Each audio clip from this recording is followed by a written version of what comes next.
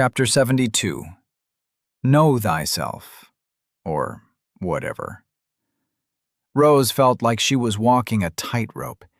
It was imperative that she make a good impression, but she didn't know how to act.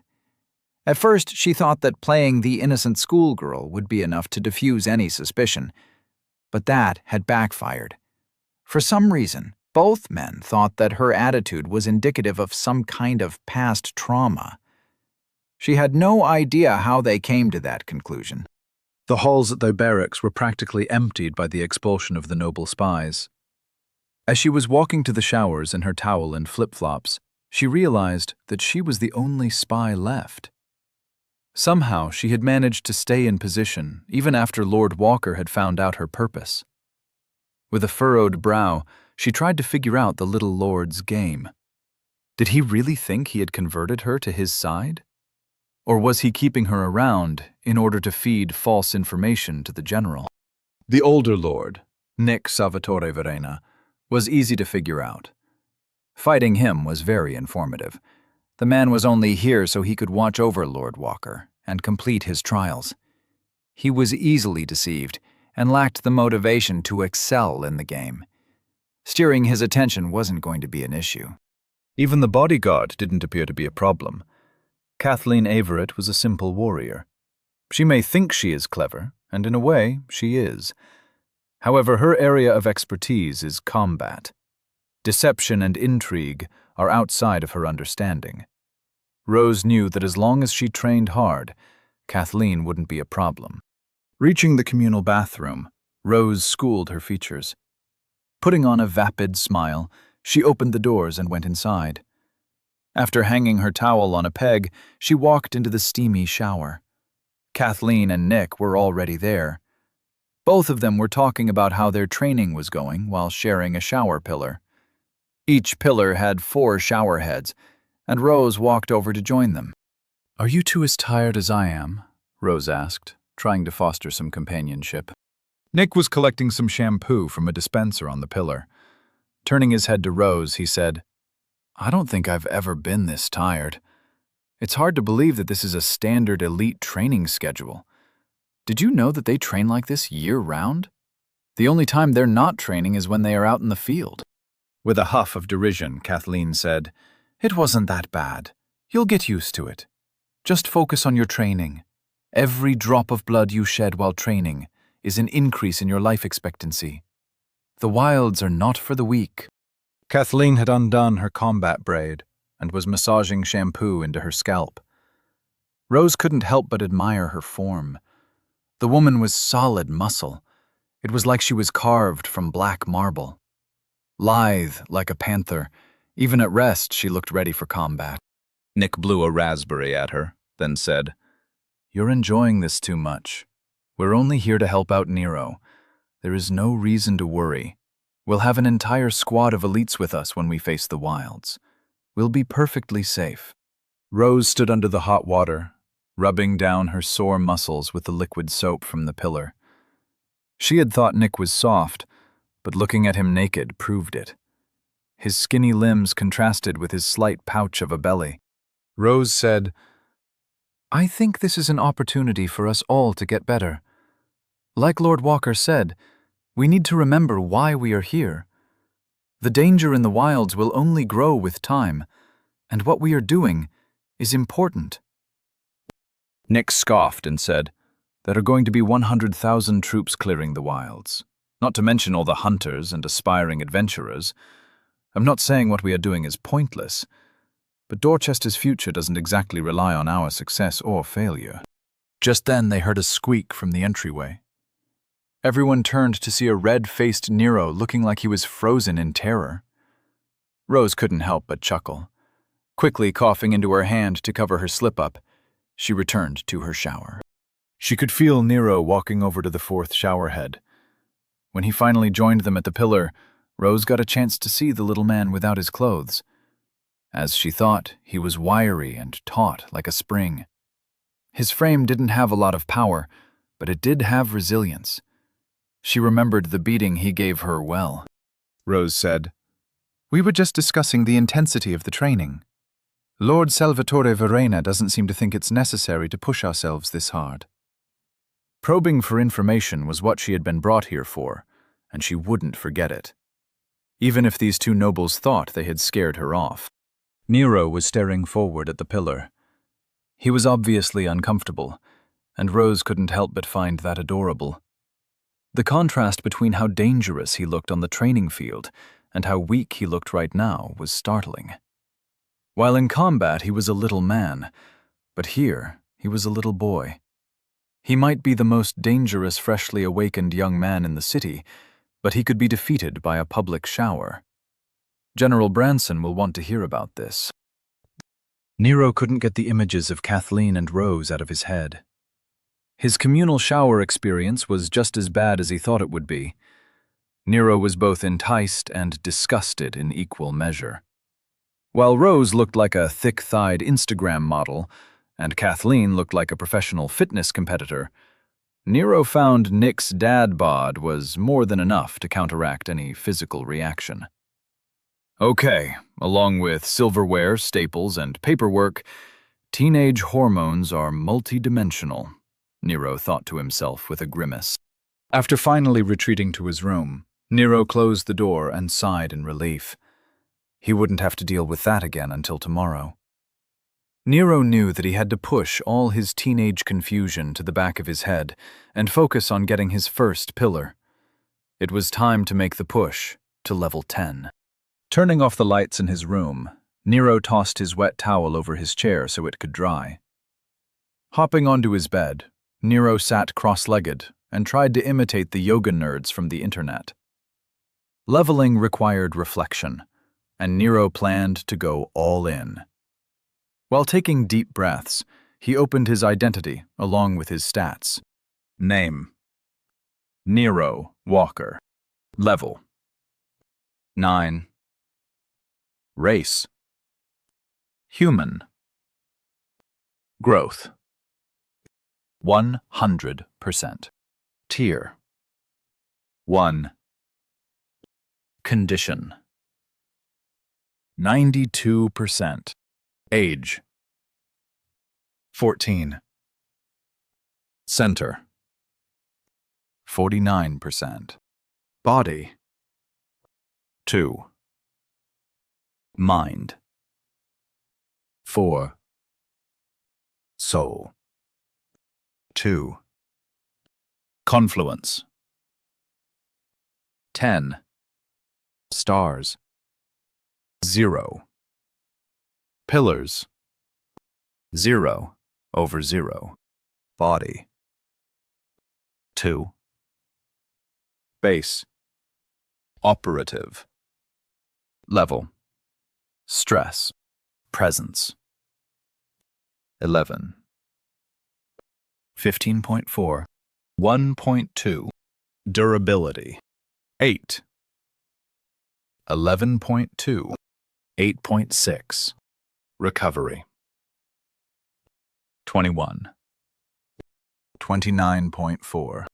12.3. Speed: 13. 18.2. 6.1. Adaptability: 32. 44.8. 9.1. Power: 8. 11.2. 12.4. Mind: 4. Base: operative. Level: stress, weight: 26. 46.8. 4.2. Control: 29. 52.2. 8.3. Field: 23. 41.4. 11.3. Precision: 39. 70.2. 14.6. Endurance: 46. 82.8. 13.2. Focus: 48. 86.4. 9.1. Soul. 2. Base. Operative. Level stress. Size. 29. 40.6. 0.3. Density. 101. 141.4. 0.3. Intensity. 76. 106.4. 0.2. Pressure. 27. 37.8. 0.2. Harmony. 24. 33.6. 4.6. Adaptability. 270. 378. 0.1. Nero knew that he was ready to level. His soul felt like it was bursting. Turning his senses inward, he could almost see the experience floating away. Wasted growth was evaporating into the atmosphere every second he delayed. While taking calm, deep breaths, Nero thought back to when he had last leveled. He had waited too long to address this. In the future, he'd have to start paying closer attention. Maybe he could be a little more reflective throughout the day. He'd leveled without meditating before. There was no reason he couldn't do it again. Forcing his thoughts back on track, Nero went through his experiences and the lessons he'd learned. He imagined that each was a stone on a path that spread out before him. Mentally moving forward, he felt them etch their memory into his soul. Meditation is so much easier now that I'm a psychic, he thought. Ignoring the stray thought, he concentrated on the path in front of him. The essence in his room pushed on his essence shield, and Nero released it with a sigh. All of the surrounding essence shook, and his center gave the world a metaphorical hug. Instead of coming out of his meditation, Nero felt stuck. Deciding to call his imagined path his mindscape, Nero took a moment to look around. He felt as though he were inside his soul, with images of his life floating around in a fog surrounding him. The stone path under his feet felt more real the longer he stood there. Right in front of his eyes, he saw many paths forward fade into existence. Nero realized this must be how he would choose his pillar.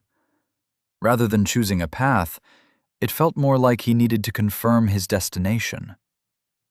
Where was he going? And why? There weren't signposts, but Nero knew what each path meant. He could feel it. Starting from the left, Nero could choose the pillar of air. When he looked at the path in front of him, he felt wind and storms. There were hints of pressure, temperature, and lightning. But there were also hints of flight, dodging, speed, and even cutting. Nero felt awed at the complexity. Thinking back to what Nick had said about pillars, Nero realized that he didn't really grasp that concepts covered a lot of ground. Pulling his attention away from the air pillar's path, he examined each one in turn. There was fire, water, earth, ice, evasion, avoidance, insight, defense, equivalence, adaptation, observation, recovery, deception, and intuition. Each path felt like it led to infinite possibilities, colored by the concepts they represented. Some had more direct applications, like the elemental pillars, while others were more esoteric, like equivalence and adaptation. The paths were so broad, Nero was having trouble deciding what to do. For example, with the ice pillar, he could follow the path and eventually freeze anything. Nero could make shields brittle or hold people in place. The path led to endless applications. If Nero took the ice pillar, one day he could use it to stop people teleporting by freezing the space around them.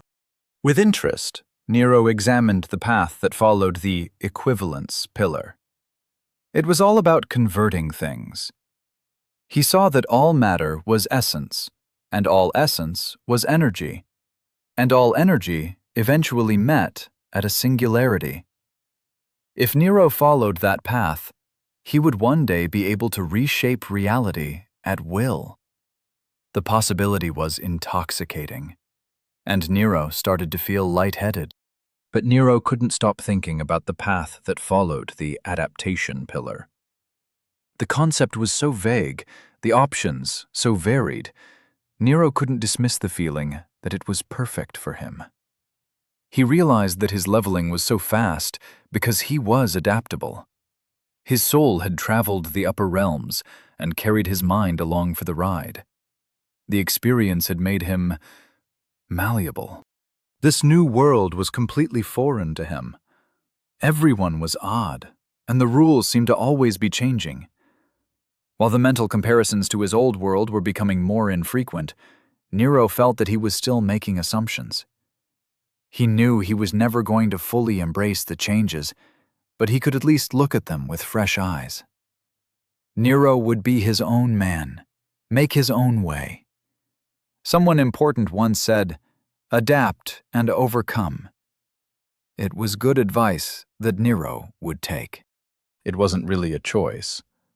Nero stepped onto the path associated with the adaptation pillar and felt like he was accepting an aspect of himself. Nero felt like he was back in college when he finally realized that he wasn't as cool as he thought he was. The feeling of accepting an aspect of his identity was like affirming a pillar of his existence. With that realization, Nero instantly became annoyed. The literal pillar was now in place, and Nero felt like the target of a cosmic joke.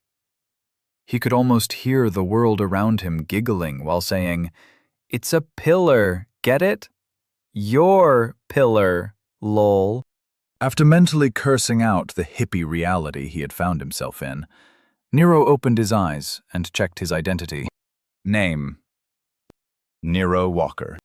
Level: 10. Race: human.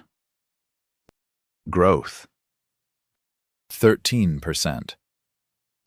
Tier: 1. Condition: 100%. Age: 14. Center: 57%. Body: 2. Mind: 4. Soul: 2. Confluence: 10. Stars: 0. Pillars: 1/1. Absently noting his 13% growth, Nero noticed that his star was already spent. Confused, he took a closer look at his new Pillars panel. Pillars: Adaptation. Stars assigned: 1. Increased ability to handle level stress: 1. Surprised that he had somehow made a choice about where to assign his star, Nero tried to examine the ability he gained. Increased ability to handle level stress. You've always been more adaptable to change than those around you. Your body, mind, and soul benefit from the stress the world puts them under. You now can adapt to that stress better than before.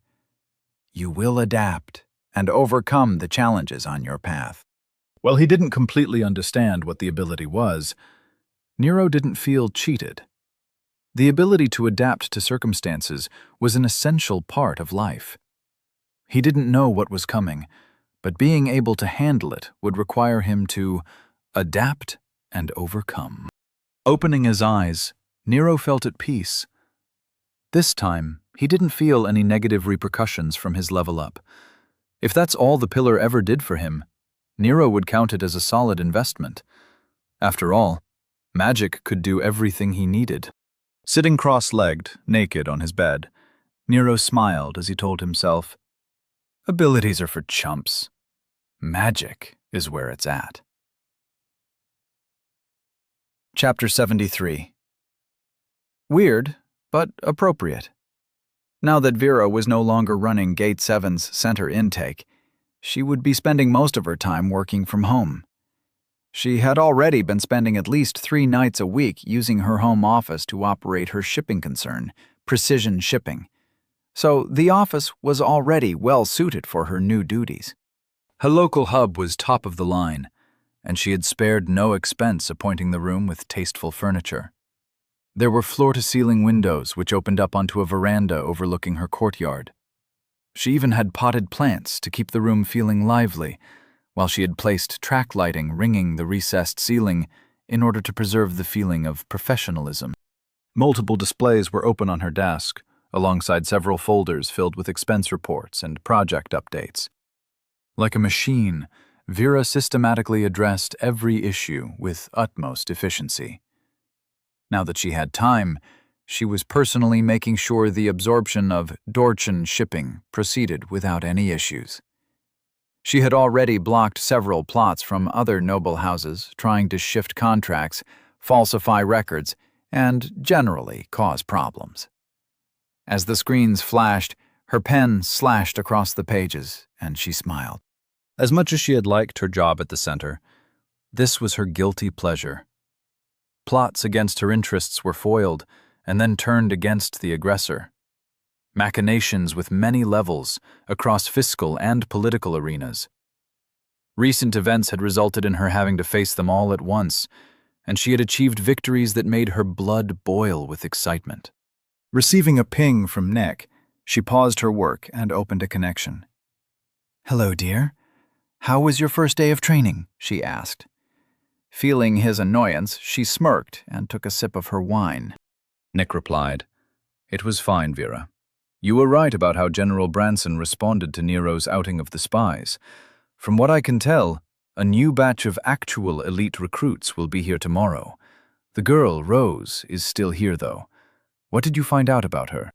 Vera changed one of the screens to display the file she had created for General Branson's spy. "Her name is Rose Vikander, 18 years old, trained since awakening under Ulrich Linderman, a hunter/assassin who was near her town on contract when she awakened. All accounts show that she was trained primarily as a hunter, and her assassination training hadn't started. Unclear if that was a long-term priority, or if she was only there to learn hunting. She is the 7th child of the town blacksmith and a local hunter. Neither parent is anything special. It appears she fled the town for a city at the first opportunity. Linderman was most likely just a means to an end," she said, while reading the report from the screen. Vera felt Nick's interest as he asked, "Have you found out anything about her personality or capabilities? I'm having trouble getting a read on her. At first, I thought she was a simple village girl, but Nero seemed to see right through that. Now she's trying to come off as an airhead, but I'm not buying it." Vera sighed and said, "I was able to get hold of her records from the Hall of Hunting, but they weren't very extensive. All I can tell you is that she is primarily a long-range fighter who excels in ambushes. She isn't level 10 yet, so no pillar. For her personality, all we have to go on is what we've seen for ourselves. I'd say she is highly adaptable and motivated solely by self-interest. She didn't hesitate to cut ties with her mentor and move on to new opportunities when they were presented. She's also intuitive. Lord Bennings said that the girl took one look at Nero and decided she didn't want anything to do with the plot against him. It seems her intuition was the reason General Branson took note of her. In short, I'd recommend caution when dealing with her. Her threat isn't physical, it's psychological. You'll have to limit her information-gathering capabilities. I doubt she's forgotten her mission." Nick replied, "I'm pretty sure Nero converted her to our side, but I'll follow your advice. This isn't really my area." Vera nodded in agreement, then asked, "Speaking of deceptive individuals with a highly developed intuition, did you find out what pillar Nero gained?" Nick chuckled and responded, "Not yet. He's leveling as we speak. Kathleen thinks he'll gain some type of recovery ability, but I'm guessing something along the lines of an observation pillar. But you're probably right. Deception or intuition would fit Nero like a glove. Taking a sip of her wine, she said, "You'll be unable to keep his pillar secret, so don't bother trying. Don't make your moves in the open, you—" Nick interrupted her with an annoyed tone. "Yes, I know. Move in the shadows, and don't appear until I'm ready to strike. I know, dear," he said. Smiling, she said, "I'm sure you'll do fine. One spy isn't a concern. Just consider it training for Nero. Now you should get some meditation in. This change of pace will be good for you. Don't waste this opportunity, Nick. You'll regret it if you do." Vera felt her husband's acceptance of her words. He said, "I won't. Don't worry. I'll keep you updated on what's happening. Expect a ping around this time tomorrow." "I'll be available. Talk to you then, my love," she said, and then closed the connection. Sipping her wine, she looked at the file on Rose that was still up on her desk. With a thoughtful look on her face, she debated what, if anything, she should do about the girl. Deciding that it was still too early in the game to make a move, she closed the file and returned to work. She had less than a week before Nick and Nero were out in the wild, and she wanted to get their trading posts up and running before they got back. As the screens on her desk started flashing, she smiled. She was really enjoying her new job. Waking up to morning reveille, Nero threw on a fresh pair of training clothes and dragged himself onto the field. Kathleen and Rose looked wide awake, but Nero took solace in the fact that Nick looked exactly how Nero felt. Tired. Captain Angelton must have sent the other trainers away, because he was personally running their morning training. There were only 4 recruits remaining: Nick, Nero, Rose, and Kathleen. Nero wasn't able to hide his shortcomings in a crowd any longer. During the run, Nero was lapped by everyone multiple times, after which he still couldn't perform the physical training at all. While everyone else was contorting their bodies and performing feats of gymnastics on the adult-sized jungle gym, Nero was falling on his face with alarming regularity. Yet he persisted. Captain Angelton spent the morning offering compliments and encouragement to Rose, Kathleen, and even Nick. He praised their successes and encouraged them to push their limits. But all Nero heard was, "Way to keep trying. You'll get it eventually. Don't give up." Rather than get angry, Nero just kept plodding along. His inexhaustible well of stamina was still working, and Nero didn't hesitate to keep trying. He knew that it would take time and effort. Occasionally, he'd check his stat panel and watch the stress pile up. It was growing slower than the day before, but it was still growing. Once again, his smile was eternal in the face of the physical torture he was enduring. Eventually, the morning training ended, and the captain sent them off to breakfast. As the group of 4 were heading off to the dining hall, they saw the new recruits being organized across the field. Nick said, "Looks like the replacements are here. You think the general just pulled them from the monster hunting teams?" As they walked, Kathleen was the one to respond. "Probably.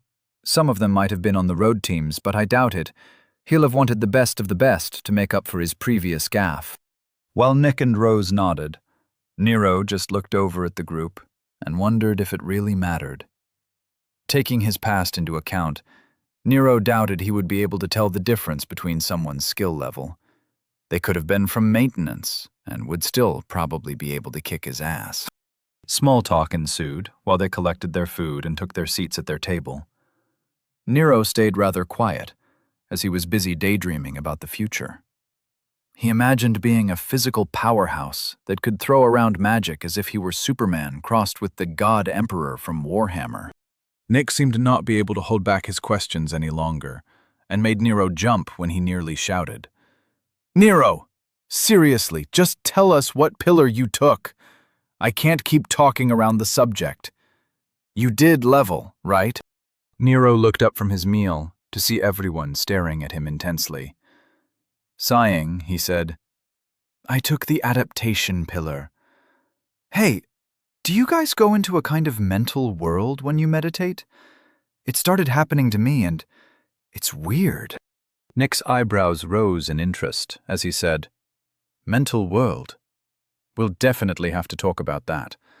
But what do you mean you took an adaptation pillar? What is that? I don't think I've ever heard of that." While Rose and Kathleen kept silent, they were paying close attention to the conversation. Nero didn't see the harm in telling them about his pillar, as everyone else freely discusses their pillars. Tapping his fork on his plate while trying to figure out how to describe his pillar, Nero took a large drink from his water. Setting it down, he gave Nick a serious look and said, "It's about acceptance and change.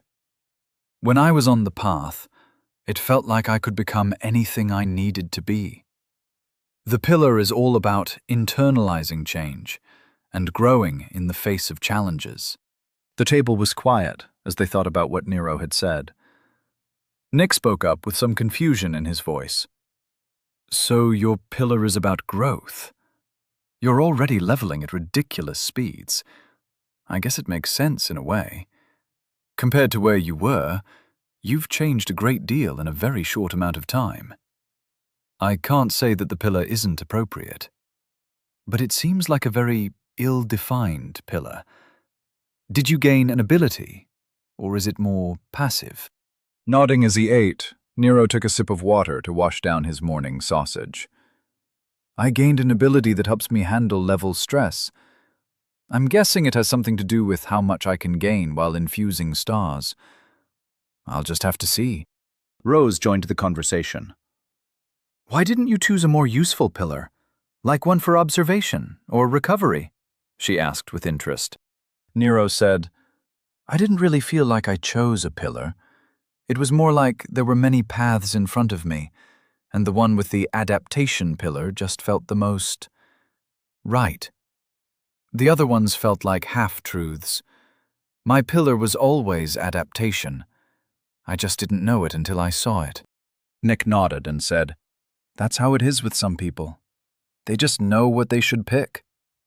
"Now, what did you mean when you said you saw paths in front of you?"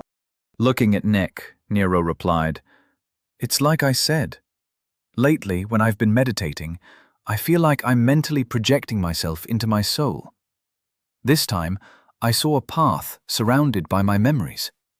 I even had a body. It was kind of trippy. Then there were all these paths that were associated with the different pillars.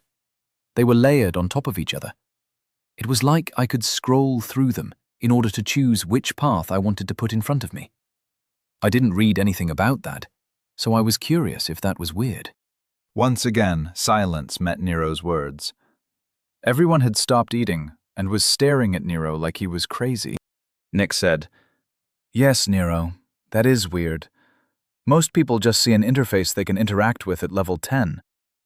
I've never heard about anyone experiencing what you just described." Shrugging, Nero said, "I'm sure it will be fine. Let's finish our meal and get back to training." Pointing at Kathleen, Nero said, "Today, I'm going to at least make you earn it." Kathleen smiled as she stabbed a sausage and pointed it at Nero. "I always earn my victories. Learn quickly, little lord. Right now, you are nothing but a crappy training partner. Hopefully, you'll be more dangerous than a puppy by the time we head into the wilds." After she finished her taunt, she ripped the sausage from her fork with her teeth. Snorting, Nero said, "That was the lamest trash talk I've ever heard. It felt like you were encouraging me. What the hell is wrong with you? Let me show you how it's done." Clearing his throat, Nero straightened in his chair and scowled at Kathleen from across the table. In a cold voice, he said, "I'm gonna kick your ass so hard that your pillar will change to shame. You'll rue the day you stepped into the ring with this little lord. You hear me, you ancient harpy?" Rose couldn't help it and burst into laughter. Nick hid his head in his hands as his shoulders shook in amusement.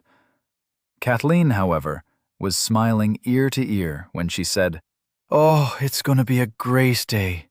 I can feel it." Feeling a shiver down his spine, Nero gulped and forced himself to return a smile of his own. Maybe he went a little too far? This wasn't a MMORPG. He was going to be within arm's reach. On the way to the training ring, Nero could only take comfort in the fact that there were 2 green-shirt medics waiting for them. Even death wouldn't stop him.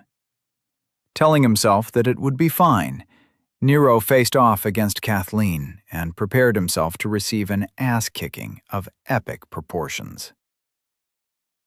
Chapter 74. All practice is boring. The Council of Mages meeting room in the Tower of Magic was always relatively full. At minimum, there would be 2 or 3 archmages using the room to argue about something. There were always new findings to discuss and new conclusions to defend. But over the past week, the topic of conversation always had to do with the anomaly that was currently living in Dorchester. At first, the Mage Council was watching the young man's every move with interest. But over time, their attention began to slip. It was difficult for any subject to hold their interest for a prolonged period of time. But there was still always at least one mage watching what the young troublemaker was up to. In fact, the council had a long-range scry connection set up between the council chamber's communication crystal and their leader, Archmage Jennings, who was currently in Dorchester, personally monitoring the anomaly. But this morning, the Mage Council was gathering like ants on an apple core.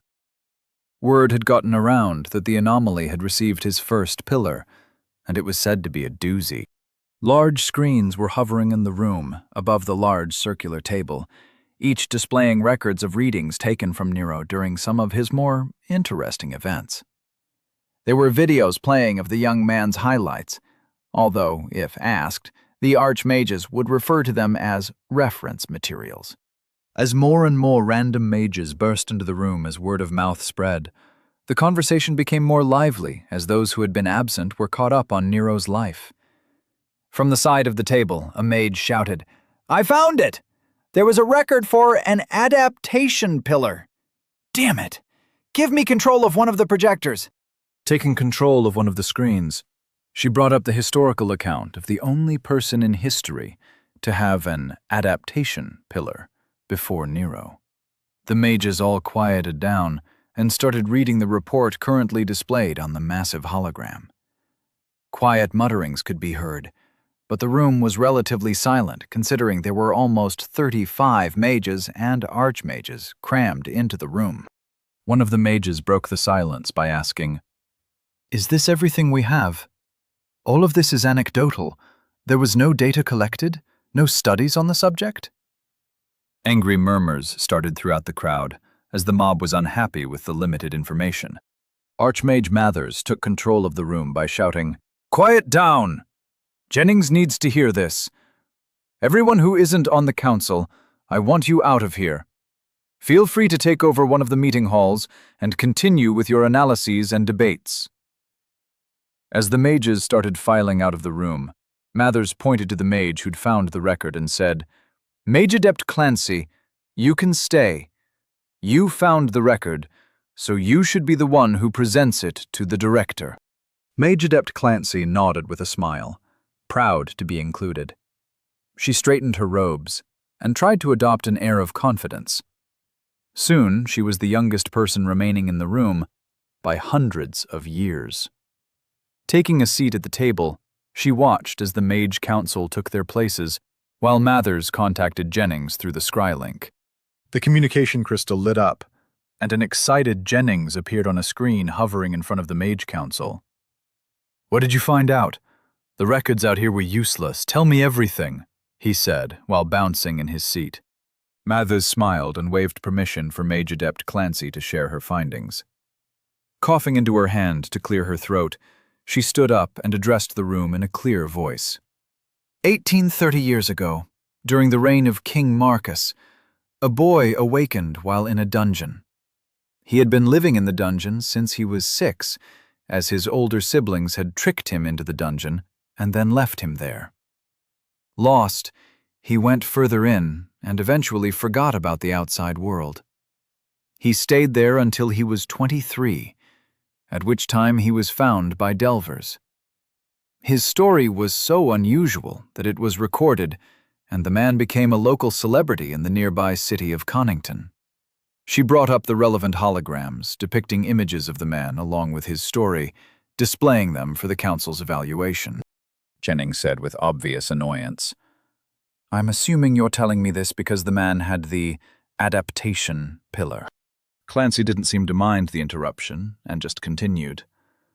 The local mage tower worked with him, recording his life story and observing his growth. Their findings were logged in the Regional Oddities section of the Historical Archive.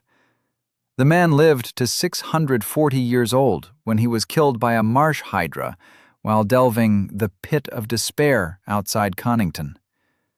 But his life was rather interesting.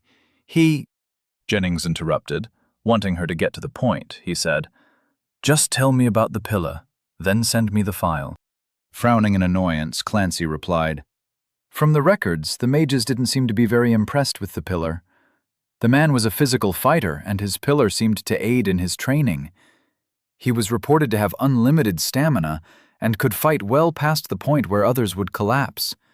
He recovered faster from injuries and could survive in any environment. The mages made note of the fact that the pillar just seemed to increase the man's natural abilities. Reportedly, there were no special abilities that were gained or powers that manifested. By all accounts, the adaptation pillar was the least interesting thing about the man. Going back to what I was saying, he was a renowned bard who adventured into... Jennings interrupted again, even more annoyed. Didn't they do any level tracking? Essence evaluations? Don't we know anything? Mathers, who had been looking through the file, said, "They didn't seem to think his pillar was worth investigating. Most of what was recorded concerned his life and how he survived such an ordeal while growing up. I'm afraid that you'll have to figure it out on your own. Have you noticed anything of note?" Jennings shook his head and replied, "He just got the pillar last night. It will take some time before I can make any conclusions. I was hoping for some information on what to expect going forward. I guess it doesn't matter. But let me know if you find anything else." With a wave of his hand, the connection winked out, and the Mage Council was left staring at the wall. Clancy said, "Well, at least Dorchester hasn't made him worse." The council chuckled, and one of the Archmages addressed Mage Adept Clancy. "Thank you for your work. We'll let you know if we need anything else." Clancy offered the council a small bow, then left the council chambers. Another Archmage from off to the side said, "While we're here, did anyone see the kids' close-quarters combat training yesterday? If you missed it, it's definitely worth seeing." Mathers said, "I was busy meeting with the Expansion Commission about that Bloodwater thing. If you have a copy, throw it up. Let's see what we missed." Along with nods from around the room, the sound of personal spaces being opened to retrieve popcorn were omnipresent. Soon the mages were chewing and wincing as they watched Nero being beaten to death by Kathleen, over and over again. "The kid really is fun to watch, huh?" one of the mages whispered to the mage next to him. His friend just nodded as she watched the screen while sipping her drink through a curly straw. He tried to ignore Specialist Howard and Nick arguing about how battlefields affected large-scale magical combat while focusing on his spell work. Rather than attempting to stamp his spells, he was trying to conserve as much center as possible while rapid-firing small fireballs at his target. According to Specialist Howard, the trick was to inscribe the spell form into reality as quickly as possible while keeping a firm hold on the essence from your center. If you were careful, you could collect most of the essence back into your center when you released the spell form. Stamping a spell form made the recovery more difficult, but it could be done. The more Nero learned about casting, the more he realized that everything came down to control of his identity. His constructs would become extensions of his identity when he infused them with his center, and as long as he kept firm control of his center, it kept his identity intact. Over time, the world would overwrite his control, and the essence he spent on the constructs would return to being the world's. Standing with his left foot forward while crouching, Nero fired baseball-sized fireballs from his hands like he was in an anime. Every 2 seconds, he felt a thump as the essence was collected in the ether, then released as a shot. Trying to keep his breathing even, he blinked away the sweat while trying to concentrate. Although this wasn't the kind of training he had been expecting, he understood its purpose. "Nero, take a break and get some water," shouted Specialist Howard. Panting, Nero let his arms fall to the side, after collecting whatever essence was left from his spell form. He stumbled over to a bench and took a seat. Grabbing a canteen, Nero took large gulps as he spilled water all over the place. Both Nick and Specialist Howard were impressed with Nero's dedication. However, they also thought he was an idiot. Nick sat down next to Nero and said, "Have you managed to infuse your center into your spells?" Nodding, Nero tried to catch his breath. Nick just waited patiently for Nero to be able to speak again. Specialist Howard went over to the targets to inspect them for damage and check on Nero's essence signature. Nero finally managed to say, "I've been doing what you said, but it's hard to give the spells my meaning. Infusing my center into every spell takes a lot of concentration. Is it really necessary?" Chuckling, Nick said, "Yes, Nero. If you don't impart your center into your spells, they will just fall apart when they interact with another identity. Even a fireball wouldn't harm a bush without you putting some of yourself into it. Remember, the stronger you are, the more of you your spells can hold." Gesturing at Specialist Howard, Nick continued, "Someone like him would barely have to make an effort, and he would obliterate your essence shield. Sentient species can add their will to their essence, but everything in this world has an identity. Magical combat is dependent on you enforcing your identity into your constructs. Every spell, every single spell, requires your full effort." Shoulders slumped, Nero could only manage to nod weakly. Even though it sounded like jibber-jabber, Nero understood what Nick was trying to say. The material world was made up of essence constructs that had an identity. The spells Nero formed just made temporary, weak imitations. Unless he poured some of his identity into them, they weren't really there at all. They were just holograms, without substance. It was weird to think about, but a 100-year-old tree had a better natural defense than a freshly awakened human. Thinking back to his arena fight, Nero realized just how lucky he had been. If his opponent were just a few levels higher, Nero's laser would have been useless. And he had only won the noble war because his air bomb relied on the surrounding air's identity, not his spells. Magical combat was so very simple, yet so very hard. All of the books Nero had read were theory books. Even the Household Spells book was really just a list of spell forms that were considered useful. Nero had learned more in the past 2 days from Specialist Howard than he had from all of hours he had spent reading. But it hadn't really been the information offered. It was mostly the simple explanations Specialist Howard offered on how to properly cast. It was like Nero had been trying to learn how to drive from reading manuals describing how internal combustion engines worked. Now that he understood the basics of magical combat, he saw why it was so difficult. The center requirements were harsh. If Nero didn't have such a larger center, then he could only cast a spell or two before he would be out of energy. Stamina could be increased by keeping tight control of his center, but precision required practice, so any waste was disastrous. Luckily, Nero had center to spare for training. It turned out that although the amount of center a person had was based on several factors, it mostly boiled down to how large a soul you had. And if there was one thing Nero had going for him, it was a ridiculously robust soul. Checking, he saw his center was at 56%.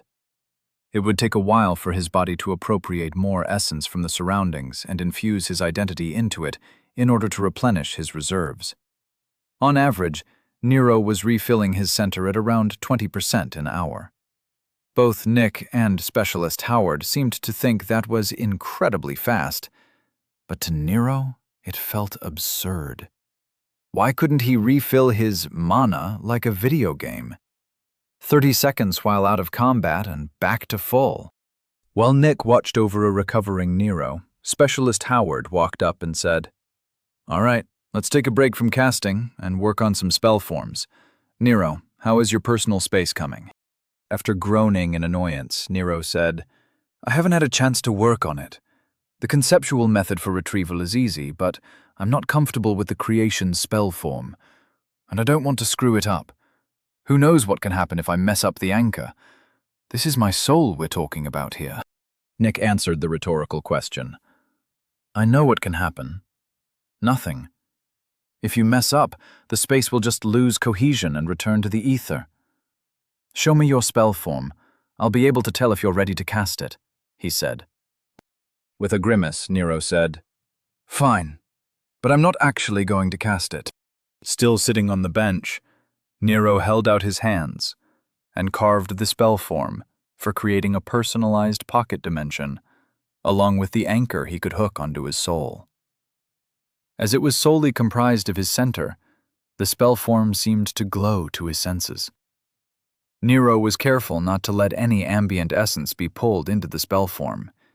He didn't want to accidentally cast it. Both Specialist Howard and Nick were studying Nero's spell form. They were both looking intently and muttering to themselves. Nero felt like he was showing a drawing he had made to his parents and was now patiently waiting for their approval. After waiting for almost a full minute, Nero got annoyed and said, "Well, is it close enough? How hard is it to just tell me what I did wrong?" Nick's eyes snapped to Nero and he said, "Not everyone can actually see spell forms, Nero. We have to feel around for them, and then build an image in our head of what the spell form actually looks like. Just be patient." Nero raised his eyebrows in surprise. While he focused on keeping the spell form stable, he thought about what Nick had just said. Nero knew that he had very astute psychic senses, but he hadn't realized it was that out of the ordinary. In a way, this was game-changing, while also changing nothing. It was an advantage that he had been taking for granted. He decided that he should spend some more time watching other people cast and start mentally studying their spell forms. Finally, Specialist Howard said, "It should work. I don't see any issues. But I have to ask, why did you make it so small?" Nero replied, "What do you mean? This is how the spell was in the book. Should I make the spell form bigger? Why would that matter?" Nick said, "He means, why do you have the size component of the spell form so small? This is a beginner's pocket space. You should be able to manage a much larger one. Do you know which part of the spell designates the volume of your personal dimension?" Nero looked at his spell and said, Yeah, I think so. I just need to change this part." As he spoke, he shifted the spell form to quadruple the space. If his guess was right, it would make a personal dimension around 4 feet by 4 feet, which should be plenty of space for all his books and spare clothes. Both Nick and Specialist Howard nodded, and Nick said, "Yeah, that'll work. Just cast it. You'll be fine. Stop being a baby." Frowning, Nero gave in to peer pressure. The moment he let the spell form activate, it started dragging in space essence along with numerous others. Nero watched as it seemed to attach a tendril to his chest, then expand quickly and vanish. Yet Nero could still feel it. It wasn't uncomfortable, but he felt like he added a tab to his identity panel. It only took a thought, and it was like his mind could see a very small room. Even though it was completely dark, he could feel the emptiness waiting to be filled. Smiling, Nero said, "I think it worked. I can see a small room in my soul waiting to be filled. That's just wild." Specialist Howard asked, "What do you mean when you say you can see it?" Nick responded, "I think Nero has achieved soul-mind unity. Don't worry about it. It's most likely because of his unique history. From what I understand, it usually happens around level 75 for mages, sometimes later. I've read about it." Nero looked at the two with confusion and said, "Huh?" Specialist Howard looked shocked, but snapped back to reality quickly. Turning to Nero, he said, "Don't worry about it. Look it up on your own time. Now I want you to show me the spell forms that you know. Keep hold of your center, and try not to let any escape. Cast nothing, just carve the spells. We'll see what you remember from yesterday." Turning his head to look at Nick, he said, "And you should go actually get some training in. Standing here watching Nero work his ass off doesn't count." Nick huffed at the implied insult, but still got up to go get some practice in. Although he did manage to convey his disinterest by walking away like a child being told to go to his room. Ignoring Nick's petulance, Specialist Howard crossed his arms and said, "All right, now start with the basic elemental series I showed you. Start with the 10 earth spells I showed you, then we'll move on from there. Hold them, one at a time. I'll tell you when you can release them." Sighing, Nero stood up and returned to the training circle. Checking, he saw that he was down to 53% center.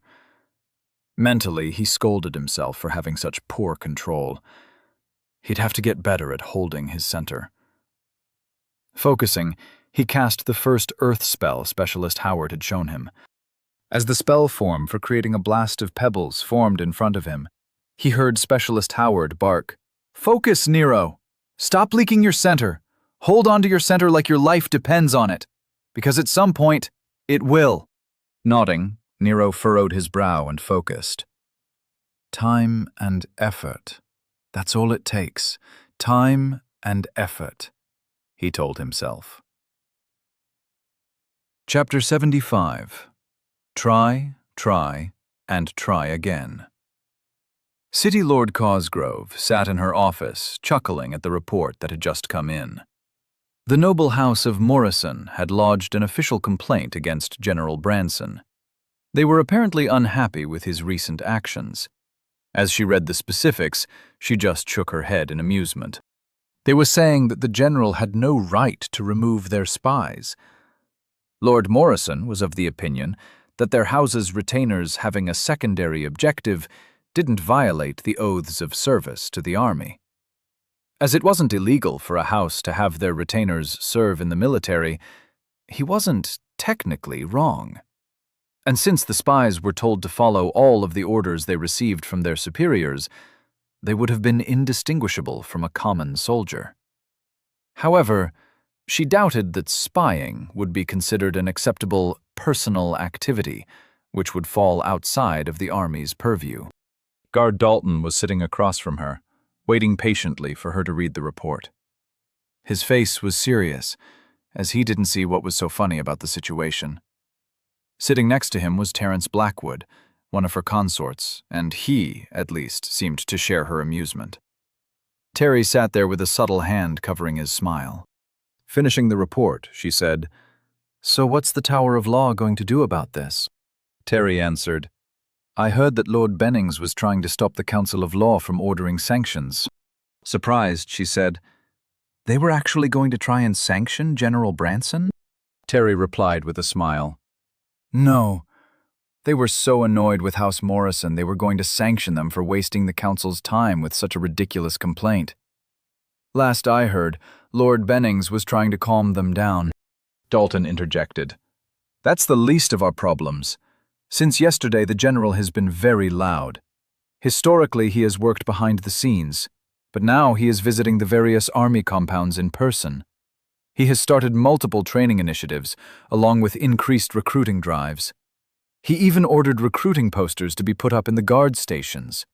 There is going to be a picture of Lord Walker standing bloodied on a training field, along with a caption, 'Our nobles are working hard to protect Dorchester. Are you willing to make them defend the wall alone?' From what we can tell, it's already having an effect on the guard enrollment numbers, and it's only been a day." Terry laughed and said, "That's not the half of it. The general also applied for additional funds from Oglevak to supplement what he receives from Dorchester. I've heard that he plans to mount defensive emplacements along the wall. He has army engineers going through the old plans which are archived in the Mage Tower. It seems he wants to recreate the old defenses from before House Cosgrove took over the city seat." Lord Cosgrove sat there with a smile, completely unconcerned. In her opinion, all of these were positives. If the general could fund the increase in defences without harming Dorchester's war chest, she was completely fine with it. The issue with the guards wasn't ideal, but word had already been sent out to the surrounding villages and towns. An influx of refugees seeking safety within the walls would be coming soon. There would be plenty of fresh bodies to replenish the ranks. Looking at Head Guard Dalton, she said, "Make sure the guard increases their recruitment efforts in kind. Have someone come up with something catchy to make serving as a guard sound like a worthy cause. In the next few months, we'll have plenty of refugees coming in. I'll set aside some of the funds from the Noble War with the Dorchans. I want you to use them to increase training initiatives for the guard." Terry tapped a finger on his chair arm while taking on a look of concern. Noticing his change in demeanor, Lord Cosgrove asked, "What is it, Terence?" Looking at her, he said, "I was just thinking about what has the general so spooked. Is it possible we're underestimating the coming beast wave? I have to admit, I didn't really understand what that presentation was trying to convey. I'm talking about the one that Center Research gave." Lord Cosgrove nodded and said, "It was rather difficult to follow. From what I understand, it will be a large beast wave. But you're right. Try and find someone who has a handle on what's coming. If we're missing something, find someone capable of clearing up the confusion. If the general is doing all this, there must be a reason." Dalton asked, "Are we going to do anything about the fact that we no longer have eyes on the army? The general didn't limit his purge to just the elite camps. He released a total of 1,590 troops with ties to the noble houses, ours included. And I doubt he'll stop with just them. This could change the political landscape of the city." Lord Cosgrove nodded and said, "It will. But in the long run, this is a good thing. The army is supposed to be separate from the political arena. The fact that we let it get to this point was our fault in the first place. This is a good time to refocus the city's defenses onto what matters. We have other ways to keep apprised of what's going on with the army, and our spies were just there to keep an eye on the spies from the other noble houses." Dalton seemed to accept her position, even if he didn't agree with it.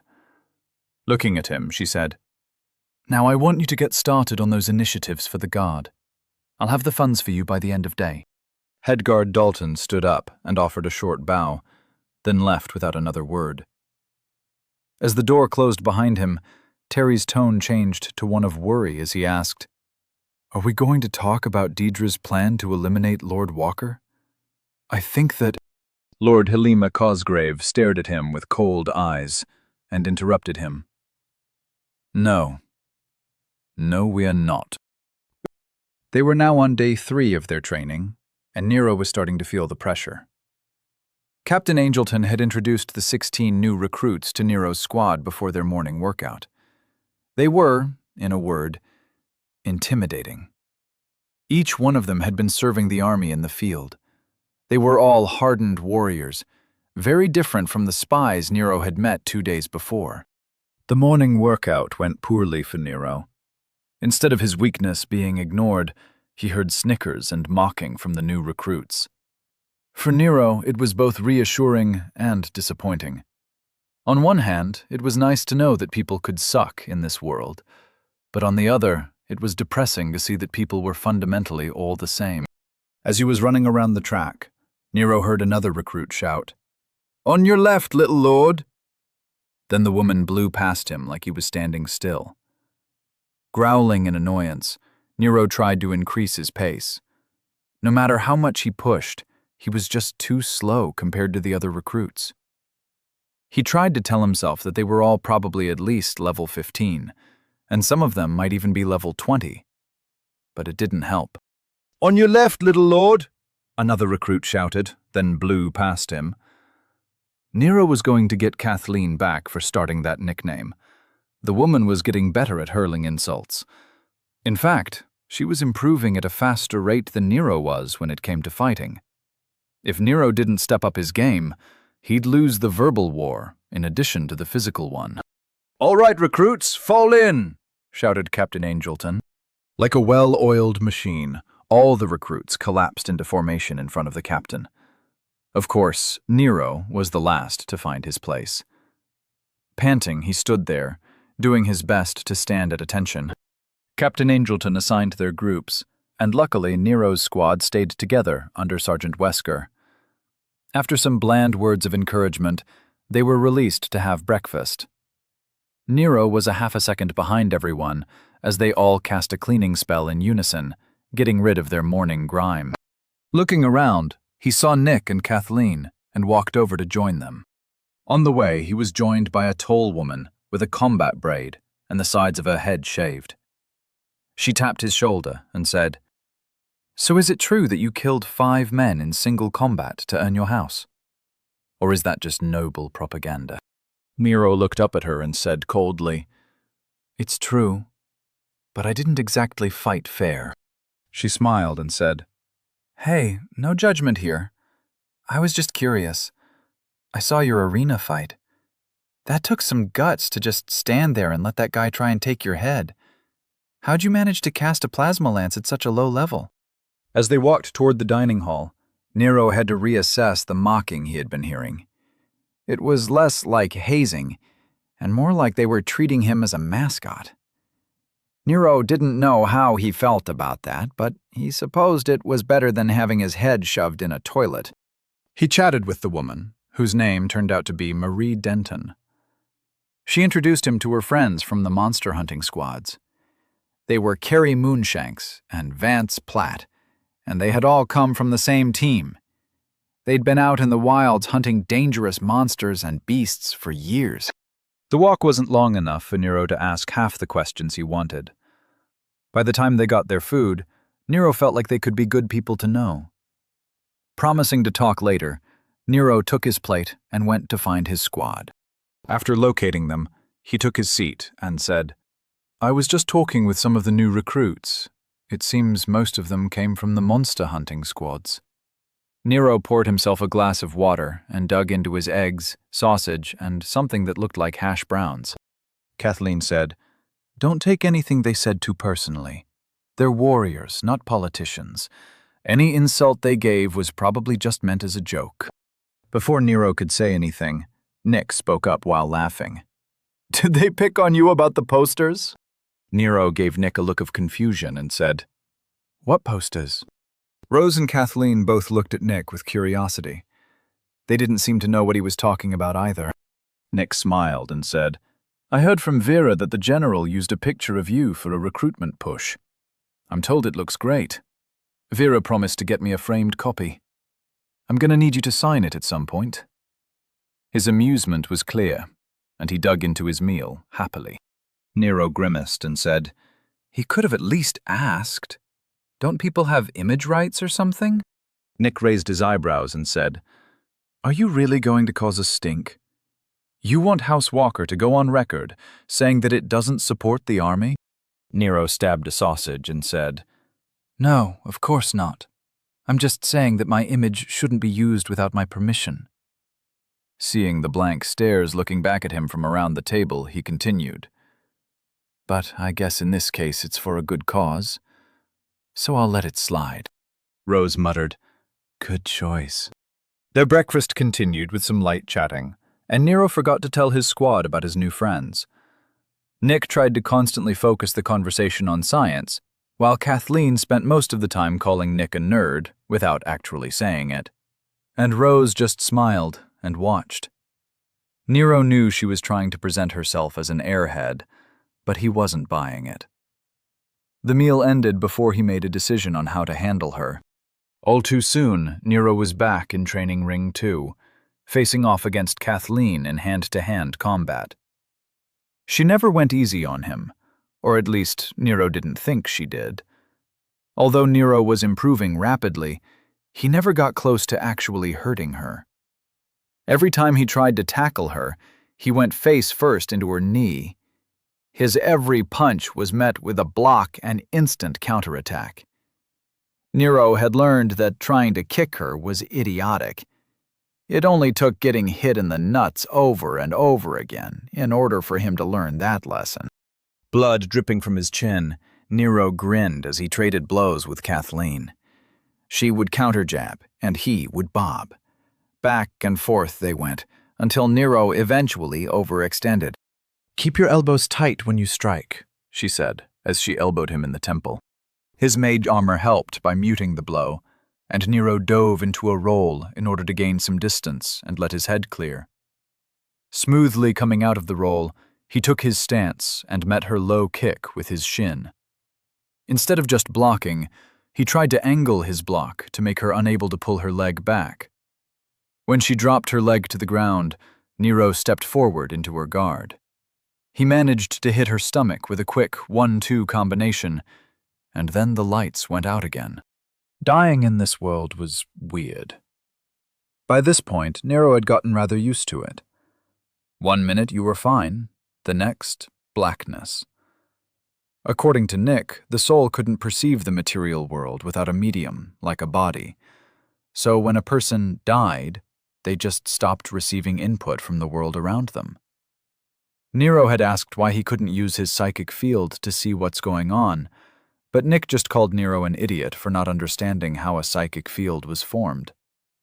After promising himself that he would look it up at some point, Nero had dropped it. Coming back to life, Nero shot up from the ground, coughing. "It was an elbow, wasn't it?" he asked, while hacking up a wad of blood. Kathleen stood over him, while the medic worked on fixing his numerous fractures and bruises. She said, "Yup, getting in close is good, but because you're tiny, like a puppy, it limits your vision. And you are still dropping your guard. You're relying too much on damage and not focusing enough on defense. It doesn't matter if you injure your opponent if you end up dead. Now get up. You look pathetic lying there like that. I know you aren't a man, but for the next few minutes, how about you pretend you are?" Nero chuckled at that last line.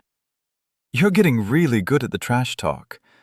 I know it's hard to learn new things when you get older, so I applaud your efforts. It's too bad you put so much effort into learning how to fight when you were younger. You should have worked on your personality back when you were still pretty." Nero took his fighting stance and squared up for round 136, maybe? He had lost track around 30 minutes ago. Kathleen chuckled and said, "All right, little lord. Show me something." Nero growled. He really needed her to regret that nickname. Charging, he feigned a front kick, then dropped it to allow a low spin kick. He hoped to take out her ankle, but over his shoulder he saw her raise her foot out of the way with casual grace. Completing his spin, he rose to his feet and met her right cross with his forearm. Ducking under her left, he threw out a weak jab with his right into her floating ribs. Up close, his lack of height was an advantage, but it was always hard to get close enough for it to matter. Back and forth they went. Nero focused on feeling the world teaching him what he was doing wrong. His senses were spread wide, and the small mental nudges added up. Every second he spent in combat felt like a lesson. His brow furrowed in concentration. Nero blocked, dodged, and parried Kathleen's onslaught. But things eventually reached the inevitable conclusion, and Nero watched the ridge hand approach his neck from the corner of his eye. He was unable to do anything to stop it, and winced in anticipation of the pain. Luckily, his neck must have snapped cleanly, as once again the lights went out. "At least I think I'm getting better. And I bet her hands must be hurting by now, so that's something," he thought, while floating in the blackness. Chapter 76. Prior Knowledge for the Win. Laying in her bed with her hands behind her head, Rose was using her link to catch up on current events. She was waiting for her check-in with her handler. Every night, she was responsible for summarizing her day and reporting on what her target was up to. She understood why the general was interested in Lord Walker.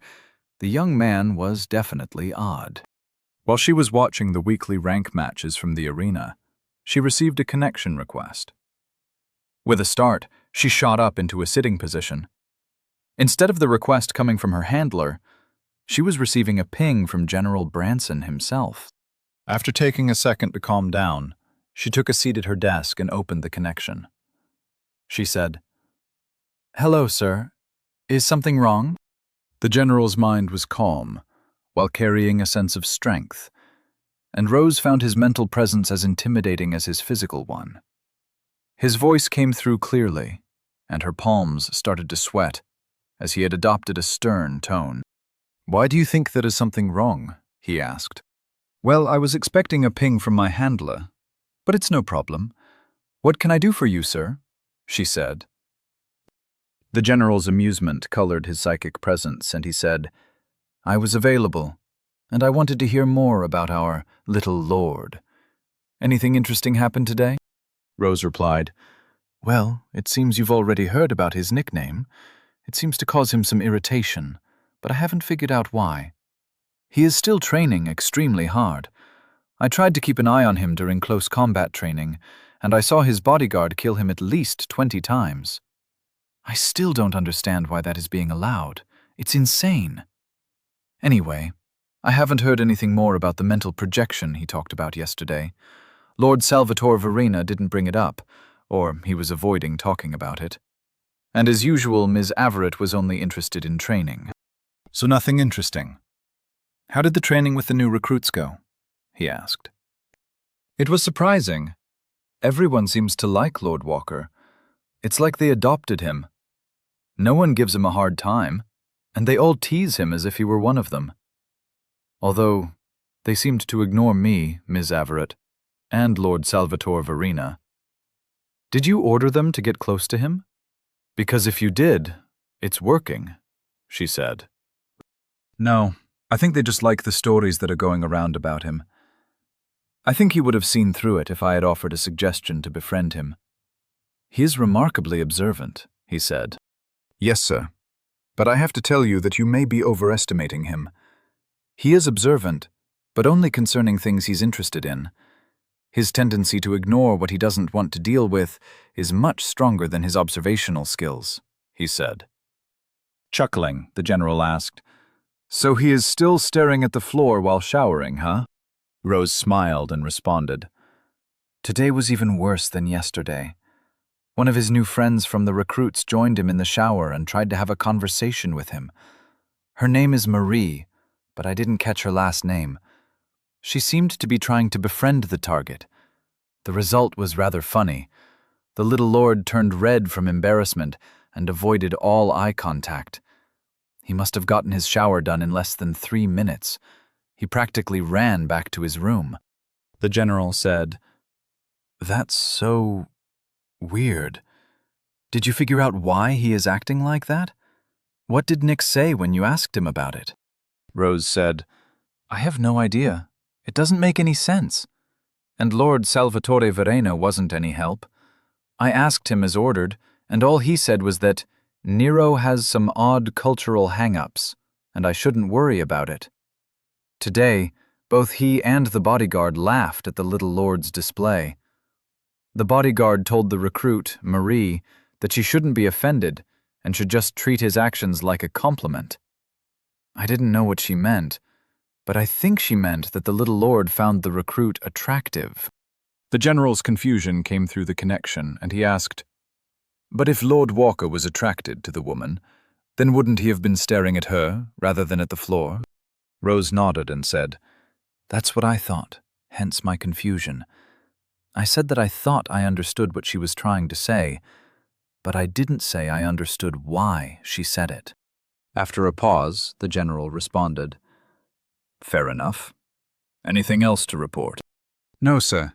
I'll try and find out more about the mental projection he saw during his pillow choice tomorrow," she said. "Copy that. Good job so far. Keep it up," said the general, and then he cut the connection. Rose's shoulders slumped in relief. She hated talking to that man. He was just so damn intimidating. Standing up, she shook it off and decided to get some meditation in before bed. Sitting down in the corner of the room on a small mat, she closed her eyes and reflected on her day. Nero had placed all of his books and spare clothes in his personal dimension. Sitting on his bed with his eyes closed, he observed the little room next to his soul and admired his space pocket. How cool is this? He thought. In order to pull something out of the space, he just had to focus on it, then mentally reach for it. It was like his psychic field pervaded the entire dimension. After mentally grabbing hold of an item, he could simply pull it through the wall, and a microportal would appear wherever he wanted. The only annoying thing was that in order to store something, he had to own it. That required him to saturate an object with his center in order to make it his. That little detail severely limited the utility of the spell, as saturating an object took around 20 to 30 seconds of concentrated effort. The good news was, it took a day or two for his ownership to wear off. So as long as he returned the item back to his space within that time frame, he could keep control of whatever he wanted. As he was playing with his personal space, he received a ping from Vera. Surprised, he closed the little mental window into his personal dimension and opened the connection. "Hey, Vera. I wasn't expecting to hear from you. How's it going?" he asked with a smile. He had finally gotten out of the habit of speaking out loud while talking over the link. Amusement colored her psyche as she replied, "It's going well. But for the record, I was expecting to hear from you. We haven't spoken since that debacle with the general. Why haven't you pinged me to let me know how you're doing? Or at least to check in on some of our projects?" Nero said, "I didn't want to bother you, and I'm at a training camp. Aren't I supposed to be cut off from the outside world? And I'm sure you would have found a way to contact me if you needed to." Vera sighed and said, "Nero, why would you have to be in isolation in order to train?" "Never mind. I don't care to listen to your weird theories right now. I need to ask you about our trading posts. I've procured a storefront near the Hunter's Hall in Gate 15. I'm stocking it with arms and armor, and I've set up the paperwork allowing us to purchase essence crystals. What I don't know is what the plan is. How is this supposed to work? How are we supposed to make a boatload of money like you said we would? The prices for essence crystals are fixed. Everyone can turn them in for the same amount. I'm assuming you have a reason for saying we had to get this set up quick." Nero chuckled and said, "Vera, you're too nice a person. You know that?" Irritation came through the link loud and clear as she said, "I'm not typically referred to as nice. In fact, that might be the first time in recent memory that anyone has ever accused me of that particular fault." Nero smiled and leaned back, his back against the wall, while he sat on his bed. "Got it. I won't make such a horrible mistake again. Now listen carefully. We are nobles. We get tax breaks and can buy in bulk. Now we have a trading post, so we can trade goods for crystals rather than money. Stock the store with tents, travel rations, lamps, rope, and all the other little things that are cheap but people have to buy over and over again. Now, in addition to us getting the weapons and armor at a discount, we can sell them for full price. We trade the goods for crystals at an inflated price, allowing the hunters to turn in their crystals to us and get their goods right away. As long as our prices aren't too outrageous, they'll buy from us because it's just easier than waiting in line to turn in their crystals to get paid, then go out and haggle to try and find all the things they'll need in the wilds. You see, we are charging a premium for the ease of a direct trade. In addition, we make even more because we can get the stuff for cheap as we are nobles. If we can manage to make our own products, we'll make even more. But that is for later," he said. Vera was stunned. She did some basic math in her head and tried to run the numbers. If they just charged a service fee of 5% for the convenience, then added the discounts to the profits, they'd be making a killing. "Nero, that's brilliant. You're taking advantage of human laziness and their desire to save time by blatantly overcharging people and making them thank you for it. How the hell did you think of that?" she asked in amazement. Nero shrugged and said, "In my old world, that was like 90% of what business was. Well, That and illegally hiding profits and paying their employees as little as possible without losing them. That touches on the production thing I just mentioned. If we find a village or something where people don't get paid a lot, we can open up manufacturing centers out there and then just use our shipping company to collect the products after they're made at a steep discount. We can then charge our trading company for the transport, pay ourselves, record a loss, and then pay even fewer taxes. For the trifecta, we need to establish a separate production company. That way we are always paying ourselves a loss, then all the money being made is just shunted to both you and me as the heads of the company. The company will be losing money every year, while we take home all the profits at the reduced tax rate of the nobles. If we do it right, the companies will be paying no corporate taxes, and we'll get rich. Vera's psyche was vibrating with conflicting emotions as she said, Nero, I am so proud to know you. You have never been more attractive than you are right now. I need you never to tell anyone about any of this. This is just between you and me. We're going to own everything. I'll be in charge of it all. You just keep coming up with ideas. I'll handle everything. Remember, don't tell anyone about anything, you amazing little man. She then cut the connection. Nero was stunned. Vera had never spoken to him like that before. In fact, he'd never heard her sound so happy. It was like seeing a school principal skipping to class, or a comedian praising the human condition. It took Nero at least a full 3 minutes to process what had just happened. Eventually, he shook it off and stood up to stretch. He still had an hour or two before he had to get to sleep. Opening his identity, he checked his progress. Name: Nero Walker. Level: 10. Race: human. Growth: 17%. Tier: 1. Condition: 100%. Age: 14. Center: 68%.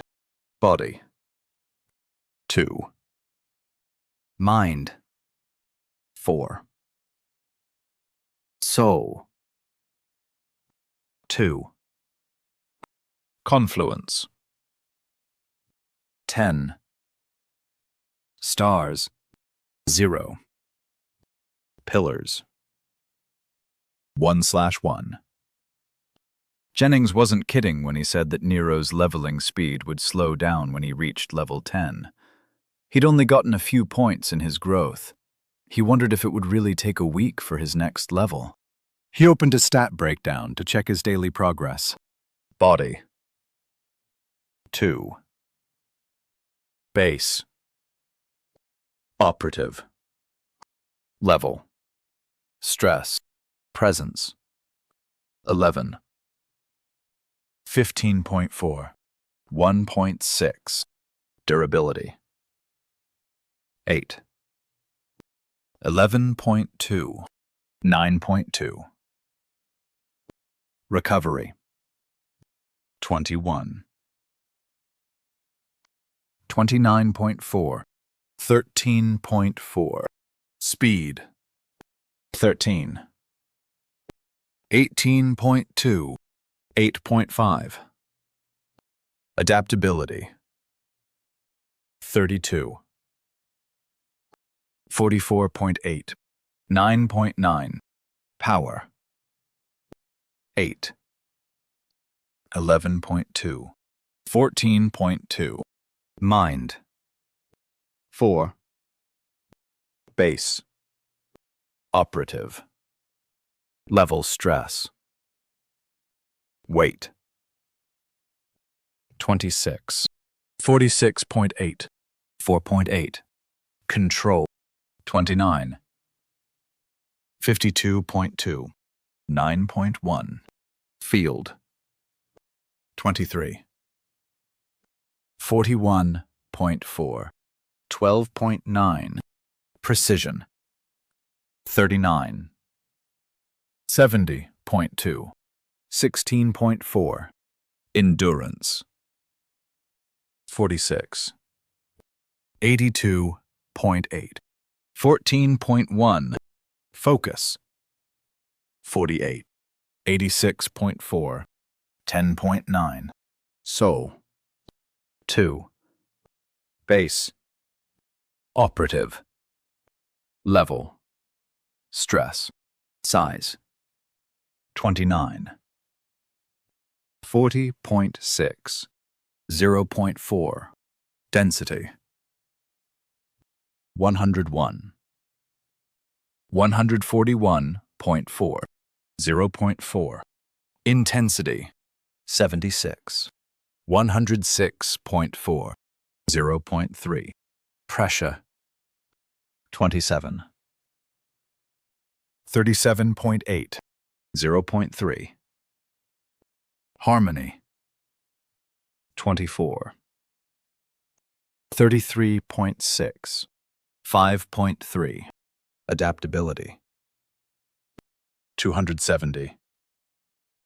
378. 0.1. If he remembered right, he gained a little across the board. Maybe a point or two? All of that hard work for a few measly points. Well, he was sure his skills had gone up a lot at least. Rather than check to see if he was right, he told himself that he was right, and then adamantly forgot about it. Walking over to the desk, he pulled out one of the books Jennings had given him. Nero smiled at the ease of using his personal space. It made him feel like a real-life mage. Sitting down, he opened up the spell book to go over the common spells that every hunter needed to know. Having paged through the book before, Nero knew what kind of spells there were. Included in the book were spells for attaching a soul-bound tracker to an item/person/beast, and some for starting fires and cooking, even some for placing deterrent wards.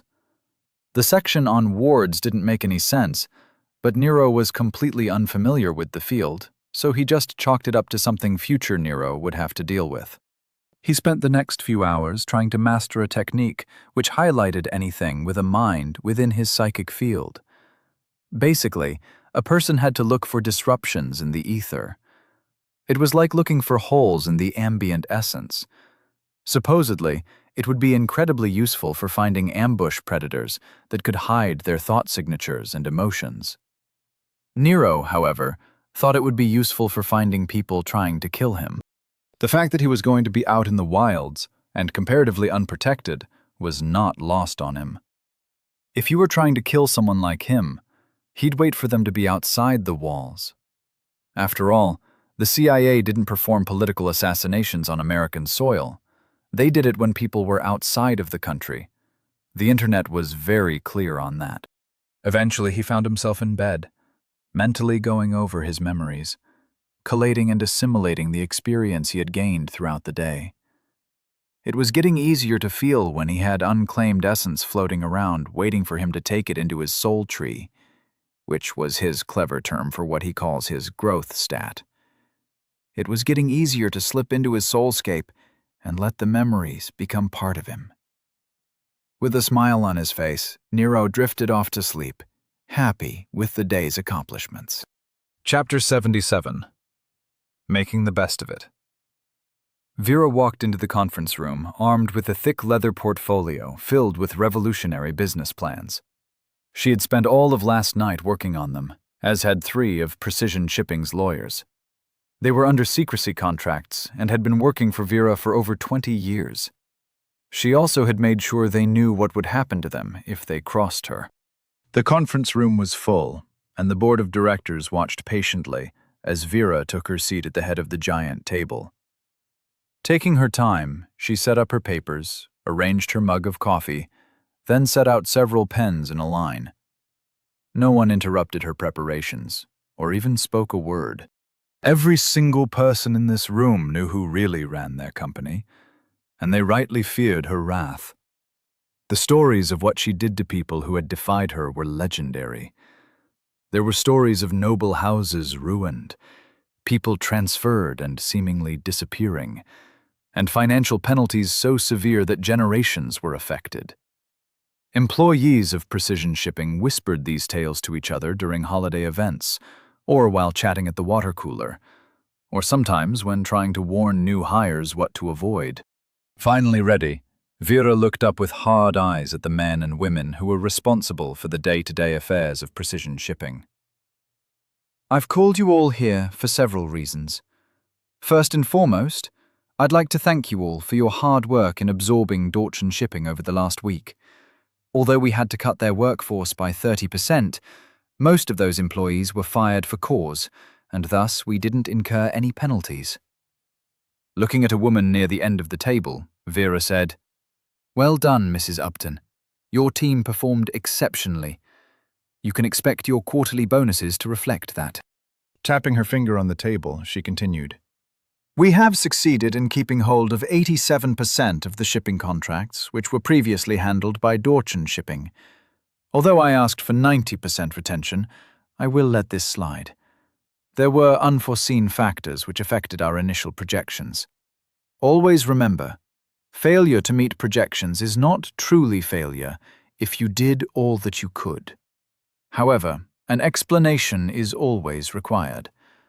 Mr. Hornton, your team's performance was adequate. Her gaze rested on a man, shivering midway down the conference table. He sighed in relief when she said the word adequate. Moving on to human resources. I looked at your proposal for the new hires. I'd like you to move up your timelines. We'll purchase another warehouse and double our training schedule. I want our wagoners and haulers trained and out working sooner rather than later. The city is going to be swelling, and our business will grow with the population. We need to be prepared. Ms. Grady, check your pings for the updated proposals. I want them done by the end of the week, said Vera. Now, before we move on to new business, is there anything that needs to be addressed? She said. A tentative hand raised from midway down the left side of the table. Vera said, Yes, Miss Caston, the floor is yours. Ms. Caston stood and addressed Vera. I was wondering if you could tell us how we should address the Lord Walker situation. Technically, he now owns 40% of the company.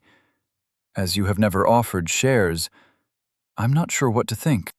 The room filled with tension. Everyone was on pins and needles, as they didn't know what to think about the situation. They were both thankful and nervous that someone had the guts to raise the question of Lord Walker's relevance to the company. Vera offered a rare smile and said, I am now the proxy for House Walker. For the time being, I am House Walker. There will be no creative accounting or plots to regain full control. In fact, I'd say that Lord Walker and I are partners. He and I are opening several businesses and expanding the reach of Precision Shipping across all of Dorchester. I spoke with him last night, and he had several very impressive ideas on how we can increase profits and shrink our overhead.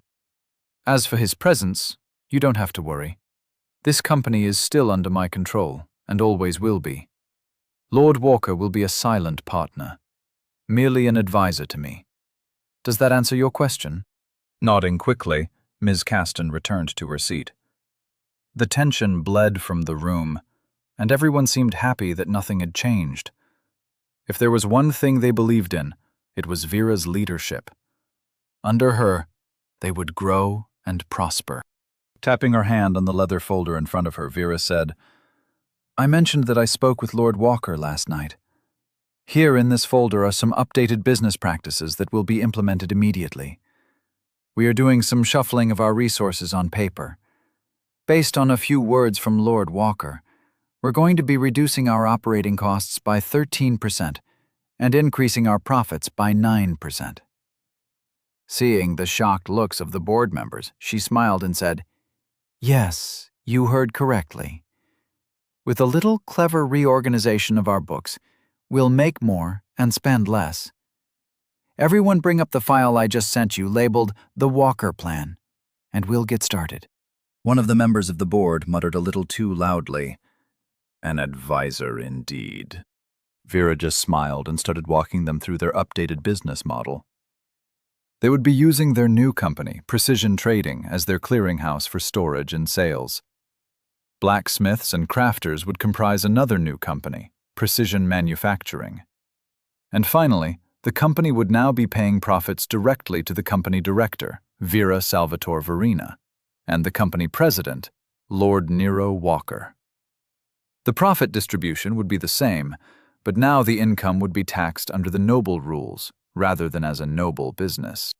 Vera was a rich woman, but Nero had just increased her projected income for the year by nearly 30%, and their new companies hadn't even opened yet. Even better, when she officially reported this exploit under House Walker's name, she would be on the paperwork. Therefore, any future regulations and laws addressing this type of business practice would have an exemption for her. She couldn't help but smile at the faces her rivals would make when they heard what she'd done. This was a masterstroke. While the board of directors went through the paperwork, Vera tried to think of a suitable marriage candidate for her favorite little lord. Nero focused his attention on maintaining the essence induction into his training blades. The idea was that by filling them with his center, they would more easily pass through an opponent's essence field. If he let it drop, his blades would be rendered useless.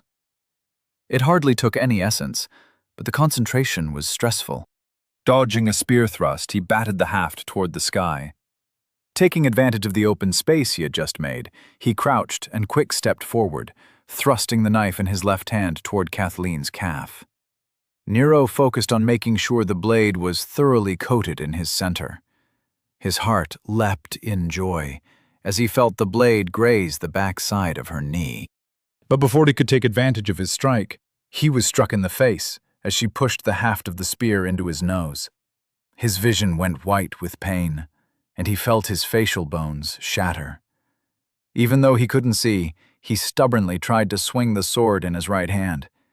Had his thrust gone as planned, he would have planted it directly in her gut. Alas, it was not meant to be, as he struck only air. He felt the spear hook his right leg, and his feet were pulled off the ground. Unable to see, he tried to keep hold of his weapons as his entire body was now horizontal to the ground and about 3 feet in the air. Plummeting to the ground, he landed flat on his back. The air was forcefully expelled from his lungs, and he felt Kathleen's spear rip into his chest and pin him to the training field. Thankfully, the pain went away along with the lights, and Nero was returned to the black. Realizing that she must have speared him in the heart, Nero floated in the blackness and cursed her training methods. As he waited for his body to be repaired by the medics, Nero tried to feel around the black. Regardless of what Nick had said, it didn't make any sense that his soul was unable to do anything without a body. After all, he still had a mind. A mind was in the soul. It was just copied into the body. Who he was, all that made him, was in the soul. Nero was surprised to feel the tether to his body. It was so fragile. He felt like he could just tug on it a little and release his soul from his mortal coil. It was like standing at the edge of a cliff and realizing that you could end it all with just one step. Carefully, he mentally took a step back. He didn't want to mess up and actually kill himself. Before he could look around anymore, he was thrust back into his body. It felt like the tether grew in thickness and pulled him down into the body. He awoke to a coughing fit, like always. Hacking up gobs of blood, Nero threw up onto the training field. This was a bad one. As he came back to his senses, he heard the medic screaming at Kathleen. She actually looked a little sheepish. She wasn't embarrassed or sorry, but it looked like she realized she might have gone a little too far. Looking around, he saw that Nick and Rose were standing next to an irate Sergeant Wesker. Nobody appeared happy with Kathleen at the moment. Nero tried to stand up and calm things down, but all he managed to do was have another coughing fit and faceplant back into the training field dirt. Feeling the restorative essence wash over his body, Nero laid there and just enjoyed the sensation of having his body fixed. His hearing seemed to come back, and he heard Nick shouting, "You do it in your clan territory. This isn't the North. Here we have some gods be damned sense. I've stood by and let you break this poor man over and over again, but no more. This is not gonna happen again. You hear me?" As he lay on his back with his eyes closed, Nero shouted to the sky, "Nick, shut up for a second." Everyone seemed to pause, and Nero could feel their psychic fields freeze in anticipation of what he would say. Nero didn't move, other than to slowly grin, and said, "I finally got you. I know you felt it. If these blades were sharp, you'd have been hamstrung. I told you I'd get you. Don't feel bad for overreacting. If I were bested by someone who had only been training for 4 days, I'd feel pretty pissed too." Then Nero burst into a joyful laughter. He had done it. Maybe he hadn't even come close to winning a single round, and he hadn't actually caused her any real pain. But that was a solid hit. He had fought with a sword and knife, in combat with a warrior woman holding a spear. They were surrounded by magic force fields on a field hundreds of years old which was dedicated to training warriors. And he had struck a solid blow. Nero laughed as he imagined how he'd fight in 100 years. He would be unstoppable. As his laughter died down, Nero could hear Nick arguing with the medic.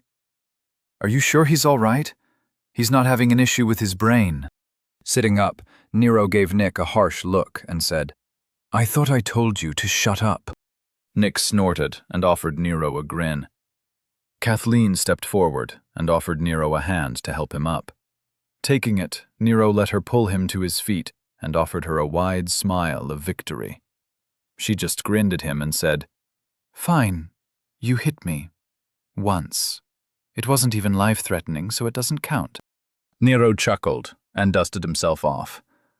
Looking around at all the concerned faces, he said, "I'm fine. The green shirts are good at what they do." Realizing that he didn't know the medic's name, he was about to ask what it was when Sergeant Wesker interrupted his train of thought. "Don't worry, you won't be training with Ms. Everett any longer. We'll put you with someone a little more your speed," he said with an apologetic tone. Shaking his head quickly, Nero said, "Absolutely not. She's my training partner. I get to fight her to the death until I win. How can any training compare to that? I've got the trusty green shirts right here to fix what she broke, and I can learn from the pain." Shocked faces surrounded him, aside from Kathleen, who just looked proud. Nero shrugged and said, "Pain don't hurt. Failure does." Kathleen rushed forward and hugged him. It was so unexpected that he tried to stab her with his training sword. However, as usual, she was just too fast, and he missed. She picked him up and gave him a crushing hug. "You are a treasure. You're going to be the finest warrior in Oglevark. Armies will tremble when they hear of your coming. You will be a mage unlike any that has come before. With fire and steel, you will decimate your enemies and stand victorious among their broken bodies," she said while spinning him around and proclaiming her goals for Nero in the happiest voice he had ever heard from her. "Put me down, you old bat!" he shouted. She dropped him like sack, and he landed lightly on his feet. He offered her a grin and held out his fist. She was smiling from ear to ear as she gave him a fist bump. "Turning to face the group of still shocked people," he said with pride. "I taught her that." Eyes still wide in shock, Rose said, "What? The speech thing or the fist thing?" Nero tossed her a grin and said, "Both. Awesome, right?" Chapter 78. Philosophy used to be science. Lord Cosgrove had just finished dinner when her aide said that Lords Bennings, Brinks, and Masters were waiting for her in her office. "I'm sure this is going to be good news," she said to herself sarcastically. Walking with her aide to her office, she asked, "They said nothing?" Not even a hint as to what this is about? Ms. Chandler said. No, my lord. They just said it was urgent, and that they needed to see you right away. When asked why they didn't just ping you, they said they didn't want to explain their reason for trying to reach you to anyone. They needed to speak with you first. Frowning, Lord Cosgrove said, Very well. Let's see what has them so worked up. When she finally got to her office, she entered without knocking, while Ms. Chandler followed her in and then closed the doors. Seeing their nervous yet serious faces, she asked, "All right, I'm here. What's this all about?" Lord Bennings spoke first. "House Walker has proved an exploit to the house system. All of the forms were filed this morning. They made sure that an hour had passed after they took advantage of the exploit. The timestamps are irrefutable, and the exploit is a Class 5. Standing in shock, Lord Cosgrove felt her gut churn, and she fought to keep her dinner down. "I'm assuming that it was already passed on to the Tower of Law in Hennings." Nodding, Lord Bennings said, "I verified it personally. It is both brilliant and diabolical. Had this gotten out, the house system would have been thrown into upheaval. The Crown may very well offer the full award for its discovery." Looking at the two men, Lords Brinks and Masters, she said, "And it has to do with trade and taxes?" The two men exchanged a look, and Masters waved for Brinks to answer. "Yes.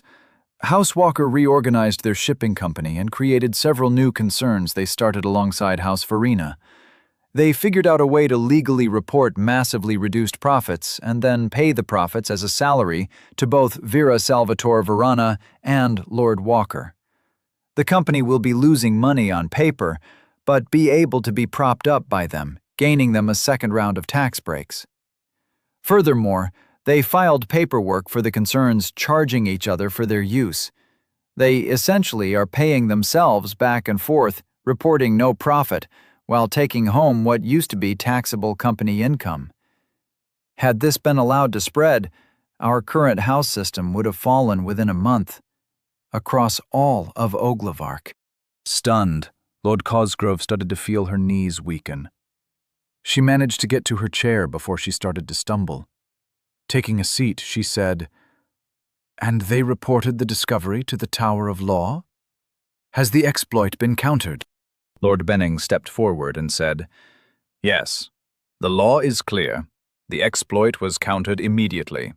No one can do it, and the relevant laws will be reviewed at dawn by the Council of Leadership in Hennings.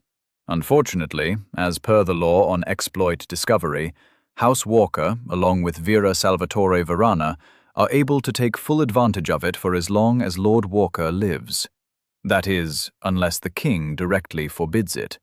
However, that is very unlikely, seeing as it was Lord Walker who discovered the exploit, and Vera Salvatore Verana who filed the paperwork, and, in a very real way, saved the kingdom."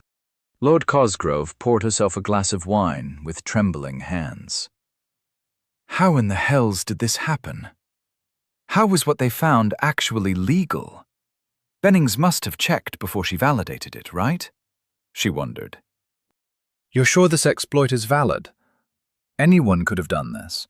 They could have just paid out the company profits as salary and then reported a loss." "How is that possible?" Lord Cosgrove was practically shouting. Lord Bennings looked nervous and said, "I checked it more times than I could count.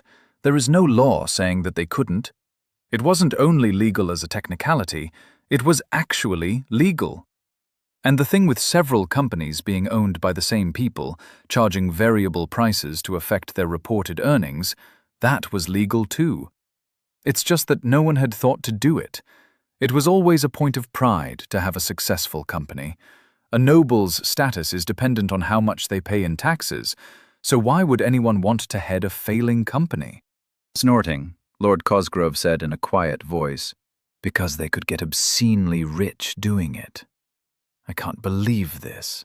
For a full minute the room was silent, drinking in her words. "So what happens now?" "I'm not familiar with the protocol surrounding exploits," Lord Cosgrove asked. Lord Bennings responded, "A lot of it depends on what happens in the capital, but one thing is for sure. House Walker just became the richest house in Dorchester. Even a Class 1 exploit would have a payout larger than the city's yearly budget. And to think, right now the house is only 2 people, a proxy and a recently awakened 14-year-old. Lord Cosgrove slumped in her seat as her face lost all of its blood once again. She muttered, "I can't even begin to imagine the marriage proposals and suitors that are going to descend on the city in the next few months." For the first time, Lord Masters spoke up. "At least it will result in a boost to the trade and tourism revenue. We should host a ball," he said excitedly. Everyone in the room stared at the man, until his smile wilted. Nero was sitting on the floor of his room, leaning his back against the bed with his legs crossed. The pillow under his ass provided a nice cushion, and he was enjoying his book. His selection for the night was on Listening to the World. As he read, he munched on some biscuits he had hidden earlier in his personal space. Nero had swiped them from the dining hall during lunch. Absently scratching his chest, his focus was entirely on his book. He was having trouble coming to terms with what he was reading. It was like the first time he learned that light behaved as both a particle and a wave. He couldn't imagine reality working like that. In this world, reality was just too weak. Everything influenced it. If there was a particular type of matter, that would generate essence, which would in turn affect the matter. Only time could solidify essence into material reality. Miro couldn't wrap his head around it. He knew it was important to conceptualize it, but it just seemed so ridiculous. Setting his book off to his side, he sat in contemplation. He was staring at his chair, trying to imagine it as frozen essence, which was given form by its identity. Focusing his psychic field on the chair, he tried to look at it with more than his eyes. It worked, kind of. With a small grunt, he got to his feet and got closer. Running his hand over the wooden backrest, he spread out his center to reach into the chair. He could sense its purpose, its history. Nero knew there was a name for it back home. Psychics who could look at the history of objects in stories and urban legends, but he couldn't remember the name of it. He could almost see the carpenter fitting the slats together to make the backrest. Going deeper, he saw the lumberjack using a sharp axe to fell the tree the wood came from. The deeper Nero went, the more pressure he felt on his mind. It felt like he was trying to swim against a current. This wasn't what the chair was now. It's what it used to be. There was a pop in the room, but Nero was too invested in his experiment to notice. He felt himself being pulled away from the chair and forced to sit on the bed. His eyes were glassy, and he was having trouble focusing. As his senses came back into focus, he looked up to see Archmage Jennings staring into his eyes with concern. Nero was confused and asked, "When did you get here?" Jennings' eyes softened and he cracked a smile. "I was alerted to your situation by one of the mages that happened to be looking at what you were reading. When they realized what you were doing, they contacted me immediately. I was the closest person they could reach who would be able to help you. Are you all right?" Nero nodded. His head was still fuzzy, and he was having trouble following what Jennings was saying. "I'm fine. I was just listening to the world. It's just so big, you know? The history of everything. It's like a big rug. You can step back and see the whole thing, or you can look closer. Each thread is placed with care. It all comes together to make what we see. But reality isn't the rug, it's the threads. But even the threads come from somewhere," he said, rambling. Jennings patted Nero's shoulder, then waved his hand and pulled a glass of water out of thin air. "Here, drink this," he said. Nero did as he was told. The cold water caused him to regain a little color, and his eyes started to focus a little easier. Nero frowned as his brain started working again. He was now sitting on his bed, only in his underwear, and Jennings was standing over him. Looking up at him, Nero said, "What the hell was that?" Why are you here? When did you get here? How did— Jennings held up his hands to interrupt the panicking young man and said, Nero, calm down. Just breathe for a second. I already told you. Think. Focus on trying to remember. It will help. Nero nodded, calming himself back down. He started to remember what happened, working backward. He remembered what Jennings said when he showed up. He remembered the pop sound.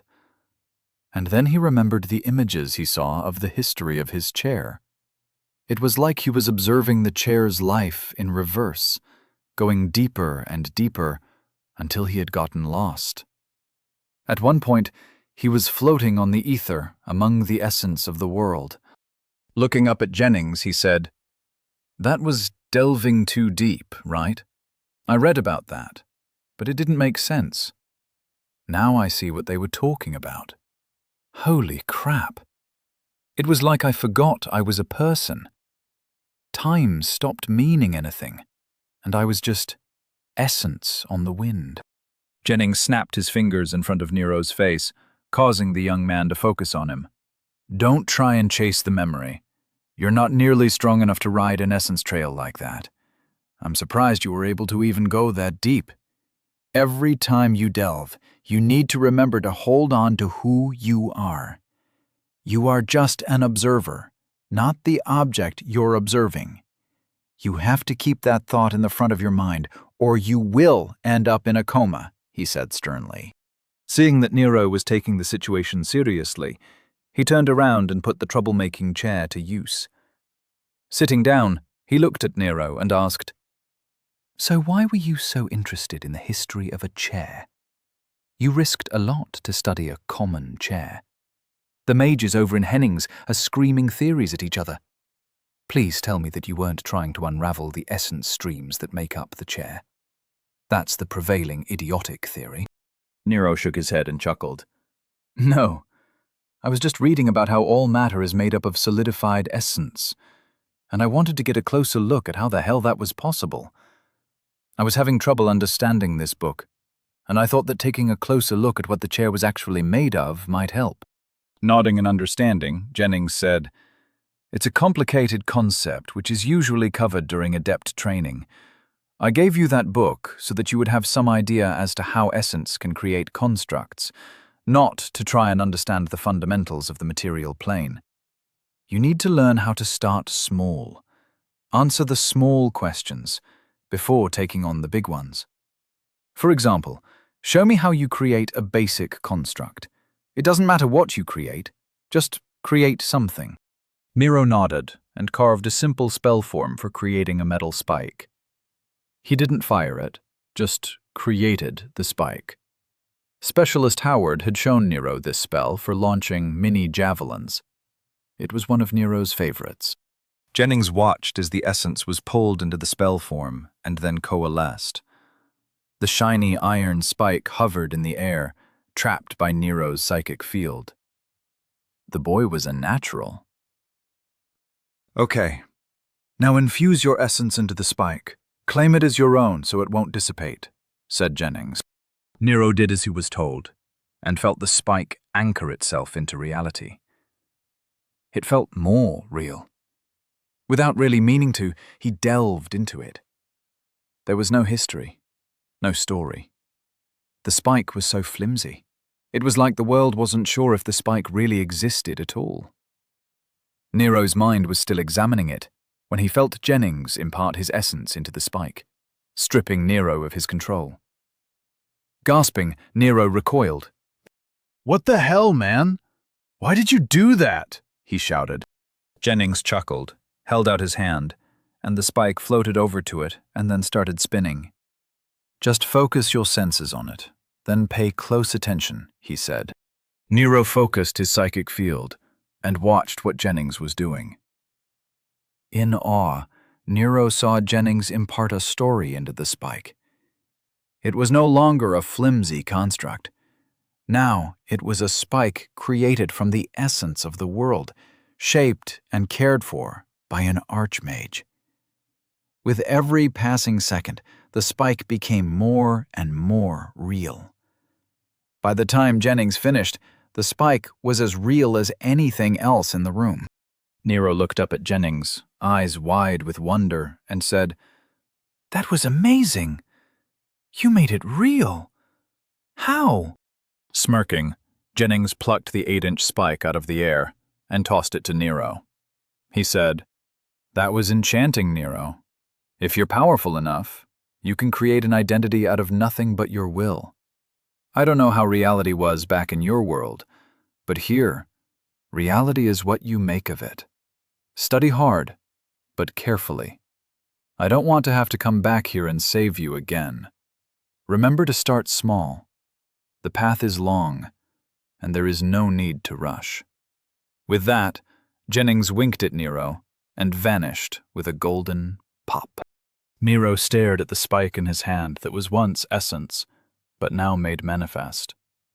He said to the empty room, "Challenge accepted, old man. Reality is what I make of it." Playing with the spike, he smiled and muttered, "Damn, that was cool. I wonder if the magic school he went to had a drama department, 'cause that dude has style." Infusing the spike with essence from his center, Nero stored it in his pocket dimension. He wanted to keep it as a reminder. Picking up his book from the floor, Nero returned to his studies with renewed determination. Chapter 79. Worlds with magic have magical problems. The king was sitting in his drawing room, enjoying some time with his head consort, Lydia Collins.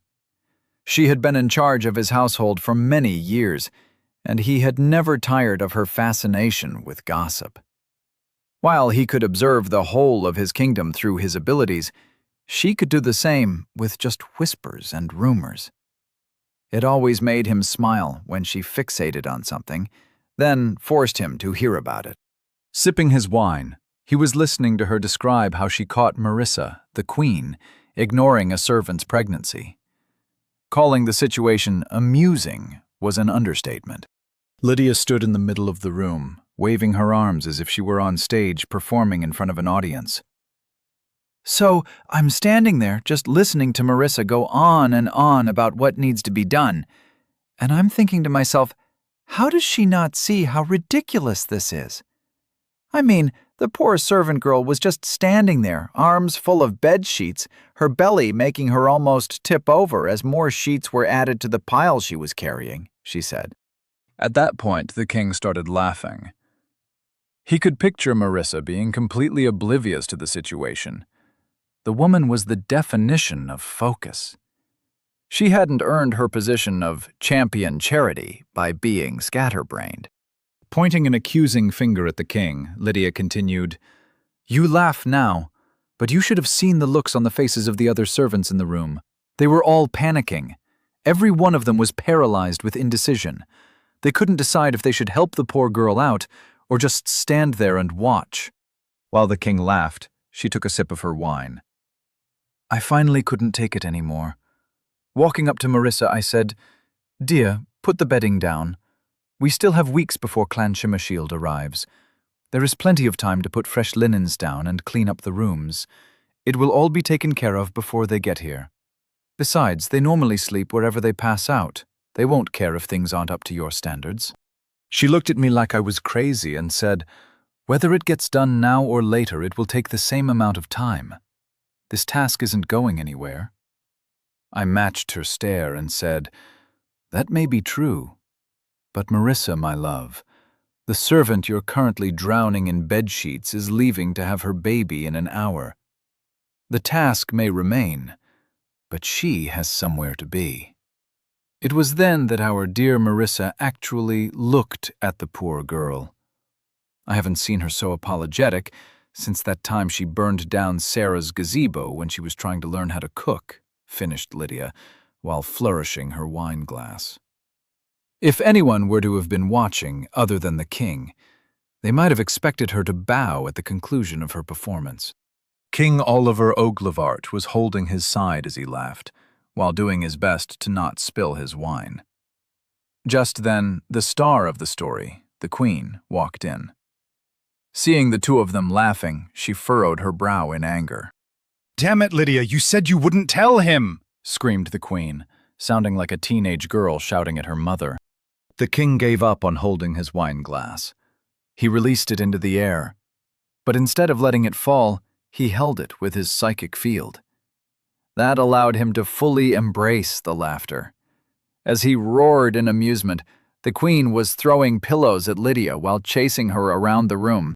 Lydia flitted across the room like she was dancing through the furniture. She shouted over her shoulder, "Marissa, dear, you have nothing to be ashamed of. Anyone could have missed it. How could you have known she was pregnant? She had only been standing next to you for the past year. It's perfectly reasonable for you to not have noticed her growing belly. I mean, she wasn't having twins." Marissa's embarrassment was coloring her face a hilarious shade of red, and the king couldn't help but watch the women he loved, acting like schoolgirls picking on each other. The queen finally got fed up with the fact that she couldn't catch the nimble woman. She stopped and put her hands on her hips and looked at the king. "Did she tell you that she is the one who spilled wine on your first edition of Mortigan's treatise on shaping?" The king's laughter died down and was replaced by shock. He looked over to see a furious Lydia staring daggers at Marissa. Lydia took off toward Marissa like an arrow while shouting, "You promised you wouldn't tell! I'm going to shave you bald, you traitor!" Laughing merrily, Marissa ran out of the room, shouting back, "You'll never catch me! Not when you're wearing that ridiculous dress! You look like a closet threw up on you!" King Oliver just watched them leave, with a smile on his face. Sometimes he wondered if those two even wanted him around. Their love for each other made him feel like a third wheel most of the time. He didn't blame them. They were both more fun to be around than he was. Shaking his head at their antics, his internal musings were interrupted by an emergency alert from the Tower of Law. His good mood evaporated, and he mentally reached out to discover the details. His eyes widened in shock at what he found. He muttered into the now silent room, "Gods above and below. How could I have missed that?" Day 5 of their training found Nero covered in mud. The rain was coming down in sheets, and it didn't seem to bother anyone other than Nero. Dragging himself along the rope, he did his best to keep his grip from slipping. This particular exercise was a series of ropes hanging 10 feet above the ground. While over the past few days Nero had become used to failing at this, the rain made the failures more humiliating. Several recruits who were waiting for their turn on the rope walk watched as Nero's grip finally gave out. Rather than the scream they were expecting, they heard Nero yell, "Fuck you, rain!" Then they got to see Nero crater into the mud. Everyone cheered as Nero crawled out of the mud hole while muttering expletives, fury clear on his face.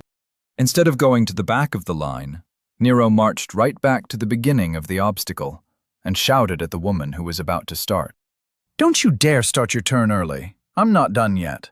I haven't even begun. This damned thing is going down. I'll tell you when you can start.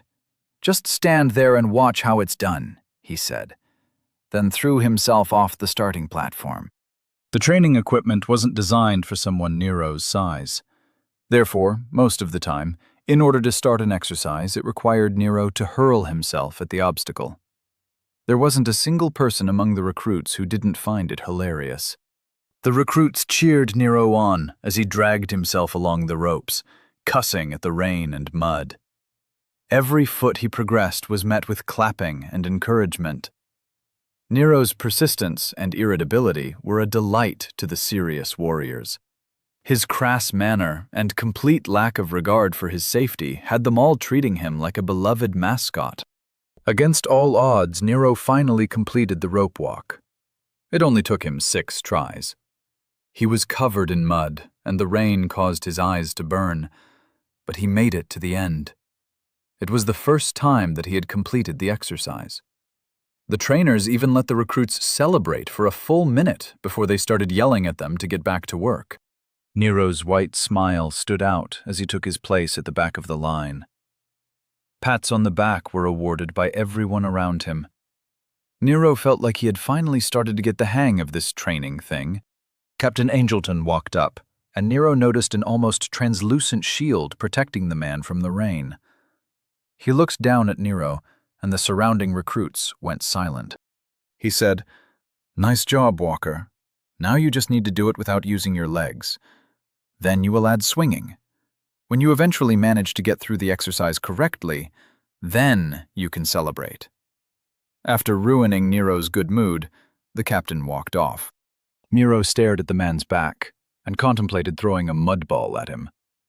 As the image of a furious Captain Angelton covered in mud soothed his anger, Nero heard Marie say, "Don't mind him. He's just trying to push you forward. You're doing great." "Thanks, Marie. But you know as well as I do that until I get some more levels, there is no way I can do most of these courses the way they're supposed to be done," he said. "If it were easy, it wouldn't be training. I'm pretty sure I heard that somewhere," she said with some amusement.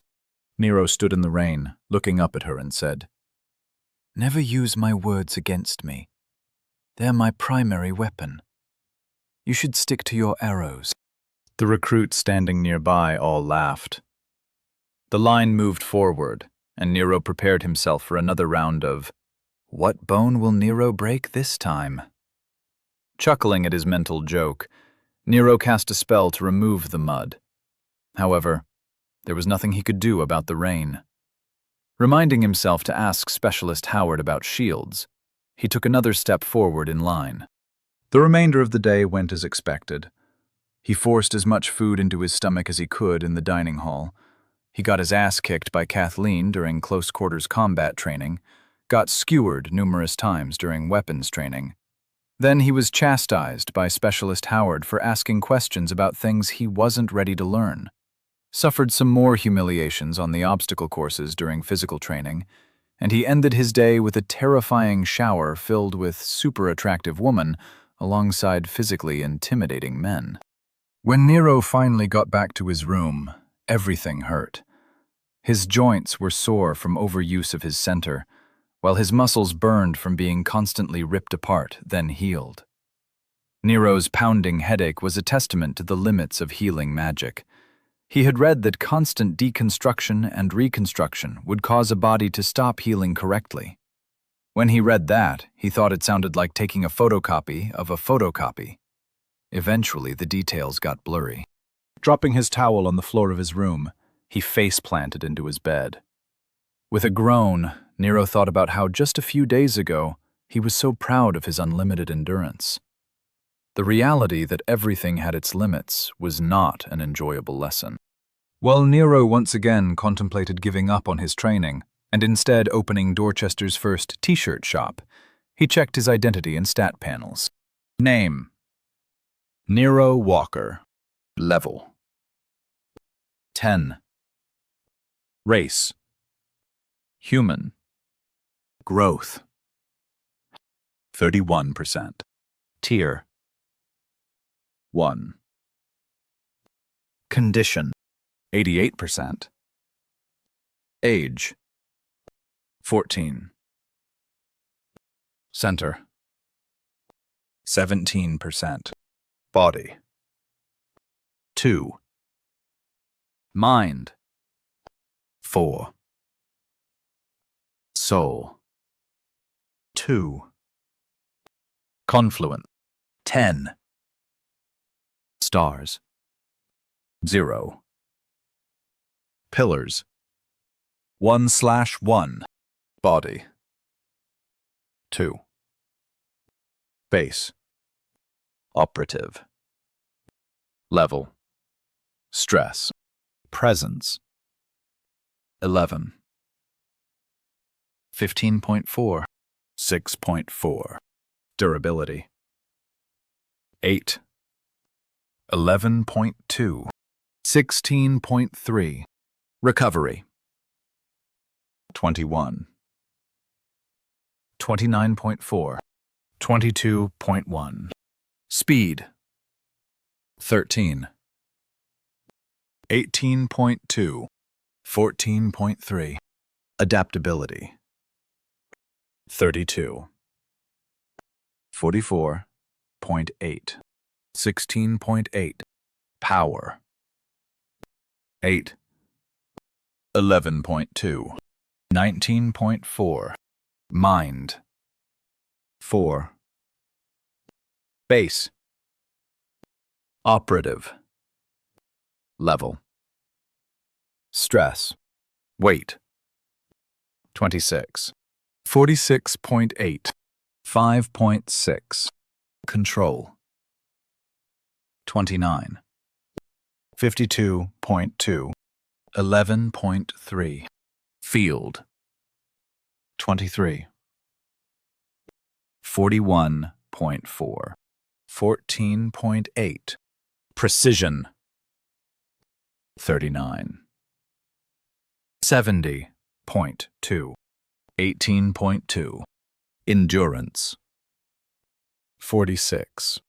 82.8. 16.3. Focus. 48. 86.4. 12.8. Soul. 2. Base. Operative. Level. Stress. Size. 29. 40.6. 0.6. Distance. 101. 141.4. 0.5. Intensity. 76. 106.4. 0.5. Pressure. 27. 37.8. 0.4. Harmony. 24. 33.6. 8.6. Adaptability. 270. 378. 0.2. Seeing his numbers, Nero groaned once again into the pillow. He had known that his growth would slow down. Everyone had warned him. But seeing it happen was totally depressing. Even though compared to the average person, he was still leveling incredibly fast, it still seemed slow to Nero. His incredible level stress didn't even cheer him up. Nero didn't have the perspective to realize how insane his numbers were. So he just laid in bed, wallowing in his misery. Rather than get up and study like he had planned, Nero instead retreated into his mental space and reflected on his day. The world seemed to fall away, and Nero looked around the path he was on, examining the events of the day. Everything was fuzzy, as he felt like he was watching himself relive the broken bones and suffering the brutal ministrations of Kathleen. Nero integrated the experience into his soul and started to feel his burning desire to overcome any and all obstacles reignite. A part of him realized that he was just reaffirming his identity, like the books recommended. But mostly, he tried not to think about anything, and to just live in the moment. Nero enjoyed the feeling of purpose. But all things must come to an end, and he eventually let his senses return to the real world. His time sense told him that he had been laying face down on his bed meditating for hours. He only had a couple hours to get his studying done before he'd have to go to sleep. Forcing his sore body to move, he started to get up. Nero was surprised at the lack of pain. Eyes widening in shock, he stood up and tested his muscles. Standing naked in his room, he started laughing as he stretched and discovered that all his pain was gone. With a bright smile on his face, he opened his identity to see what had changed. Name: Nero Walker.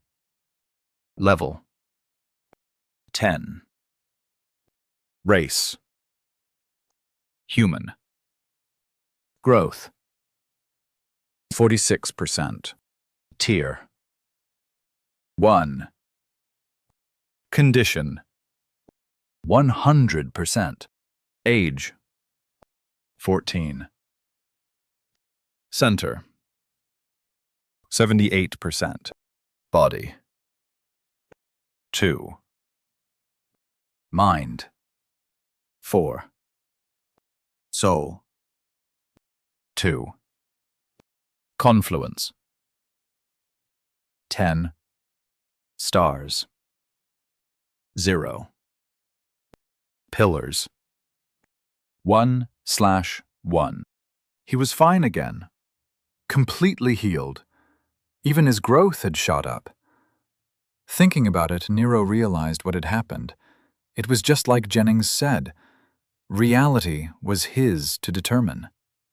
That time spent reflecting was really just infusing his body with his story, strengthening his identity. As happy as he was with that realization, the very fact that the world worked like this annoyed Nero to no end. Grimacing at the implications, Nero couldn't help but hear the imaginary voice of some hippie whispering, "Hey man, we're just the sum of our experiences. You gotta know where you were to know where you are, and then you can finally know who you are. Cool, huh? Hey, pass that joint." Banishing the imaginary hippie from his mind, Nero stomped over to his dresser to grab some clothes. He refused to sit around his room naked, thinking about how reality is just a dream or some other such nonsense. After getting dressed, he plopped himself into his chair and pulled out a book on healing. He wasn't in the mood to deal with the ephemeral questions of reality. Nero was going to focus on something useful. Considering how his day went, he thought learning about how to bring people back to life was the most useful thing he could learn. Flipping to the chapter on resuscitation magic, Nero started reading. He found out that a person's soul stayed tethered to their body for between 5 and 10 minutes. As time passed, the tether would weaken, as the world reinforced the idea that the body was actually dead. If a healer could get to a body, they could heal the damage, and then use this spell to delve into their soul and pull them back into their body. Nero kept reading, focusing completely on the lessons in the book. That was until a thought hit him like a taser. Were the people I killed still alive? Did someone resuscitate them? The mercenaries were probably dead, but what about that assassin kid? Am I going to have a destined enemy after all? He wondered. Not wasting any time, Nero pinged Vera. It only took 2 seconds for her to accept the connection. She greeted him by saying, "I guess you heard about what happened. Don't worry, I'm taking care of everything." Confused, Nero responded, "I have no idea what you're talking about, but I'm sure you have it under control. I just wanted to ask you if any of the people I killed are still alive." Now it was Vera's turn to be confused. She said, "What? Who are you talking about?" "The assassin and those mercenaries. Did anybody resuscitate them? Are they still alive? Am I going to have to fight them in Act 3? He asked. Vera mentally snorted over the link. "No, Nero. Everyone you killed is still dead. During an arena challenge, deaths are confirmed and then the soul link is monitored through its collapse. As for the mercenaries, all 5 bodies were confirmed deceased." "Why do you ask?" she said. Not knowing how to phrase it, he said, "Well, over the past few days, I've died more times than I can count. Once I realized that it was easy to fix a body and shove the soul back in, I thought that maybe one of the people I killed would return to face me in an epic final confrontation on some bridge somewhere." Vera mentally sighed and said, "You don't have to worry about that. And what do you mean you died? Was there a training accident or something?" Nero said, "Oh, Kathleen kills me a lot during training. Don't worry, the green shirts bring me back pretty fast. It's not that big a deal, I guess." Vera's psychic presence went cold, and Nero repressed a shiver. She said, "What do you mean she kills you a lot? How hard are you training? Nicholas told me that you were taking your training too seriously, but he didn't say you were dying." "Don't worry, I'll talk to Kathleen. This will not happen again." Nero interrupted her rant by nearly shouting, "Hold up! It's fine. The training is good, and I'm learning a lot. Don't say anything to Kathleen. I need her to keep pushing me. I don't want her, completely justifiable, fear of you interfering with my growth. I only brought it up because I was afraid of how easy it is to bring someone back from the dead. I want my enemies to stay in the ground." Vera seemed to calm down, then said, "Well, if you want your enemies to stay dead, make sure you don't leave a body capable of being healed. Burn it to the bone. By the time the marrow vaporizes, resuscitation magic won't be enough to save them. After that, you could take their head with you. Populators do that sometimes. There are a lot of ways to destroy a body. Just be thorough." Nero gulped, as Vera calmly explained how to make sure his enemies stay dead. He said in a weak voice, "Right. Destroy the body, got it." Trying to change the subject, he asked, "Anyway, what did you think I was calling about?" Vera's psychic profile startled a bit. "Oh, that. Well, you remember 2 nights ago when you told me your ideas about how to organize our businesses to increase our profits?" she asked. Nodding, Nero said, "Yeah, what about it?" Vera happily said. "It's nothing. You see, I implemented your ideas. Then I filed the exploit with the Tower of Law so it couldn't be repealed, and so that only we could use it. The funny thing is, they decided it was a Class 5 exploit. So you're probably going to get a very large award from the Crown, and we might have to go to the capital for a ceremony. You might get a noble promotion. Oh, and you will probably have to deal with some marriage proposals. Also, you might have to testify to the Council of Leadership in Hennings. I think that's it. Like I said, don't worry about it." Nero sat at his desk, completely stunned. That didn't sound like it was nothing. It sounded like it was something. Unable to comprehend the enormity of the situation, Nero only managed to mentally mutter, what? Chapter 80. Adulting is just realizing that actions have consequences.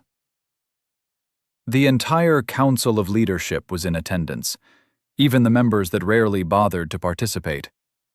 Even though the Council of 9 was effectively in charge, there were 30 total members on the council. Today, every one of them had made the trip to the capital. This emergency session was too important to miss. The Hall of Leadership was filled with shouting. Upon arrival, the nobles were given the details of the exploit they were summoned to discuss. Pandemonium had ensued. Shouts of support for the ideas represented were met with declarations of doom if they were ratified into law. Some nobles wanted to take advantage of the situation. Others wanted to maintain the status quo. The only thing everyone in the hall had in common was that they all recognized the importance of the exploit.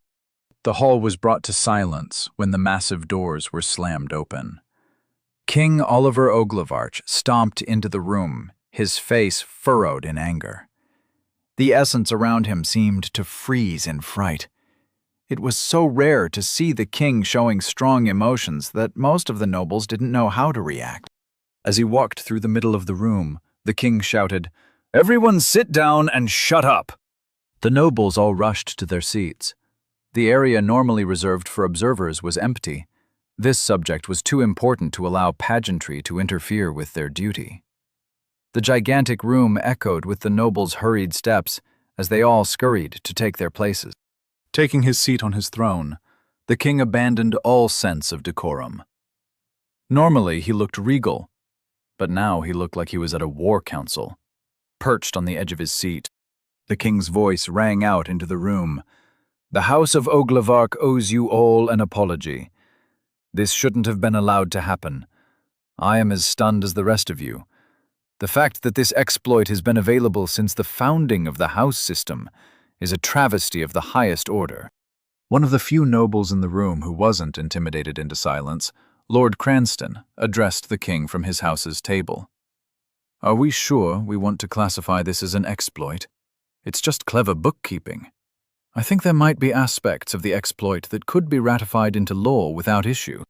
His words sparked an explosion of shouting and calls for sanctions. They were met with insults and jeers from those nobles who shared Lord Cranston's opinion. In the Council of Leadership, there were many power blocks, and few of them ever agreed on anything. There was a reason that their kingdom was led by a king. Infusing essence into his voice, which echoed through the hall, the king said, "I thought I told you all to sit down and shut up." His tone was so powerful that everyone froze in their seats. Eyes squinted in anger, King Oglevark looked around the hall, daring anyone to meet his eyes. Even Lord Cranston and his friends wilted under his stare. Lowering his volume, the king said, "This is an exploit. The house system was designed to put order to the noble class. It seamlessly integrated politics and economics into a cohesive support system around which our kingdom would grow. It was meant to turn the noble houses into a resource for the good of our kingdom. In the distant past, our ancestors provided a framework for what the house system needed to address. One of the core issues was allowing businesses to avoid taxes and bleed cities of their resources while amassing a fortune. To allow a hint of that insanity today would be contrary to its purpose. Taxes are meant to aid the citizens of our kingdom. They provide the roads. They allow the centers to operate. They are what keeps the walls protecting us strong. If we were to allow anyone to avoid them, we would be inviting disaster. Noble and common, everyone is responsible for our kingdom." The king swept his fierce gaze across the room, looking at each noble. He needed to be sure they understood what was at stake. Most seemed to agree with him, but there were still a few holdouts. In a quiet voice, he asked, "Do you really want to be the nobles who presided over legislation that led to the destruction of the kingdom? Do you want to return to isolated cities, surrounded by the wilds? You have all read what it was like 10,000 years ago. Do you really want that? If exploits like this are allowed to exist, that's the world you and your descendants will have to face. As word of these methods of tax evasion spread, corruption will run rampant. Our society will devolve into one of personal gain through the exploitation of the masses. In a mere 10 or 50 years, we would have unprecedented inflation leading to a shattered economy. Warlords would create an atmosphere where economics drove policy instead of logic. That cannot be allowed to happen. It is our responsibility to shape our kingdom into something that can stand the test of time. We must grow it with care and never steal its resources for short-term gain. The house system is what allows Oglevark to function. It allows for taxes and assets to work together for the good of all. Society cannot function with antagonism and deceit in the halls of power. Until now, we thought we had a system without loopholes. The exploit reporting system was created to address this very concern. As time goes on, we will find more issues that need to be addressed. Our ancestors didn't want us to be inheritors of their words, but of their ideas. They wanted the house system to grow alongside us and continue to serve its original purpose, and we must ensure that it remains the backbone of our kingdom. Otherwise, the noble houses will fall, and the kingdom will fall with it. Nods of acceptance went around the hall. They were all intelligent men and women, but they had let their greed blind them. They needed to rise to the challenge and be the leaders the kingdom needed them to be. The king saw them straighten in their seats. Even Lord Cranston and his cronies were nodding. In light of their support, the king's anger cooled a bit. He said, "Now, we have a great deal to do today. It is imperative that we overhaul the tax code along with the laws governing businesses and close the loopholes so that they will no longer allow this kind of exploit. The new laws must be fair and serve the purpose for which they were originally intended.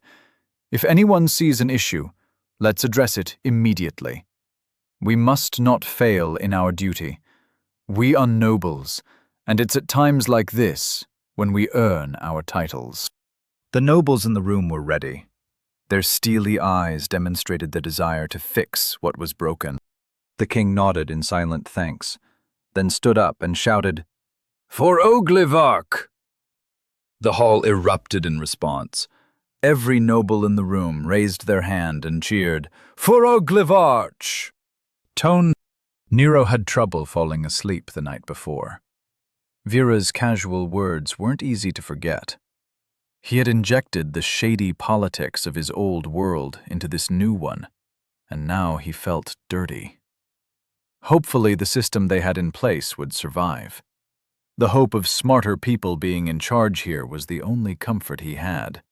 The morning had found a tired Nero, struggling to keep up his frantic training. Here in this new world, focus was paramount, and he was too distracted with worries to push himself as hard as he had been. His struggle was so obvious that Captain Angelton personally pulled him out of his morning workout.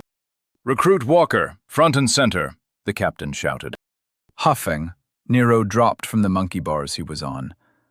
While wiping his forehead with his sleeve, he jogged over to the captain, who was standing in the middle of the training field, observing everything. "What's up, Cap?" Nero asked. Frowning, the captain said, "I'd like to ask you that question. You seem distracted. In fact, if I didn't know better, I'd say you aren't the same young man who has been here all week. What's the issue?" Covered in sweat, Nero laid his hands on his hips as he tried to catch his breath. He looked exactly as tired as he felt. With a look of defeat on his face, Nero said, "I got some news last night. One of the ideas I had may have led to something bad, but I'm hoping it won't end up being a big deal. I'll shake it off. Sorry, Cap." The captain looked at the young man with curiosity. He asked, "Is this about the exploit House Walker has registered with the Tower of Law?" Shocked, Nero's eyes snapped up to meet the large captain's stare. "You heard about that?" he asked.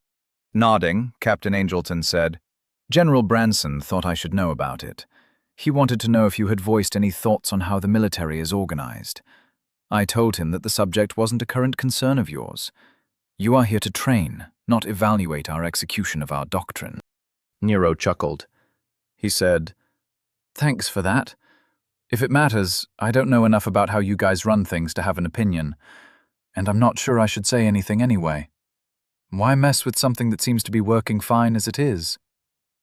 As he finished, Nero's mouth twisted into a sour expression. His regret of trying to game the system clearly evident. In a rare show of understanding, the captain took a step toward Nero and placed a large hand on the young man's shoulder. He said, "New ideas aren't dangerous. They are what drives progress. It is the responsibility of those with power to address them logically and without bias. Just because you have an idea does not make you responsible for what others do with it. Personally, I want everyone under my command to come forward if they see something that is an issue. That's how we improve. That's how we grow. We are here to train to be better tomorrow than we are today. Isn't that why you are here?" Nero looked up at Angelton's cold, hard, gray eyes. The man looked like a mountain blanketing Nero in his shadow. The captain's words were like a balm on Nero's soul. Sighing, Nero said, "You're right. I'm here to train. What happens outside these walls isn't my concern. I'm here to train to fight. Someday what I learn here will help me survive those things outside the walls, both the political monsters along with the actual monsters. I'll do my best to remember that. Thank you, sir." The captain offered Nero a rare smile. It wasn't a large smile, but it was something. He gently patted Nero's shoulder and then loudly said, "All right, recruit. It's time to get back to work. Get moving." Nero grinned and slammed his fist into his chest like he'd seen the army people doing to each other. "Yes, sir!" he shouted, then ran off to return to his training. Reinvigorated, Nero spent the rest of the day doing his best to push his limits. Every exercise, every challenge, every task, he gave it his all. Despite that, he still spent most of the day getting his ass handed to him by Kathleen. On a positive note, she seemed happy with his enthusiasm. Nero didn't even slow down during his magical combat training. Rather than pestering Specialist Howard about teaching him more complicated spell forms, he kept his mouth shut and just practiced. Like a machine, he cycled through the elemental spell forms, casting them in quick succession. There were 4 basic elements: earth, fire, water, and air. Specialist Howard had shown Nero 10 each and wouldn't teach him anything else until he mastered them.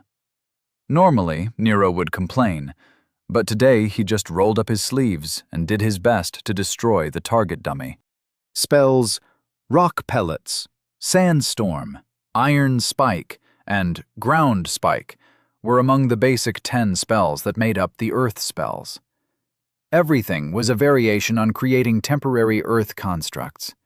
Some were dirt, others metal, but they all were basically the same. That was a fact that Nero typically pointed out repeatedly. Nero had spells that could send frozen spikes, along with superheated plasma to make up the fire spells. Instead of complaining that the category should be called heat or temperature spells, he followed the training regime. His training dummy was frozen and heated like a poorly cooked turkey. His water spells, like Water Whip, Geyser, and Water Orb, caused the humidity in the room to rise. Even though his spells just created constructs, the amount of essence in use seemed to affect the entire training hall. Yet Nero didn't even bother to complain about the Mud spell having multiple points of commonality with the Earth spells. Air spells like Gust, Cyclone, and Air Slash caused the wind around Nero to pick up. The air became an issue when the sweat on his shirt started to rapidly evaporate. It felt like he was wearing wet clothes in a monsoon. To avoid the distraction, Nero just took his shirt off and got back to work. 10 spells an element, and 4 elements meant that each cycle was 40 spells. Nero managed to get through 6.5 cycles before he started losing control of his spell forms and was unable to reclaim what he spent when forming them. Once that happened, he started losing more and more center with every cast. By the time Nero got to his 8th cycle, he was running on fumes. Before he managed to complete his water spells, he collapsed in exhaustion. Panting on his hands and knees, Nero felt like he was experiencing the worst flu of his life. His every joint was on fire.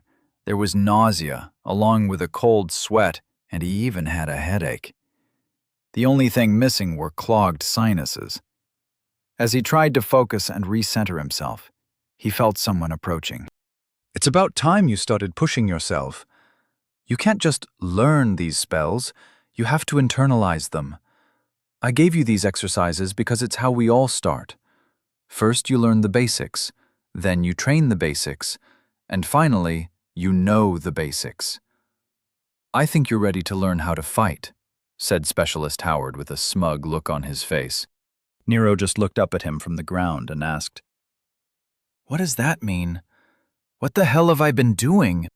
Nick walked up behind the specialist and said, "You first have to know how to cast before you can be taught how to fight. Why don't you ever listen?" Nero didn't have the energy to argue, so he just rolled onto his back and splayed himself out on the ground. He said into the air, "Hey, if there are any super mages watching right now, please disregard what I say in the next few minutes." He rolled his head to face the 2 men standing over him. They were both sporting grins. Nero gave them the most disgusted look he could manage and said, "You guys are going to regret teaching me how to fight. Maybe not anytime soon, but rest assured, your regret will be epic." The 2 men just stared at Nero, clearly unimpressed. Specialist Howard said, "Sure thing. I'll be sure to keep an eye out. Take 10 minutes, get your center under control. Use the focusing techniques I showed you. After that, we'll do a review of how to impart your center into your spells. Depending on how you do, we'll start on mage duels." He turned around to walk away, but paused to say over his shoulder, "And don't worry, I know how to cast Resuscitate as well as any medic. Nick watched the specialist walk off, then looked back down at Nero and said, "He's been watching you train with Kathleen. I think he's been waiting for this. Good luck." Nero just closed his eyes and groaned. "I shouldn't have warned him. His future ass-whooping should have stayed a surprise," he thought. "I should have learned to juggle." Kathleen Averett had forgotten how much she enjoyed real training. When she had followed 2 of her brothers south, she had hoped to find worthy warriors to bring into her clan. Yet all she found since arriving over 40 years ago were weak Southerners. Kathleen had found that training in the South was nothing but a pale imitation of what she had faced in her youth.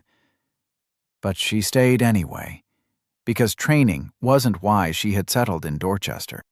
Over the centuries, the Averett family had spread out across Oglevark, always looking to improve themselves.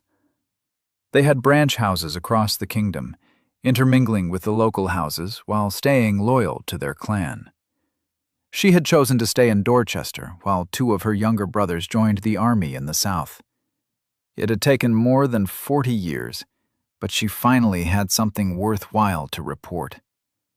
The sense of accomplishment was wonderful, and she had almost forgotten what true happiness felt like.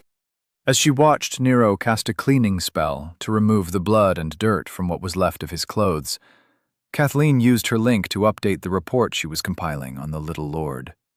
While reviewing what she had just written, her pride in her student was obvious, despite her efforts to rein in her praise. Training Day 6.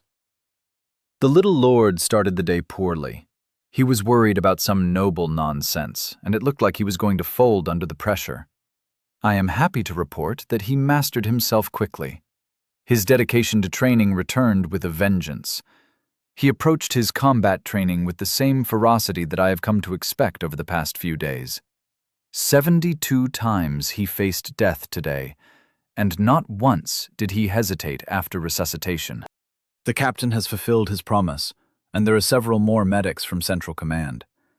Even so, the medics are still working in rotations to keep up with the Little Lord's requirements.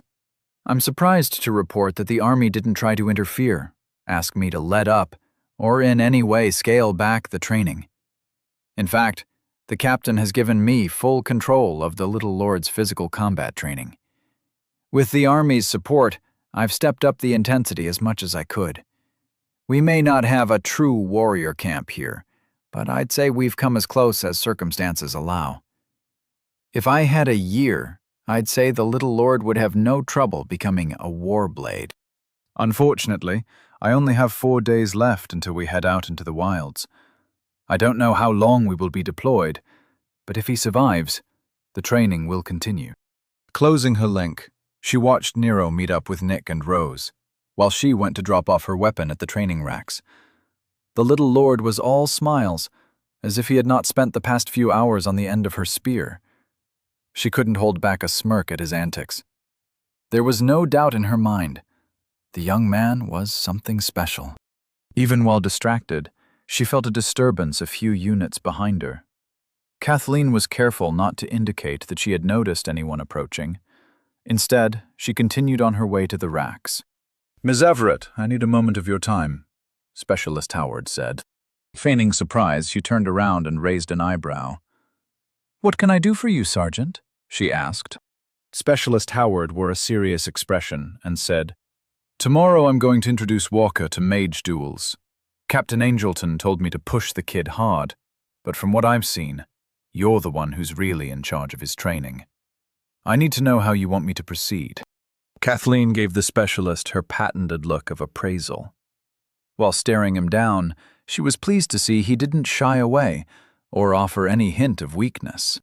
"How is the Little Lord's mage training progressing? Is he actually ready to learn combat casting?" she asked. Crossing his arms, Specialist Howard replied, "Yeah, the kid's ready. I've never seen anyone progress this fast. I haven't even heard of anyone doing it. I tried slowing him down by teaching him the elemental wheel, but he's already mastered it. That took me 2 years.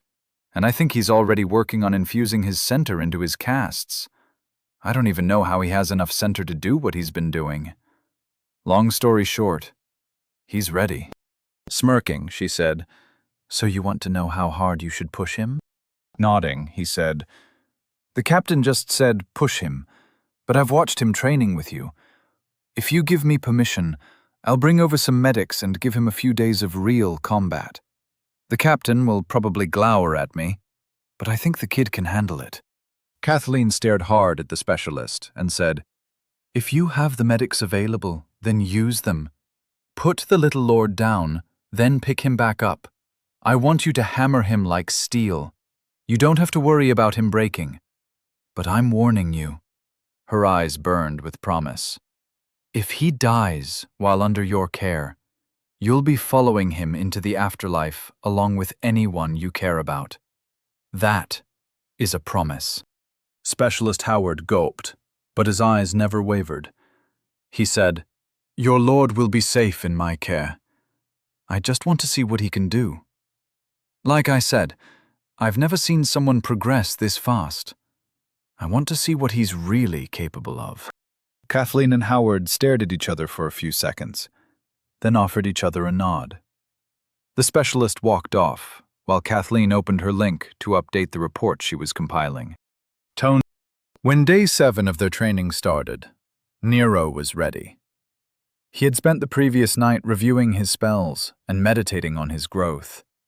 If everything went according to plan, he would be leveling to 11 at the end of the day. He was looking forward to it, as he really needed to clear his level stress from his body stat. His morning training went well. Although he still wasn't able to keep up with anyone, he thought his improvement was spectacular.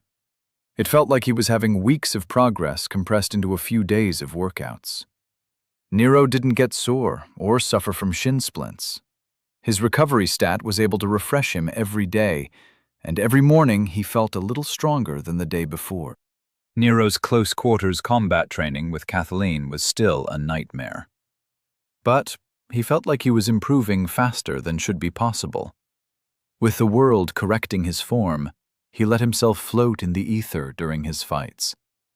Even though he never came close to winning, he'd gone from a complete novice to a skilled warrior.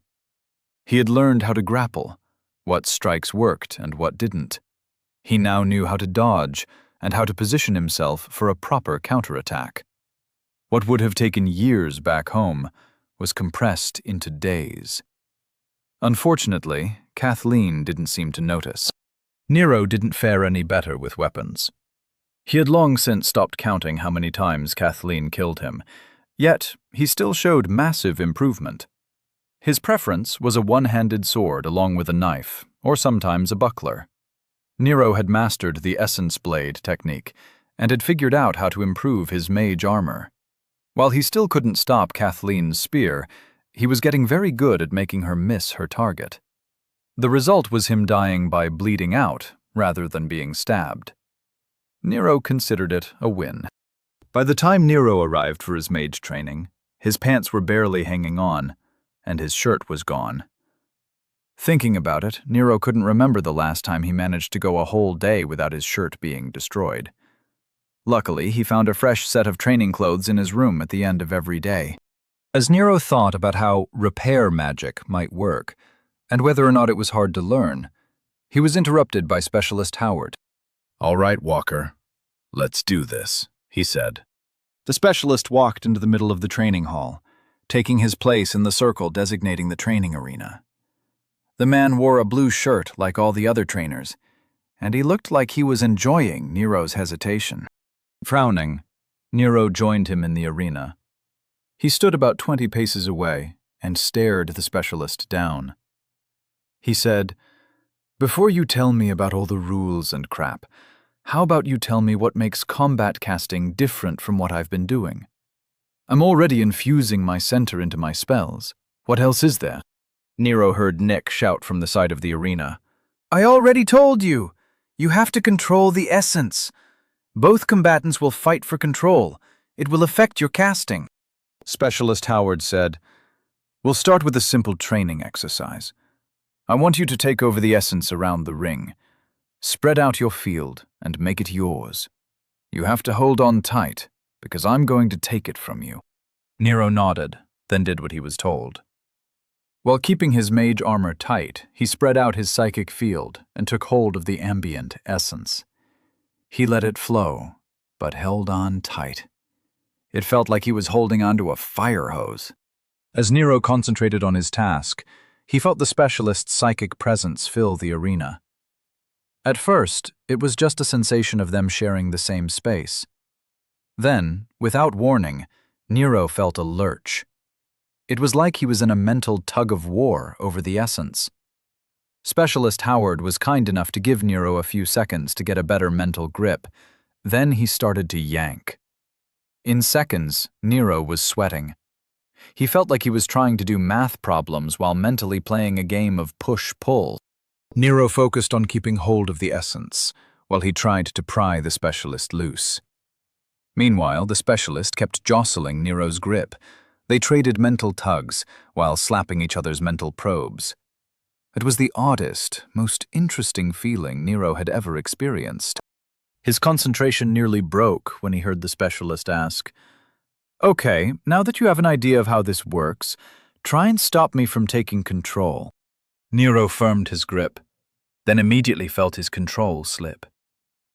It was like he was playing tug-of-war with a greased rope. In less than a second, the ambient essence was completely out of his control.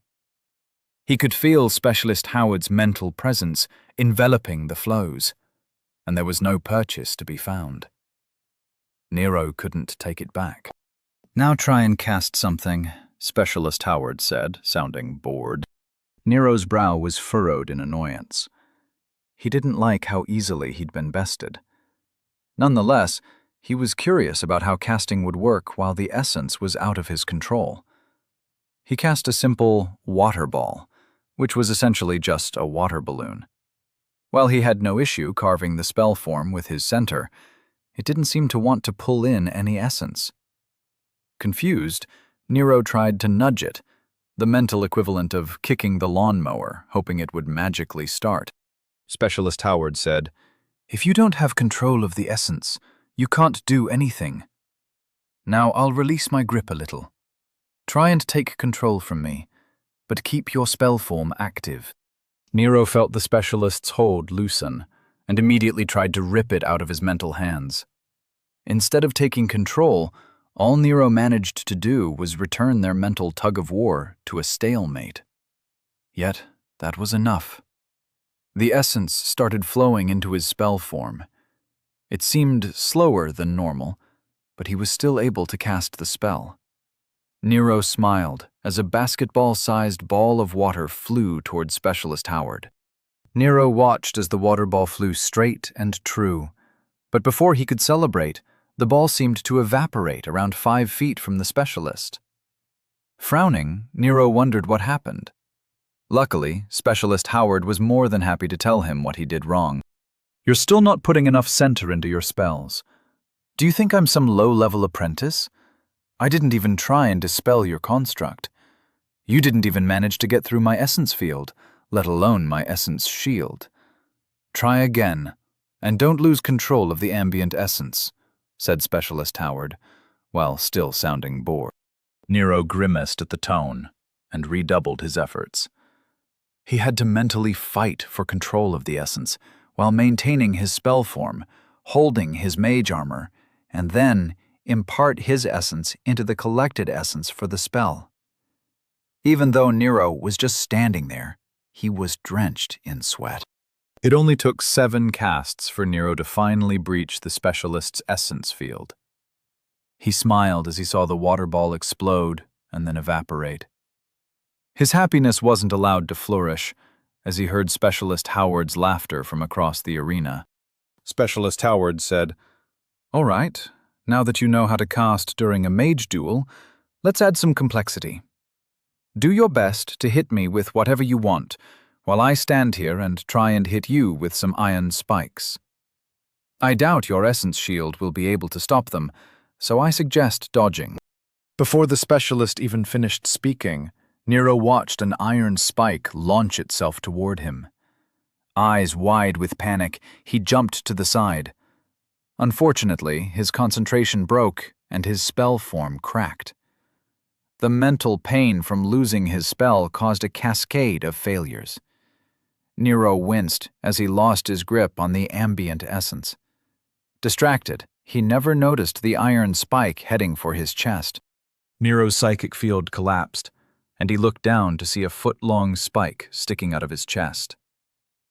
Too stunned to feel the pain, he managed to mutter, "Huh?" As Nero collapsed to his knees, he gripped the spike, while hearing Nick asking, "Hey, Specialist, did you manage to keep his essence shield up?" The last thing Nero heard as the lights went out was Specialist Howard saying, "Nope, I think he got distracted." Then the man shouted, "Medic! Let's get him up and we'll try again." Chapter 82. It's the small things that make life worth living. The Council of Fate had served Oglevark for the last 4,000 years, gently guiding it ever onward, avoiding dangerous paths, their course set by the matrix of fate itself. Sacrifices were avoided whenever possible, but sometimes the optimal path required them to watch the kingdom they served suffer an unavoidable tragedy. Cities were saved and lost, but always with a greater purpose in mind. The council saved who they could, and remembered those they couldn't. Director Charles Weatherby, known to the council as the High Prophet, took his place at the head of the table. The Council of Fate was meeting in their hall as recent events demanded their attention. None of them had ever seen such a divergence from an expected path. Everything was changing, and together they needed to make some hard decisions.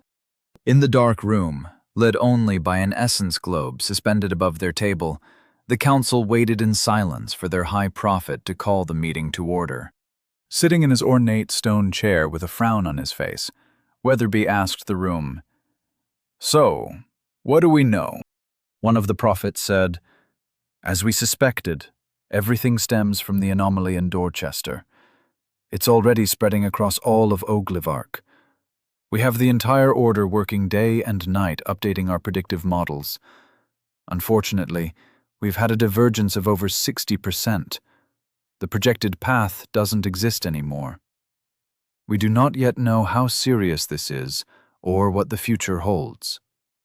We are essentially blind."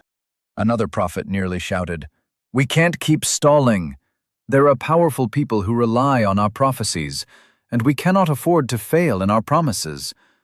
Our foreknowledge has helped shape economic policies, political decisions, and even private concerns.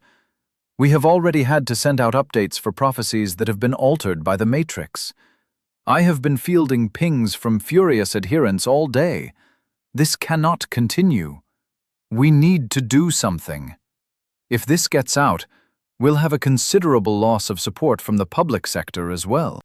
Nods and shouts of agreement circled the table. Weatherby held up his hand, and all the sound in the room vanished with a clap. Everyone calmed down and turned their attention to the High Prophet. Sighing, Weatherby lowered his hand and said, "We have asked the Matrix for a recommendation. It refused to offer a path forward.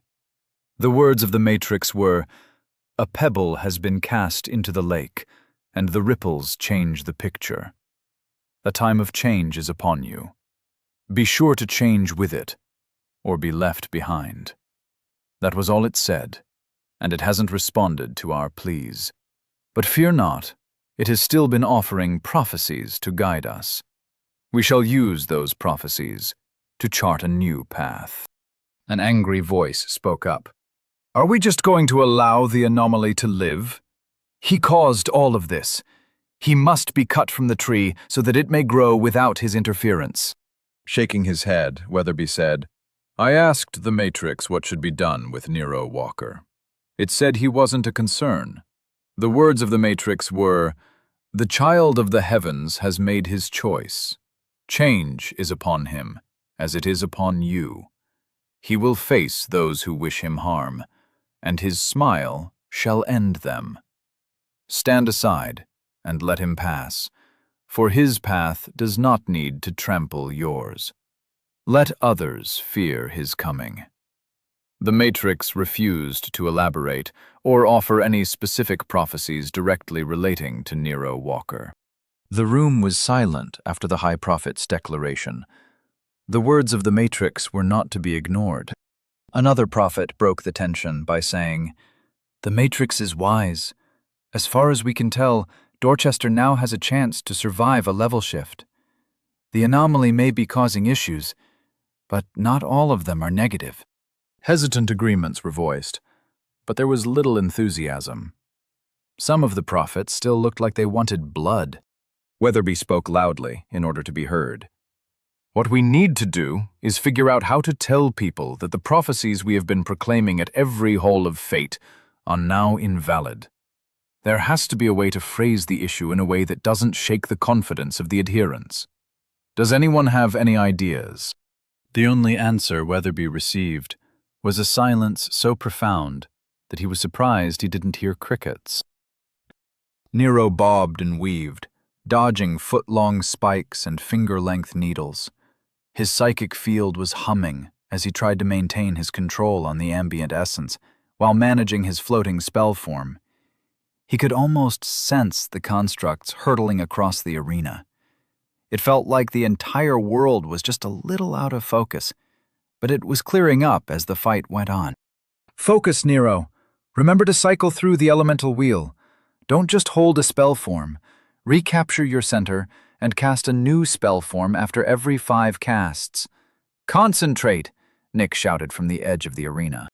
Even though Nero was covered in sweat, panting with effort, Nick seemed happy to sit on the sidelines and sip from his flask. Nero didn't know if Nick was doing it on purpose, but his resulting anger definitely helped him concentrate. Specialist Howard stood in stark contrast to his pupil. He wasn't sweating, or doing anything other than standing still and smiling. The essence shield surrounding the specialist was more than enough to deal with whatever Nero managed to throw at him. As if to spite Nero, he wasn't even using his hands to cast anymore.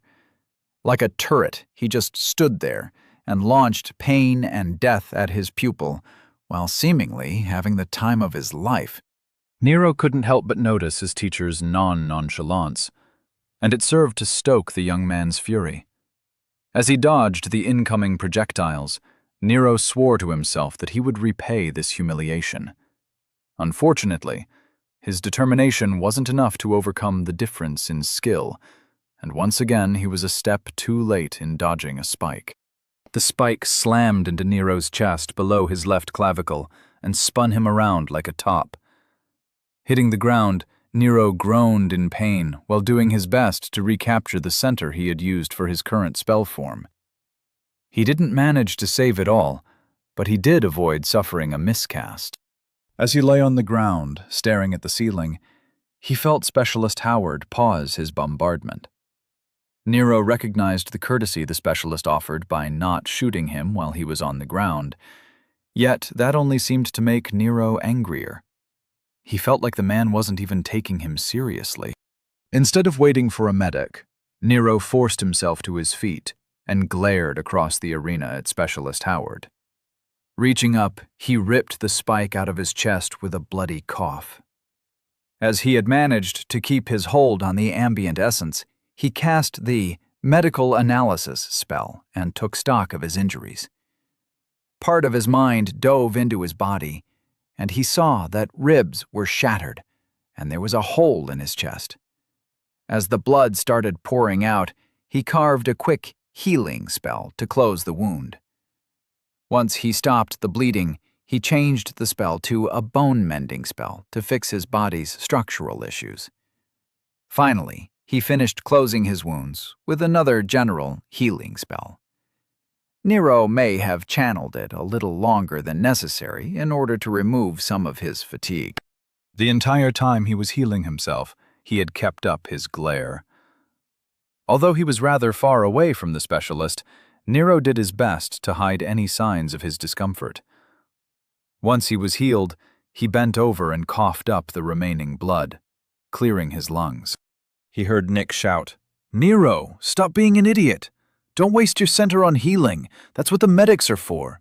You should be focusing on combat." Chuckling, Nero shouted back, "Knowing how to heal while in combat is something that I need to learn. Sometimes I keep the spell up, weakly channeling it, while I fight with Kathleen. I'm pretty sure she hasn't noticed. One of these days, I'm going to surprise her by surviving something she thinks should have killed me. She'll never see it coming." Nero gave Nick a glower and warned, "You better not say anything. If you ruin my plan, you're going to regret it." Specialist Howard interrupted their exchange by harshly yanking on the ambient essence. Nero had grown used to the man's games and kept his grip tight. It had taken him a while to find the perfect balance of loose but firm in order to be unshakable. It had been a while since the specialist was able to take control of the arena's essence. Smirking at the specialist, Nero said, "You need to start varying your technique. You're too predictable." Nero's heart soared as he saw the specialist's smile fade from across the arena. Specialist Howard shouted, "Enough talking! You should be training!" As he finished, he launched another foot-long spike, followed by a series of needles. Nero didn't know if the man was holding multiple spell forms, or if he was just exceptionally fast at stamping, but it didn't really matter either way.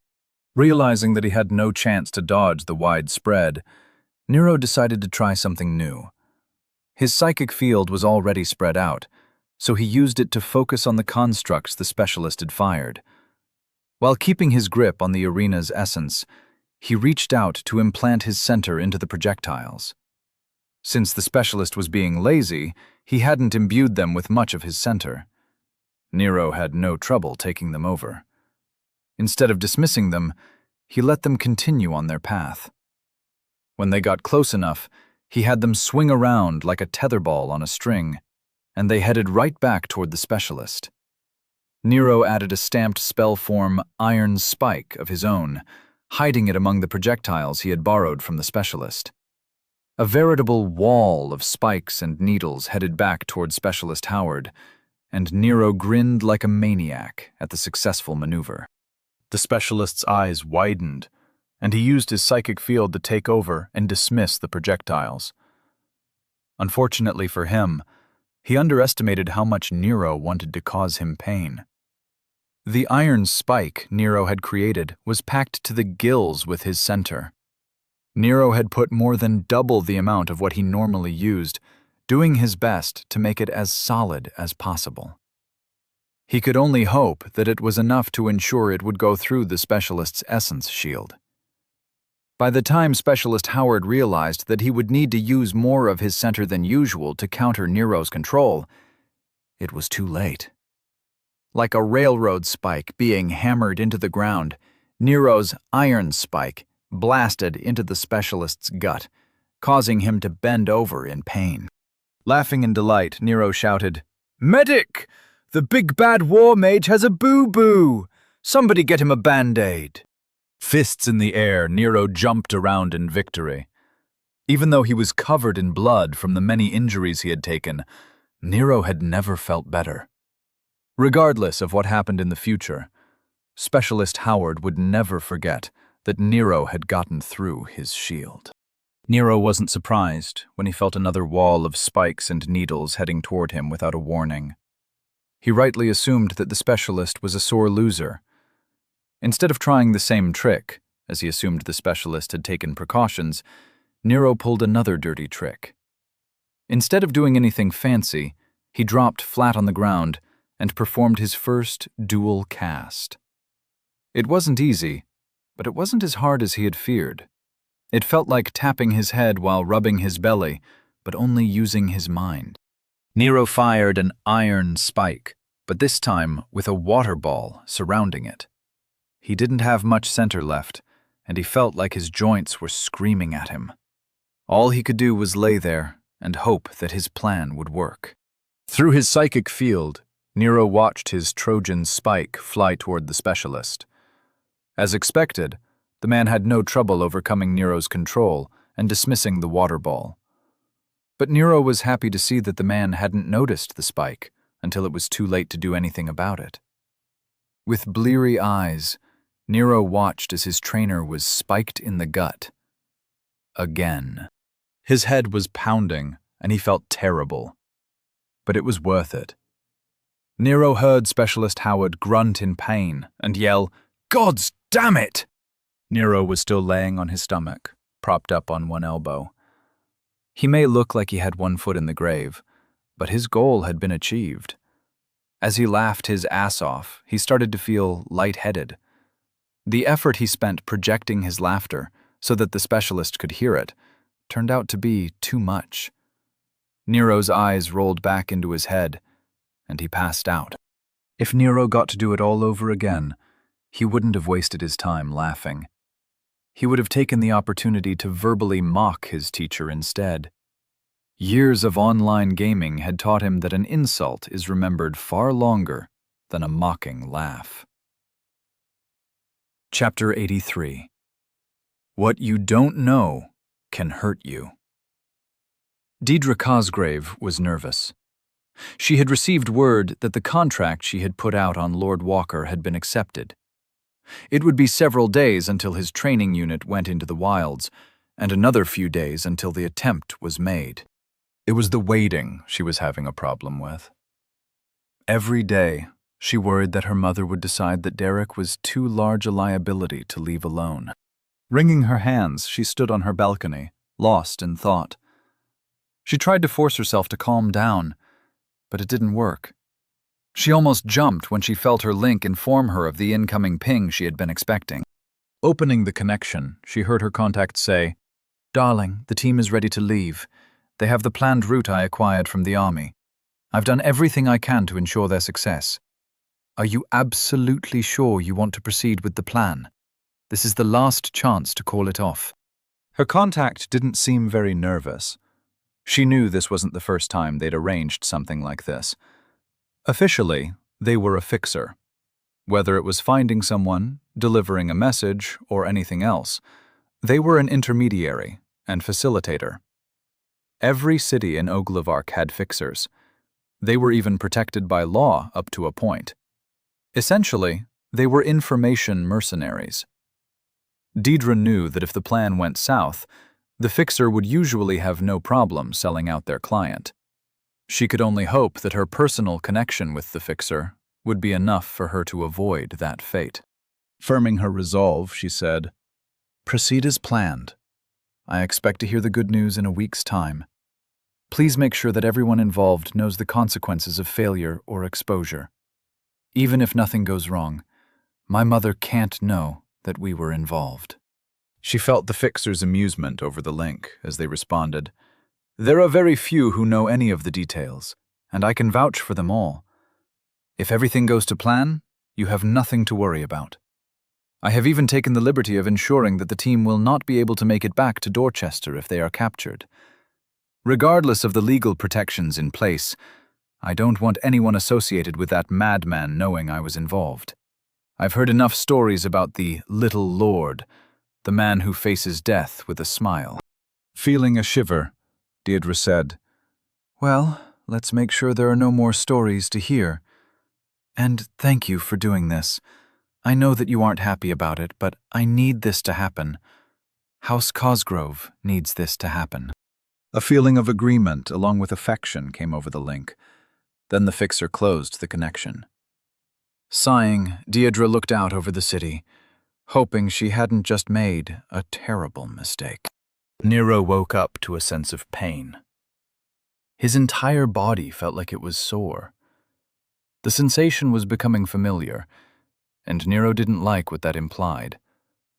Maybe he needed to cut back on his training a little. It probably wasn't a good idea to treat this level of pain as normal. The conversation going on around him was making his head pound. "You're not thinking about the individual streams. Yes, the spell forms will pull in what they need if they were designed correctly, but that is just because of an imbalance inside the spell form which demands the world around it to fill in the blank. If you don't consciously monitor the streams, any spell form can easily be disrupted, said Specialist Howard with an "I told you so" tone apparent in his voice. Nero heard Nick reply, "You're just overcomplicating things. The likelihood that someone would have the required knowledge and ability to do that would make the fight a loss anyway. If someone could do that, they'd just seize the center of the fight and be done with it. No one would bother disrupting a spell like that." Kathleen's voice interrupted the argument. "The little lord is awake," she said quietly but firmly. Nero groaned and spun his legs off the bench. He adjusted himself into a sitting position and rubbed his temples. He saw that everyone was sitting on benches surrounding him, apparently waiting for him to wake up. "What happened?" he asked with a raspy voice. Rose walked over to hand him a canteen. She said, "Training's over for the day. It seems you went a little too far during your combat casting class."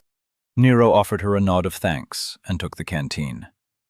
Almost by reflex, he cast a purification spell on the contents. Ever since he had found the spell in one of his Hunter books, he had been casting it on anything he ingested, even if he poured it himself. The moment he stamped the spell, he grimaced in pain. Although the spell form worked fine, and the cast went off without issue, he felt like he had just tried to mentally split a check at a restaurant while suffering from a hangover. Taking large gulps of water, Nero heard Nick ask, "You understand what happened to you?" Nero finished his drink and breathed heavily.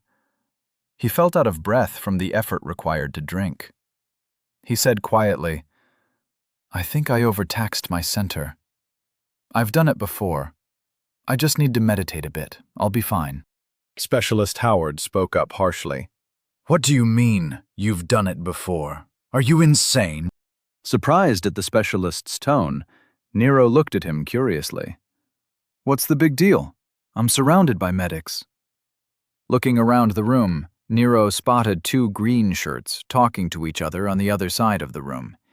He pointed at them and said, "See, there's a couple over there.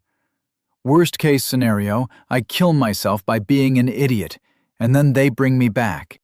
Rose gasped, and Kathleen said, "Nero, medics can't bring someone back if the soul has lost its tether. If you empty your center, you will die. Then your soul will release itself into the upper planes, and the cycle of reincarnation will begin. Your mind will be taken to your afterlife, if you are promised to one. But you will be dead. That is a big deal." Nero looked around at the serious faces and said, "Huh. Okay. Well, that would have been useful information before I started training with magic." He glared at Specialist Howard and Nick. Both men looked sheepish, but Specialist Howard said, "You already knew how to cast when I met you. How was I supposed to know that you didn't know the dangers?" Throwing his hands up in the air, Nick said, "I don't know what you don't know. You just learn random crap, then do things that are insane. If you don't ask questions, I don't know what you are wrong about." Nero's glare lost its edge. He knew Nick was right. Nero had been focusing on his reading. It was like he skipped the tutorial and just jumped into the game. He had been figuring things out on his own. Looking at Nick's worried face, Nero said, "Don't worry, I don't blame you. You're absolutely right. I haven't been following a lesson plan. I haven't even opened the Introduction to Spell Forms book that Jennings gave me. I figured the spell books were more important." Rose spoke up. "I thought you were self-taught. If you didn't read how to do it, then who taught you how to cast? I don't understand." Kathleen jumped into the conversation. "Let's not get into this right now. Lord Walker needs to recenter himself. Let's all head back to the dorms and get some sleep. I have some food for Lord Walker in my personal space." She stood up, forcing the conversation to end. Nick shrugged and went along with it. Rose looked annoyed but didn't say anything. Specialist Howard stood up and watched Nero struggle to his feet. "Listen, Walker, I'm sorry about what happened. I didn't mean to push you hard enough for you to nearly kill yourself. I formally apologize for my part in what happened," he said with as serious a voice as Nero had ever heard from him. Nero smirked and said, "You're just feeling crappy because I gut-shotted you twice in a row. Don't feel bad. I tend to cheat. So feel free to keep pushing me. My idiocy is my own, and I refuse to have anyone take that away from me. I'll see you tomorrow." Stunned faces watched Nero walk toward the doors like an old man. His steps were small, and he was hunched over in pain. Nick, Kathleen, and Rose soon followed him. Along the way to the dorms, Nick and Nero chatted about Nero's clever use of embedded constructs. Kathleen even joined the conversation, as she found the tactic interesting. As usual, Rose kept quiet while listening closely to what everyone was saying. Soon enough, Nero was in his room. He had taken the plate of food from Kathleen, then ignored her when she said she'd see him in the shower. Nero wasn't in the mood to share a communal shower, and decided that he could skip a day. Even though cleaning spells weren't as rejuvenating as a hot shower, they would work well enough for today. Nero ate a quiet meal while thinking about what had happened. He hadn't realized that he had come so close to actually dying. He had died so many times over the past few days. The feeling was weird. It was like he was a professional skydiver, and he had forgotten what would happen if the parachute didn't open. Nero could barely taste the food, and mechanically ate the steak and potatoes. After he finished, he put the dirty dishes in his personal space. He peeled off his destroyed pants and threw them in the corner with all his other destroyed clothes. Looking over, he saw a fresh set of training clothes on his dresser, and he almost smiled. If they come in and drop off the new clothes, then why did they leave the old ones? He wondered to himself. Judging the question pointless, Nero didn't bother to think about it anymore. He got into bed and sighed in contentment. He was still feeling the pain as he opened his identity. Name: Nero Walker. Level: 10. Race: human. Growth: 94%. Tier: 1. Condition: 67%. Age: 14. Center: 16%. Body: 2. Mind: 4. Soul: 2. Confluence: 10. Stars: 0. Pillars: 1/1. Grimacing, Nero looked over his identity. It was no wonder why he felt so terrible. His center was almost depleted, and his condition was crap. At least he was almost level 11. Laying in bed, Nero debated whether or not he wanted to meditate. He knew it would probably heal him, but the effort seemed too great. It was so nice to just lay there and not do anything. As if he had made some insight check, he realized that his laziness was probably a symptom of his condition. His center was what made him who he was. If he didn't have a strong center, then he wouldn't have a strong motivation to do anything. He felt like he was back in his apartment on Earth, too lazy to get up and do anything. How many times did he feel like he should be out doing something productive, but ended up sitting on his couch ignoring something on his TV while scrolling through memes on his phone? Summoning a great deal of will, he closed his eyes and slipped into his spiritual world. He was once again on his cobblestone path, surrounded by images of his experiences. The world felt weak, insubstantial, and it was hard to hold it together. Focusing, Nero started going through his experiences. He felt the level come, and the world snapped into place. The fire in his belly seemed to ignite, and Nero's purpose was renewed. Proceeding as if he was in a trance, Nero categorized and re-experienced the past few days. He came to terms with his pride, which had almost killed him. He saw the shady way Rose seemed to watch him. There was no doubt in his mind that she was still spying on him. He recognized Nick's protective streak and appreciated the man's friendship. Nero basked in Kathleen's pride in his accomplishments. She was amazing. Nero observed his life and smiled at the adventurer he had become. Eventually, the images cleared away, and the path was clear. Looking into the distance, Nero saw the path he was on led to a mountain. He knew this was all a metaphor or something, but it didn't matter. He liked it. The open woods around him weren't real. They seemed like a backdrop. The only thing of importance was his path and where it led. Smiling, a renewed Nero opened his eyes. Name: Nero Walker. Level: 11. Race: Human. growth: 28%. tier: 1. condition: 100%. Age: 14. Center: 100%. Body: 2. Mind: 4. Soul: 2. Confluence: 10. Stars: 1. Pillars: 1/1. Body: 2. Base: operative. Level stress: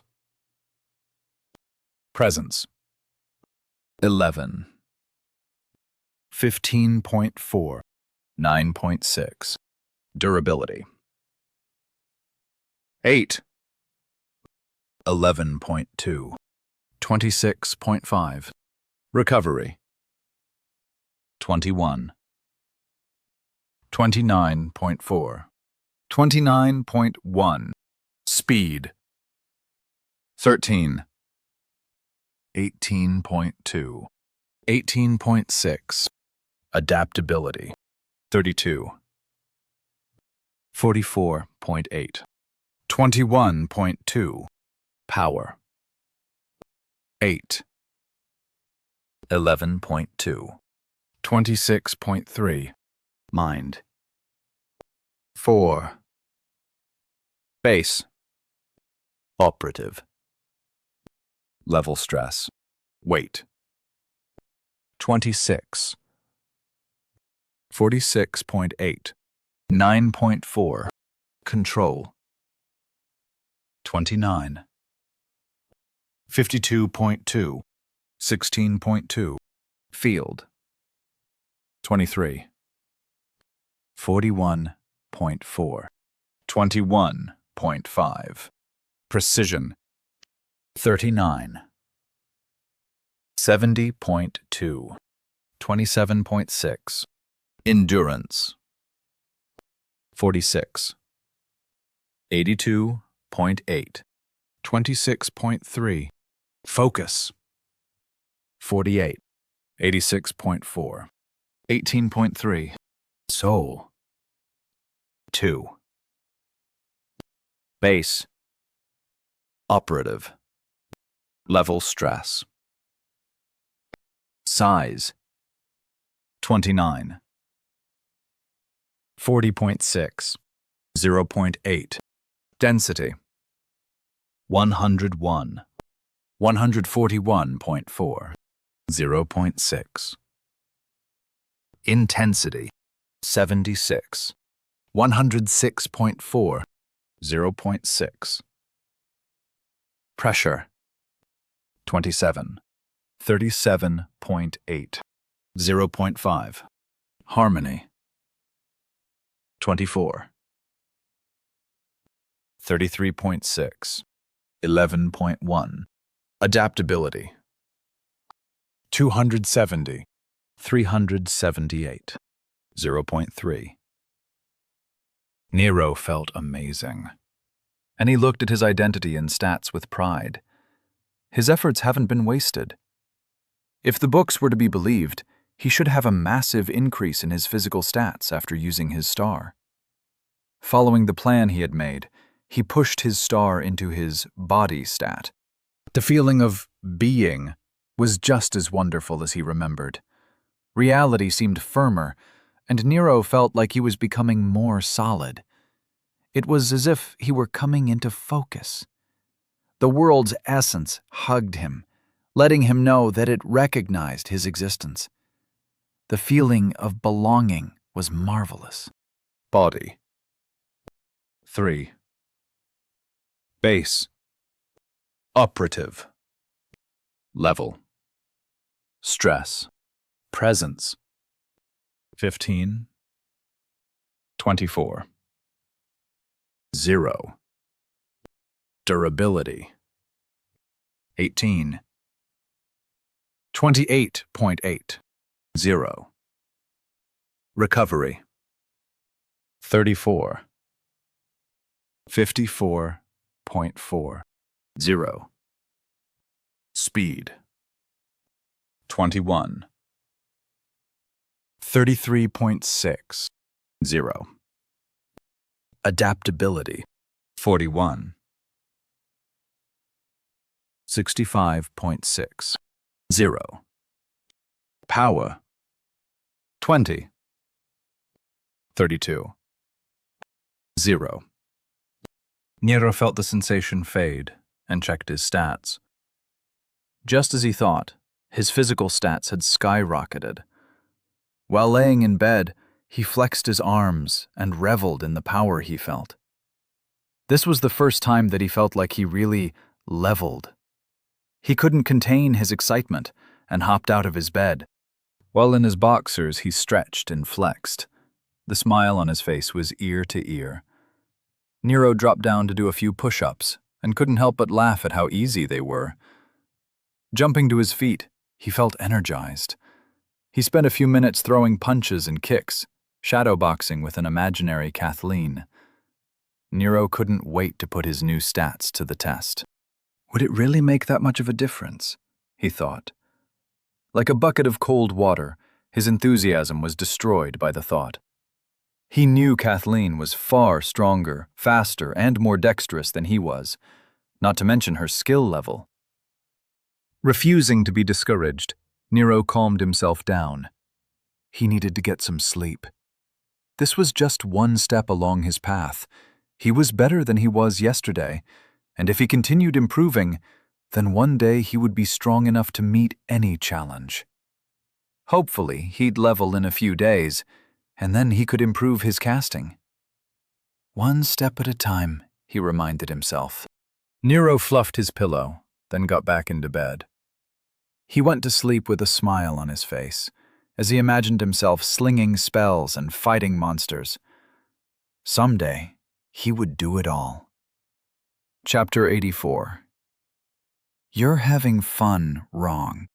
Nick was enjoying watching Nero train. He had initially thought it would be nothing more than a review session, as he expected to be reminded of his time at the Centerpoint Academy. Yet, he found himself admiring the unique curriculum Specialist Howard had created. It was a very bare-bones introduction to spellcasting, and Nick found the idea of using the elemental wheel as the foundation for the class inspired. But he had to admit that it only worked because of how rare a student Nero turned out to be. Nero seemed to be able to actually watch individual streams of essence with his psychic field. Typically, mages could only get a general sense of what went on around them in the ethereal plane. It could take weeks before they could learn to recognize the individual streams, but Nero could do it in moments. Nick found it both fascinating and disturbing in equal measure. Over the past few days, Nick had watched Nero pick up spells like he was reading what the specialist wrote in the air. Not only that, but Nero also seemed to be able to memorize the spell forms without issue. The worst part for Nick was that Nero seemed to be able to recognize the individual sections which made up the spells. Nick could do the same, but it took him hours of correlative analysis, while Nero just said, Huh? This looks a lot like that part from the last spell. Neat. Nick couldn't help but be a little jealous. Nick was thinking about how odd Nero was, while sitting on a chair at the edge of the training arena. He was enjoying an iced tea from his custom-made expanded flask, while shouting out encouragement to Nero. He had to admit, this was the best part of his day. He got to sit down and watch Nero constantly fail. Specialist Howard did an amazing job of always pushing Nero a little faster than he could handle. Nick watched as Nero bounced around the arena, dodging spells while muttering insults and complaints. The smile on Nick's face was unconscious, and he didn't even notice he was doing it. When Nero took a spike to the shoulder, Nick winced. That had to hurt, he thought. Shaking his head in amusement, he watched Nero stand up and rip out the spike while healing himself. What a stubborn jackass, thought Nick. He shouted, "Nero, stop being an idiot!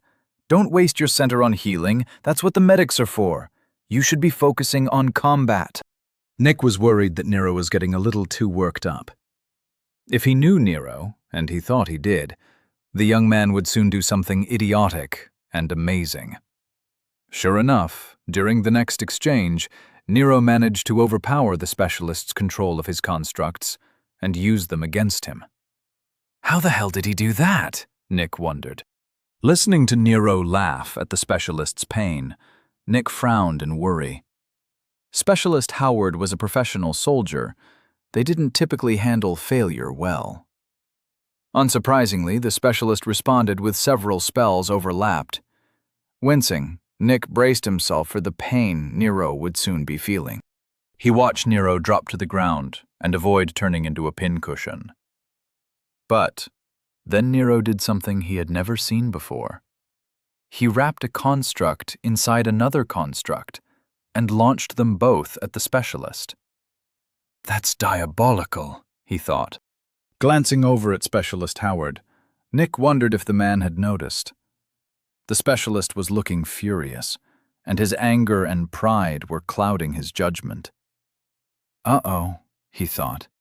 Nick watched as the specialist refused to dodge and relied on his control to dissolve Nero's construct. Nick's worry was justified, as the specialist hadn't noticed the spike.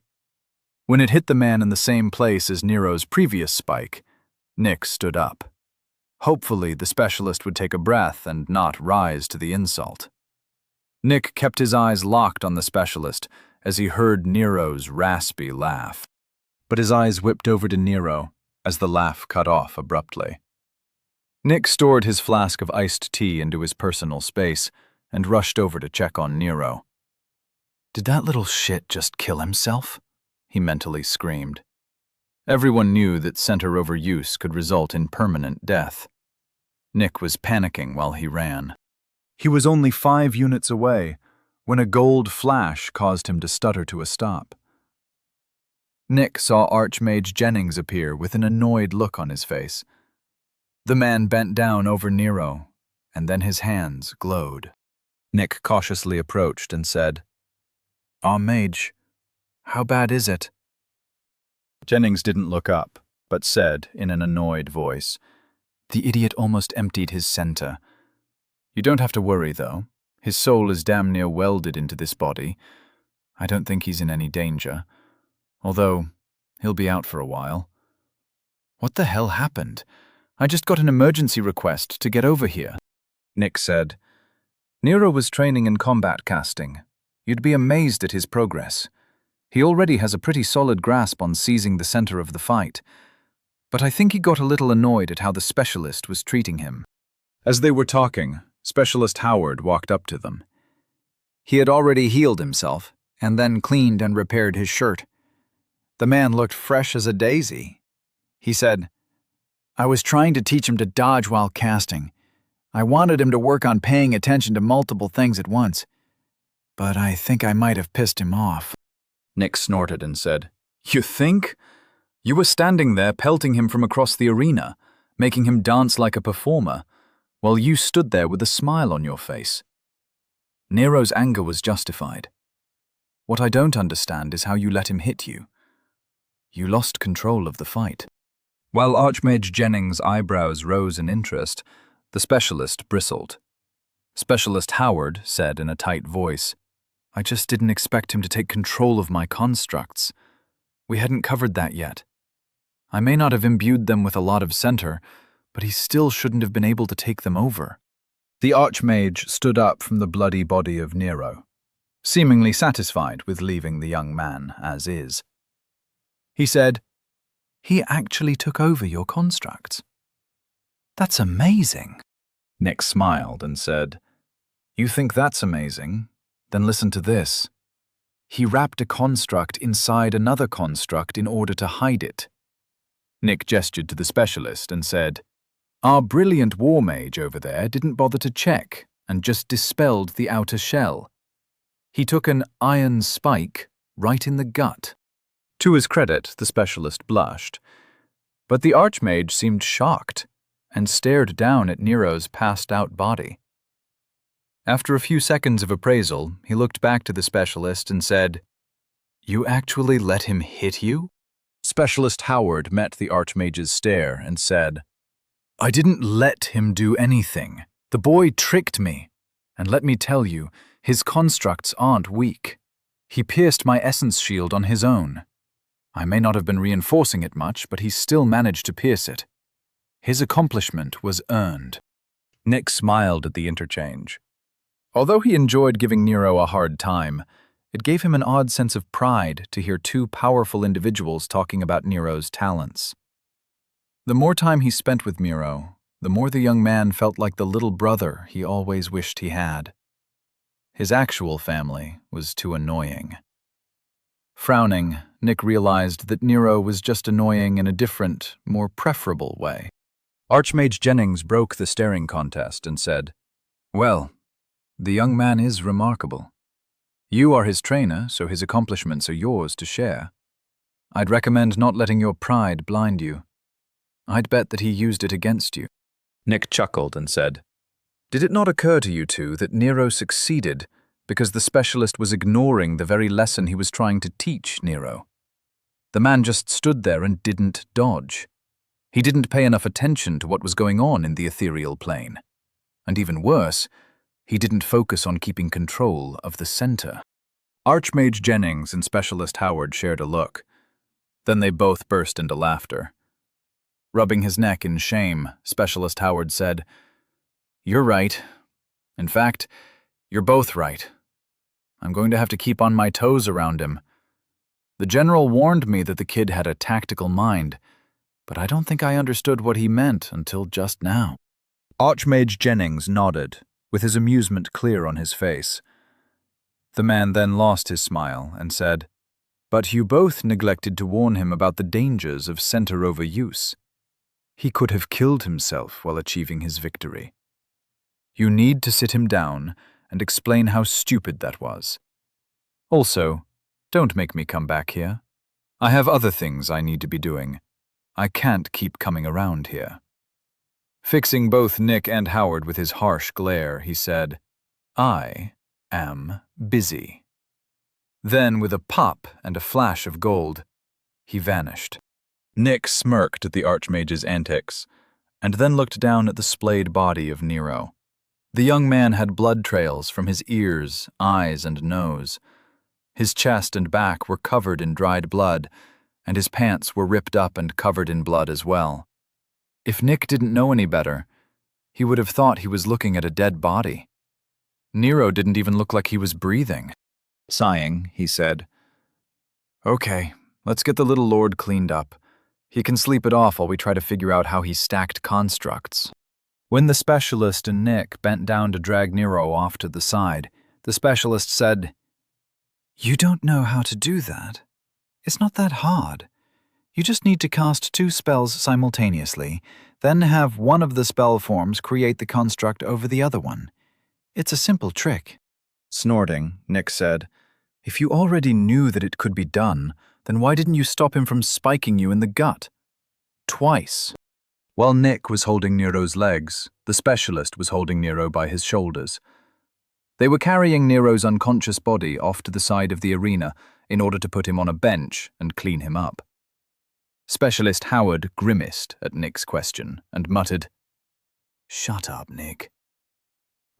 Stifling a chuckle, Nick tried to keep quiet. He really did enjoy watching Nero train. Day 8's morning training was everything Nero hoped it would be. He felt like he had grown metaphorical wings. Everything was so much easier. He even managed to complete the rope walk on his first try. Captain Angelton had noticed Nero's progress and made sure to adjust Nero's tasks to keep it interesting. Nero went from having to do the very basics to now having to do a more difficult version. For example, Nero had been doing normal pull-ups, but now he had to pull himself up, then raise himself above the bar, resting it on his stomach. Then he could drop back down and do it again. He still wasn't doing the crazy crap the other recruits were doing, but it was a step in the right direction. By the end of the morning exercises, he was just as tired as usual. Smiling, Nero cast a cleaning spell, then joined his training group for morning breakfast. On the way to the dining hall, they slowly came together. Rose and Nick spent the time talking about some famous person they both admired. Kathleen ignored everything, as usual, and just walked next to them in silence. Nero couldn't help but ask, "I don't get it. You're saying that this Madam Humphrey got famous by hosting a show over the link?" Rose seemed excited about the subject and said, "Yeah, it's in the editorial section. She covers trade concerns and how to understand the pricing structures. Her editorial last year on the expanded caravans was amazing." Nick nodded along, apparently in agreement. Nero just looked at them like they were crazy. "So she hosts an educational program on how the trade system works between cities. That made her famous? She can live off that?" Confused, Rose said, "No, she doesn't make any money from that. She just does it as a public service. Although she does get sponsored to attend symposiums and lectures across all of Oglevark. But she usually stays in Dorchester. She is technically a member of House Margrave. She makes her money managing a shipping concern out of Gate 3, I think. But she is pretty famous, I guess." Nero shook his head in exasperation. It was like the entire city was treating Bob Ross as a movie star. After reflecting on that thought, Nero couldn't decide if it was any weirder than celebrating a Twitch streamer. He decided that it probably wasn't, then promptly ignored the rest of their conversation. He only cared about his favorite streamers.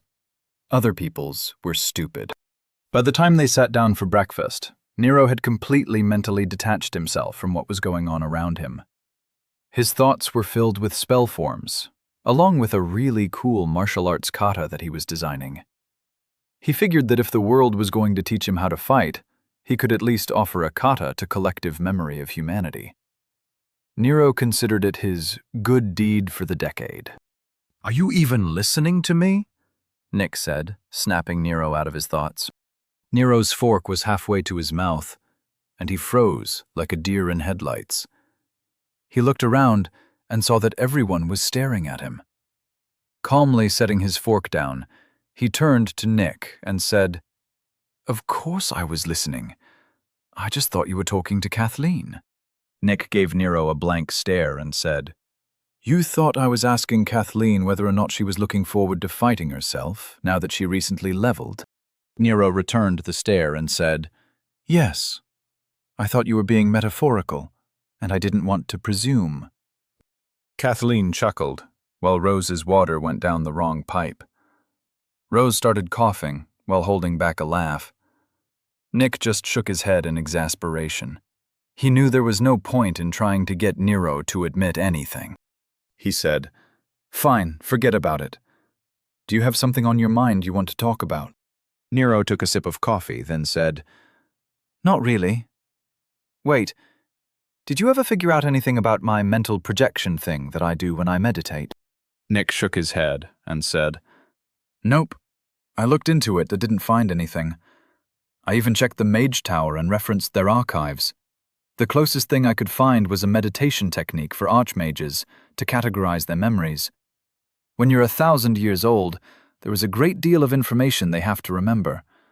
In order to speed up their recall, they practice mental indexing, which sounds similar to what you're doing.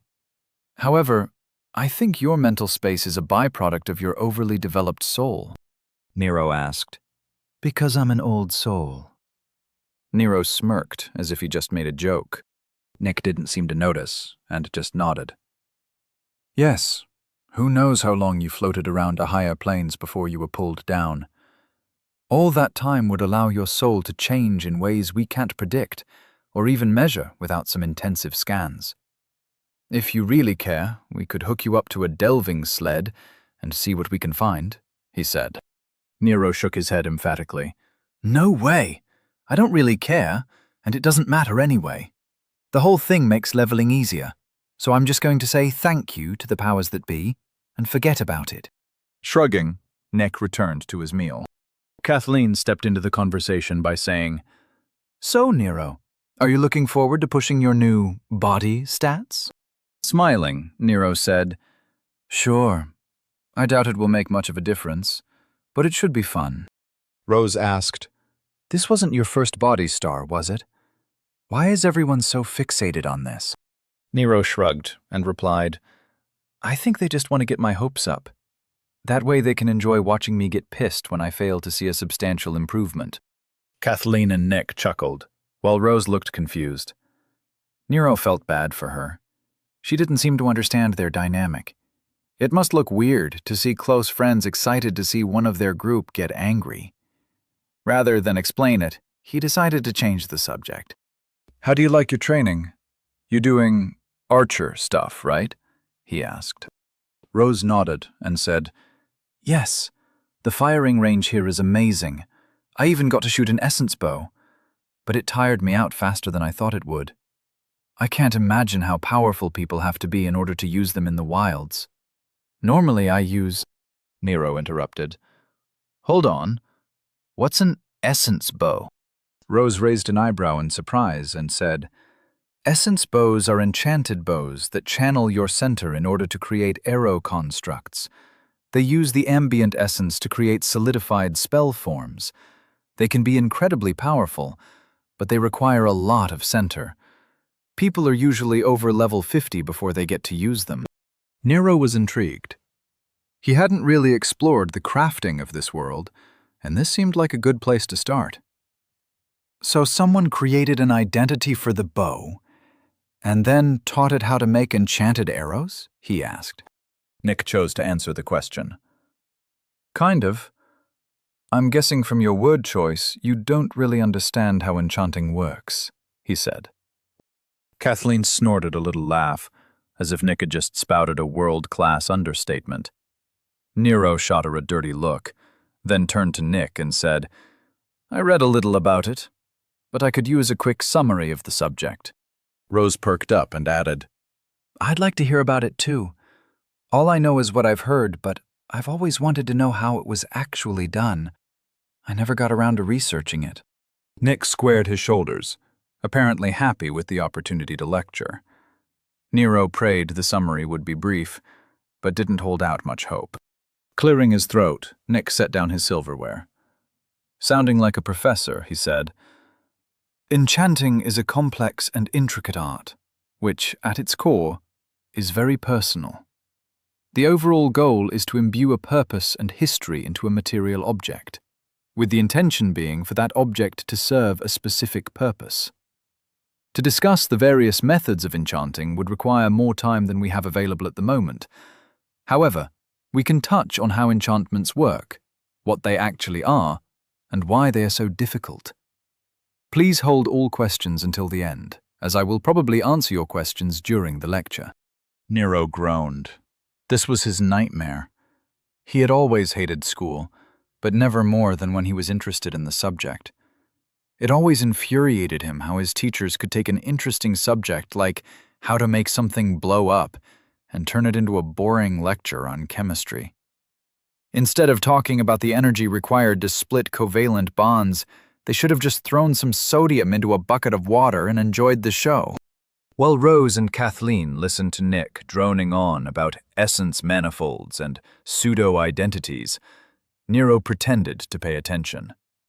He spent the rest of his breakfast mentally reviewing all the ways he knew how to cause an explosion. After he reached number 10, he realized that he might have an obsession with explosions that he hadn't been aware of. That, of course, caused Nero to think about all the things that he no longer cared about, but which he used to think were important.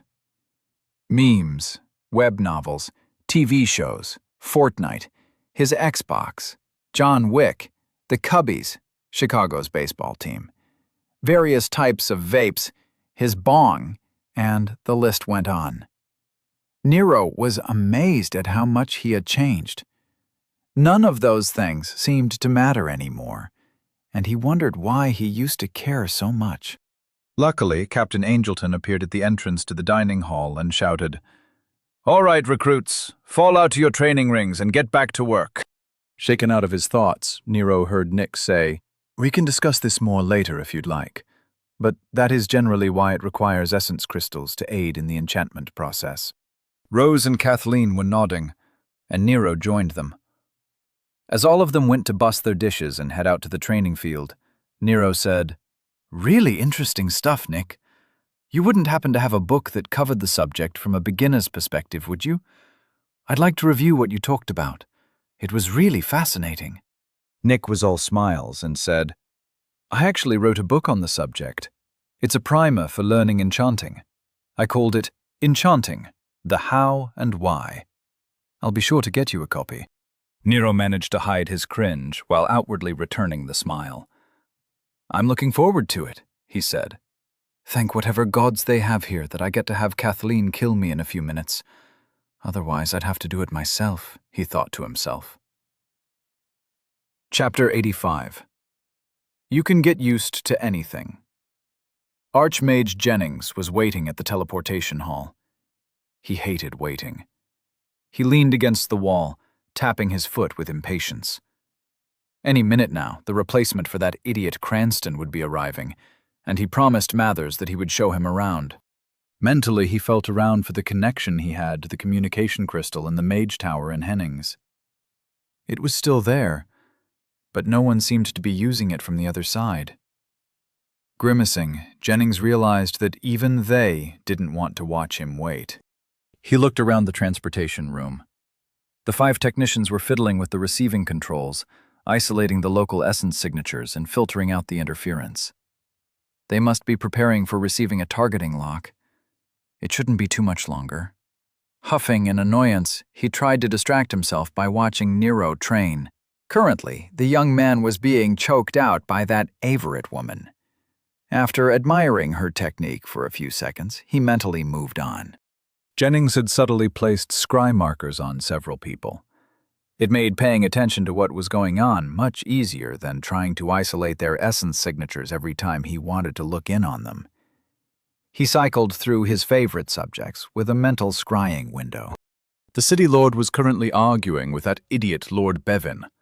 The man was convinced that Dorchester would fall due to having a relative in Hennings that was an adherent to the Fate Weavers. Apparently, his relative had secretly warned him that this beast wave would raise the city. Jennings snorted at the thought of those fools being proven wrong. Again. Moving on, he checked on the City Lord's children. The son was sitting in a carriage, far away from Dorchester. The idiot was currently arguing with his guard.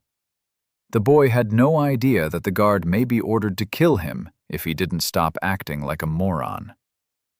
His sister wasn't any better. She was currently yelling at a servant for not cleaning her bedroom properly. Shaking his head, Jennings realized the entire family needed a reality check. Mentally rebuking himself, he realized that the City Lord wasn't so bad. Her kids sucked, though. The general was meeting with the city engineers. He was actually making some real progress on getting the essence cannons back on the walls. The man had impressed Jennings. There weren't many people who were capable of being sly while also being direct. Jennings reminded himself to pull some strings to help the general out a little. The trade commissioner was in a meeting about essence crystal pricing.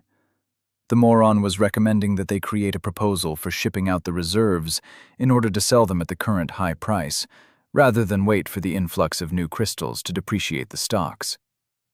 Jennings paused his viewing and sent a ping to have the man's plan exposed to Lord Cosgrove.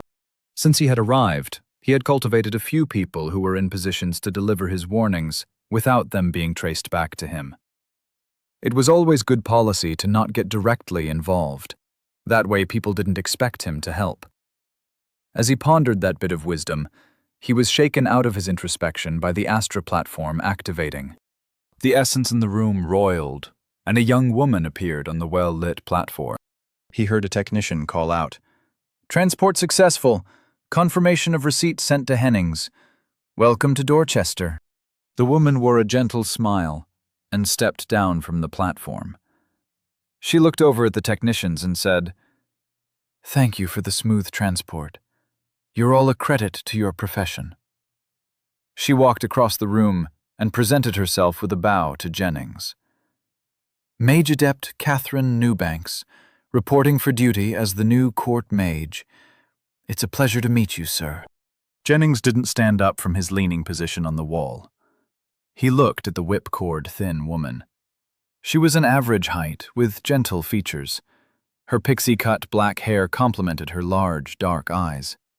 She wore a soft smile and seemed perfectly at ease with his obvious appraisal. He said, "I thought that kid Paddington was being sent."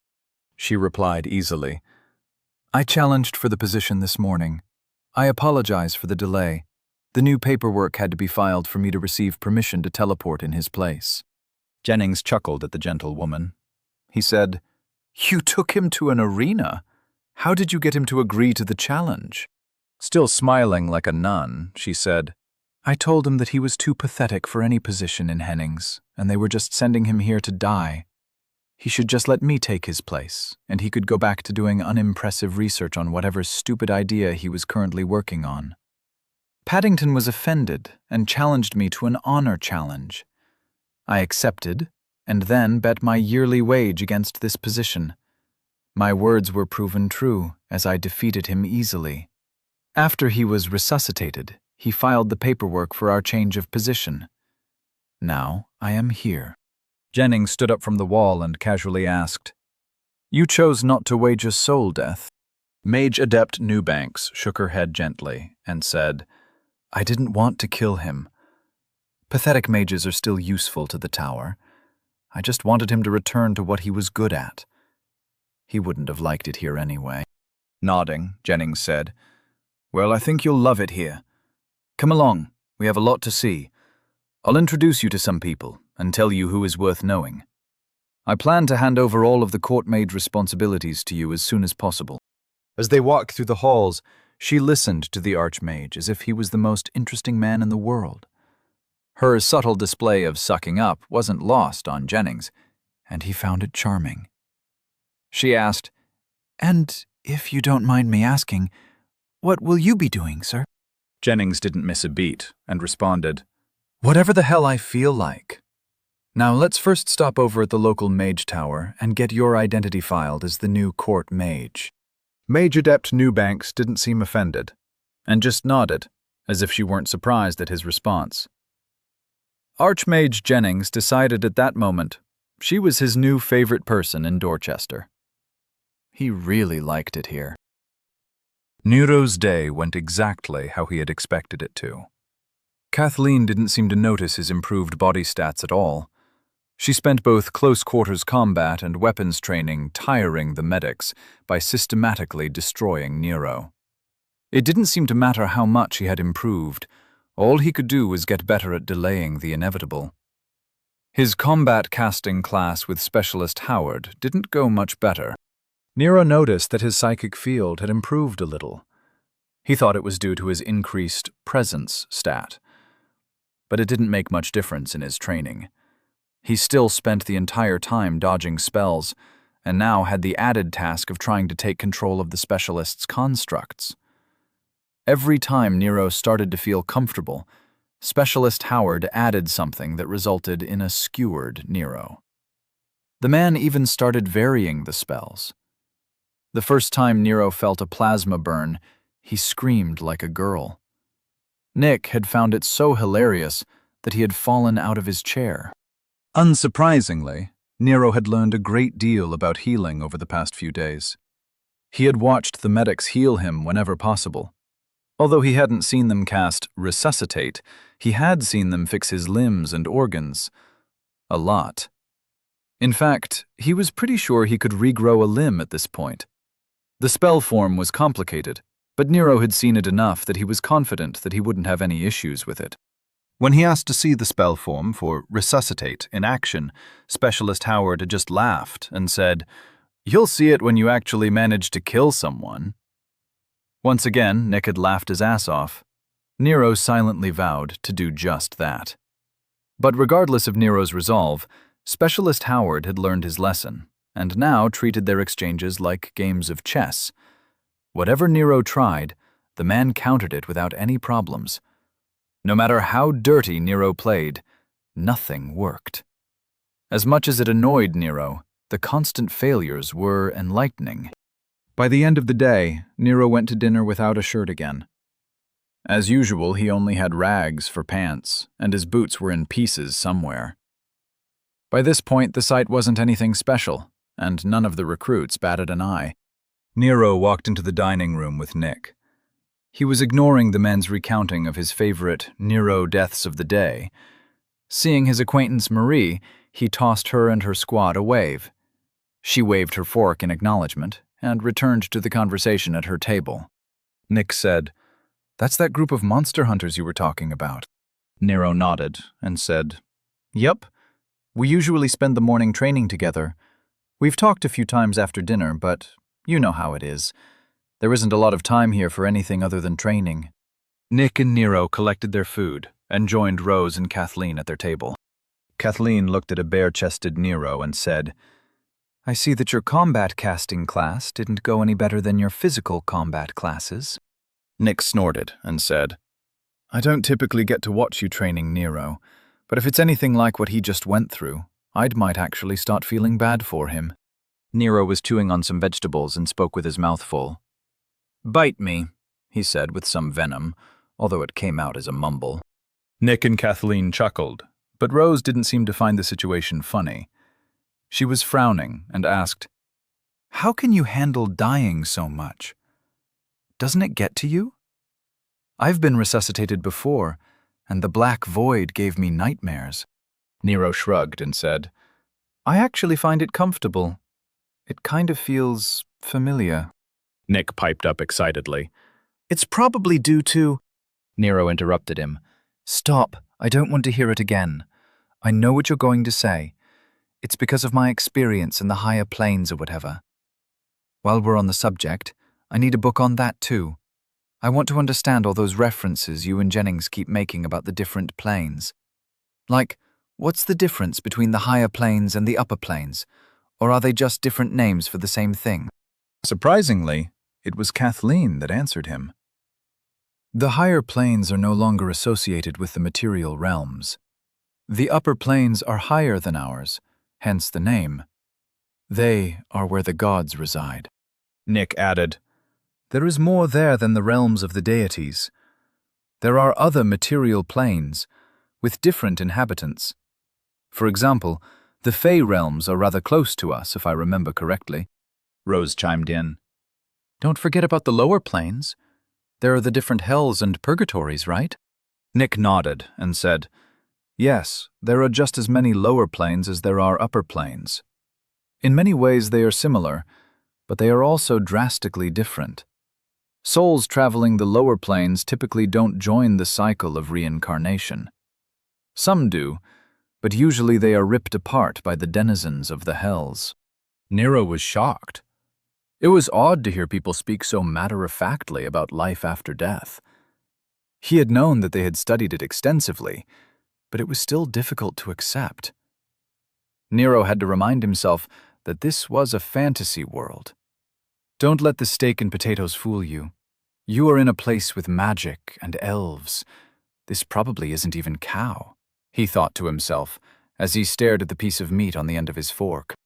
Trying to focus on the conversation, Nero asked, "And what about the higher planes? What are those?"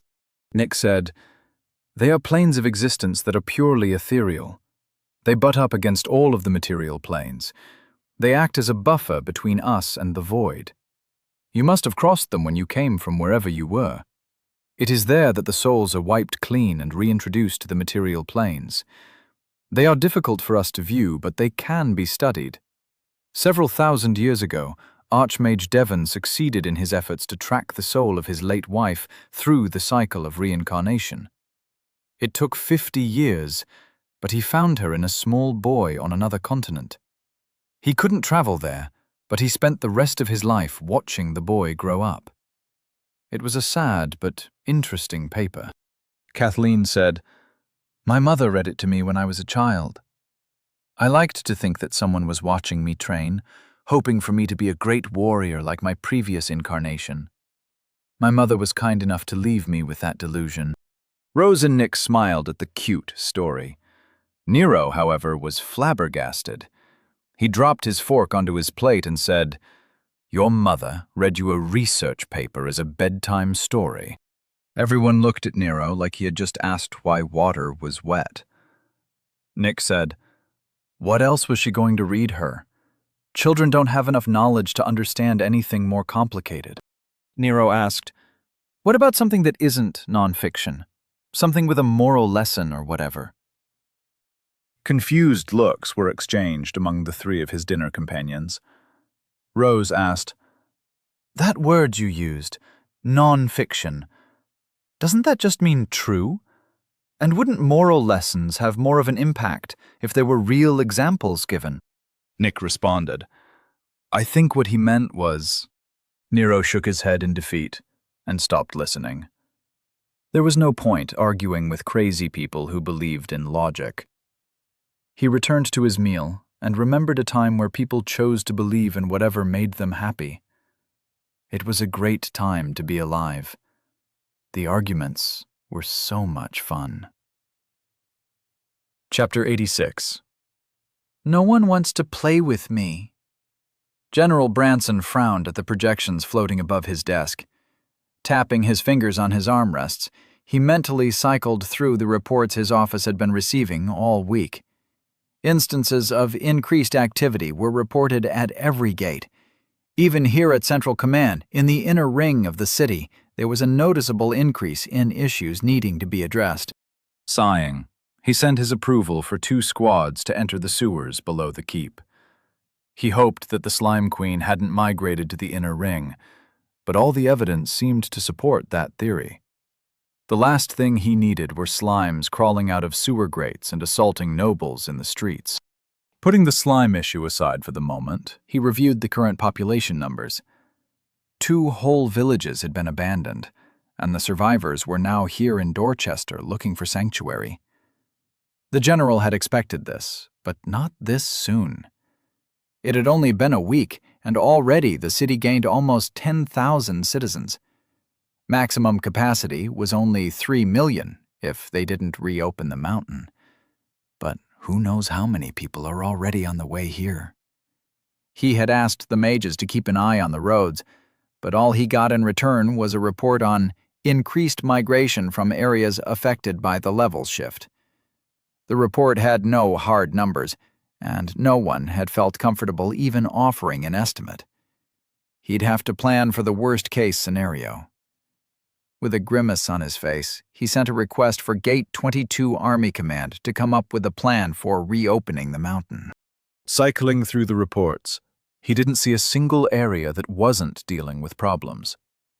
The forests to the east were filled with monsters and beasts. The plains to the south had beast hordes ravaging the land. The northern mountains were teeming with monsters fleeing their caves. Even the western steppes were reporting bogs replacing the patches of forests. The entire landscape outside the walls was changing, and quickly at that.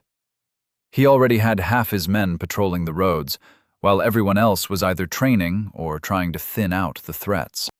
Clenching his fist in anger, all he could do was offer support. It had been years since he had felt this powerless. He opened the projections that Center Research had sent over. All of their estimations were based on limited data. The Essence had only started the density shift a little over a week ago, but they tried to do what he asked. He told them that he needed to know what to expect, and they did their best. The report they sent over had timeline estimations for density thresholds. It looked like Dorchester had a few more weeks of relative peace before things really started getting out of hand.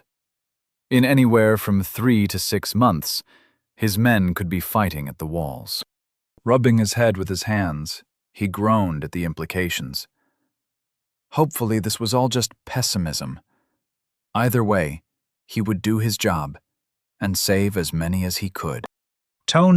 Nero spent day 9 of training doing what he did best, annoying his trainer partners. His personal goal was to make them mad enough to stop holding back. He only had 2 days of training left, and he felt the pressure building. With limited time, he needed to get the most out of each training block. Captain Angelton was the first to suffer during the morning exercises. Nero had made it a point to ask the man things like, "How was that?" and "Am I doing this right?" every 2 minutes. At one point, the man had tried to stop answering him, so Nero started yelling his questions, then asking, "Can you hear me? Sir, are you all right?" When the captain finally snapped, Nero feigned shock and replied, "Sorry, sir. I was just trying to do my best. I'll try and take it easy on the next few exercises." The captain's red face was too much, and Nero laughed his ass off while running away. It didn't surprise Nero that Kathleen hadn't needed much prodding. After only a few sarcastic questions about why she braided her hair the way she did, the woman was positively brutal with her attacks. A blood-covered Nero emerged from Training Ring 3 after she finished with him. Specialist Howard was a little harder to rile up. Yet Nero persevered until he saw the man's forehead develop a pulsing vein. Even from across the room, Nero felt like he could hear the specialist grinding his teeth in annoyance. Smiling, Nero focused and tried to survive the man's wrath. Even though Nero didn't, the medics were nice enough to keep giving him chances to try. By the end of the day, Nero felt physically destroyed, yet spiritually renewed. There was just something about getting under people's skin that made him feel complete. Plopping into his seat in the dining hall, he greeted his squad mates. "Hey, girls, how was your day?" he asked. Rose raised her eyes in surprise at his good mood. Kathleen just grunted and didn't look up from her meal. However, Nick said, "I'm here too, Nero." Nero offered him a wide smile and replied, "Yeah, I saw you. You look very pretty today." Nick just smirked and shook his head, then returned to his meal. Nero saw them all sitting in silence, eating their meals mechanically. The fact that no one wanted to trade barbs with him was destroying his good mood. As he started eating, he said, "Okay, I get it. You're all mad at me. I'm not saying you were wrong to be angry, but I respectfully would like to offer an alternative opinion. Is it possible that you all just need to lighten up a bit?" Harsh stares snapped to Nero, and he felt a slight shiver. Holding up his hands in surrender, he said, "Look, I'm just saying that psychological warfare is a completely viable tactical option. It's also funny. I don't mind when you are calling me Little Lord and mocking my continued failures. We only have 1 day of training left, and I wanted to make sure that everyone was giving 100% effort." Smiling, he attacked his meal with gusto. His squad mates shared a look, and Nick said, "Nero, if you're worried about what's going to happen in the wilds, we understand. Fear of what we will face is perfectly reasonable. There's no need to lash out. But if you feel like you have to, we'll still be here for you." Nero's fork paused in front of his mouth. He looked around at the kind and understanding faces. Even Kathleen looked like she was forgiving him. He dropped his fork to his plate and leaned back with a sigh. All he wanted was for some good-natured ribbing. It had nothing to do with fear or any other psychological issue. The last thing he wanted was for this dinner to turn into a therapy session. He squinted in anger and said, "Listen closely. I am not afraid of the wilds. I am fully aware of what we will face, and I am looking forward to it. My actions today were not lashing out. I didn't try to piss you all off as a cry for attention. The simple fact of the matter is that I wanted everyone to get a fire in their belly. People perform better when they are pushing themselves. Anger clouds judgment and focuses the mind. Your kindness and understanding are unnecessary, and I recommend that you all grow a pair. The beasts and monsters will not care if you are emotionally well-adjusted." Kathleen started laughing, while Nick looked offended. Rose just looked confused and said, "What do you mean, grow a pair? It sounded like you were meaning to say be fearless. I don't get it." Nero looked around the table, shocked at what they all took away from what he just said. Nick looked like he was offended Nero didn't want to talk about his feelings. Kathleen looked like she was proud of his dedication to battle. Yet it was Rose's confusion that irked Nero the most.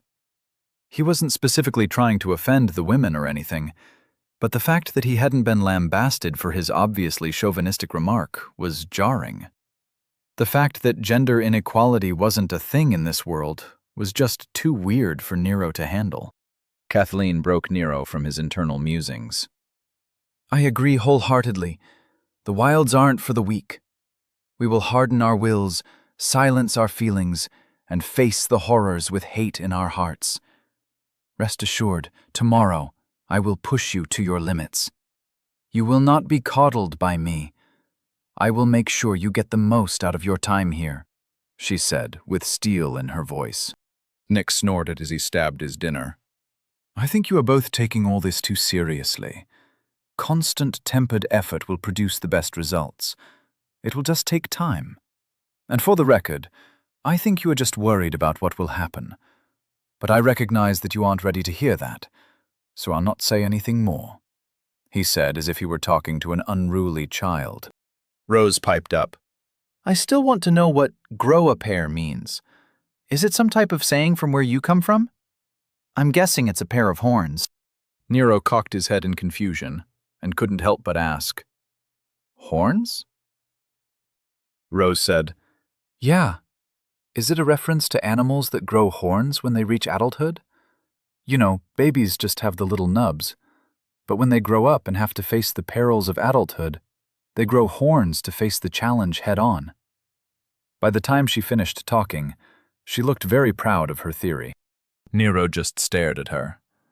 It was ridiculous how much sense that made. In fact, it made a lot more sense than saying people needed a pair of testicles to be brave. Instead of correcting her, he internally admitted defeat and said, "Yup, that's exactly where it comes from." Rose nodded with a smile on her face, proud that she had figured it out. Nick looked interested in the subject and started listing off the different types of animals that grew horns during their adolescence. Kathleen just smiled and attacked her food with vigor. Nero was still leaning back in his chair. He felt like the fight had gone out of him. There was no joy in picking on puppies.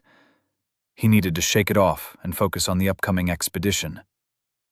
Sitting up, he returned to his meal while trying to force himself to participate in their polite dinner conversation.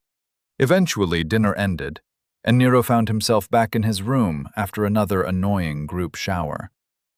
As usual, everyone had treated it as completely normal, and he had even felt himself starting to ignore all the naked people. If he were being honest with himself, the fact that he was adapting to the new social norms was terrifying. Would he be an emotionally healthy robot in 10 years? It's only been a couple weeks, and he had already changed so much. Sitting at his desk, Nero pushed the worries to the back of his mind. There was no point in worrying about it. Just because everyone else was crazy didn't mean he was going to be. It's not like New Age wisdom was contagious. He just had to stay true to himself and continue being considerate to their alternative lifestyles. He'd done it before. One of his old girlfriends was a vegan. That was weird, but he had never made a fuss about it. Smiling at his internal decision to be the better man, he went into his personal dimension for the book of the day. Searching, he found a large leather book about essence vortices. Nero knew that dungeons, spawn points, planar gates, and other things all fell into the category of essence vortices.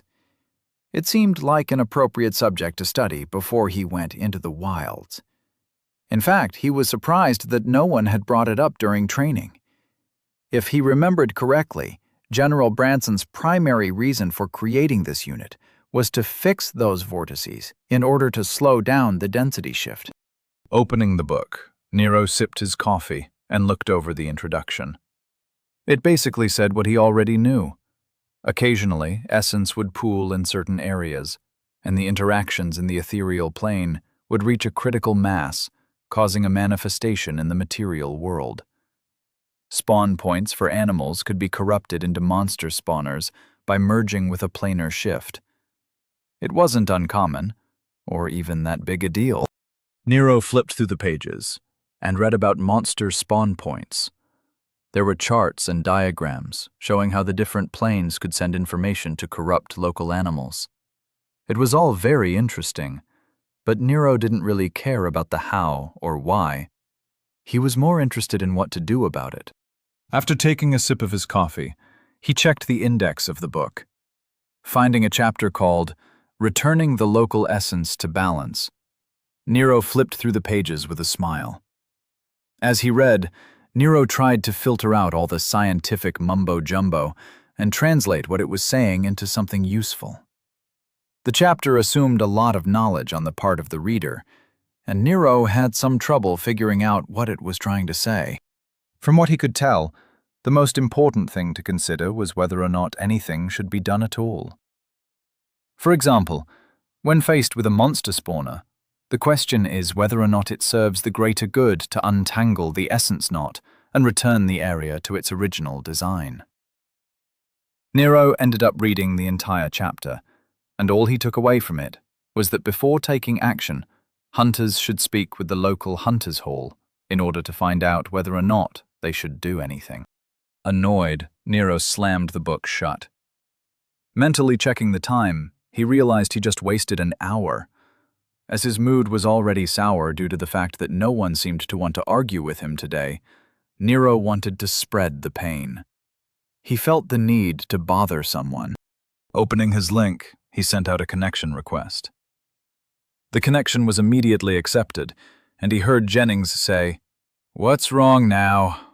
The old man's annoyance was broadcasting over the link without any issue. Nero smiled and said, "Don't pretend you're doing anything important. I have questions about essence vortices, and the book you gave me is useless. Get your ass over here, and don't forget to bring something to drink. You can tell me all about a subject you know tons about. Think about it. It's win-win. You'll feel really smart doing it, while I get to enjoy learning something useful. I don't want to have to ask Nick. He'll just turn it into a boring lecture on the history of essence studies or something." The connection closed abruptly, and Nero's eyes widened a little in shock. Sitting at his desk, Nero wondered if he had offended the crazy old archmage.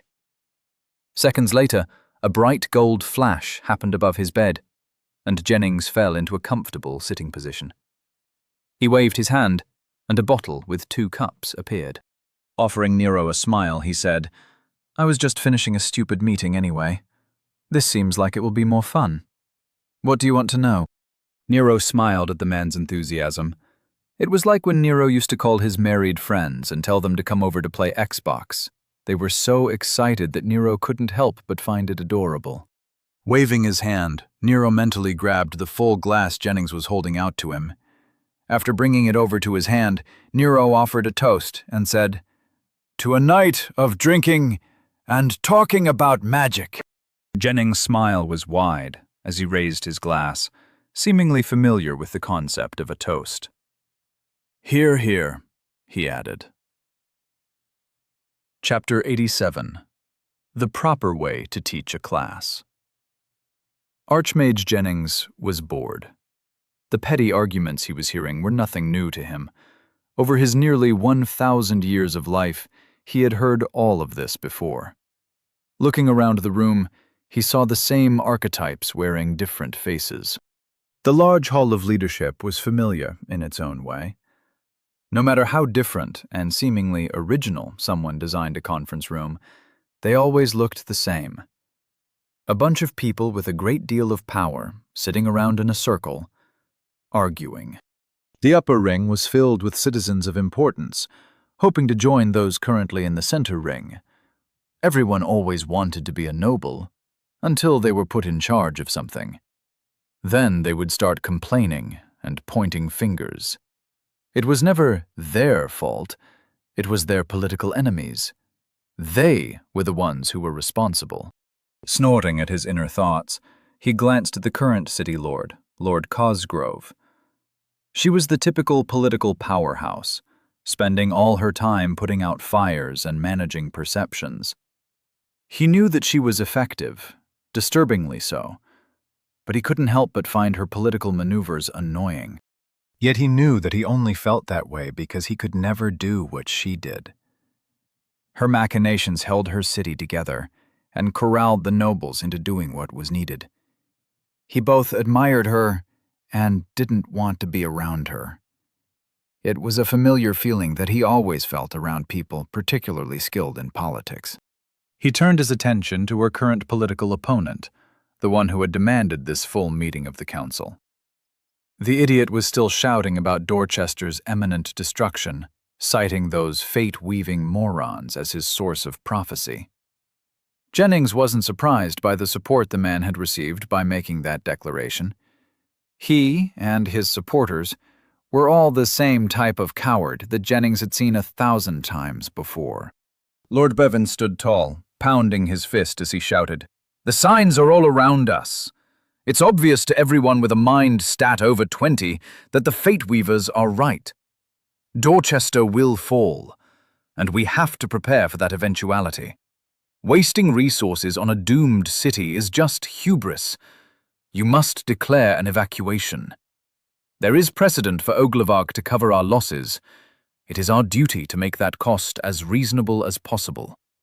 The earlier we evacuate, the more we can save." Shouts of agreement rang out, some even from the upper ring.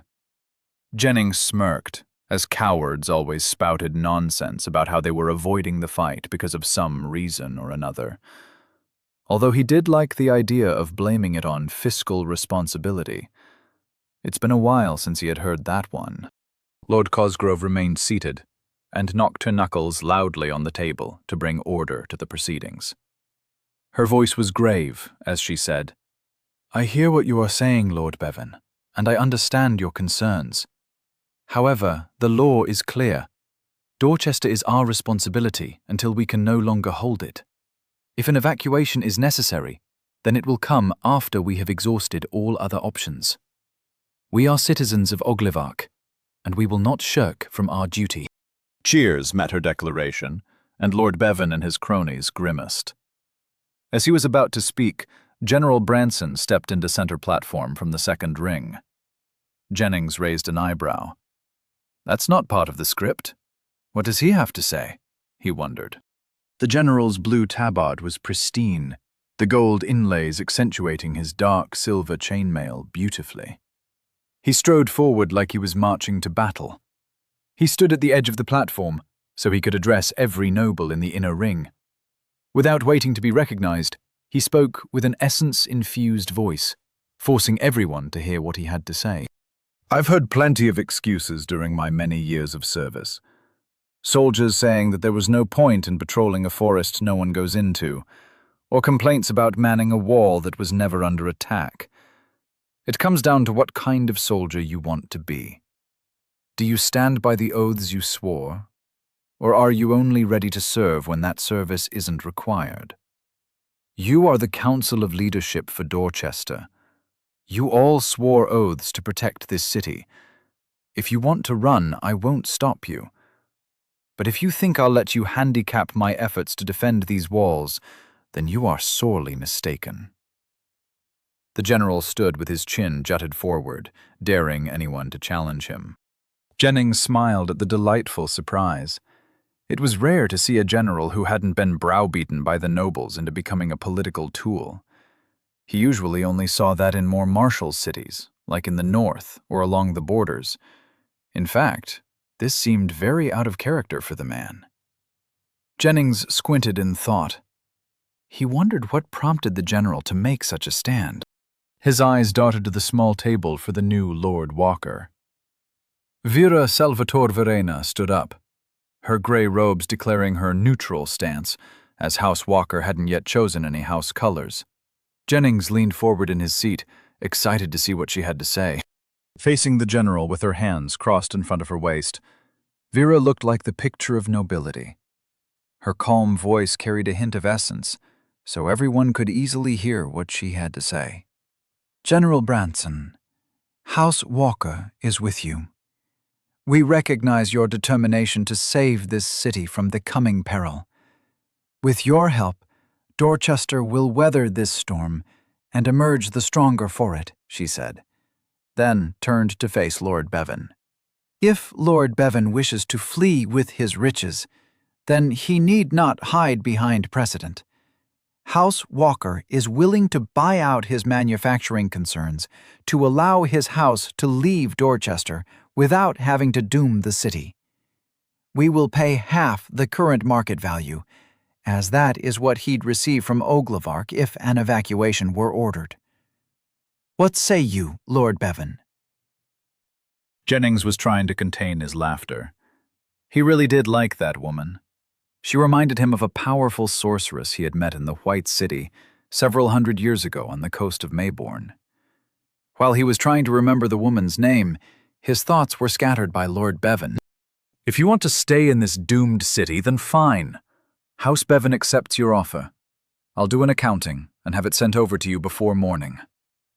He nearly spat out the words, as if it was a threat. Lord Cosgrove stepped in and said, "The Tower of Law will do the appraisal, Lord Bevan. I'm sure you have some packing to do." Looking around at the other nobles, she said, "Would anyone else like to liquidate their assets and run away? This is probably the best deal you will get. If you plan on leaving, I'd speak up now, as this is likely to be your last chance before we declare a siege." There was some grumbling, but Jennings hadn't taken his eyes off Vera. She looked like she had just found the last piece of a puzzle under a desk. What is she up to? He wondered. Lord Bevan stormed out of the council hall, and Lord Cosgrove went about closing the meeting. While the meeting was breaking up, he was surrounded by nobles asking his opinion. Looking around, he saw Majodept Newling was surrounded as well. It was too bad he couldn't pawn these morons off on her. Forcing himself to project the image of a dignified archmage, he tried to calmly answer their questions. Receiving a ping from Nero, he maintained his calm exterior as he split his mind to open a connection. "What's wrong now?" he asked. Nero sipped his whiskey, or something that was close enough to whiskey, then sighed in contentment. This was just what he needed after a day of dealing with people who belonged in the Human Resources Department. He looked over at Jennings. The man was propped up on Nero's bed, smiling and smelling his whiskey. It looked like the man needed this as much as he did. "Long day?" Nero asked. With a smirk on his face, Jennings said, "Did you know that you just bought out several manufacturing concerns? At least Vera got you a good deal." Nero shrugged. The last thing on his mind was money. That was the entire reason he put Vera in charge of House Walker. He said, "I'm sure she knows what she's doing. I'll bet you 100 valens that she has a convoluted plan to—" "Never mind. I just figured out what she's doing. They are a bunch of general manufacturing concerns, aren't they? Maybe some blacksmiths or fabrication shops." Jennings raised his eyebrows in shock, lowering his glass to stare at Nero. "How in the hells did you know that? What's she going to do with them?" he asked, genuinely curious. Shrugging, Nero took another sip and propped his legs up onto the edge of the bed while still sitting in his desk chair. Offering a smirk, he said, "Trade secret, my man. You'll just have to wait a bit. I'm sure you'll figure it out soon enough." Jennings chuckled, but let it go. "So what did you want to talk about?" he asked. Nero pulled his legs off the bed and leaned forward in interest. "Right," he said. Reaching behind him, he grabbed the book on essence vortices and tossed it over to Jennings. The man caught the book with his mind, then set it off to the side. "I know what you were reading. Just ask your questions," said Jennings while smiling slyly. Nero snorted and said, "Stop being so dramatic. I wanted to know how to close dungeons and other things like that. We're going to be heading out into the wilds soon, and I need to know how to deal with what's out there." Jennings gave Nero a look like he was an idiot. "Why do you have to know anything about that? You're not going to be doing any of that. It's not your responsibility. As a matter of fact, it's not even your call whether or not the essence knots need to be unraveled." Not backing down, Nero said, "Let's call it a hunch. I'm betting something annoying is going to happen that separates me from my group along with the main force. Then I'm going to have to perform some heroics, save some people, resolve some interpersonal issues among squad mates or hunters that I run into. Then I'll have to close a dungeon or planar gate in order to avert a disaster." Jennings leaned forward off the wall and sat cross-legged on the bed. With wide eyes, he hurriedly asked, "Have you seen this? Do you have predictive sight? Was it a vision? How do you know what will happen?" It was Nero's turn to look at Jennings like the man was an idiot. "Isn't that what always happens in situations like this? I'd say that I'm not psychic, but that doesn't mean what it used to mean. But rest assured, I don't have predictive sight. I just recognize logical patterns." "Now tell me how to close a portal or whatever," demanded Nero. Jennings squinted at Nero, as if he wasn't sure what to believe. Visibly shaking his head to clear the question from his mind, he said, "It's actually pretty simple, but difficult to accomplish. You have to approach the essence knot.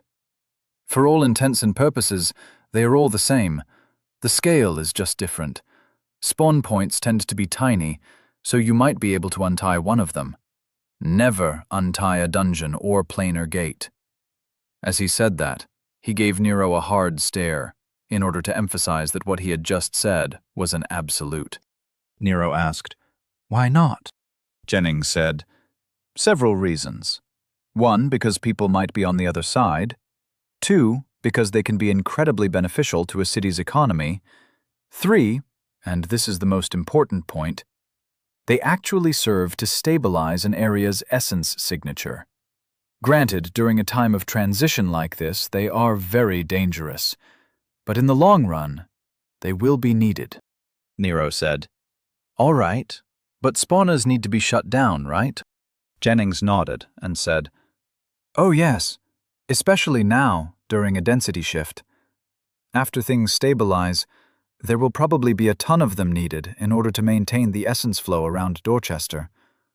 But now they are acting as a trap for the essence flows. General Branson was smart when he reinstated the elite hunters. For the next few months, every spawn point will need to be untied so that the essence can get to the nascent proto-dungeons in order to bleed off some of the potential. It will serve to slow down the city's level shift, buying time for preparations and allowing the outlying villages and towns to evacuate into Dorchester." Nero tried to conceptualize what Jennings was trying to say, and he sort of understood what the man was getting at. He said, "It's like making sure the hose isn't kinked when filling a pool." Nero nodded at his brilliant metaphor. Jennings cocked his head in confusion and said, "It's nothing like that. Using your analogy, the pool is going to be filled anyway. All you're doing is poking holes in the hose so that it takes longer. The dungeons are the holes, and the spawn points are acting as patches, covering the leaks." Nero nodded and said, "Yeah, exactly what I meant. I knew you'd understand what I was trying to say." He pointed at his head, then pointed at Jennings, indicating that they were on the same mental wavelength. "You get me," he said. Jennings chuckled and said, Well, when you find a spawn point, just focus on trying to untangle the essence streams. It shouldn't be that difficult. The hard part will be getting close enough. Spawn points are typically swarmed by whatever they are spawning, Nero said. That's incredibly vague, but I guess I'll just have to wait and see what you mean. Nodding, Jennings said, I'm sure you'll do fine, but I don't think you'll have to do it yourself. Your unit will have plenty of people with experience in shutting down spawners. Now, is there anything else you'd like to talk about? I really should get going. I have other things to do. Nero smiled and propped his feet back up the bed and said, Oh, just one or two things I was wondering about. Shouldn't take too long. Pour yourself another drink. You've got time. Jennings shook his head at Nero's antics, but leaned back and decided to humor the amusing young man. Okay. So what do you want to know? Nero smirked and said, Let's start with how to maintain communications while in the field. I've heard that's important. Jennings shrugged and said, Sure, if you say so. For the rest of the evening, Nero took advantage of the old man's wisdom. He couldn't believe how useful it was to have someone who actually answered the questions he asked. Nero had become used to being told that in order to receive an answer, he'd have to sit through all the related material. Jennings, however, didn't seem to care. The wonderful man just answered what was asked and enjoyed watching Nero try and figure out the details. After several glasses of whiskey, Nero was feeling a little tipsy. He held up his glass and said, I think this is the beginning of a beautiful friendship. Jennings looked confused and asked, What in the hells are you talking about? Nero frowned. Realizing that Jennings was never going to get the reference, he said, Don't worry about it. I'd rather hear about what that Mathers guy said when he found out you were the one who kept stealing his coffee. Chuckling, Jennings said, Oh, well, that's a good one. Chapter 88. The Substandard Pep Talk. Mike was checking his supplies in their common room when Heather burst through the door. Startled, he spun around and dropped into a combat stance as a pair of knives appeared in his hands. Recognizing his teammate, he rose from his crouch and frowned. He was about to berate her for barging in like a lunatic when she held up a folded map. With a wide smile on her face, she said, Our friend's contact came through. We have the route they're going to take into the wilds. Reaching out to take the map, Mike shouted over his shoulder, Hey, Jerry! Get your ass in here! Coming out of his room, Jerry looked at the happy rogue and Archer. What's got you both so excited? Mike was looking over the map, while Heather was smiling like a maniac. Raising his head, Mike said, We've got the route. Now all we need to do is choose where to set the trap. Scratching the back of his neck, Jerry said, We still need a plan for separating him from his protectors. I think you two might be underestimating the difficulty a bit. There are going to be a lot of things we have to get right before we get paid. Heather waved a dismissive hand and said, The fixer already thought of all that. He's given us the route and how the teams are going to be deployed. There will be 5 five-man teams, along with 1 5-man command team. Mike spoke up as he was reading the map and flipping through some handwritten pages.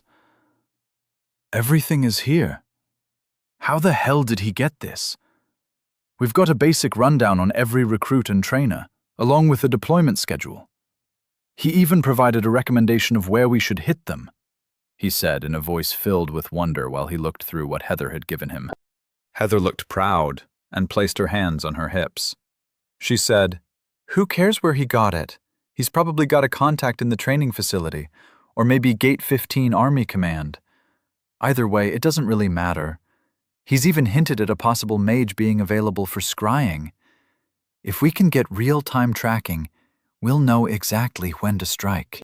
Mike frowned as he noticed something, and Jerry immediately asked, What's wrong? You see a problem? Staying silent, Mike seemed to be trying to decide whether or not there was an issue. He eventually looked up and asked Heather, Can you take out a skilled mage along with a northern warrior before they put up their defenses?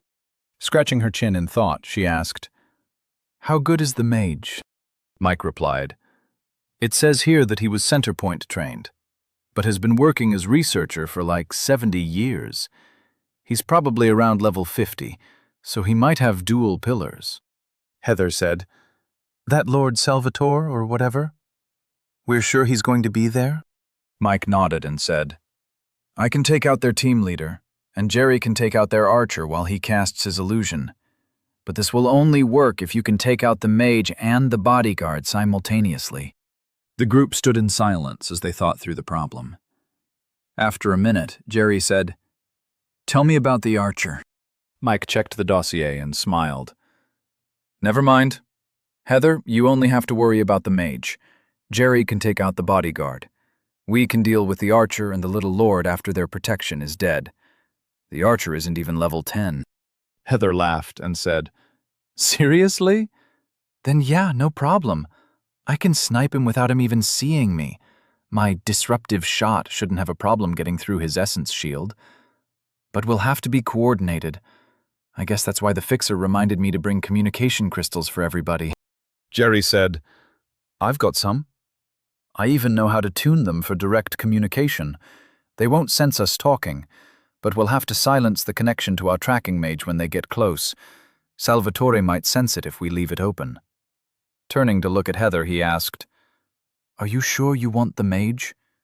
The illusion will be up, so I can take care of him easily." Heather took a moment to think, then replied, "All right. If you're confident in taking out the mage, then I can take care of the bodyguard. Mike can handle their team leader. We just need to time it correctly." Mike nodded with determination. "Sounds like we have a plan. After they're dead, we strip them and dump them near the closest spawn point. Whatever is there will clean up after us, and we'll be in the wind." Folding the map, He sent it into his personal space and said, "Get your gear together. We head out tonight. Our target will be there in 3 days, and I want us to be waiting for him. Remember to pack some gear that won't identify you, along with some masks. Who knows who will be watching? Hopefully no one other than our friend's mage will be scrying the area, but we shouldn't take the risk." Heather and Jerry nodded in agreement, then split off to finish packing. Mike stared down at the table, looking over his gear.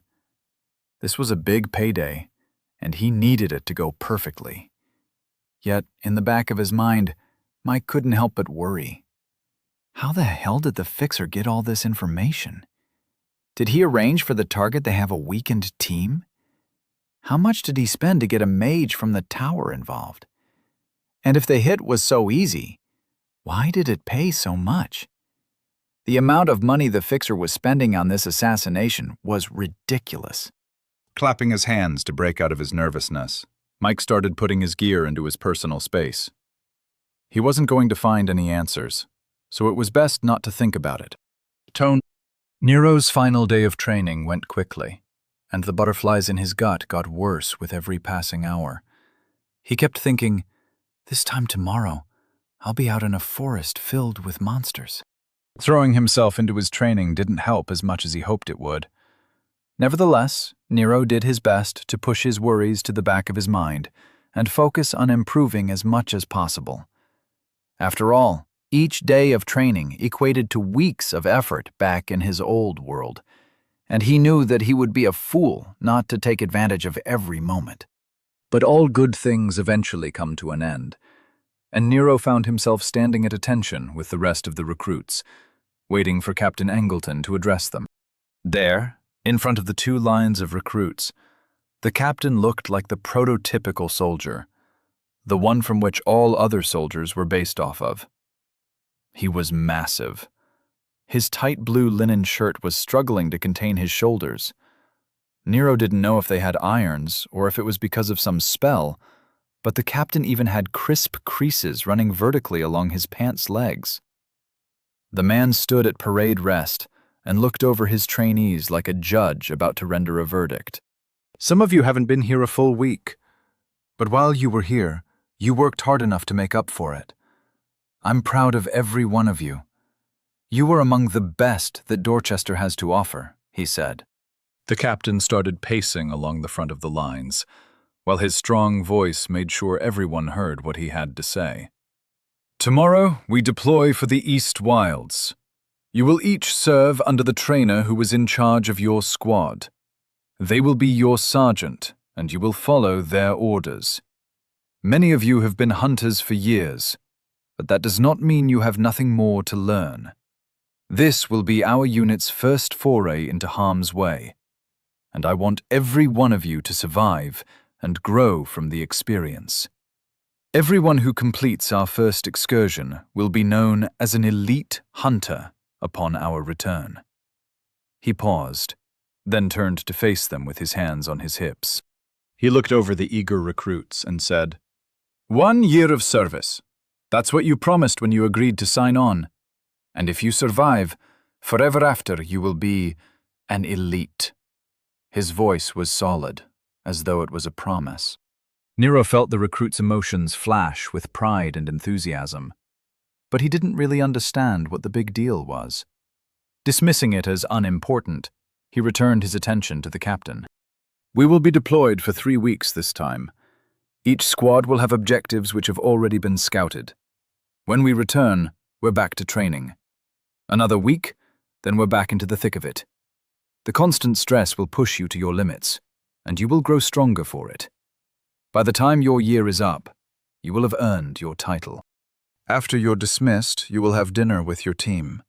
During your meal, be sure to talk about what's to come. Your sergeant will brief you. The 4 elites deployed with you will be your family. In time, you will come to rely on them. The bonds formed during stress are stronger than any formed while at peace. Prepare well, because this is just the beginning, he finished, then took his place at the front again. Pausing, he looked over the recruits, then gave a nod of acknowledgement. Captain Angelton shouted, "Dismissed!" then turned and walked away. Nero did his best to stifle his burgeoning chuckle. The entire little speech was so cliché that he wanted to shout, "Gnomes rule," or something else to mock the proceedings. Luckily, he was able to hold himself back and instead walked over to join his teammates who were gathering around Sergeant Wesker. As he walked up, he heard the sergeant speaking. "For now, you'll just have to listen carefully. Your links won't work outside the walls, and we aren't going to be relying on a portable hub. The goal of the elites is to be completely self-sufficient. Everything is going to be hard copy," he said. From his personal space, Nero watched him pull out several brown folders. The fact that they weren't manila was annoying. He took his folder and opened it to see a folded map, along with several pages full of reports and conclusions. While they were all standing in a circle, the sergeant said, "During our meal, I'll give you a brief overview of our objectives, after which we will head to the armory and the equipment depot. Once we get our gear, we'll break for the night. Enjoy your shower. It's the last one you'll have for a while.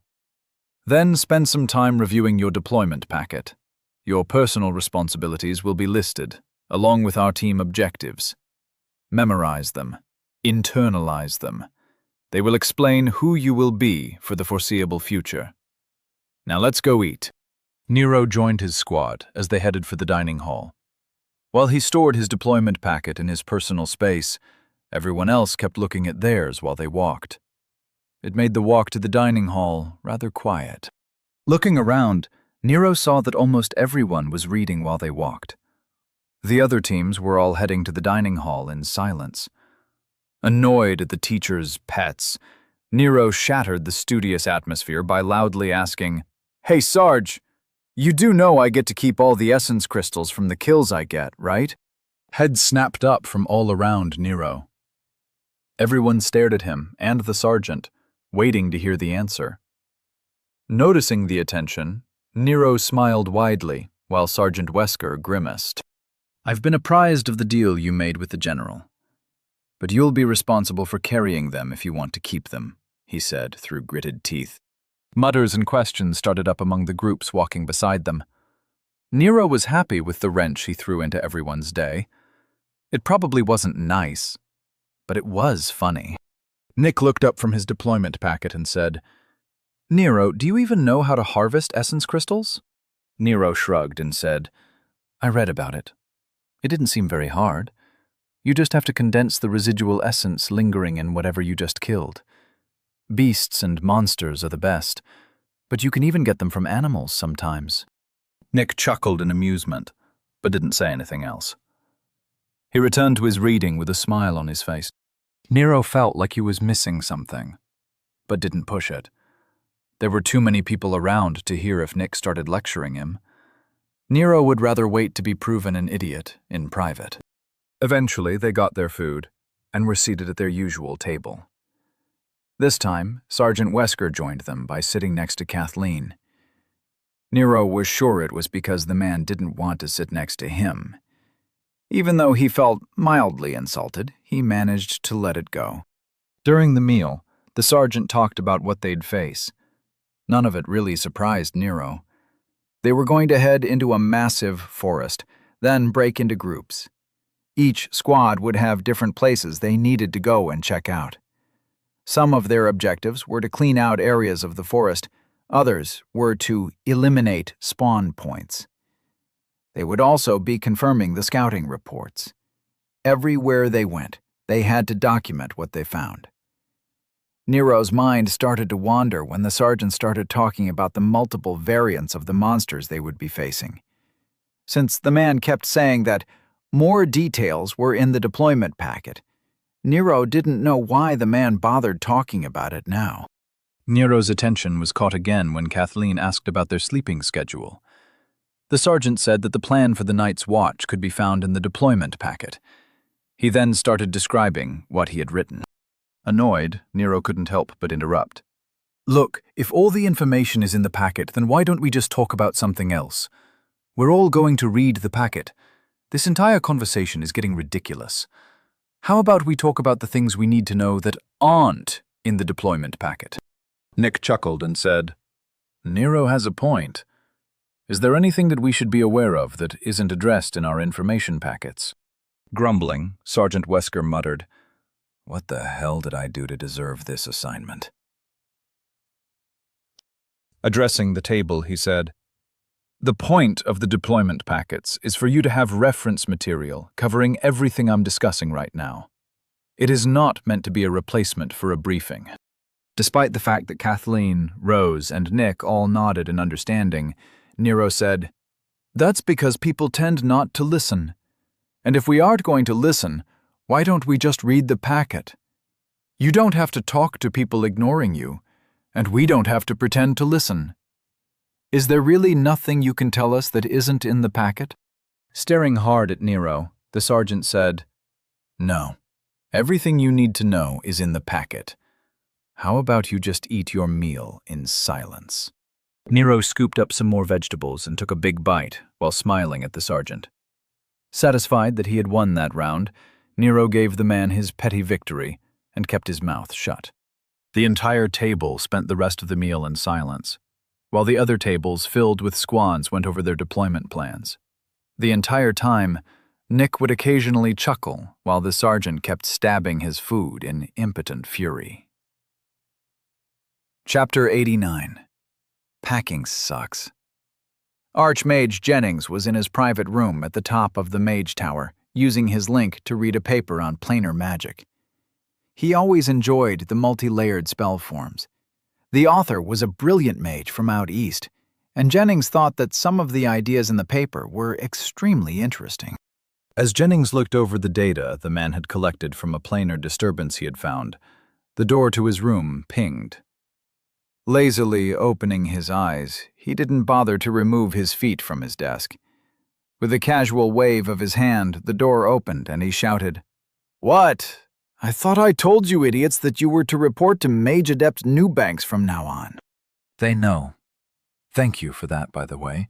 In the future, if you'd like me to take over your projects, I'd appreciate the associated files for those projects," said Mage Adept Newbanks, as she strolled into the room with her typical calm expression plastered on her face. Snorting, Jennings replied, "I'm sure you did fine, but if it makes you feel better." He opened his link and quickly collected and collated all of the current court mage files he had, then said, "There. You have everything concerning the current happenings in Dorchester. However, a word of caution. Jennings dropped his legs from the table, sat up, and gave the new court mage a serious stare. Do not interfere with any plots against House Walker. I want that young man to deal with those issues himself. Newbank's eyes lost focus as she mentally went through the files Jennings had sent her. After a few seconds of reading, she raised her eyebrows in surprise, then focused on Jennings. She said, You know that this is in direct violation of the new Noble Accords. Are we really not going to do anything? Shrugging, Jennings poured himself a drink, then leaned back in his comfy chair. He said, It doesn't matter. The plan will fail, after which we can decide what to do about it. Let the nobles play their stupid games. I have it all under control. And besides, we have more important things to worry about. By the way, did you get that coffee they have at the keep? Offering Jennings a blank stare, she replied, Yes, you now have a personal stash of the same coffee they use at the keep. It has been charged to your personal account and hidden behind the wards you requested. Also, I'm waiting to receive confirmation that your bid has been accepted by the artisans for the work on your yacht. They seem hesitant to paint over the royal colors. Chuckling, Jennings said, It's my yacht. I stole it fair and square. Just give them the paperwork that Mathers sent over. If I want a bright green yacht, then I should have a bright green yacht. Also see if there is a painter willing to put blue flames on it. That would look great. Without showing any emotion on her face, Newbank said, Very well. I'll look into it. Thank you for your time, sir. She abruptly spun and walked out of the room, slamming the door with her psychic field. Jennings just watched the woman leave, then shrugged at her display of anger. That woman is wound tighter than a dimensional knot. I'm going to have to work on getting her to lighten up, he thought, while returning to the interesting paper he had been reading. All of his gear was spread out across his room. There was so much it took up both his desk and his bed. In fact, he had to prop the spears up in the corner when he had run out of room. Nero looked around and shook his head in dismay. He couldn't believe how much crap they wanted him to lug around. Even if he had a personal dimension, he had more important things to store in it than half of this junk. Mentally checking his personal space, Nero looked over what he had picked up over the past few days. There were 8 pots of coffee, a bunch of dirty dishes, several plates stacked with cookies and bread, and his satchel, along with all his books. But there was still a lot of space that wasn't being used. It was like a really large room that had everything just floating in it. There was no time, gravity, or atmosphere. The dimension was so bare bones that it really was just a spatial pocket. Nero had paid close attention to the book Jennings had given him. In it were many different types of personal dimensions, and Nero had chosen the most basic one to start with. Even that was arguably more complicated than he should have been able to cast. He didn't fully understand the spell form, and if it hadn't been for them goading him into casting it, he wouldn't have tried. The more complicated dimensions described in the book could even allow for containing living beings. Nero wondered if one day he would be able to have the coveted inner world that the cultivation novels always talked about, although he couldn't imagine how complicated the spell form would be to cast one. The entire concept was crazy to him. It had taken only one spell, and he had created a separate dimension that didn't require any upkeep, and since it was tied to his soul, it would endure until he, and only he, cancelled it. The only limits it had were the initial design constraints and how powerful his soul was. If he had cast it wrong, he could have damaged his center, or if he had tried to make it too big, he wouldn't have been able to tether it to his soul, and it would have collapsed. Nero shivered at the thought of what could have happened if he hadn't succeeded. Even if the chances of failure were small, he shouldn't have let the old bastards goad him into creating it. Shaking off his internal musings, he returned to the task at hand. Looking around the room, he thought about how he wanted to do this. Rather than pack everything up into the large duffel bags, he figured it was a better idea to store everything separately. He didn't seem to have a problem visualizing his personal dimension like some people did, so he figured it was better to be able to just grab what he needed individually. Starting with his weapons, he stored 4 short swords, 10 spears that were taller than him, 3 small buckler shields, 1 large shield that was too big for him, and an assortment of knives. Smiling at his personal arsenal, Nero looked around the room and realized he hadn't really made a dent in all the stuff he had pulled from the large bags. Since he had to individually imbue his center into everything, he realized this was going to take forever. With a huff of annoyance, he stopped stalling and just did it. 3. Enchanted lamps, designed to pull in ambient essence and create a directed light. 5. Large bundles of ropes, various thicknesses, from twine to climbing rope. 2. Sleeping bags, enchanted to be sturdy and could be hung from trees. 1 tent, which could be activated to expand into a small dome. 1 small pillow, which looked like a large soft brick. 10 blankets, thick wool-like material, colored dark green. 2. Pickaxes, enchanted with an aid to piercing damage and sturdiness. 2. Wood axes, long handles, enchanted to aid cutting down trees. 2 hand axes, short handles, enchanted to aid in stripping trees and for combat. 1 fire starter, round foot-long stick that can produce a spark from ambient essence. 5. Illusion rocks, enchanted to cast a misdirection ward so enemies won't know where to find them. Meant to be placed in a pentagram. 10 full clothing sets, dark green, even the underwear. 1 set of cold weather clothes in case of planar displacement, however unlikely. 2 spare sets of boots. 30 pairs of socks, which Nero thought was overkill, but stored them anyway. 1 poncho-type rain gear. 1 barrel, enchanted to use ambient essence to collect water. 50 rations, which looked like small brick-sized energy bars. 2 cups. 5 canteens. 2 large sporks, which Nero was happy to see existing in this world. 4 large duffel bags, now empty. 2 pairs of goggles, enchanted to increase viewing distance and handle low-light areas. 2 masks, green. 2 breathing filters, which looked like a hospital mask had a baby with a welding helmet. Pausing, Nero felt drained. It was annoying to create a connection to so much random stuff.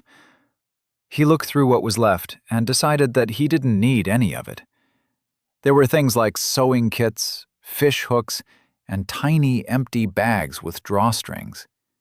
Nero snorted at the assorted first aid tools. If he ended up needing them, he would already be dead. His magic would serve most of his needs. It was bad enough that he took a fire starter. Enough was enough, he thought. Taking everything that was left, he shoved it into the corner of his room. He already had all the important stuff. If he ended up needing something else, then he'd just have to suck it up and deal with it. There were more important things he could be doing, and he'd already wasted hours dealing with this. In fact, he really needed to talk to Nick before he went to bed.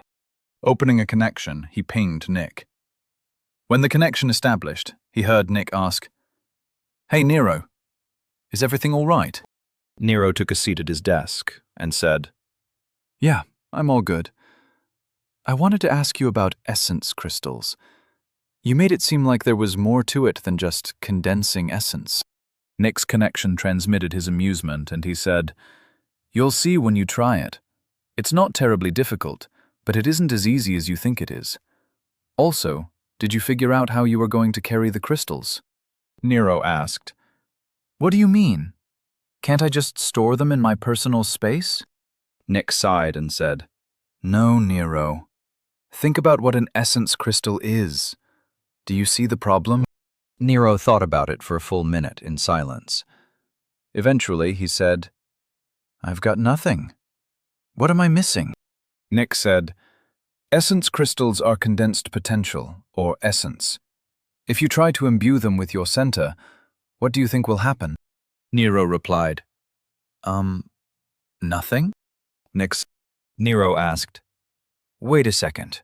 If you can't store things with an identity, then how do you store enchanted items? Nick replied, It's totally different. You can coat something with your identity and store it, but an essence crystal doesn't really have a shape. It is not really physically there at all. It is a condensed form of an ethereal concept. Most space magic won't work with them. Why do you think there are so many caravans moving between cities?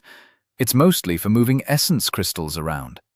Other things are easily stored in dimensional dimensions, personal dimensions, and even dimensional crates.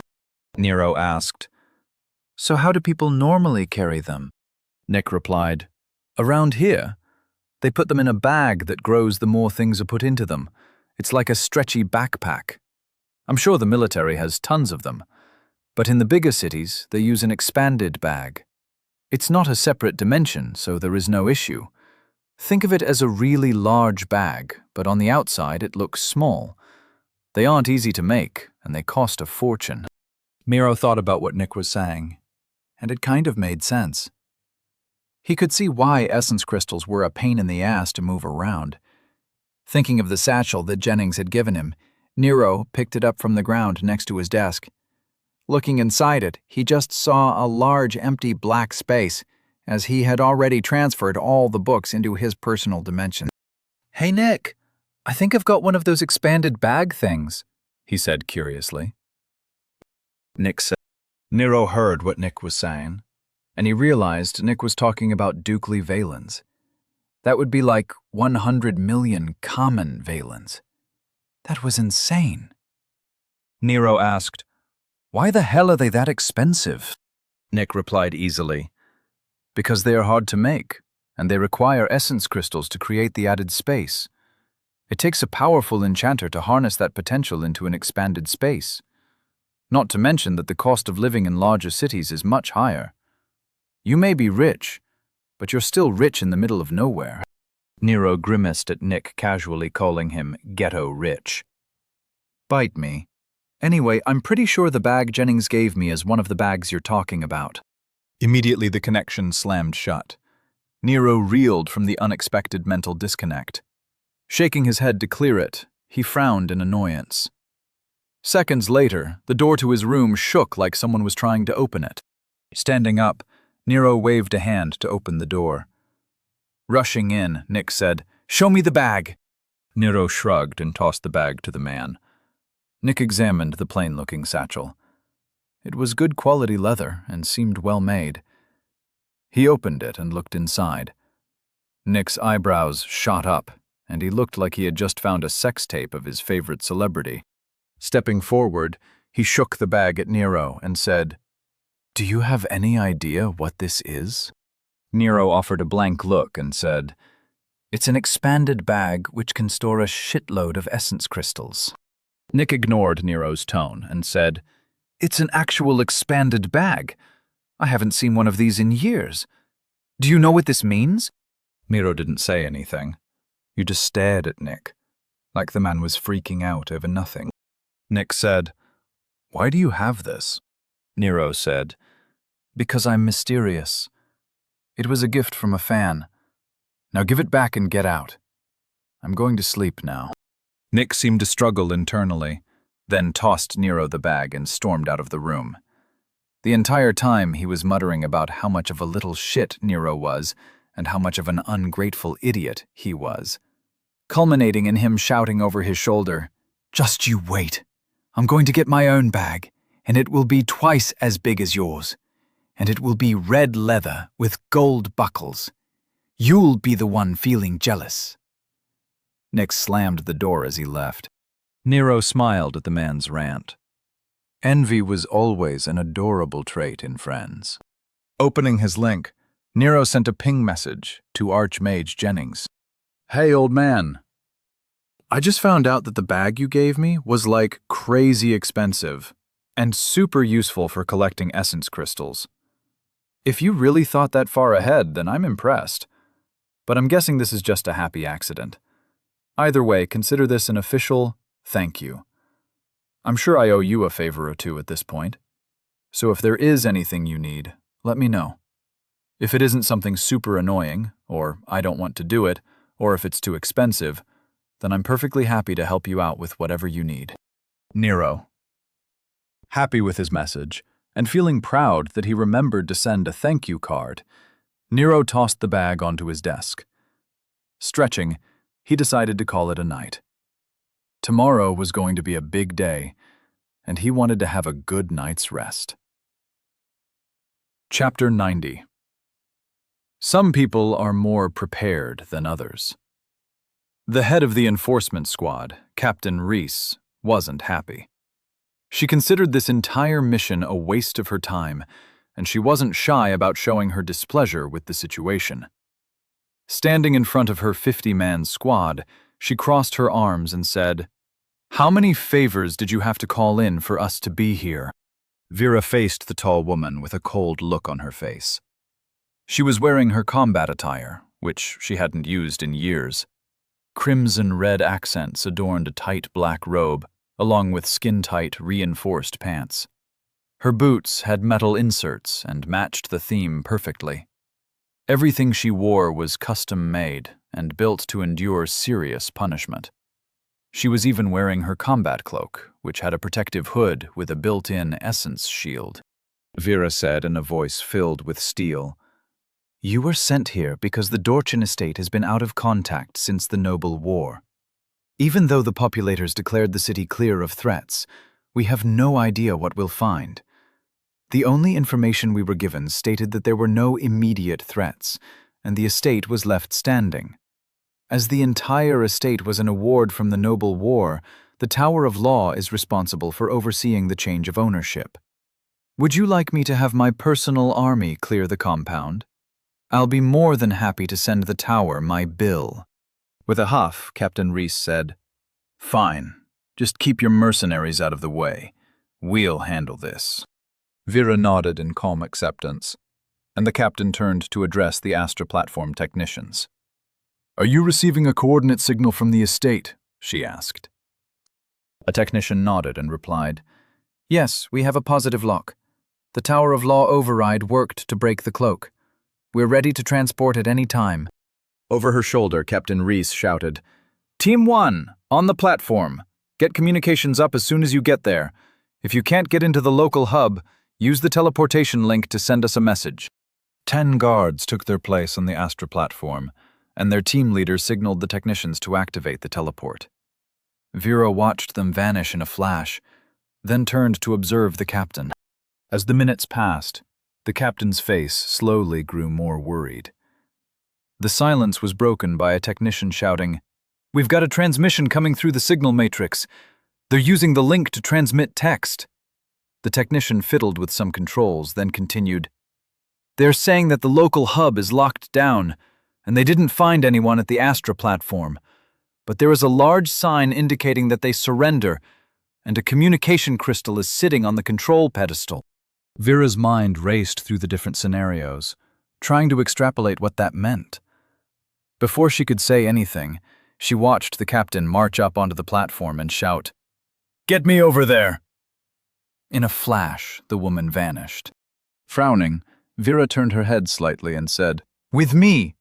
She ordered the 5-man team she had brought along to follow her. As she and her private mercenaries stepped onto the platform, she offered the technicians a nod, then transported to the Dorchin estate. She and her team appeared in an overly ornate private teleportation room. The captain was already holding the communication crystal and seemed to be surprised at what she was hearing. Unwilling to be left out of the decision-making process, Vera demanded, "Captain Reese, what's the situation?" The captain turned to look at Vera, and with a stunned look on her face, she said, "There are still 10 guards left here.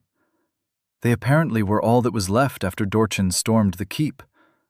When the populators showed up, they isolated the entire staff in a dining room and sealed the exits. The guards were personally charged with making sure that no one escaped. The local hub was isolated, and the estate wards were activated. The guards have been waiting almost a week for someone to show up and relieve them from their duty.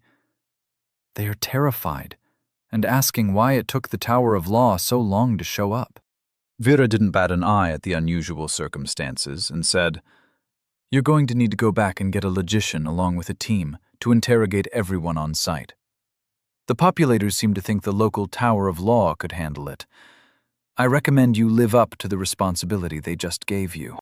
Nodding, Captain Reese said, "Yes, of course. This needs to be handled carefully." Vera offered a smug smile and said, "Aren't you glad you decided to come? How foolish would you have looked if you stayed behind and I had to formally petition the Tower of Law to do their job? Perhaps in the future you will remember that situations are only bad when you enter them without preparation."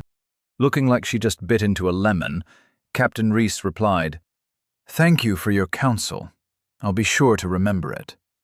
With a sigh, her shoulders slumped, and she took a step closer to Vera, then continued, "I formally thank you for including the Tower of Law. You have saved us from looking like idiots, and I recognize the debt." Vera waved her hand dismissively and replied, "House Walker has the deepest respect for the Tower of Law, and we will fully cooperate with your investigations. There is no reason for the Tower's negligence to be formally recorded. After you complete your operations, I will formally declare the estate received, and we can put all of this behind us. Perhaps, as a favor, you could make sure to ensure the loyalty of all the employees of the former Lord Dorchester. If House Walker is to staff the estate, it would be nice to know who is trustworthy." Captain Reese recognized the subtext of what Vera was saying and replied, "I'll see to it personally."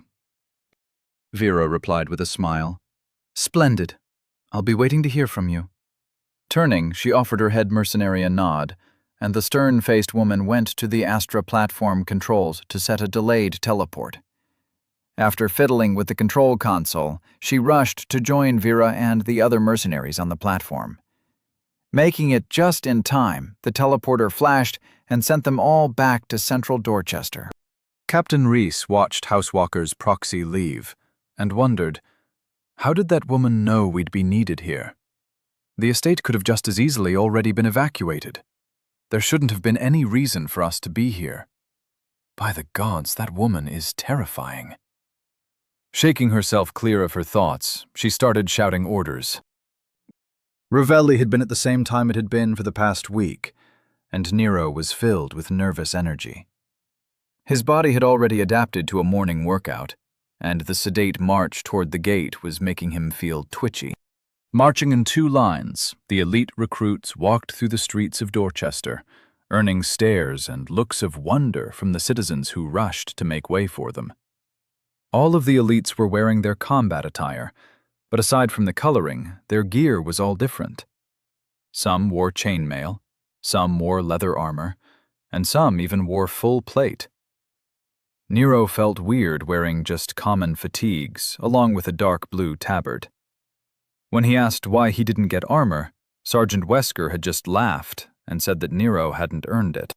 Glancing to his right, Nero saw Nick walking with a smile.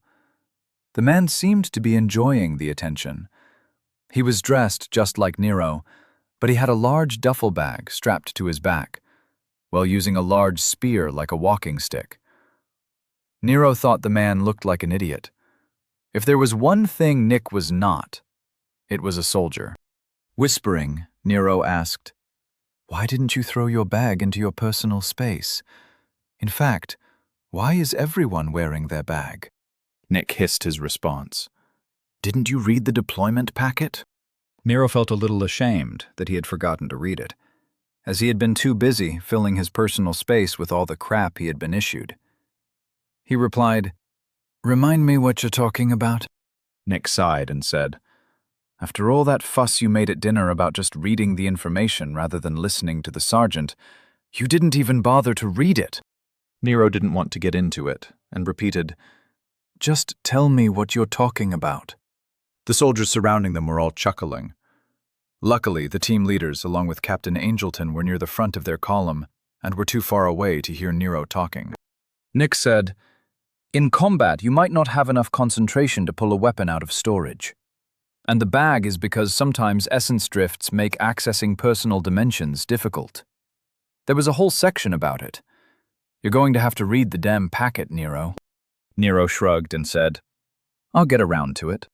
Mentally reaching out, Nero tried to form a personal connection to Nick, like Archmage Jennings had shown him. Out of the corner of his eye, he saw Nick look toward him with surprise clear on his face. Nero frowned at him and shook his head. Nick looked confused, but reached out to establish a connection. I didn't know you knew how to do this. Why didn't you just use your link? Asked Nick. Nero kept his eyes forward, pretending that nothing was happening. He replied over the connection, I had Jennings show me. Don't tell anyone. We needed a way to communicate without anyone knowing. Nick kept his eyes forward, but his face made it clear that he was having a mental conversation. Espionage wasn't his forte. Damn it, Nick. Try to act normal, said Nero.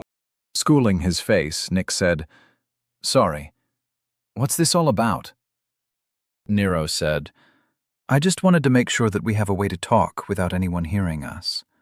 Jennings said that I'm not strong enough to do it without someone else holding the connection. I wanted to see if you could do it. Nick mentally scoffed and replied, Of course I can create a mental link. I'm not an idiot. But why are you trying to hide our conversation? And you know that anyone with some mage training can sense us talking, so what's the point? Nero said, The point is that we're the only mages around. You think Wesker, Rose, or Kathleen will be able to tell? Nick took a second to think, then replied, No, I doubt they'd be able to tell. But you know this is just a waste of center.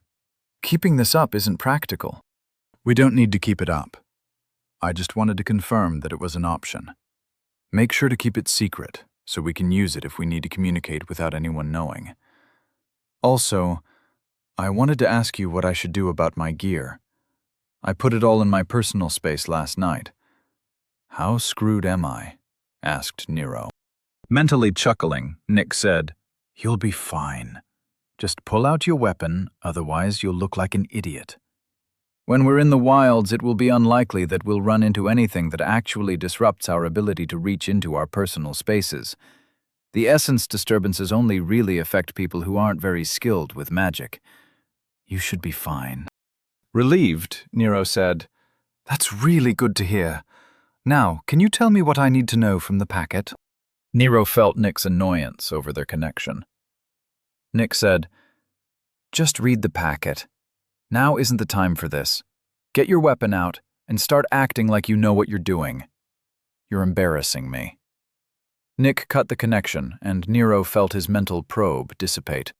Realizing that Nick wasn't in the mood to help Nero with his homework, he mentally looked into his personal dimension, searching for a weapon. Nero found a bandolier-type thing filled with knives, along with a sword and a scabbard which could be attached to his belt. As he walked, he pulled out the bandolier and threw it on. Fiddling with the ties that made sure it stayed in place wasn't particularly easy to do while walking, but he managed well enough. The sword was another matter altogether. Nero couldn't figure out how to get the scabbard to attach to his belt. Slightly breaking formation, Nero moved to see how the recruit in front of him had her sword attached. When she noticed what Nero was doing, she looked over her shoulder with a smile. Nero offered a thankful nod as she lifted her arm so he could get a better look. Realizing that he was supposed to attach it to the belt under the tabard belt, Nero finally got it in place. Feeling like he had everything in place, Nero tried to get used to walking with a sword flopping around. He ended up just using his left hand to hold onto the hilt, holding it in place. Nick had watched Nero's antics and spent the entire time chuckling. Kathleen spoke up from behind them, her voice like ice. Little Lord, you're going to need to get your shit together. I'll do my best to ensure your survival, but you are going to have to start paying attention. Combat isn't just about fighting. It's about preparation and focus. Clear your mind of distractions and pay attention to everything. It's what you ignore that will kill you. Nero didn't turn around, but listened with rapt attention. The woman didn't speak often, but when she did, she was worth listening to. Nodding in thanks, He firmed his resolve and tried to live in the moment.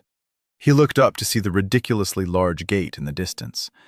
He had read that Gate 15 was one of the 4 primary gates. Gate 7 was in the south, Gate 15 in the east, Gate 22 in the north, and Gate 30 in the west. The primary gates were usually kept open, and it looked like they were wide enough to drive a cruise ship through them, while being tall enough to fit a NASA rocket. Feeling a shiver, Nero tried to calm the butterflies in his stomach. It was really happening. He was going out into the unknown to fight monsters and beasts. It had only been a few weeks since he arrived here, and he was already throwing himself into danger. Well, I wanted to be the main character in my story, and this is what the hero does. He acts like an idiot and runs toward the burning building to save the maiden, he thought. Nero's attention was caught by the incredibly dangerous woman walking in front of him. Half the elite recruits were women, and every one of them seemed just as dangerous as the men. Nero realized that there may not be a maiden waiting for him after this adventure. I'll just have to settle for killing monsters and getting paid. Even warrior chicks like an expensive meal, right? He wondered. His eyes glanced over to Rose, who was walking in front of Nick, and Nero wondered what kind of food she might like. Realizing what had just crossed his mind, Nero stamped down hard on that line of thought. He was not going to fall for a honeypot. He had seen every spy movie in the past 20 years, and he knew better. Focus on the mission. Worry about everything else later, he mentally chided himself. As they got closer to the gate, Nero couldn't help but stare in awe. Yup, you've really stepped in it now, he told himself. Chapter 91. Into the Woods. Vera was in her office at the newly renamed Salvatore Verena estate. She wore a satisfied smirk as she monitored the multiple screens hovering above her desk. For her, there was no better feeling than watching multiple plots and plans proceeding in perfect harmony. The delicate web of cause and effect, move and counter-move, all resulting in her victory, along with a confusing loss for her opponents. On one screen, she was keeping track of the acquisition team she had sent to Bevan Industries. The recent acquisition had cost a great deal, and House Walker had required a loan to cover the expense. Although Nero had a great deal of money coming in, and even more that would soon be awarded, he was anything but flush at the moment. She smiled at the thought of all those greedy politicians who had smelled blood in the water. They had fought over who would sponsor the loans and what it would cost House Walker. She had carefully played them off each other and allowed herself to fall into a trap. Should House Walker default on their payments, it would have to hand over the entirety of Bevan Industries to House Lorak. Vera turned slightly to look at the screen monitoring the team that was in charge of ferreting out House Lorak's plan to sabotage her efforts to repurpose Bevan Industries. The industrial assets would be the main supplier for all of the new trading houses she was in the process of opening. Apparently, Lord Lorak was trying to use his connections to limit her potential profits. He incorrectly thought the trading houses would be relying on goods for the margins. Smiling, she sent out a few pings to tweak her orders. Everything was proceeding according to plan. As she sipped her incredibly overpriced tea, she glanced at the other screens. One was providing updates on her shipping concern, Precision Shipping. Another was displaying the current results of her private mercenary firm's recruitment efforts. Using Nero's advice, she had started the mercenary outfit under House Walker. House Walker needed guards that were loyal and well-trained, while she could charge the businesses a hiring fee to use their services. Nero would be paying himself to provide the guards. It was brilliant. She had liked the idea so much that she had done the same thing with her shipping company. Unfortunately, she had to include House Walker as a part owner, so she wouldn't be embezzling from House Walker. Once again, she wondered how she hadn't thought of it. She checked her screens, and she still had no word on what the award would be for reporting the exploit. As she had never heard of a successful exploit being found, she wasn't sure how long it would take to hear back from the Council of Leadership in Hennings. She took solace in the fact that Hennings' Tower of Law would be personally seeing to the award Nero would receive from the assassination challenge. Initial estimates were much larger than she had expected. All of that money should be transferred sometime in the next week. Nero would be returning to a surplus of Valens. She would have to fabricate a reason to explain why she didn't pay off House Walker's loans. Vera took another sip of tea and smiled at the thought of Nero hearing what she had accomplished. She would deliver him a bank statement that would make him run and hide. That young man's hatred of responsibility was like nothing she had ever seen. Maybe he would come up with another brilliant plan she could use. While House Walker rose, it would serve to cloud her moves for House Farina. It was so nice to be able to help a friend while helping herself. Yes, House Walker would rise high. And if everything goes to plan, Nicholas will complete his trials quickly. Then she would be raised to nobility by virtue of marriage and pedigree. Then, and only then, will she be able to activate Plan Mountaintop. While the screens flashed with updates, she leaned back in her chair and grinned at the visual representation of her will being enacted. After leaving the wall, the elites made their way through the exterior towns. Nero was told that they were still technically in Dorchester, but the areas outside the walls were for trade and considered expendable.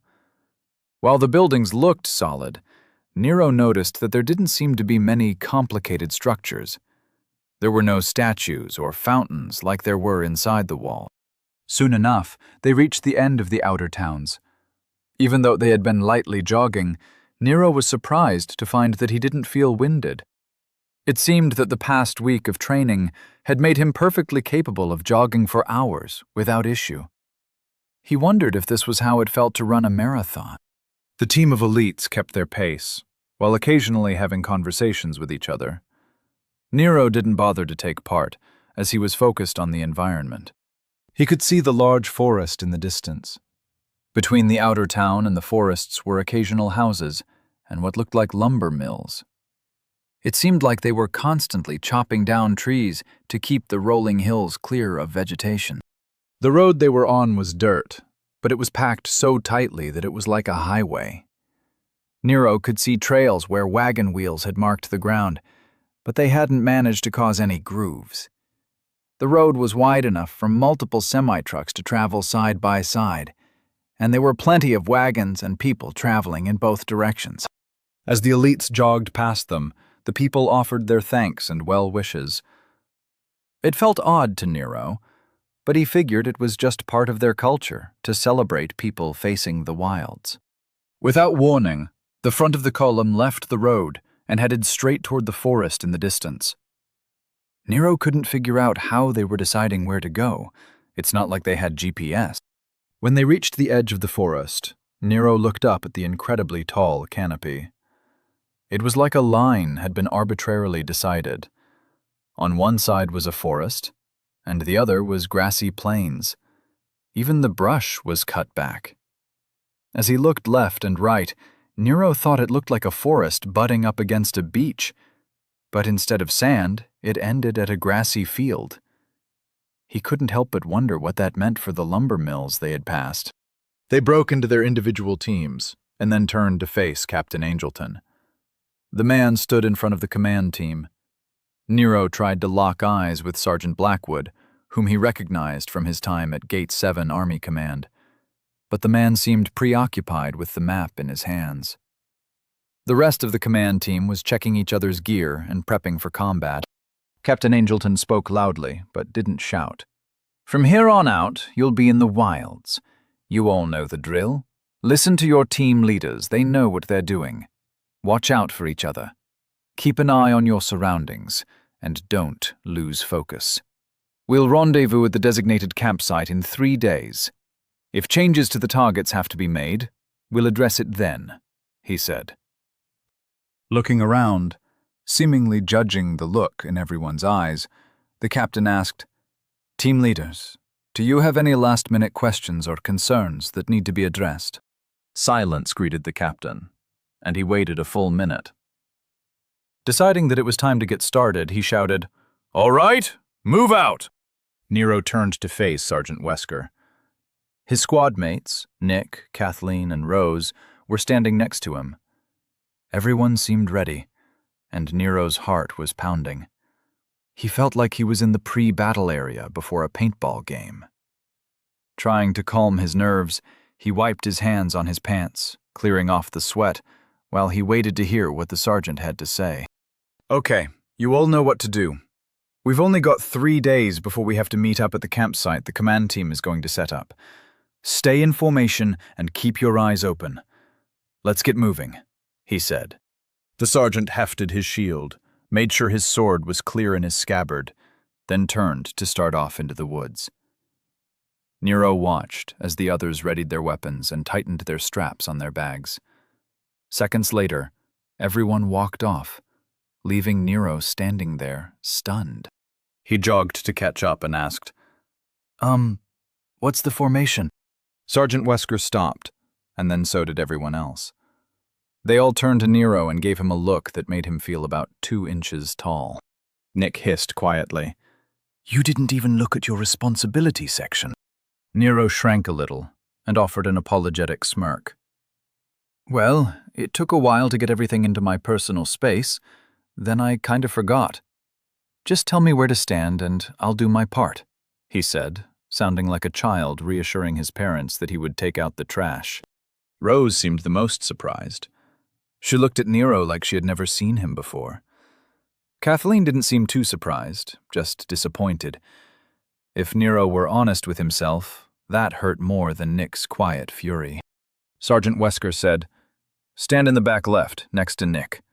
Watch the left side, and keep an eye on our rear.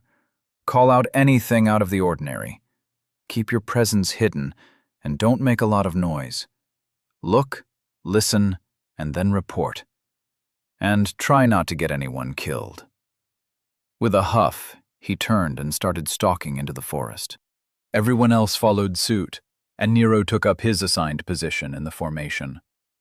His left hand was gripping his sword's handle with white knuckles, while his right was holding the strap of the messenger satchel Jennings had given him. Nero's eyes darted around and tried to focus on the surrounding forest. They were only 5 minutes into their walk, and they were already in shadow. The tall canopy did an amazing job of blocking out the sun, and only shafts of light were allowed to dance among the trees. The first branches started about 10 feet up, but there were a bunch of large bushes, along with vines and undergrowth. There were even patches of odd flowers and stalks of weird plants that ended in glowing bulbs. Nero couldn't stop staring at the details. Although he knew this was a fantasy world, it was weird to actually see evidence of that fact. Overall, the forest resembled a typical North American forest, but the details weren't right. The moss was a little too green, and the shadows were a little too dark. The plants and bushes weren't right either. Everything was close, but just off enough that it freaked him out. Nero felt exposed, and he did his best to watch everything all at once. After a few more minutes of walking, Nero heard Rose shout, "Contact right!" Nero's eyes snapped toward her direction, and he saw her draw and fire her bow like a YouTube prodigy. Arrow after arrow shot into the trees. Nero couldn't see what she was shooting at, but he heard a roar in response to her barrage. Nick created 2 balls of what looked like purple fire in his hands and dropped into a ready stance. Kathleen hadn't even turned around.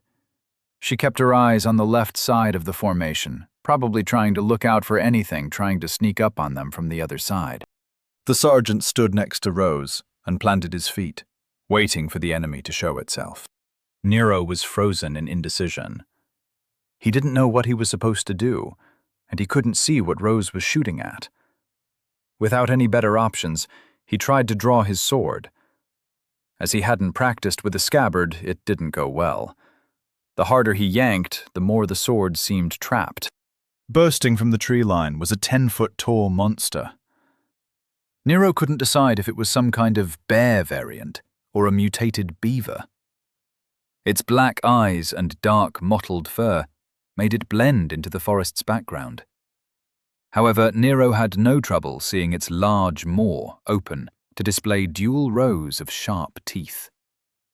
It reminded Nero of Shark Week on the Discovery Channel. The monster had arrows poking out of its shoulders, and a few were concentrated along its front legs, but they didn't seem to bother it much. It pounded forward, hurtling toward Rose like a linebacker heading for a quarterback, huffing and growling. Nero could only stare as the giant freak of nature kept getting bigger as it got closer. The sergeant stepped in front of Rose and braced his large shield to receive the beast's charge. Nero thought the man was crazy. It was like he was trying to stop a truck with a shopping cart. Nick released the spells he had prepped, and twin beams of purple energy slammed into the beast's side, making it stumble. Rather than blowing out chunks of meat, it just seemed to blacken the fur where it hit. Nero realized they may be in some real trouble. When the beast finally reached them, it slammed a shoulder into the sergeant, and Nero expected to see the man flying as the beast rushed through him. But instead, a sound like a gong rang out, echoing through the forest. The monster reeled back in pain, and Nero wondered if the sergeant had dislocated the beast's shoulder. Stumbling back, it narrowed its eyes and roared at the sergeant, who was still standing with his shield held at the ready. Rose had stepped behind him and was lining up a shot. Instead of purple, Nick fired several yellow beams at the monster, which had about the same effect as the first ones he had used. Nero heard Nick mutter some curse words at his failure to hurt the beast.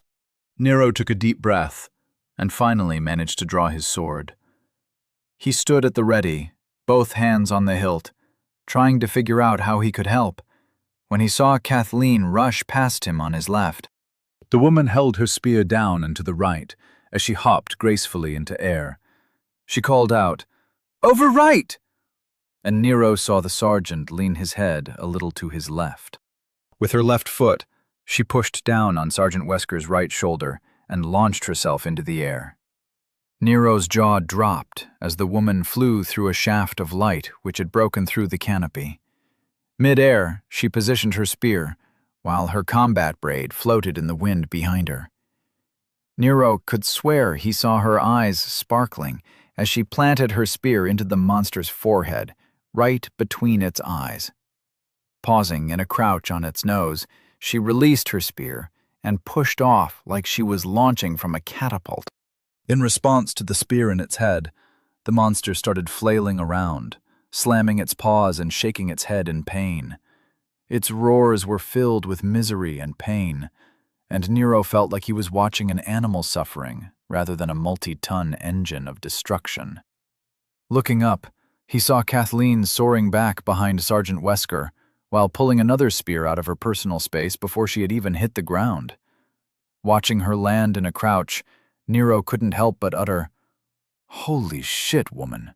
That was fucking badass." Looking over her right shoulder, she gave Nero a stern look and asked, "Are you just going to stand there? Or are you going to do something, little lord?" Nero felt like he had taken a hit in the worst place imaginable. His pride. Furrowing his brow, he realized that he was being an idiot. Why hadn't he been using his psychic field to scan the forest? Why had he been wrapped up like a burrito, hiding his presence so completely that he had blinded himself? And why in the hell did he pull his sword out? He was a mage! As he straightened his shoulders, he could practically hear Jennings laughing his ass off. The thought of someone seeing his display of cowardice was too much, and Nero grit his teeth in anger. Nick had moved a little farther to the side and was collecting a large amount of essence into a flaming ball of death. Nero wasn't sure why Nick's spells weren't doing anything, but he wasn't going to stand there and do nothing.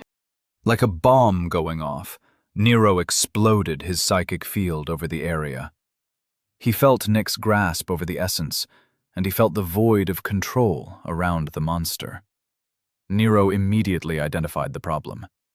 The monster's essence field was huge, and it was disrupting anything that came near it.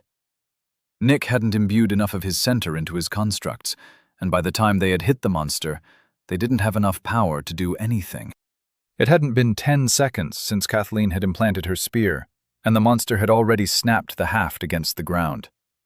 It seemed injured, but was still able to fight. Nick fired his plasma beam, and it managed to drill into the towering beast's side.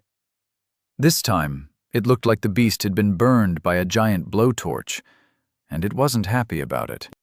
Turning away from the sergeant, it started toward Nick. But Sergeant Wesker knew his business and slid along the ground in order to stay between his team and the gaping maw of teeth. Nero returned his sword to his scabbard and cupped his hands in front of his chest. Focusing, he carved a spell form to summon a mud patch under the monster. He ignored the thwips from Rose's bow, the shouts from Nick recommending spells, and Kathleen's laughter as she danced into combat from behind the sergeant. Nero hadn't moved, and the team had rotated a little to the right, leaving Nero exposed. He was too busy focusing on his spell to notice, as he hadn't tried to carve a spell form this large before. Looking up, he saw that he was facing the monster's right side, and he had a clear sight line. With a smile, he released his spell, flooding the forest floor with center-imbued essence channeling earth and water. The ground below the monster's paws suddenly lost traction, and its belly slammed into the now muddied forest floor. Nero had created around a foot of loose, waterlogged mud in a giant circle under the beast. His aim was perfect, as the ground returned to normal right in front of Sergeant Wesker. Nero's entire team paused at the development. Even Kathleen stepped back to watch the monster flail around. Nero didn't waste any time and immediately started carving his next spell. Those years of gaming had prepared him well. Nero carved a lightning spell form, the largest he had ever tried. It took a full 5 seconds, but he made sure to imbue his will and desire for the spell to penetrate deep and cause the maximum damage possible. A clap of thunder shook the forest, and leaves fell from the trees. Dust and loose dirt flew from the forest floor around Nero as a pillar of lightning lit up the surroundings. As quick as it came, it vanished just as fast. The forest was silent in the aftermath, and Nero stood there with a giddy smile on his face. He stared at the giant monster which was smoking maybe 15 feet away from him.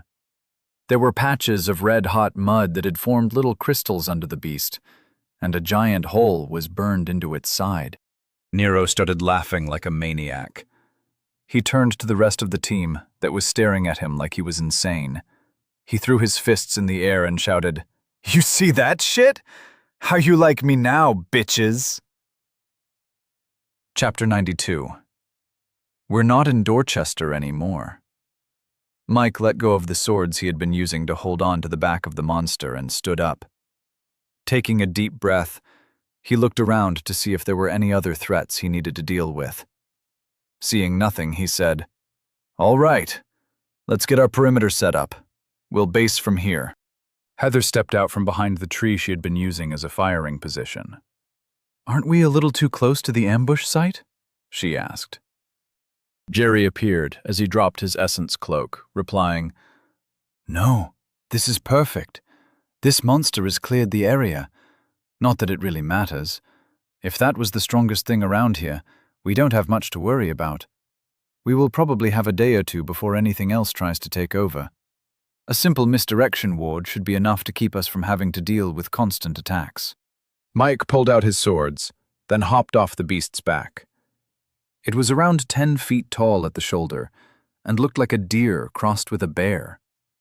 The thing was already dispersing, and he hurried to get the essence before the corpse lost too much into the ether. Heather said, "So tomorrow then?" Activating the essence collection rod, Mike said, "Yeah, tomorrow." Jerry got to work securing the campsite, while Heather kept watch. Mike finished collecting the essence and tossed the crystal into his backpack. He stood up to watch his teammates work. They were both professionals, and he was glad to have them with him. Sighing, he told himself that everything was going to work out, and in a few days, they would all be rich. Did you just waste your entire center on the first monster we've seen? It hasn't even been 30 minutes. What the hell is wrong with you? Shouted Nick. Nero lowered his hands from his victory pose and cocked his head in confusion. He was pretty sure that he had plenty of center left. Rather than answer prematurely and look like an idiot, he checked his identity. Name: Nero Walker. Level: 11. Race: human. Growth: 81%. Tier: 1. Condition: 98%. Age: 14. Center: 72%. Body: 3. Mind: 4. Soul: 2. Confluence: 10.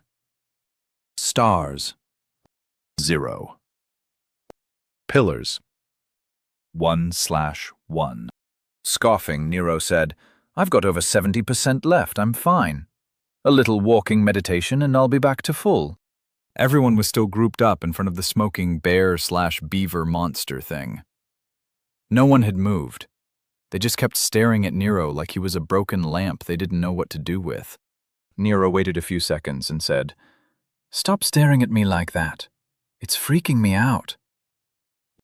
Nick took a few steps forward and said, "Sorry, Nero. It's just that it is very unusual for someone who just broke level 10 to be able to do what you just did. Putting that aside, the standard practice when facing a monster is to slowly increase how much center you use during combat until you find how much center is required to break a monster's essence field. You'd know that if you had bothered to read the deployment packet." While Nick was calmly talking to Nero, Kathleen had taken a few steps away and was looking around to see if there were any other threats. Rose was still staring at Nero, but she now looked more confused than scared. Sergeant Wesker had taken off his backpack and was reaching for something inside.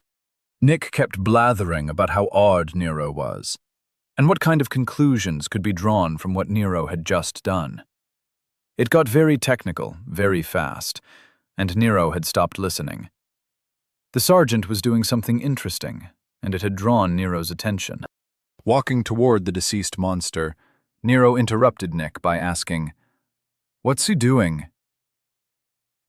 Nick looked over at the sergeant and said, "He's going to use a harvester, usually referred to as a collection rod. Hunters who aren't very talented in essence control tend to use them to gather essence crystals." Apparently, Sergeant Wesker heard Nick's answer and angrily interjected, "It's just easier to do it this way. My essence control is fine." Nick gave Nero a look, like he didn't believe the sergeant at all, but was willing to humor the poor man. Nero spread out his psychic field to watch what was happening while walking over to take a closer look. The sergeant had pulled out a hefty 2-foot-long rod with a large hoop on the end of it. The thing looked like a giant bubble maker, but it was made entirely out of inscribed steel. It was shiny, and Nero had a strong urge to play with it. Holding it over the monster's head, the sergeant firmed his stance like he was wielding a sword or a fishing rod. The hoop started glowing light blue and seemed to gain weight as the man started looking like he was trying to reel in a big one. In the ethereal plane, Nero could see something being pulled out of the monster. Originally, there were small wisps floating up from the corpse, but now it was all being pulled into the center of the hoop. It looked like a psychic vacuum cleaner.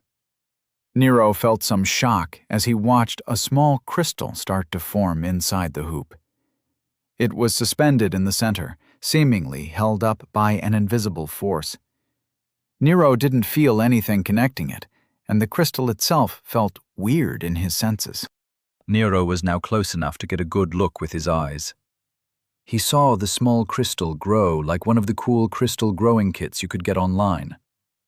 It started to take the shape of a hexagon, or, more accurately, a squished 20-sided die. By the time all of the essence was pulled out of the monster, the crystal was about 2 inches wide and maybe half an inch thick. Nero was in awe. He was looking right at it, but his psychic senses were telling him that the thing was barely there.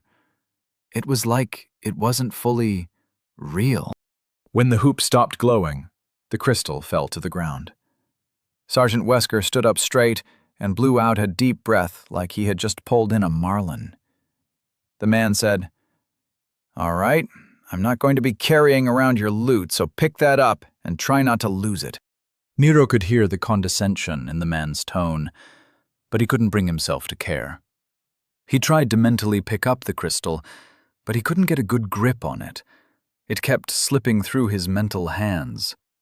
Rather than give up, he just stood there, staring at the crystal with an intense look on his face. Nick broke his concentration by saying, "Just pick it up, Nero. You won't be able to interact with it. You'd have to resonate your psychic presence to the frequency of the plane from which the monster's pattern came." Nero turned to look at Nick. He said, "Anyone ever tell you that 90% of what you say is just gibberish that vaguely resembles a sentence? All the words are clear in their meaning, but when you put them together, it's completely absent of any useful information." Rose had been standing next to them the entire time, and at Nero's statement, she burst into laughter.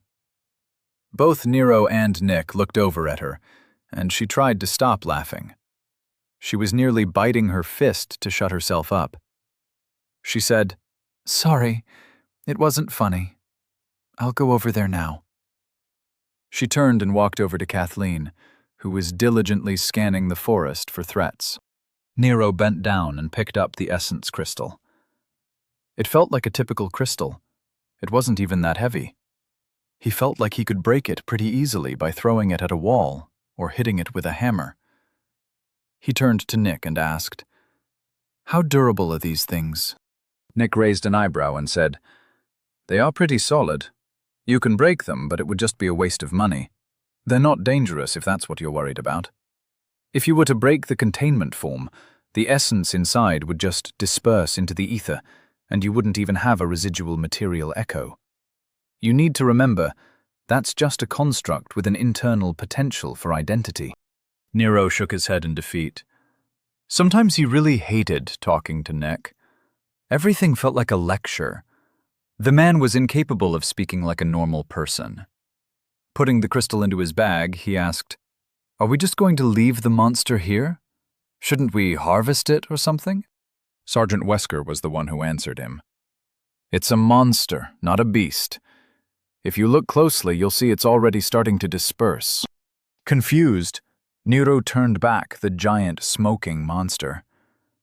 Looking closely, he saw that it wasn't smoking from his lightning bolt. It was slowly losing mass.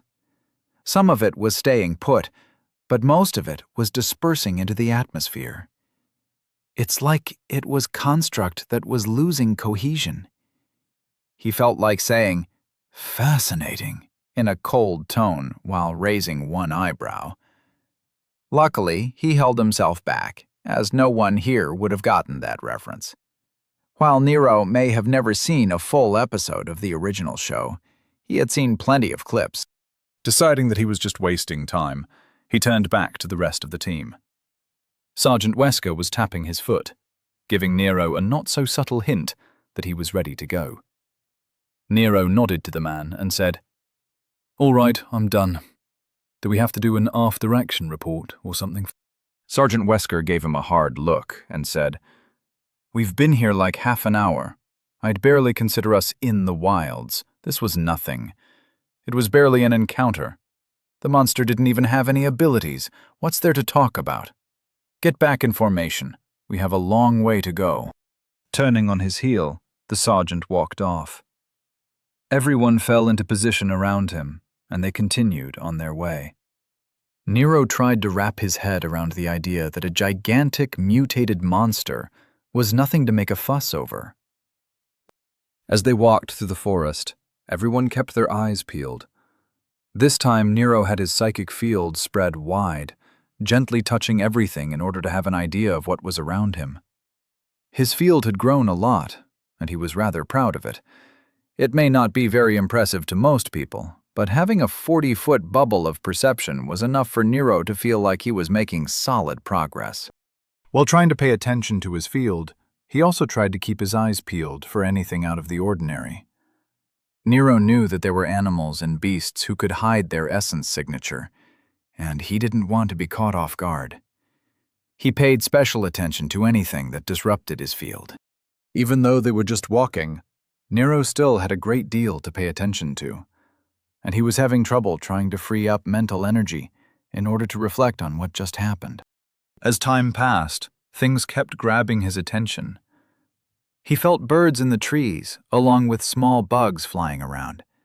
Small animals were scurrying under the bushes. It was uncomfortable to see how his team's mere presence was upsetting everything. Although they were just walking, everything they did seemed to startle something. Even the ambient essence flows were being disturbed by their passing. Whispering, Nero asked without turning, "Why is everything running away from us?" Nick answered, "Do you want things to run toward us?" Nero said, "No, that's not what I meant. I was just—" His mouth slammed shut. As midway through his sentence, he felt a presence flicker among the tree branches. His eyes snapped up, and he saw something shimmer in and out of existence. Sergeant Wesker paused and whispered, "Did you see something?" Nero. The sergeant asked, "Anyone have eyes on it?" Everyone grouped up in a circle, their eyes on the branches floating above them. No one said anything, but they stood ready to receive an ambush. Nero used his field to actively sweep the area, mentally poking anything that caught his attention. Even though he was ready, he was surprised when one of his probes caused a 6-foot-long, large black cat to briefly materialize above them. The beast's eyes were yellow, but everything else was black. It was too bulky to be a panther, and looked more like a giant fluffy house cat. Its edges seemed to be a little blurry, and its coat was so dark that it made the shadows seem bright. There was a slight shimmer, and the beast disappeared again. Sergeant Wesker shouted, "Contact left! Camouflaged feline variant!" Nero was trying to figure out where it went, when he felt Nick's psychic field spread out and seemingly shook the ambient essence. Apparently, the beast hadn't moved, and it shimmered back into view in the same place it had disappeared. Whatever Nick had done seemed to have disrupted the cat's essence cloak. Nero had never seen anything like that, and he did his best to figure out how Nick had done it. While Nero was busy trying to figure out Nick's technique, Rose was releasing arrows at the now visible cat. However, the cat seemed to realize it had been spotted and started bouncing around the branches. Nero felt the essence around the cat shift, then watched as the cat vanished. Nero had been staring at it with all his senses, and it looked like this time it had actually teleported. Shocked, Nero felt around for where it had gone. Before he could offer a warning, he felt it appear behind Rose. Spinning around, he was just in time to see her get grabbed by its large jaws. The cat had clamped down on her throat from behind. Everyone turned to help, but it was too late. With a shimmer, the beast vanished, along with its prey. Nero was livid, but he also wasn't fooled. The beast hadn't teleported. He could feel its presence, dragging off his teammate. Stamping a spell form, Nero shot out a simple foot-long iron spike at where he felt the beast hiding. With a yelp, it reappeared and dropped Rose. Nero's large spike was stuck in its chest, but Nero saw the spike was already losing cohesion.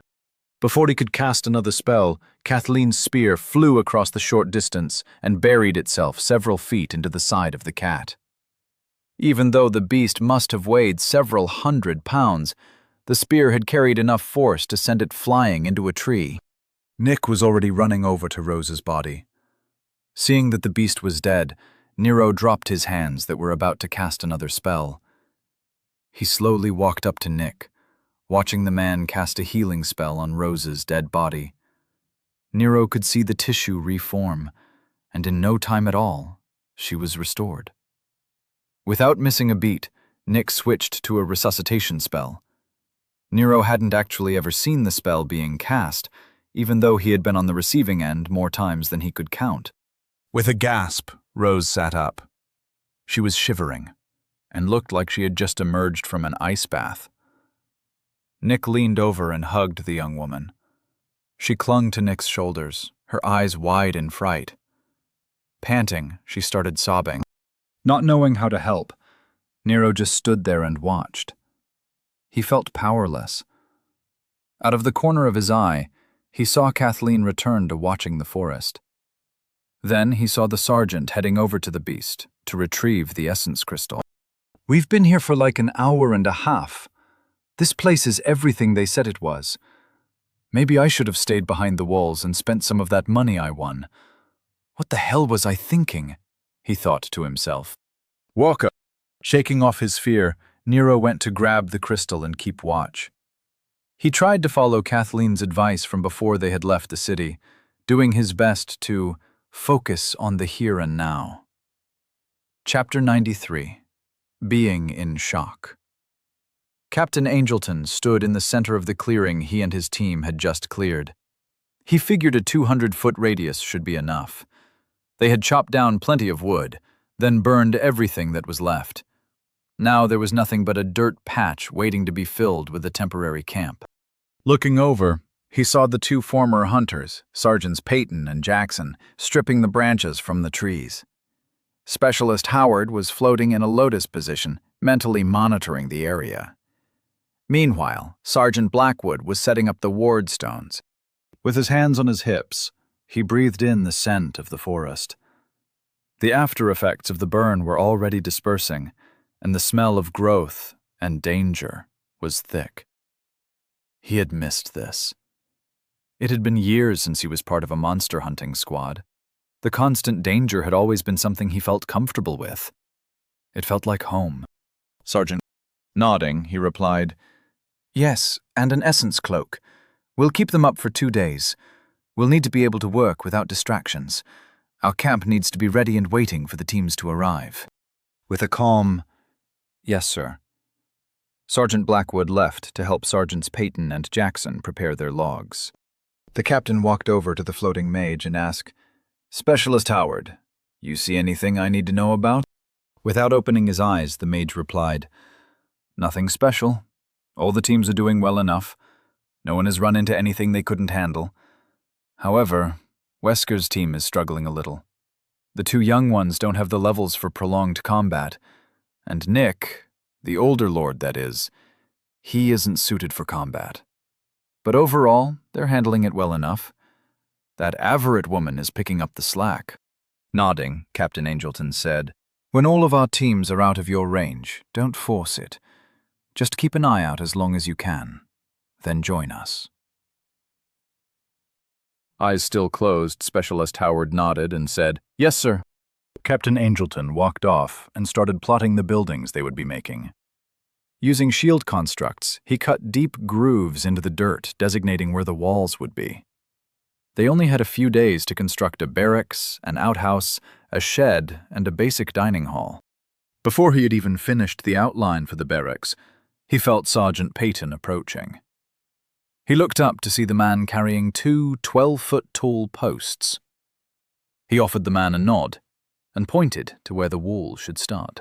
Sergeant Peyton said, 10 feet tall ceilings enough? We usually don't bother making them any higher." Captain Angelton replied with a stare. "The recommended height is 12 feet. Sergeant Peyton returned the stare and didn't seem to care. He just stood there, waiting for the captain to continue talking. With a smile, the captain gave in. 10 feet is fine. You know what you're doing. Just let me know how I can help. It's been a few years since I've been in the wilds, and I'll be relying on your expertise." Peyton didn't smile or offer any sign that he appreciated the victory. He just nodded in agreement, dropped off one of the posts, and then went to plant the one he was still carrying. Over his shoulder, he said, "You're doing fine, sir. Me and Jackson don't have any complaints. We'll let you know if you're doing something stupid." Captain Angleton went back to work and replied, "That'll be fine, Sergeant. I appreciate the help." The command team worked well into the night, keeping the conversations to a minimum. Nero was exhausted. He was sitting on a stump, staring at a small fire, absently chewing on a ration bar. Nick and Rose were with him, and they looked just as tired as he was. Meanwhile, the sergeant and Kathleen seemed ready for more. Looking over, Nero saw Kathleen standing guard, facing the forest with a determined look on her face. She had her spear sticking up from the ground next to her, while she ripped into a ration bar and drank from her canteen. The entire time, her eyes never left the surrounding woods. On the other side of the fire, Sergeant Wesker was doing the same thing. Nero felt ashamed at how well they were handling everything. He had lost count of how many encounters they had survived throughout the day, and it had only gotten worse after night fell. With a 30-hour day, they had spent 6 hours walking after the sun had set, but eventually the sergeant told them to set up their camp and get some food. The plan was for each of them to have 4 hours of sleep, then 4 hours of watch. Kathleen would serve the watch with Nero first, then Nick, Rose, and Wesker would take over until dawn. Checking his identity, Nero didn't like what he saw. Name: Nero Walker. Level: 11. Race: human. Growth: 84%. Tier: 1. Condition: 92%. Age: 14. Center: 27%. Body: 3. Mind: 4. Soul: 2. Confluence: 10. Stars: 0. Pillars: 1/1. He had barely grown, and his center was low enough to make him feel woozy. The familiar pains he had come to associate with a low center were making it hard to concentrate. All he could do was stare into the fire and try to keep hold of his sanity. He felt like screaming or passing out. Both sounded like great ideas. Nick spoke up. "Nero, try and meditate. You're feeling a disconnection from reality right now. Your body is your tether to the material plane, and your center is what holds your aspects of existence in balance. It's imperative that you keep your identity healthy." Nero turned his head to stare at the man and said, "Nick, buddy, I love you, man, but you gotta stop talking like that. I'm in no mood to hear about all that mystical crap right now. I just want a beer and an internet connection." Rose asked, "What's an internet connection? It sounds kind of like a link. You know there aren't any hubs out here, right?" Nero slumped further into the small impromptu wooden stump he was using as a stool. He said, "Don't worry about it. Just ignore me." Nick said harshly, "Nero, stop talking and meditate." Nodding weakly, Nero took a last sip from his canteen. Then he put his half-eaten ration bar, along with his canteen, off to the side. Closing his eyes, he fell into his soul space and returned to his path. Everything was a jumble of terrifying images. He felt indistinct, like his body wasn't really there. Hazy clouds were moving all around, depicting the encounters of the day.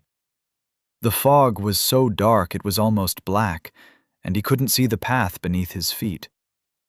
Trying not to panic, Nero took a deep breath and focused. He confronted the memory of the bug swarm they had fought. The little bastards were almost a foot long and had stingers that stung like a bitch. He remembered the feeling of being surrounded and then lashing out with fire. The smell was awful, and the sound of popping exoskeletons put his teeth on edge. Immersing himself in the feeling of being there, he let the fear wash through him. Memory after memory, he confronted the horrors he had seen. There was the pack of small weasel-looking things that Nick called weed evils. Wincing, he remembered the wolf pack that required him to regrow his left hand. Then the different cats, which occasionally pounced and tried to steal one of their party. And how could he forget about the damn bear/beaver things? They must have fought 20 of them. Sergeant Wesker said that they were probably coming from the spawn point, which they should reach tomorrow. Nero faced each memory with a growing sense of stubbornness. He felt the anger in his belly growing. The damn wilds were a nightmare. It was insanity to live next to them.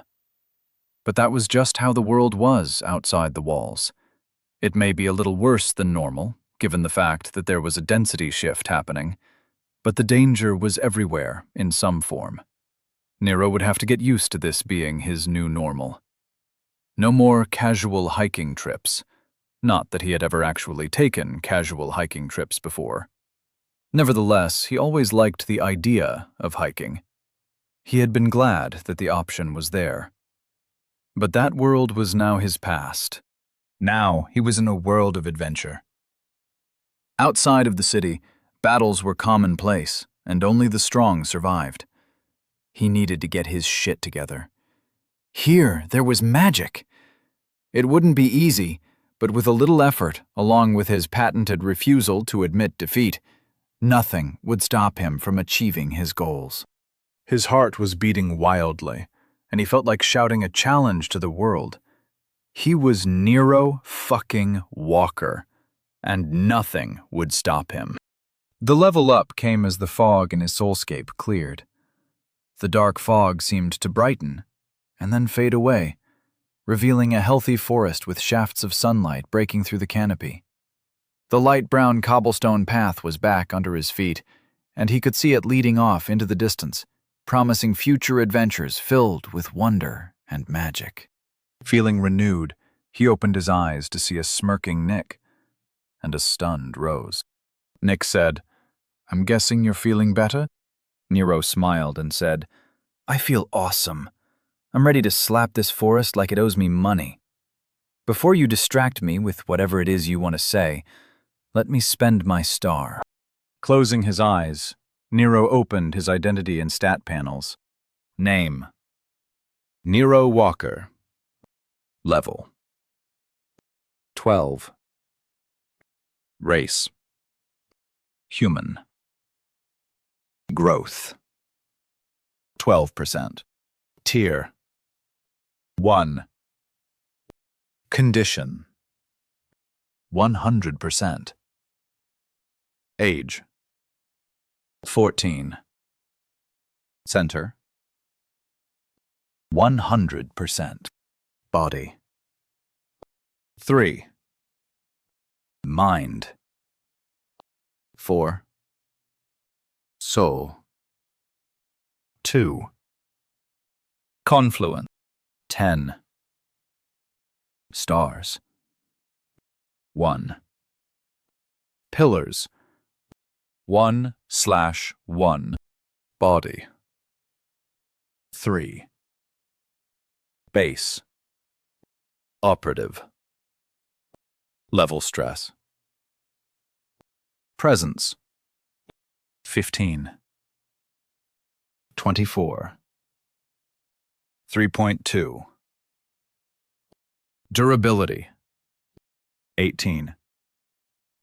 28.8. 6.2. Recovery: 34. 54.4. 5.3. Speed: 21. 33.6.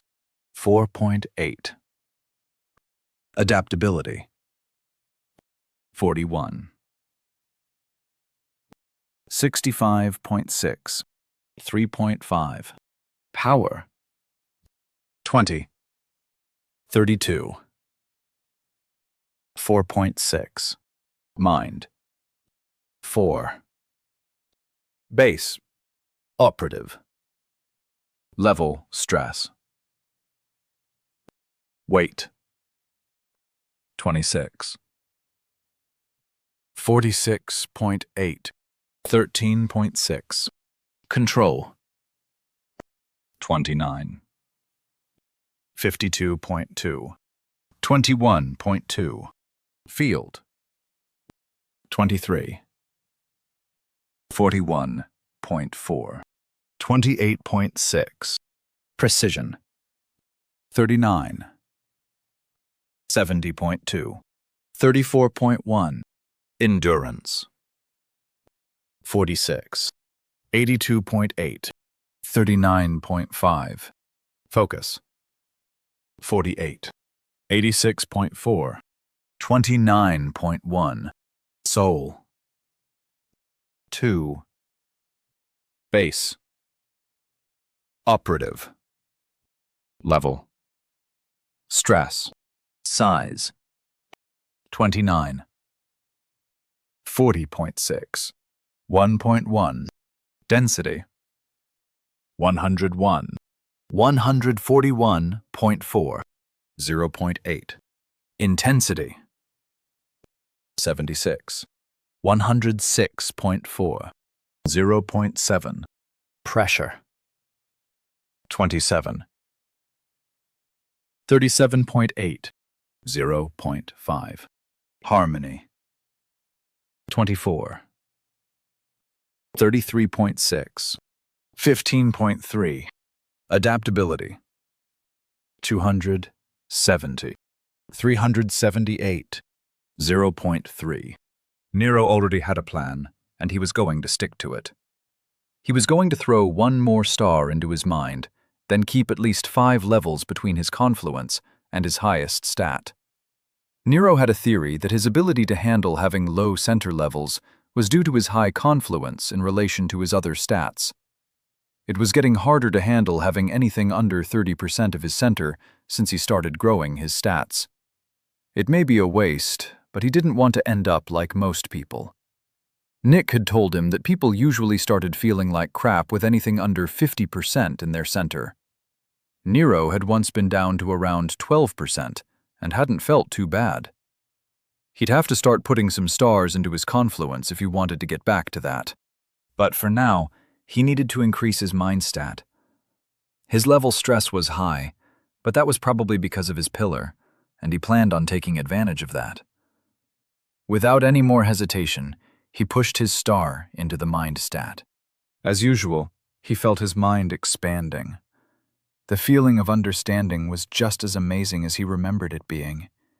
It felt like he was capable of doing any Sudoku puzzle, dominating any quiz show, pointing out all the discrepancies between the Star Wars movies' plot points.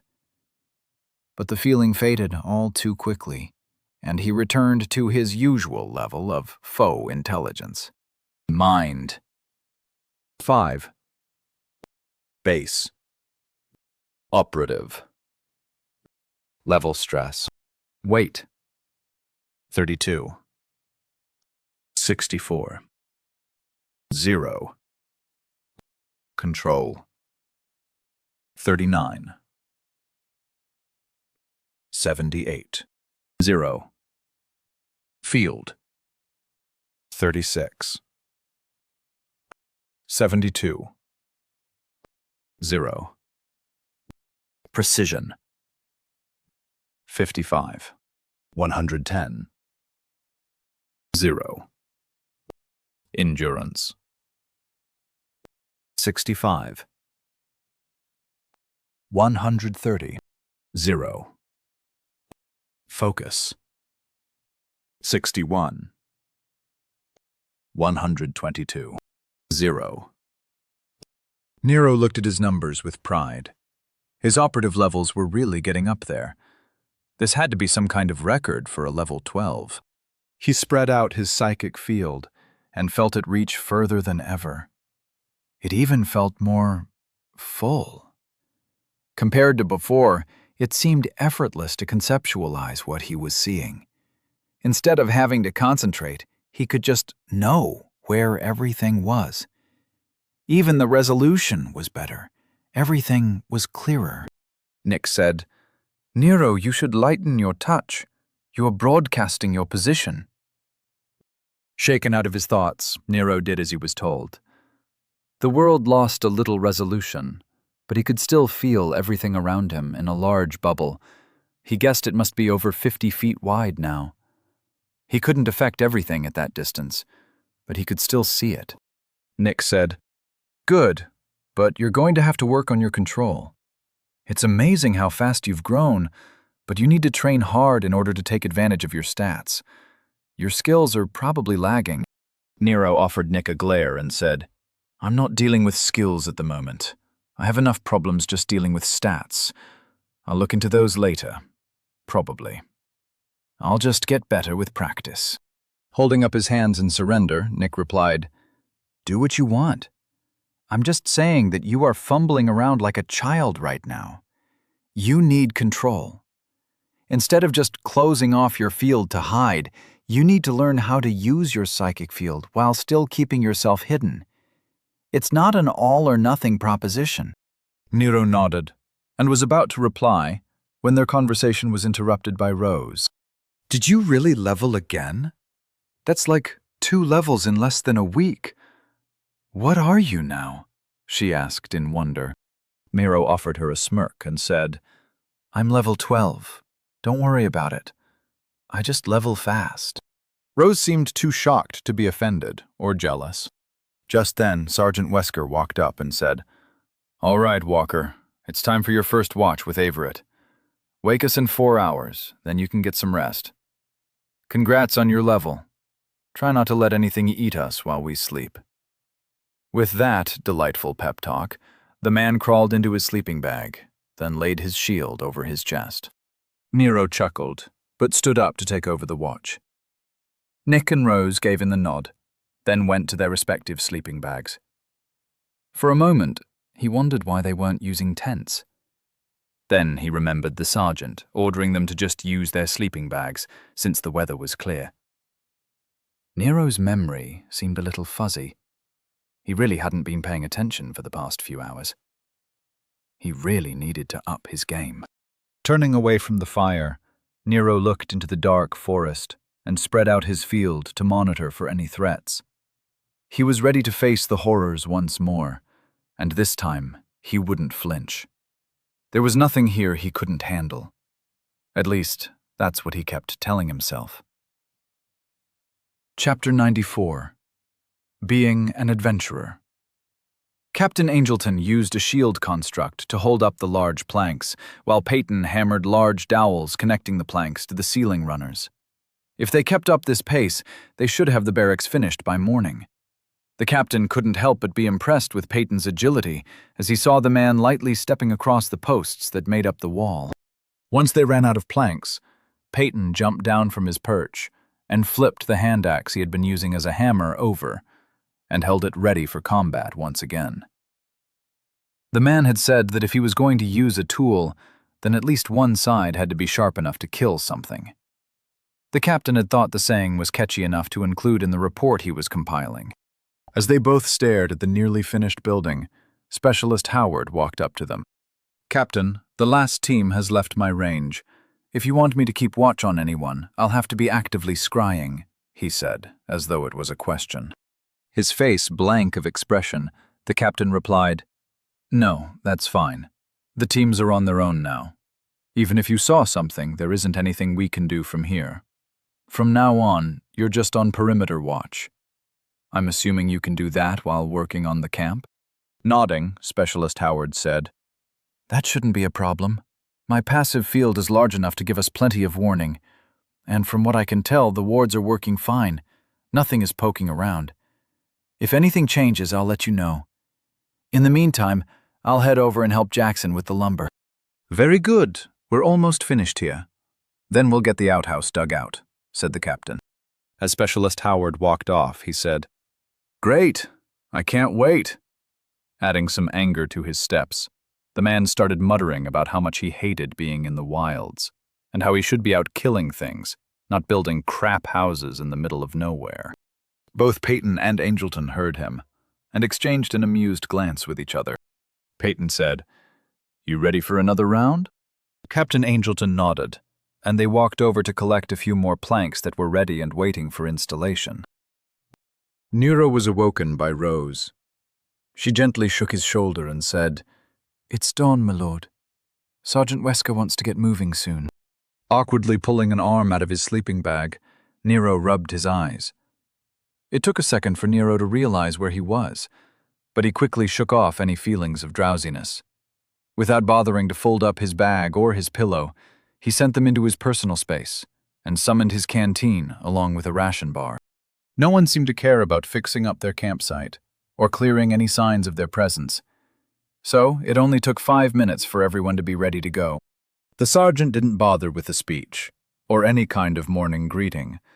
He just said, "Ward's going down. Everyone get ready." They circled up, facing outward toward the forest. The sun was just bright enough that the visibility wasn't terrible. He watched as the sergeant walked around the campsite collecting the ward stones. Nero didn't know how they worked, but he had put it near the top of his research list for when he got back behind the safety of the walls. But now wasn't the time for questions, so Nero put the mystery of the ward stones out of his mind and focused on the forest. He spread out his psychic field and lightly layered his presence as wide as he could. Unsurprisingly, he sensed several large beasts waiting for them. They must have scented the team's trail, but couldn't figure out where they were. Whispering, Nero said, "We've got 3 contacts, 2 on my side and 1 on Nick's. I can't see what they are." Sergeant Wesker stepped up in front of Nero, and everyone repositioned. Nero summoned his large shield from his personal space. Yesterday, he had discovered the utility of having something to hide behind while casting. It only took a few seconds for the monsters to sense the team, and they converged like a coordinated pack. When they came into view, Nero recognized them. It was the same kind of wolves that had taken his hand the day before. They were the size of mastiffs, but much thicker, and with a lot more fur. Growling, the wolves charged toward the team. Stepping out in front, Sergeant Wesker activated an ability, extending the width of his physical shield. A golden sheen extended several feet from both sides, and he planted his feet to receive the charge. Nero saw that one of the wolves would be out of position, and he decided to do something about it. Even though yesterday sucked, he had learned a lot from the constant combat. In fact, he had gotten very good at estimating how much center he needed to get through an essence field, based on how large an area he felt it covered. As his senses couldn't penetrate an essence field without effort, by not applying any effort, he could map how big the beast's field actually was. He asked Nick how most people did it, and was surprised that Nick couldn't sense what Nero was talking about. Nero had chalked it up to his overly precise mind stats, along with his dense soul. Regardless, it worked well enough. Hiding behind his shield, Nero stepped forward to provide the wolf a target. Peeking over the top, he started casting a large pebble blast in front of his shield. Psychically, he held himself in place and increased the pressure on his mage armor. With his preparations ready, he waited for the wolf to complete its charge. Nero heard the combat start behind him, and the sound of Rose's bow rang out like a silenced machine gun. He felt an explosion from one of Nick's spells. Narrowing his focus, he watched the large wolf in front of him pounce.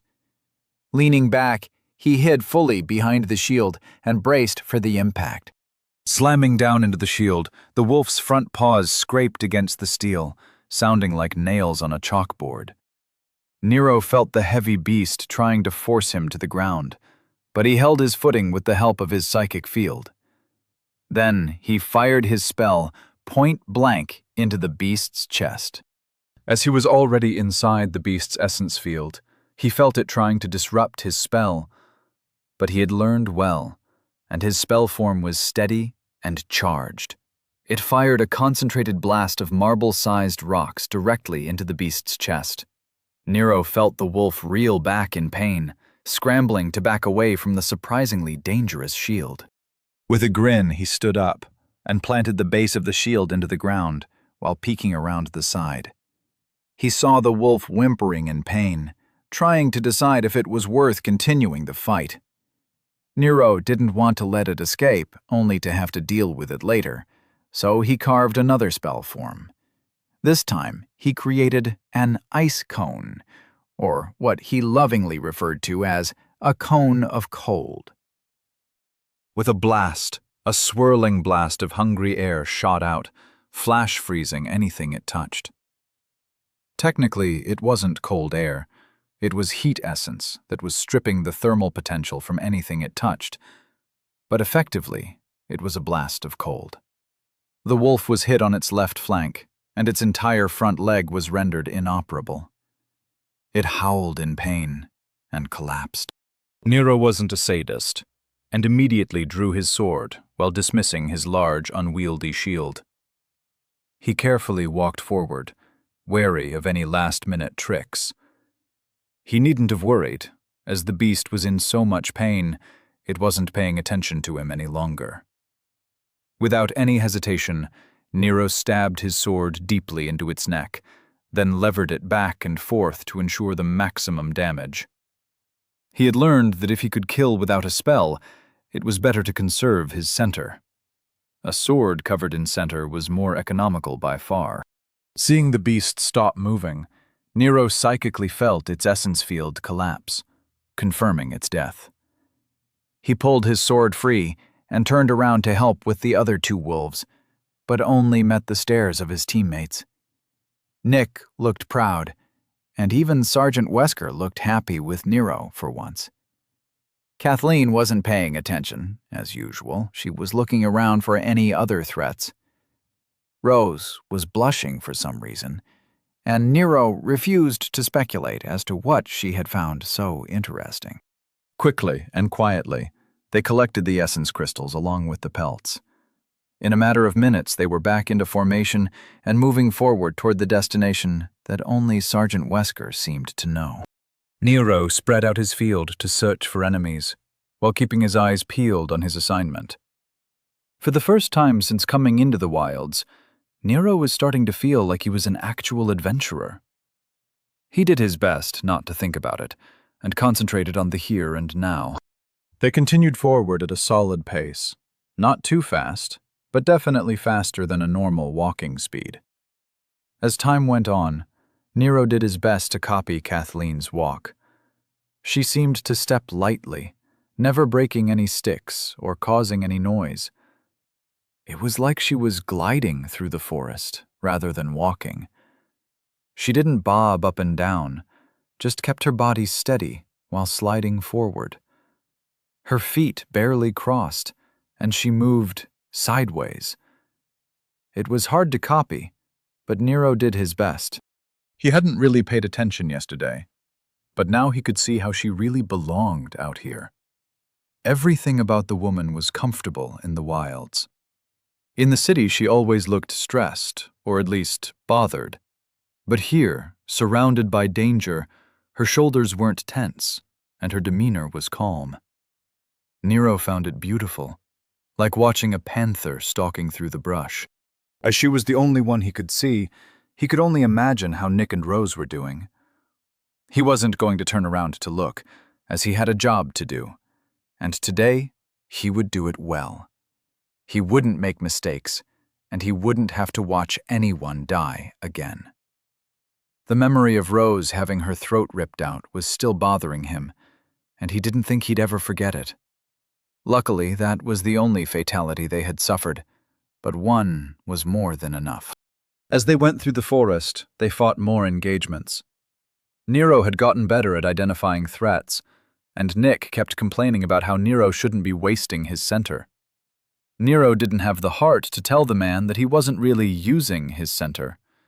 His psychic field was easy to use as long as he didn't actively do anything with it. Nero had a theory that it had to do with his soul intensity. He knew that was normally one of the lower stats for most people. Typically, it only grew when a psychic field was stressed. It became important when a mage got up there in levels. It took a lifetime to increase, and a star would only usually raise it by a point or two. But Nero started with a huge lead, and he didn't plan on squandering it. His body was made to suffer level stress, and every star would grow his stats if he was careful. Rather than wasting stars at level stresses around 5 or 10 like most people, he could afford to wait.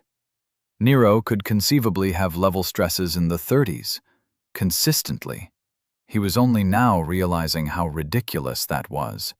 By the time he was level 50, he would be a monster. Nero had plenty of time to think while they walked. The intermittent encounters seemed much easier today, but Nero did his best to not let down his guard. Soon enough, they would start getting close to the spawn point, and then there would be monsters aplenty. They moved in silence, no one speaking except to call out threats. In a way, the experience served as a great bonding exercise. They got to know how each person would react. Kathleen would always take a second to allow others to engage, then destroy whatever she targeted. Rose would pepper her targets with her never-ending supply of arrows. Nick would distract and damage. Sergeant Wesker would put himself between the monster and the team, and Nero would act as a sweeper. It was surprising how often Nero ended up tanking things behind his 4-feet-tall tower shield. He didn't have any trouble hiding behind it, as he was only around 5 feet 4 inches. Nero had named it the Portable Wall, and he planned on having that painted on the front of it when he got back to Dorchester. On they went, killing everything that came near them. As time passed, Nero's bag of essence crystals filled, and their coordination improved. Around 1400, Sergeant Wesker called a halt for lunch. Like a well-oiled machine, they broke into their assigned tasks. Nick went to clear a fire pit, while Kathleen stood in the center along with Rose, watching the forest for threats. The sergeant walked a 10-foot perimeter and placed the ward stones. Nero followed behind him, charging the stones. It was incredibly easy, and it barely took any center. All he really had to do was activate them. Then they pulled in essence on their own after being asked to start with his center. Before long, they were sitting around a small campfire, watching Nick warm up some stew. Nero had pulled out his water barrel so it could refill itself. No one spoke, and they just reveled in the temporary peace. Even Kathleen seemed to drop her guard a little bit. Nero broke the quiet atmosphere by asking, "Hey, Sarge, how do you know where we're going? I know how to generally sense a direction, but you seem to know exactly where we're going." Nick was about to say something, but Nero pointed at him and said, "Don't tell me to read the damn packet. I'll get to it tonight." Turning back to the sergeant, he said, "Well?" Showing a rare smile, the sergeant sipped his soup from his cup, then said, "It's not terribly difficult. There are coordinate markers on the map in your packet. Our route was scouted, more or less. There are essence markers that we can follow, along with a general sense of where you are, given to you by the world. You just need to feel for them. But it's easier if you use one of these. They're called direction finders." He then pulled out a small black orb, which looked to Nero like a magic 8-ball. Sergeant Wesker saw Nero staring at it with some curiosity, so the sergeant tossed it over the fire. Nero deftly caught it with his psychic field and brought it over to his hands, while setting aside his canteen and cup of soup. Holding it, Nero could feel the enchantment trying to connect with him. Opening himself up, he felt the little ball tell him which direction several things were. It was like a feeling being implanted, rather felt. He knew which direction the spawn point they were heading toward was, and approximately how far away they were from it. Then, back toward where they came from, he could sense the command camp, which was quite the distance from their current position. Then he felt Dorchester, which gave him a feeling of home. The feeling was really odd. It was like following a hidden trail with a defined endpoint. Like if someone told you directions and you mentally took the route, imagining what you'd see along the way. Nero disconnected from the orb and tossed it back to the sergeant, who immediately placed it in a pouch hidden behind his tabard. Nero looked off into the distance, and he could almost hear the echo of the beacons. While he was really just staring at the trees not 5 feet from him, his mind was searching for that feeling. It was hard, but he could almost sense it. He reached out and tried to feel it. Nero, stop that, Nick hissed. Nero's concentration broke, and he turned to Nick. What? He asked with some annoyance. Nick gave Nero a stern look and said, You just tried to mentally scry. That takes a lot of control, and a lot of center. It's not easy to reach out like that. You should start small if you're going to practice scrying. Nick then muttered about stupid prodigies and the general insanity of Nero. Sergeant Wesker asked quietly, You're telling me that Walker can scry? Can you? Nick looked affronted. He said, Of course I know how to scry. And he had no idea what he was doing. He was spilling his center like an idiot. If I let him continue, he'd be dead in a few minutes, lost into the ether like a moron. Kathleen asked, Then why haven't you been scrying for us? We could use the intelligence on what's in front of us. Nick was obviously getting angry and said, Because it's a waste of center. If we were in a tower with a scrying aid, there wouldn't be a problem. Why do you think we built the damn things? But you can't just go around scrying everything. It's sending your mind into the ether to ride the essence flows. Do you think that's easy? The fact that he can do it is completely ridiculous. Forget about it. Nervously, Nero opened his identity to see how bad he had messed up. Name: Nero Walker. Level: 12. Race: human. Growth: 12%. Tier: 1. Condition: 100%. Age: 14. Center: 82%. Body: 3. Mind: 5. Soul: 2. Confluence: 10. Stars: 0. Pillars: 1/1. With a sigh, Nero realized that his brief excursion into the ethereal plane had taken around 10% of his center. Either he was doing it wrong, or he needed a lot of careful practice before he tried again. Instead of rejoining the conversation, Nero ate his food and closed his eyes to center himself like Specialist Howard had taught him. It didn't work as well outside of his soulscape, but this way he didn't have to completely disconnect himself from reality, and it was a fast way to recover some center while he had a chance. His senses were spread out, and he absently lifted his cup of stew as he mentally brought himself back into focus. His companions' voices faded away, and Nero immersed himself in his meditation. A shout of alarm from Rose caused his eyes to snap open. Right in front of him, he saw Kathleen tipping back with an arrow embedded in her eye.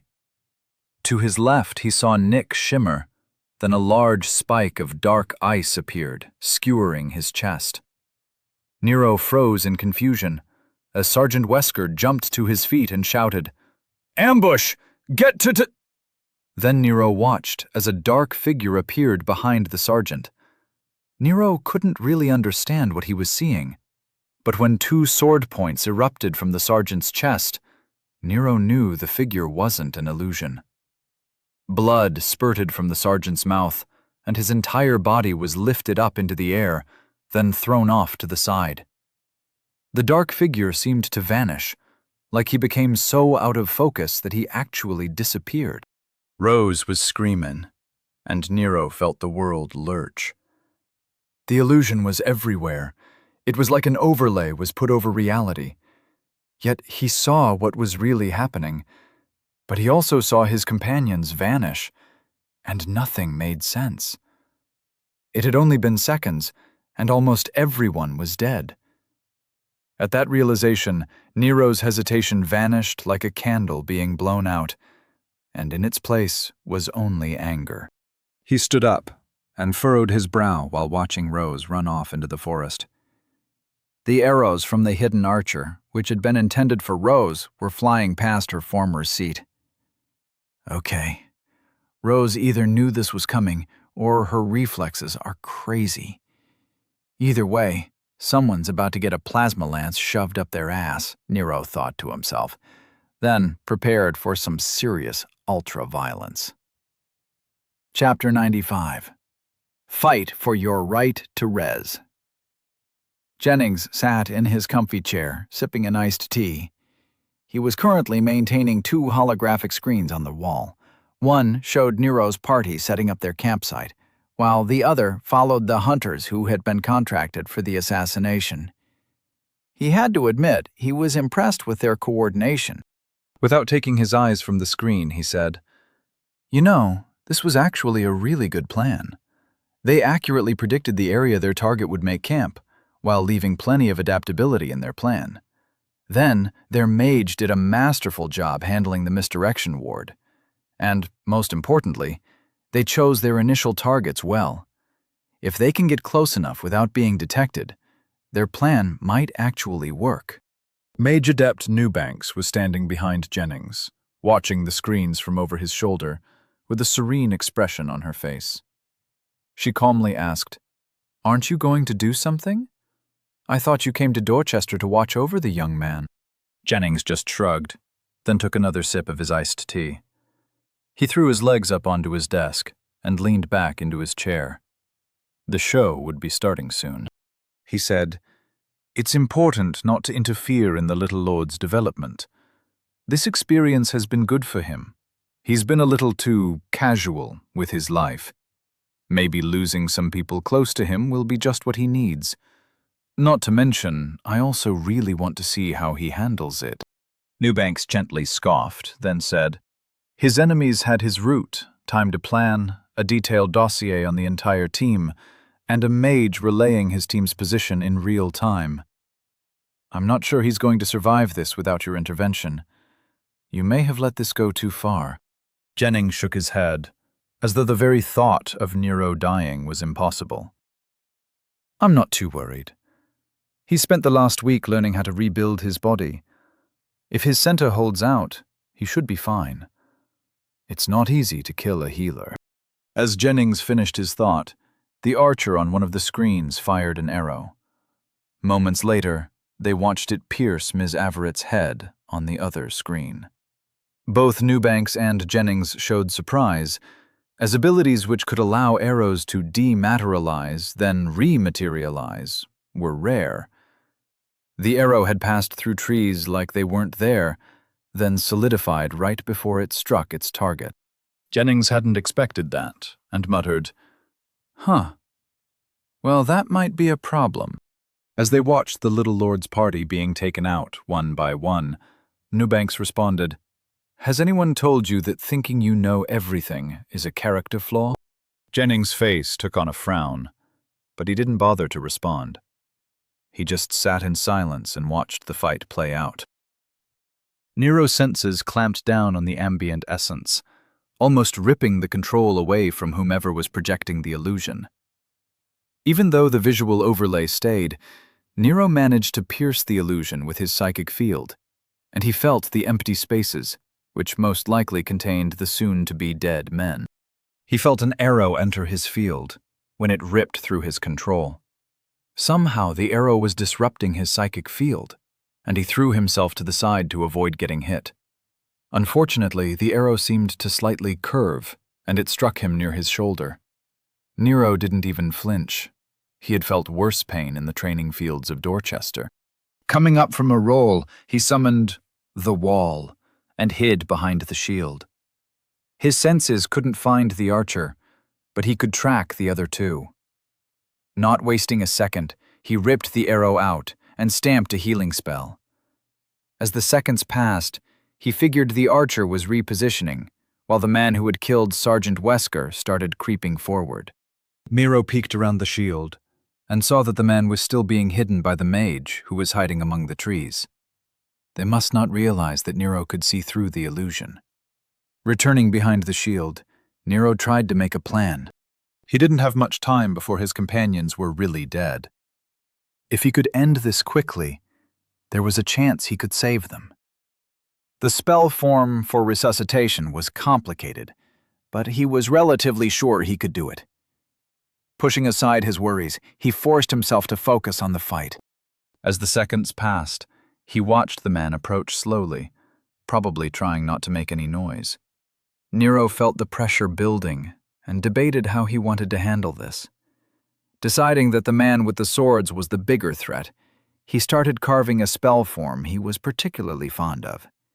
Nero had a lot of practice casting in front of his shield, and now he put that practice into use. But he'd have to be careful to release the spell while seizing the center. He couldn't allow the other mage to interfere. The swordsman seemed to sense the spell forming and rushed forward, abandoning his attempts at stealth. Nero fired his spell, and a large burst of marble-sized iron balls shot out at knee height. As the spell went off, he clamped down as hard as he could, fighting for control over the ambient essence. Nero felt the mage respond by firming his mental grip, and it only took him a moment to reach equilibrium again. Yet that moment spelled doom for the swordsman. Nero psychically watched the man's legs get ripped to shreds, and he heard the man scream in pain. 50 marbles shot out in a cone-like shotgun blast must have hurt. Nero snorted and muttered, "What a little bitch." Figuring that the archer would soon be a problem, Nero pulled the wall back into his personal space and ran directly toward the mage. He reinforced his mage armor while reaching forward mentally. The mage was carving a spell form Nero had never seen before, and Nero wasn't about to let him finish it. Covering the distance quickly, Nero felt more arrows ripping through his field. Instead of trying to dodge them, he decided to be clever. He summoned one of his little bucklers from his personal space and tried to throw it toward where he sensed the arrows coming. Instead of trusting his aim, his plan was to mentally hold the shield and place it in front of the arrows. It was barely out of his hands when the first arrow hit the shield. Immediately, his control was disrupted, and the shield was knocked out of the air. Grimacing at his failed gambit, he felt the second arrow slam into his left lung through his chest. He felt his mage armor ripple and try to reform. His mage armor had done nothing to stop the arrow. Well, that didn't work, he thought. But he still did his best to stumble forward, intending to close the distance with the mage. Unfortunately, the arrow had slowed him enough for the mage to finish the spell form. Nero's eyes widened as he felt an ice spike launch toward him like a javelin shot from a cannon. He was too close to do anything, and the spike connected with his gut. Nero's forward momentum was completely reversed, and he flew back toward where he started from. This is not going well, he thought. He was no stranger to pain, and he could still function, albeit poorly. When he finally stopped rolling, he summoned the wall again. He needed to regroup. Sitting up, he tried to get his legs in behind the shield, but he didn't make it in time. His calf sprouted an arrow, and Nero grimaced in pain. He had a 3-foot-long ice spike in his gut, an arrow in his chest, and now he had been hobbled. He felt the mage trying to circle around, while the swordsman was crawling off toward the trees. He still couldn't locate the archer, but he knew they were still out there. Coughing up blood, he ripped out the arrow in his chest and tried to cast a heal to close the wound. His spell form worked fine, but the ice spike in his belly seemed to disrupt the healing energies. It looked like he'd have to deal with the ice spike before anything else. His hands were trembling, and he was starting to feel weak, but he managed to take hold of the spike. Fighting through the pain and dizziness, he tried to pull it out, but it had pierced him through the stomach, and there was almost no leverage. It was like his body was clamping down on the construct. "It's a construct," he angrily thought to himself. Changing tactics, his mentally reached out to the spike and ripped the control away from the mage who cast it. As it was inside him at the time, he had no trouble taking it over, and then promptly dismissed it. When the spike vanished into the ether, his body nearly emptied through the hole it left in his stomach. Nero felt a lurch, and he nearly passed out. Forcing himself to hold on, he cast the healing spell that had become second nature by this point. Feeling his body re-knitting itself back into place, Nero focused everything on pulling in as much essence into the spell form as possible. It normally took some time to fix basic injuries, but rebuilding organs wasn't what it was meant for. Nero felt the chest wound close along with his abdomen muscles and the skin. He knew it wouldn't be enough. So he redoubled his efforts and tried to carve a second spell form which was meant to heal internal injuries. He lost focus on the mage, but he managed to finish the spell. He felt the wounds heal, and he reveled in the bliss associated with the absence of pain. Keeping hold of the spells, he reached down and ripped out the arrow from his calf. In real time, he watched the wound seal itself. Releasing the standard heal spell, he kept the internal healing spell running while spreading out his senses to find where the mage had gone. Uh-oh, he thought, as his head whipped toward where the mage was standing. The man was carving another spell, standing not 10 feet from Nero, with a clear sightline to his position. The bastard wasn't even hiding behind a tree. The man obviously thought Nero was already done for. While it was true that Nero was injured, and that his mage armor was down, and up until now he hadn't really done much, Nero was still furious at the man's disrespect. Reclaiming what he could from the internal healing spell, he focused all his mental energy on the mage. As the man was only 10 feet away, he was within Nero's control range. Every bit of his control slammed into the ambient essence. Like a pissed-off mother at a department store, he gripped the essence by the neck and forced it under his control. Then Nero watched the man stumble like he got hit in the head with a baseball. Nero's control over the area was absolute, and he stamped a simple iron spike spell form and fired. The spike flew true and buried itself in the mage's head. The man's essence shield hadn't been enough to overcome Nero's construct. He knew that he only had one shot, and Nero hadn't taken any chances. He had made sure that his construct was chock full of his center. Before he could celebrate his victory, he felt another arrow ripping through his field. Rather than try anything fancy, he just let himself fall over. He saw the arrow fly above him and slam into the back of the wall, knocking it over. Nero knew that he was in trouble, and there didn't seem to be any quick solutions. Without any better options, he rolled toward the wall and grabbed hold of the handle. Then he kept rolling. As he flopped over, he took the shield with him. As he landed on his side, he felt 2 arrows slam into the shield, one after another. He could see the tips penetrate his shield, and the arrowheads were inches from his face. Eyes wide with panic, Nero pulled in his legs and tried to reposition. This archer was really pissing him off. Temporarily safe behind his favorite shield, he expanded his field as far as possible, trying to find the son of a bitch that had been treating him like a pincushion. Not finding anything, Nero tried to think of what he could do. He knew the archer had some way to imbue arrows with the ability to overcome essence shields and disrupt his control over the ambient essence. At least he didn't have the mage to worry about anymore, so he wasn't fighting anyone for control. He felt another arrow coming in from his right, and he spun the shield to receive it. It slammed into the shield, penetrating several inches, right below the handle. He had felt the trail it had made through his field. Could he use that somehow? Staring at the arrows jutting out through his shield, Nero cocked his head.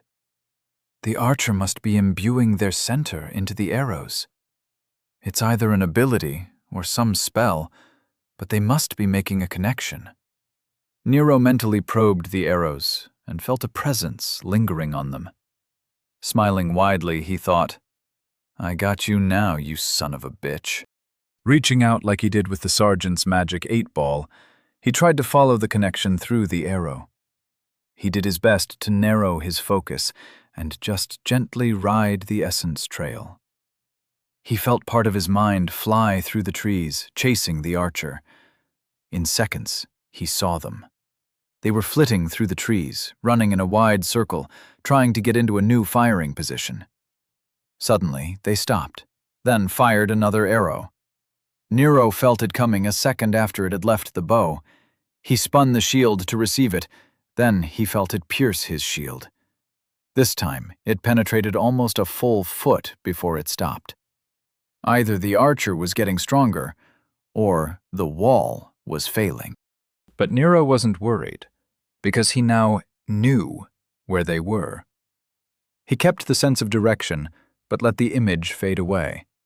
It was like he was holding the connection with 2 mental fingers, rather than his whole hand. Narrowing his eyes, he prepared. Reaching out, he pulled in all the essence he could, and created an essence shield that was stronger than any he had ever made. He felt it vibrating above his skin, and it nearly took all his concentration to keep hold of it. He waited for another arrow, and when he felt it enter his field, he released the wall and rolled to the side. As the arrow ripped through the wall, knocking it down, Nero was already rolling to his feet.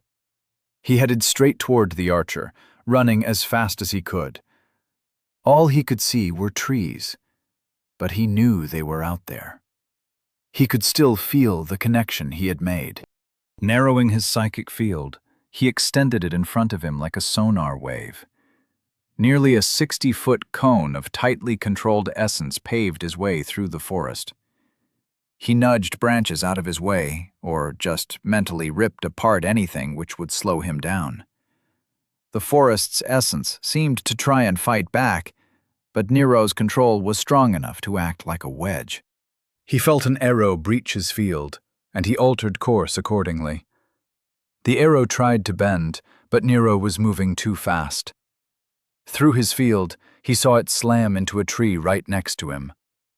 Nero was closing the distance, and he was ready for this to end in blood. Seconds later, he saw them through his field. They were close enough for Nero to pinpoint their exact location, and he smiled with anticipation. Another arrow fired, and Nero altered course again, this time to his right. The archer could apparently see Nero well enough to respond by running in the opposite direction. Grimacing in annoyance, Nero realized he was running out of time. He felt like an invisible clock was running down, and he needed to end this encounter before time ran out. The archer was faster, but Nero didn't have to dodge around bushes or low-hanging branches, as he just used his psychic field to clear the way. Yet, he couldn't close the distance. Every time he started to gain on them, they would just fire an arrow and then run the direction opposite from his dodge. Nero needed a plan. With a mental chuckle, he decided to try his initial plan, but with a twist. As he ran, he pulled out another small buckler, but this time he imbued it with his center. He made a literal essence shield.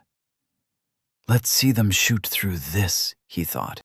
If he understood how their ability worked, then turning his shield into a solidified construct should counter it. He doubted an archer had better control over their center than he did. Soon enough, another arrow was launched. This time Nero didn't dodge. He just pushed his shield out and met it head-on. He held his breath as the arrow slammed into his small buckler. The sound of wood shattering nearly made him stumble, but he kept moving forward. Looking at the shield, he saw that it was perfectly fine. Smiling wickedly, Nero realized that it must have been the archer's arrow that had exploded. Nero lowered his shoulders, pumped his legs, and closed the distance.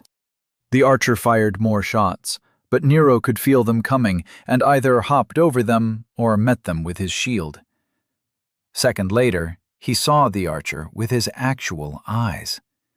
Their black outfit didn't hide them as well as they hoped. Like a freight train, Nero barreled forward, intent on ending this quickly. Seeing that they had been discovered, and realizing that this was going to end in close combat, the archer put their bow in their personal space and summoned 2 thin swords. While Nero was only 20 feet away, they dropped into a combat stance and prepared to meet his charge. Nero had no intention of fighting with someone who could probably kick his ass, so he did what he always did.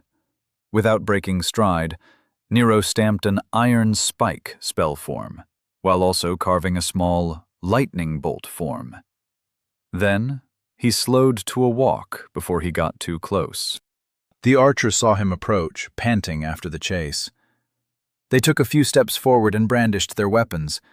When they were only a few paces from Nero, they stopped. Nero heard the archer, which turned out to be a woman, say, "Well, it seems that you were Nero fired the iron spike he had prepped. He wasn't surprised to see them dodge to the side, gracefully avoiding the spike. But while they were in the air, committed to moving to their right, Nero fired his lightning bolt. Before she could even finish her dodge, his spell ripped through her essence field and slammed into her chest. Nero didn't waste any time and started stamping more iron spikes. The archer had taken the spell in her chest, but survived. She rolled to her feet and started to say, "That," but she was interrupted by an iron spike to the face. Before she even hit the ground, Nero had hit her twice more. Looking calmly at the body only 10 feet away, Nero slowly walked up. He mentally checked to make sure the archer was really dead. Happy with what he found, he took a moment to enjoy his victory. Then the thought of his companions lying dead back at the camp doused his enthusiasm. Turning on his heel, Nero left the archer's body and sprinted back toward the camp. He wasn't an idiot, and he had made sure he hadn't gotten lost. In fact, the trail he had ripped open during the chase was easy to follow. Only a minute or two later, he broke through the trees and saw what was left of the camp. The entire fight had taken maybe 5 minutes, and he was confident that he had made it back in time. But before he could start bringing back the dead, he had to deal with the swordsman who had propped himself up against a tree. Nero could see the man was currently applying a tourniquet to his legs. The man looked up from behind his black mask, and Nero stared at him with an evil smile. "Well, what am I going to do with you?" he wondered. Chapter 96. Bring out your dead! Vera Salvatore Verena was not happy. She didn't appreciate having to deal with problems in person.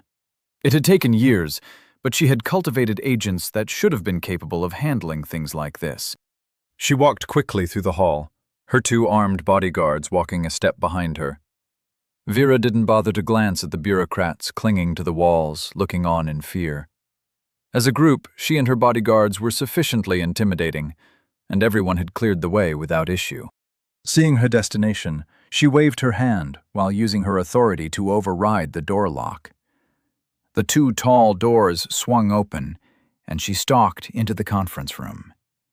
She locked eyes with the man at the head of the table, and was pleased to see his anger openly displayed. An angry enemy made mistakes. Stopping at the foot of the table, she said, "Why haven't the warehouses been transferred? Is it a matter of incompetence? Or is it sabotage?" The man at the head of the table was the director of Bevan Industries, Lord Clifton. Through his late father, his family was a branch house of House Bevan, and he had served House Bevan for over 40 years. That was until 2 days ago, when House Walker had purchased Bevan Industries. But Vera's spies believed his loyalties were still with his former masters. Lord Clifton's eyes were hard as he stared at House Walker's proxy.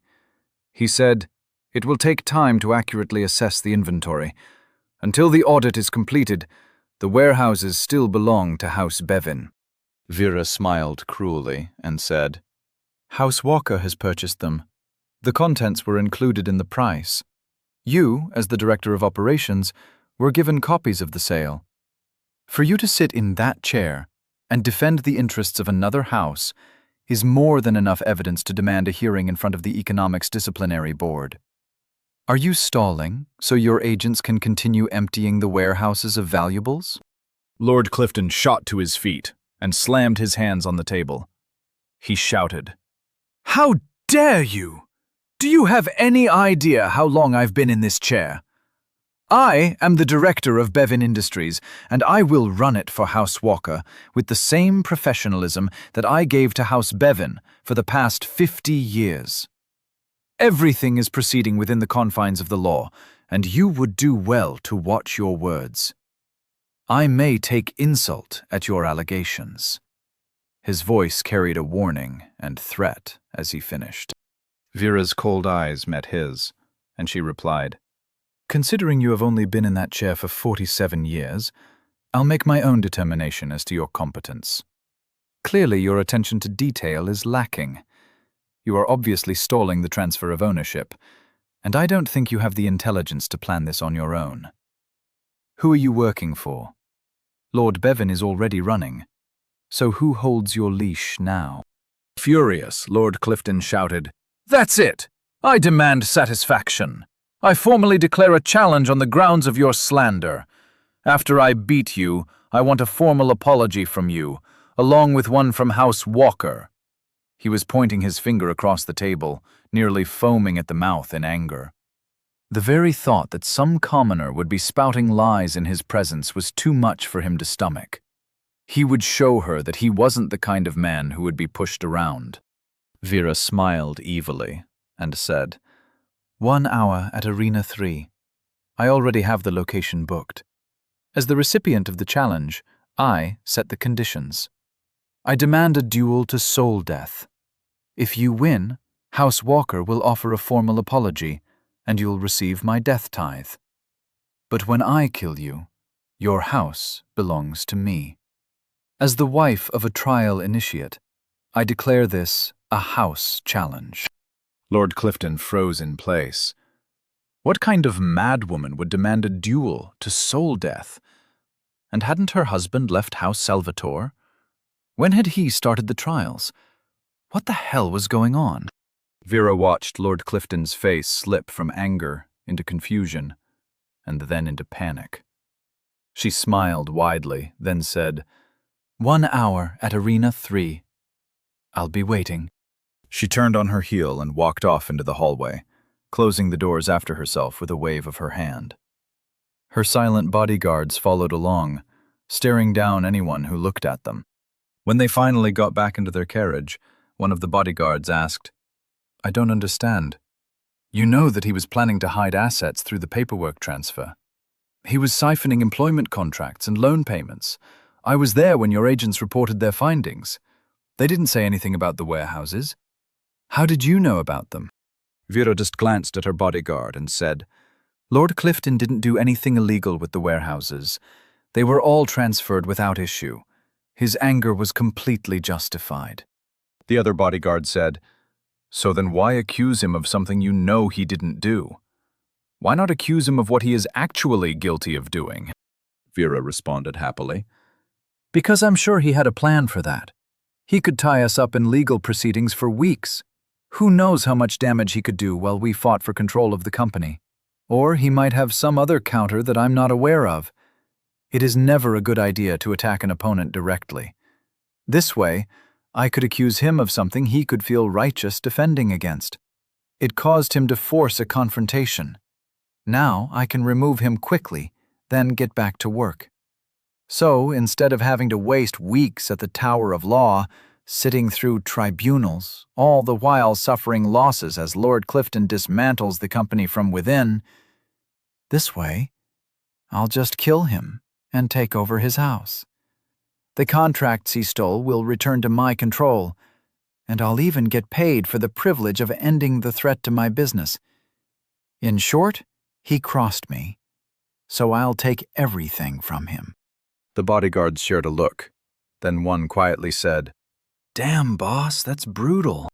Vera smiled, then looked out the window of the cab and said, "No, that's politics." Nero didn't want to kill the swordsman in cold blood, Besides, he needed the man to rat out who hired him. But he had to make sure the man was really out of the fight. As Nero walked up, the man shakily said, I surrender. You don't have to kill me. Nero could hear the fear in the man's voice. But, in a world with healing magic, Nero was wary of a trap. He asked, Why haven't you healed yourself? The swordsman was adjusting one of the tourniquets on his legs and replied icily, Your constructs are still in my legs. Was it really necessary to make them so hard to dismiss? And aren't you supposed to be a fresh level 10? How did you do that? Nero didn't answer. He just kept walking forward. When he was within 5 feet of the man, he felt the resonance between the little balls of metal he had summoned and his psychic field. The little balls really were still around. Huh. I might have gone a little overboard there, he thought. But Nero knew he didn't have time for this right now. He had people that were waiting for resuscitation. Staring down at the man, Nero had an idea. If the swordsman couldn't even figure out how to dismiss the constructs in his legs, he probably wasn't very talented with magic. So, Nero pulled his sword and coated it with his center, turning it into an essence blade. The man's face was hidden behind his mask, but Nero could tell he was just waiting for Nero to get closer. It wasn't difficult to coat the blade in air and heat essence, making small blue flames dance along the steel. Smiling as cruelly as he could, Nero said, I've just spelled this blade with an explosive charge. If you follow my instructions, you'll live. But if you pull this blade from the tree, you'll die. The man cocked his head to the side and replied, What are you talking about? Nero stalked forward and raised the fire-coated sword. Although the man seemed ready to fight, Nero said, Don't move. This will hurt, and you don't want me to miss. The man still seemed confused, and Nero took advantage of his hesitation. Lunging forward, he slammed his sword forward into the man's shoulder, pinning him to the tree. The man screamed in pain, and Nero hopped back out of reach. Nero said, Like I said, if you remove that sword, you die. Just sit there and try not to move. I'll get back to you in a minute. Giving the man one last look, Nero decided that the man bought his bluff. Turning around, he jogged over to Nick's body. Looking down, he could see the construct that killed Nick had dissipated, and the massive hole it left was leaking blood and internal organs. Nero held back a retch and raised his hand to his mouth in horror. The damage was worse than he had feared. Dropping to his knees, Nero went to work. First, he had to fix the body, so that Nick's soul had somewhere to return to. Then he could cast the resuscitation spell and hope that Nick's soul tether was still intact. Firming his resolve, Nero cast the internal healing spell form. He was careful to not waste any more center than was necessary, as he didn't know how much it would take to bring Nick back. It took almost 2 minutes before he was able to switch over to the standard healing spell in order to rebuild Nick's muscles and skin. The spells were familiar, and it was actually easier to fix a body that wasn't alive. Nero tried not to think about Nick's absent essence field. Mentally looking over the body with his spells, he decided that it was time to see if his friend was still hanging around. Nero pulled out the book on healing he had in his personal space. He quickly flipped to the chapter covering the resuscitation spell form. Kneeling next to Nick's body, Nero stared at the spell which could bring back the dead. Banishing any doubt, he carefully carved the spell form. When the spell completed, he felt part of his mind launch into Nick's body. It was similar to the healing spells, but it wasn't targeting flesh. Instead of seeing the internal injuries, he saw an empty space. Nero had read about this. He needed to find the tether which led to Nick's soul. Looking around, Nero started to panic. The tether was supposed to be obvious, but he couldn't see it. Fearing he was too late, he closed his eyes and focused. Delving deeper, Nero reached into Nick's empty soul space, grasping blindly. There, he thought. Nero saw a small, foggy tendril leading off into the dark void. He knew he had to be careful. If he grabbed too hard, he could rip it apart and ensure Nick's soul death. Delicately, he took hold of the tether, then funneled his center into the spell form. The spell pulled essence from the surroundings, and everything rushed into the tether. Nero watched the foggy tendril solidify, then start growing. Smiling, Nero increased the flow. When the tendril reached critical mass, it collapsed. As it shrank, Nero could feel the soul space filling with Nick's soul. The feeling of his friend was omnipresent. Then Nero was ejected like a bullet casing. Nero fell back, his head ringing. Did it work? He wondered. Coming back to his senses, Nero blinked away the confusion. He sat back up and looked over at Nick's body. Like a zombie movie, Nick shot into a sitting position and started hacking. Nero scrambled closer and started patting his friend on the back. Nick tried talking through his coughs. What the hell just happened? Did I just fucking die? He was patting his chest, feeling the giant hole in his robes. Nick was covered in blood and was still as pale as a corpse. Nero didn't have time to coddle the old man, and simply said, "Yep, but you're better now. I have other people to bring back, so take a minute, then tell me if I did it right." Nick looked up at Nero and said, "Huh? What do you mean? Do what right? What are you talking about?" Nero shook his head, then patted Nick on the back one more time. He stood up and said, "Just take a minute. I'll be back soon. And don't go near my prisoner." Stomping off, Nero went to repeat his performance with Kathleen. The sergeant could wait. Hopefully, he'd get to the man in time. Completely confused, Nick watched Nero walk off. He glanced over and saw some dead bodies. Then he saw the swordsman with ruined legs propped up against a tree. Performing a double take, he noticed the sword pinning the man to the tree. What in the hells is going on? He wondered. The last thing Nick remembered was sitting down for lunch. Then there was some pain, then blackness. At the memory of the void, Nick started shivering. That was death. He had died.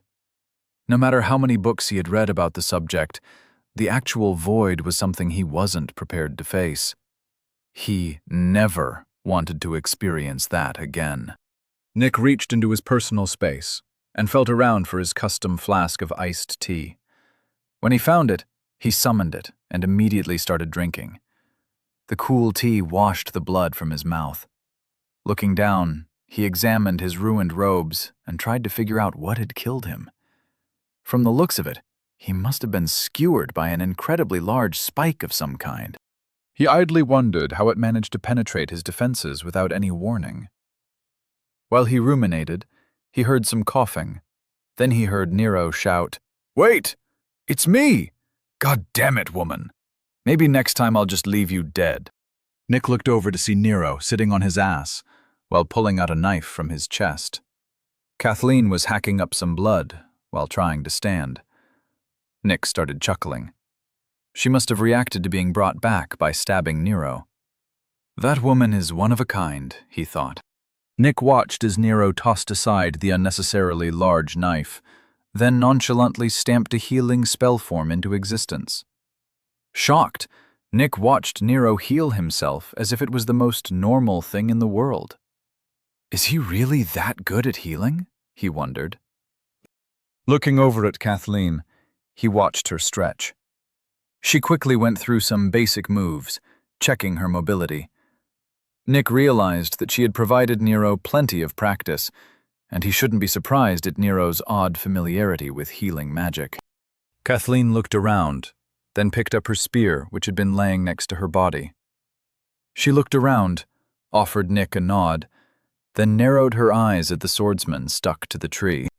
"Why is that one still alive?" she asked. Nero had finished healing himself and stood up. Planting his hands on his hips, he said, "That's the first thing you say? I bring your ungrateful ass back from the dead, and the first thing you do is stab me. Then you have the audacity to question my actions with the first words out of your mouth? How about you go sit next to Nick and shut up for a minute? I still have to bring back the moron who walked us into a trap." Stomping over, Nero started working on Sergeant Wesker. Kathleen kept her eyes on the swordsman, but walked over to Nick. He was still sitting on his ass, drinking his tea. While keeping her eyes on the subdued assassin, she whispered, "What's the situation?" Nick looked up at the crazy woman and said, "The situation? I'm thinking it's pretty obvious that we were ambushed somehow. I have no idea what happened, but Nero seems to have won somehow. Now he's resuscitating us. I'm guessing that once he's done with Wesker, he'll probably start questioning the prisoner that he's somehow stuck to a tree. That's the situation." Kathleen finally looked down at him. She gave him a stare that would stop water from melting. She said, "Are there any remaining threats? Is our misdirection ward still up? Where is Rose's body? Was she involved in the ambush? How about you put that big brain of yours to work and start filling in the blanks? Or you could just sit there and let a kid who awakened a few weeks ago do everything for you." Nick grimaced, but forced himself to stand up. Both he and Kathleen turned to see Nero patting a coughing Sergeant Wesker on his back. Nero said something to Man, then gave him a final pat on the shoulder. Then he stood up, stretched his back like he had just finished a task which had been a pain in the ass. The young man's shoulders slumped, and he walked over to Nick and Kathleen. Nero looked at his two companions and said, "Look, I've got like 20% of my center left. I feel like shit. You two are in charge." Lowering his voice, he continued, "I told the sword guy that the sword I used to staple him to the tree was spelled with an explosive charge. If he tries to remove it, it would blow up. I need to rest, so you guys do whatever you think is best." Turning away, Nero went to lay down next to the small fire Nick had started. It was still burning merrily, as the entire encounter had only started around 15 minutes ago. Nero laid down and tried to put everything out of his mind. Everything hurt, and he just wanted to nap. But instead of getting the rest he believed he so richly deserved, he heard the sergeant shout, "Where in the hells is my direction finder?" Nero's eyes shot open, and he stared up into the canopy. "And now we're lost. I should have seen that coming. I really should have stayed in Dorchester and started my t-shirt company," he thought sourly. Chapter 97. Interrogations are formulaic. The sound of the incoming arrow caused Rose's eyes to snap up from her soup bowl. She looked up just in time to see Ms. Averett's forehead sprout an arrow. As the woman's body collapsed, Rose was already moving. She had been trained for situations just like this. Her former teacher, Ulrich, had put her through surprise drills many times. At first, she thought the man was a sadist, but over time she had grown to appreciate his diligence. His words, "Be ready for the situation to change at any time," had become a core tenet of her life philosophy. A moment ago she was enjoying lunch, but now she was running for her life. Instead of doing anything fancy, she just raced for the trees. Running away would just expose her back and make the archer's job easier. And anyone who could kill Ms. Averett with one shot wasn't someone she wanted to run toward. So she made sure to run perpendicular to the archer's position, while doing her best to keep low. She felt a few arrows fly near her, but didn't pause or look back. She knew how to reduce the likelihood of being hit. Move fast, be decisive, and head directly to safety. In less than a handful of seconds, she was into the trees and hiding among the bushes. Crawling, she moved around the campsite. She knew she needed information on what was happening. Peeking out from under some foliage, she saw Sergeant Wesker fall forward, seemingly killed by an invisible assassin. Frozen in fear, her eyes darted around, looking for anything out of place. She knew the best way to shatter an illusion was to find the flaws. She saw Lord Walker attempt to fight back. Rose had to admit the little lord could take some serious punishment. She winced as she watched him take an arrow to the chest. He then tried to hide behind that ridiculous shield he always used. The fight seemed to pause. Then, without warning, she saw the little lord fire that pebble spell he always used. Her eyes widened as she saw a man dressed in black suddenly appear. The spell had turned the man's legs into ground chuck.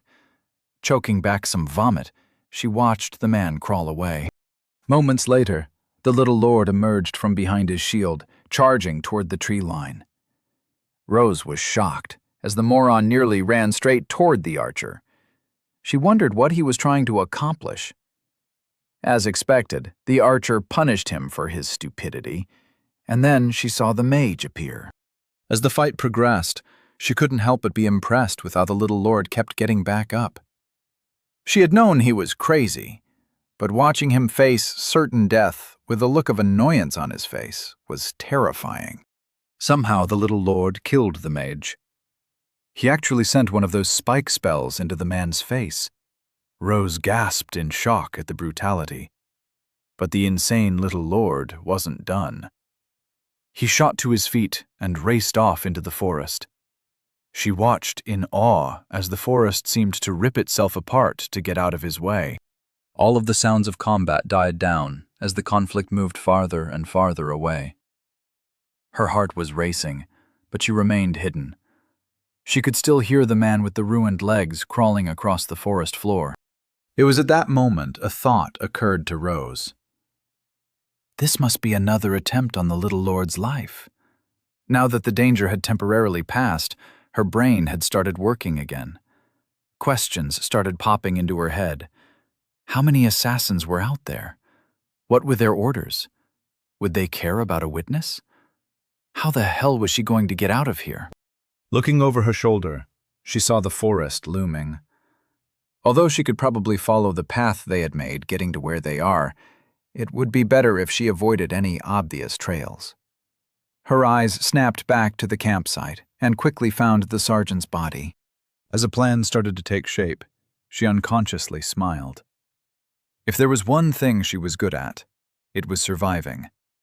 She hadn't let that noble nonsense kill her in Dorchester, and she wasn't going to stick around here and end up as collateral damage.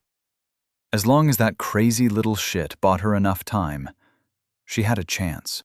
Firming her resolve, she raced for the sergeant's dead body. She needed a few things: her weapons, supplies, and most of all, that direction finder. Miro ignored everything going on around him and just focused on restoring his center. Instead of dropping into his soulscape, he used the technique Specialist Howard had taught him. The idea was simple.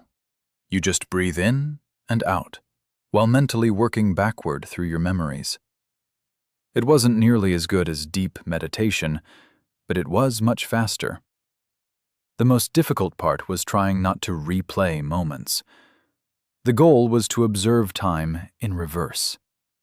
Specialist Howard said that it helped you pay attention to the details and improved retention of something. Nero couldn't remember the specifics, but he had paid close attention to the process. Nero had once heard the quote, "Details aren't nearly as important as results." He didn't remember who said it, and he was 90% sure that he was remembering it incorrectly, but refused to acknowledge the irony. Step by step, he worked through everything he had gone through, but in reverse. And as time passed, he felt himself becoming more centered. The muscle aches along with joint pains slowly vanished, and his thoughts seemed to clear. It was like a hangover recovery at super speed. Miro opened his eyes and sat up from the ground. He still felt some pains in his chest and stomach, and realized that he should probably deal with the patchwork healing job he had done. Checking on his companions, he saw Kathleen standing a few paces behind Nick and the sergeant, who were over by the swordsman. Next to them were two bodies, the archer and the mage. He was surprised they had bothered collecting the archer's body, Nero could hear them talking, but the crackling sound of the fire right next to him made his comprehension spotty. Since Nero didn't really care what they were talking about, he ignored them. Instead, he crawled over and leaned against one of the small logs they had been using as benches.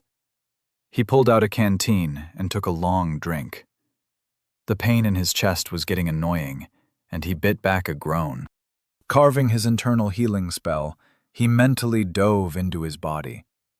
Normally, he just located the damaged area, and then flooded it with whatever the spell provided. And while he had never half-assed a spell form during training, when he had been in combat, he had just spammed the spell without caring about the details. Now he was paying for it. It took him a few minutes, but he located the problems. The muscles had healed poorly, and the organs were misshapen. Everything was almost correct, but Nero wasn't about to go through the rest of his life with a flawed small intestine. With his eyes closed, he painstakingly repaired everything that looked weird. Using his psychic field, he ripped apart the damaged portions, then let the spell do its work. He had read that the spell used his optimal configuration for the pattern. There was a lot of technical babble, but Nero knew what they meant. His soul knew what his body should look like. Nero called it his spiritual DNA. This world knew about DNA and how biology worked. People here had even isolated the genes for different traits, like hair color and skin tone. Studies were done where they had manually changed those sections of a person's DNA with complicated machines. But in order to make the change permanent, it would require soul surgery. And the only time that was legal was for fixing developmental issues or chronic conditions. Luckily, changes to the soul required a person's consent or acceptance. A person had to let the surgeon into their soul, or it was nearly impossible for the surgeon to accomplish anything. While Nero's mind wandered, he methodically healed himself. When he finally ran out of things to fix, he opened his eyes and took a deep breath. Standing up, he did some stretches to check his work. Everything seemed in order, but he opened his identity to double-check. Name: Nero Walker. Level: 12. Race: human. Growth: 26%. Tier: 1. Condition: 98%. Age: 14. Center: 62%. Body: 3. Mind: 5. Soul: 2. Confluence: 10. Stars: 0. Pillars: 1/1. Well, it wasn't perfect, but it would have to do. Time and rest would probably fix whatever he missed. Nero closed his identity, then decided to head over to see what his companions were up to. He was still carrying his canteen, and his smile was wide and confident as he sauntered over to the group. As you got closer, the conversation they were having became easier to hear. Nick was standing with his arms crossed, looking very unhappy. He said, "I can track her. I've been training with her for the past week, so I've got a pretty good read on her essence signature. But is it really worth it? I think we should just head straight for Captain Angelton. He needs to know what happened here as soon as possible. I am more than capable of finding him through a simple scry, and I think Specialist Howard should be able to feel me reaching out if we get close enough. If we leave soon, I should be able to feel them a little after dark, if we manage to maintain the pace we have been keeping." Sergeant Wesker nodded, then replied, "I suppose that is probably the smart play. But it just feels wrong to leave Vikander on her own. The likelihood of her surviving without our help is nearly 0. Kathleen was maintaining watch, her eyes scanning the forest. But she still voiced her opinion without even looking at the two men. "She abandoned us, and we don't know for sure that she wasn't involved. Someone gave away our position, and considering the fact that we all were targeted, she is the most likely suspect." Nero listened with a smile. This entire world really needed to have some better entertainment. No one was capable of thinking like a villain. Anyone who had watched a spy movie, any spy movie, should have realized they had been set up. But just to be safe, Nero figured he should double-check with their prisoner. Walking around the group, Nero approached the swordsman. Someone had healed the man's legs. It was probably Nick, but they had left him still pinned to the tree by Nero's sword. At first, Nero was surprised to see the man still had his knives, but then he remembered personal spaces and figured out why they hadn't bothered to search him. He only managed 2 steps before he heard Nick ask, "Well, what do you think, Nero?" Nero turned to face his companions. They were all staring at him. Everyone looked so serious, and Nero felt a little annoyed at their tone. Scoffing, he asked, "Not even a thank you? Or how about, 'I'm so glad you are so amazing. If it weren't for you being an unkillable badass, then I'd be dead. If there is anything I can do for you, please let me know immediately. I owe you my life.' But I'd settle for a thank you." His rant was met with shocked faces from Nick and the sergeant, but Kathleen just smirked. She said, "Unkillable badass, huh? I'm pretty sure I've put you down enough times for you to be an honorary dead man. I'd keep that pride in check, little lord. It will get you killed." Nero looked at the woman fondly, his smile full of warmth, and said, "If I hadn't pulled an arrow out of your skull a few hours ago, that might have been intimidating. But now, I just find your insults adorable. I'm so glad that you are the way you are."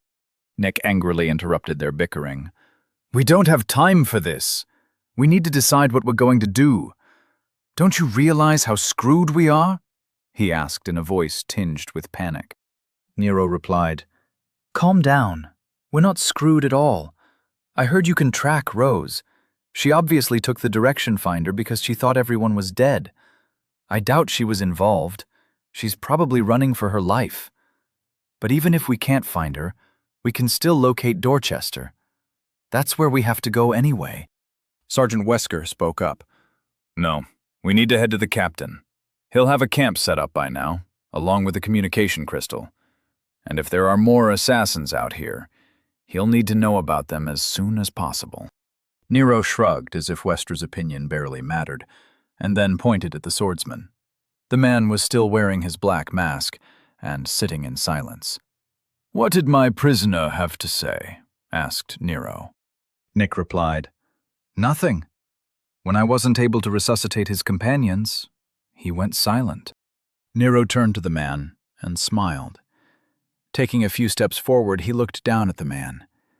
Crouching down, Nero gave the man's masked face a hard stare and said, "You're going to start talking. Right now. Or you are going to be helping me answer some questions about how the human body reacts to several of the obscure spells I've read about. You understand what I'm telling you?" The man squirmed and said, "You can't do that. That's illegal." Nero raised an eyebrow and replied, "You just tried to kill us. More importantly, you tried to kill me. You think I give a fuck about the laws inside Dorchester right now? We're in the wilds. As long as I leave your body for the monsters, who's to know?"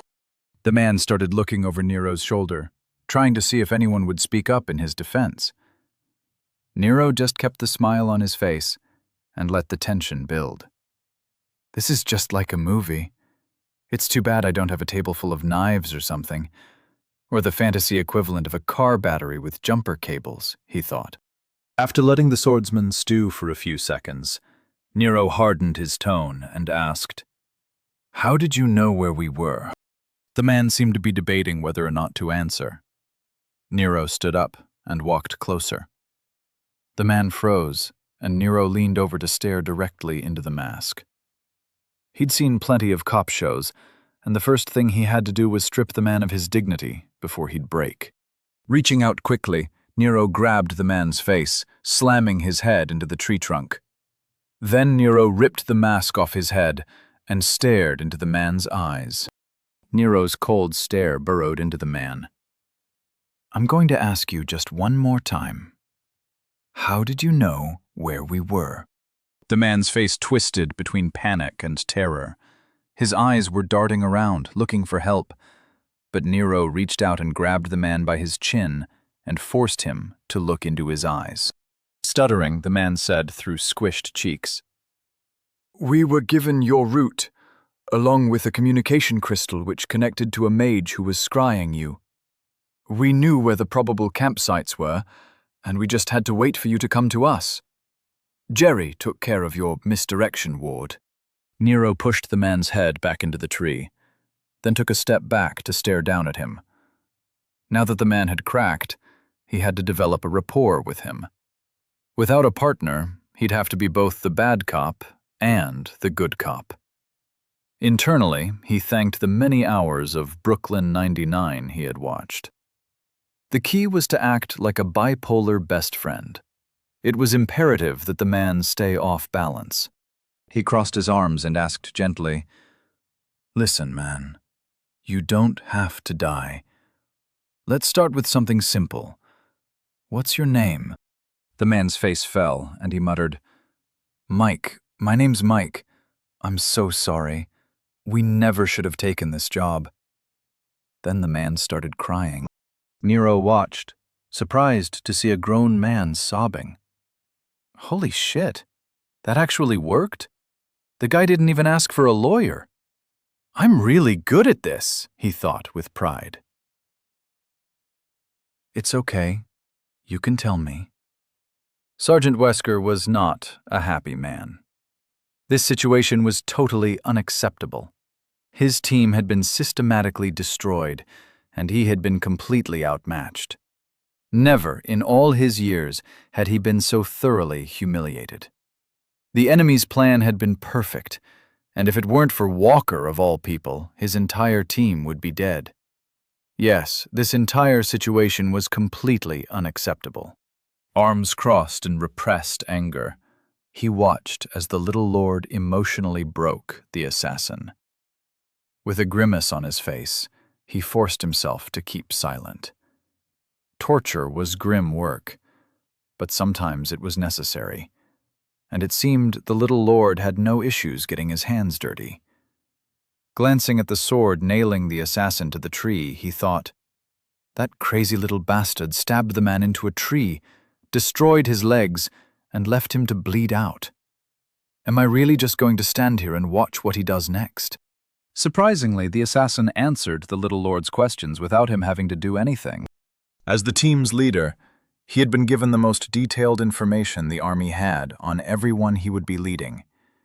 So he knew all about Nero's mind imprint from a previous life.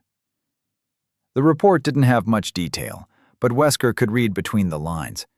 The general had been scrying on the young man. Although it was technically illegal, the safety of Dorchester was paramount. Wesker assumed the general justified the spying as an investigation into a potential threat.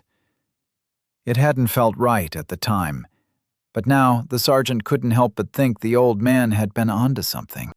The sergeant couldn't help but wonder if the little lord had been trained in interrogation during his past life. What else could explain the young man's flawless performance? Wesker observed the little lord threaten and comfort the man in equal measure. The longer they talked, the more the man seemed to give up. Sergeant Wesker couldn't help but ponder the implications as the little lord bent the assassin to his will. Nero hadn't removed his sword from Mike, and the man was still pinned to the tree. But Nero had given the man a canteen filled with water, along with a ration bar. He had taken a seat on the ground right in front of him and sat cross-legged as if he were completely at ease. Mike was cooperating. Nero's actions made him feel like he didn't even have a choice. It was as if Nero knew Mike was out of options. Nero's face was calm and carried some sympathy as he said, "So it was really all Heather's idea?" I understand what you're saying, Mike, and I can see that you didn't have much choice. But you know that I need to find out who her contact was. Without that, I'm not sure how much I can help you. Mike stared at the young lord, his face filled with hope. Quietly, he asked, "You'll really try to intercede on my behalf? Why would you do that?" Nero smiled gently and said, "Look, Mike, it's not like any of this was personal. You didn't want to kill me. You were just doing a job. The nail shouldn't be blamed for the actions of the hammer. But without knowing who hired you, there isn't anything I can do to protect you from them. They won't want loose ends. The moment we get to Dorchester, you'll be quietly eliminated. I can't protect you if I don't know who to protect you from." Mike nodded and absently took a sip from the canteen with his good arm.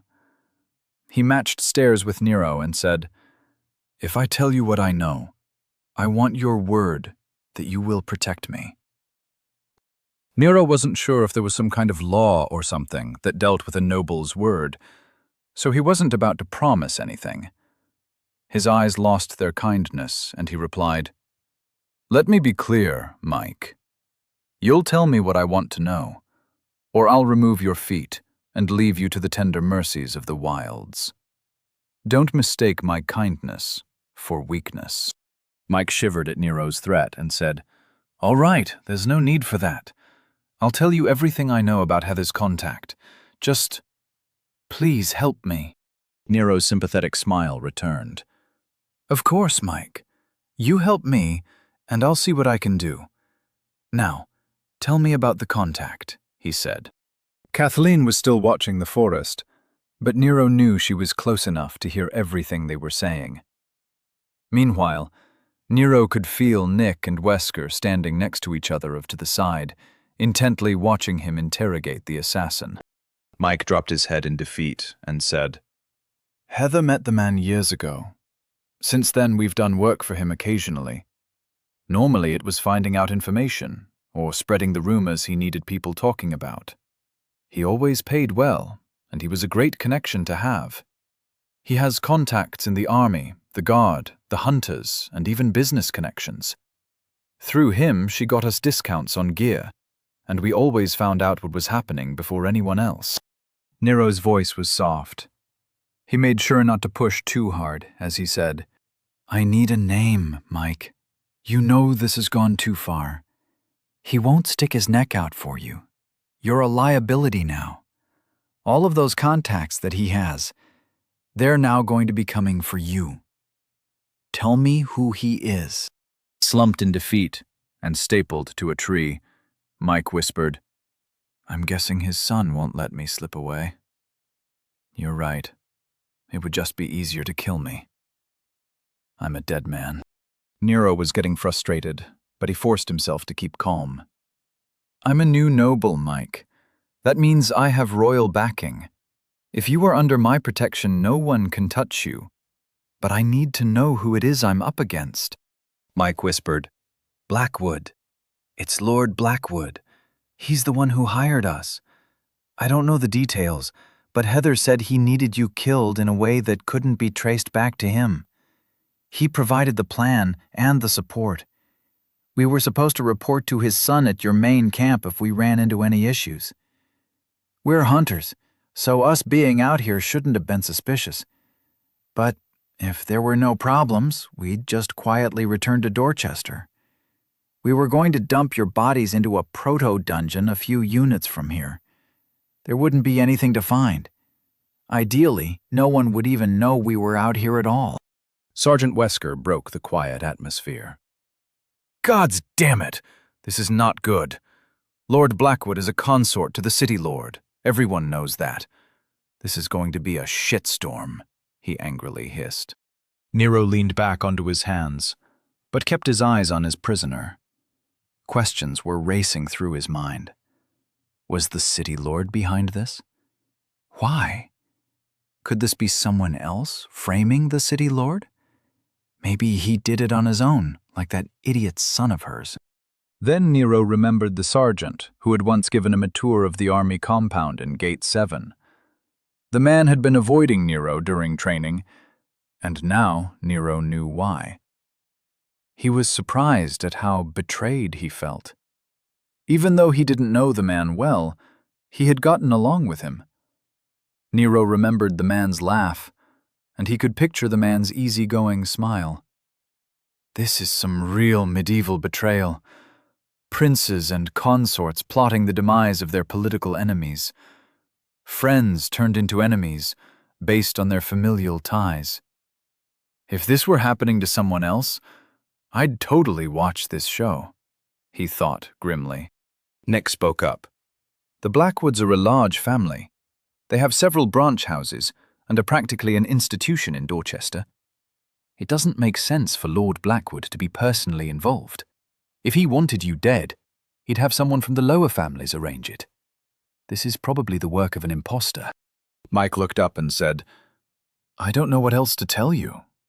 As far as I knew, Heather was talking to him directly, but I only have her word on that. She could have been lying, or she was deceived. All I know for sure is that whoever her contact was, he was powerful. Once, Heather had been arrested by the guards for a bar fight where she killed someone. It had only taken a ping for her to have a representative from the Tower of Law petitioning for her immediate release. After that, none of us questioned what she told us. Sergeant Wesker said, There isn't a noble in Dorchester who could manipulate the law like that. Nero snorted, then looked over his shoulder at the sergeant and said, I doubt they did anything illegal. All it would take is an expedited trial and some careful presentation of the evidence. She probably was let off on the grounds of self-defense or something. Lawyers don't have to break the law to manipulate it. Nero returned his attention to Mike, who looked like he had given up all hope. Even though Nero felt bad for the guy, there probably wasn't much he could do to help him. Their only chance was to get the man into protective custody, or whatever the Dorchester equivalent was. After a few seconds of silence, Nero stood up and took a few steps away from the prisoner. He made sure to keep an eye on the assassin and said, The way I see it, our options are limited. We know for a fact that someone gave our position away. They could be watching us right now. It is entirely possible that Mike is right, and this conspiracy goes all the way up to this Lord Blackwood guy. Taking that into account, we can't go to the camp with Captain Angleton. Sergeant Wesker gritted his teeth, holding back his anger. Trying to keep calm, he asked, Why not? The captain wouldn't be involved in this. Nero just returned a blank stare and said, His sergeant and close friend is named Blackwood. I've met the man, and he was part of the command party. Don't pretend you haven't considered the possibility that Captain Angleton was bought off. Nero watched the sergeant struggling to contain his rage at the possible betrayal. Continuing on, he said, We need to find Rose. She is probably heading toward the camp. If she gets there before us, we have no idea how the captain and Sergeant Blackwood will react. Worst case scenario, they interrogate her and find out that I might still be alive. If they are complicit, they'll start hunting us. Who knows how many people from the recruits are with them. So, first order of business is getting to Rose before she makes it to them. Nick said, It's worse than that, Nero. If we're really being tracked by mages, then they could have already told their agents that you were alive. The camp could be coming for us as we speak. I think we should head directly for Dorchester. Rose will have to take care of herself. Nero gave his friend a complicated look, then replied, You're right. But I don't want to let her walk into what could possibly be a trap. Not to mention that these woods are full of monsters and beasts that will have no problem ripping apart an archer who is not even level 10. Besides, we can't assume that everyone is involved. Paranoia isn't going to help us get through this. The best thing we can do is just deal with what we know. Our immediate issue is Rose, and we're going after her. Sergeant Wesker's voice was hard as he said, I'm the team leader, and I'll be making the decisions. We need— Nero interrupted harshly. Like hell you will! He was much shorter than the sergeant, but he stared up at the man with no hesitation in his eyes. Nero's voice was like steel as he said, I may not be a full lord or whatever until I complete the trials, but I'll be in charge of my survival. Until I know better, the only people I trust are Kathleen and Nick. You could be involved, and only killed as a contingency. You might be feeling betrayed by your employer, or by the army, or just thinking about yourself. Taking a step forward, he stared the man down and continued, I don't trust you. I will not be taking any orders from you. You will follow my lead, or the woman behind you will remove you from the equation. Sergeant Wesker froze as he remembered the terrifying woman who was currently watching his back. He suddenly realized that any semblance of control he had over the group was only there because the little lord in front of him had allowed it. Looking down at the insane young man, he said, Very well. What are your orders? Nero said decisively, Everyone, pack up our gear. We're heading after Rose.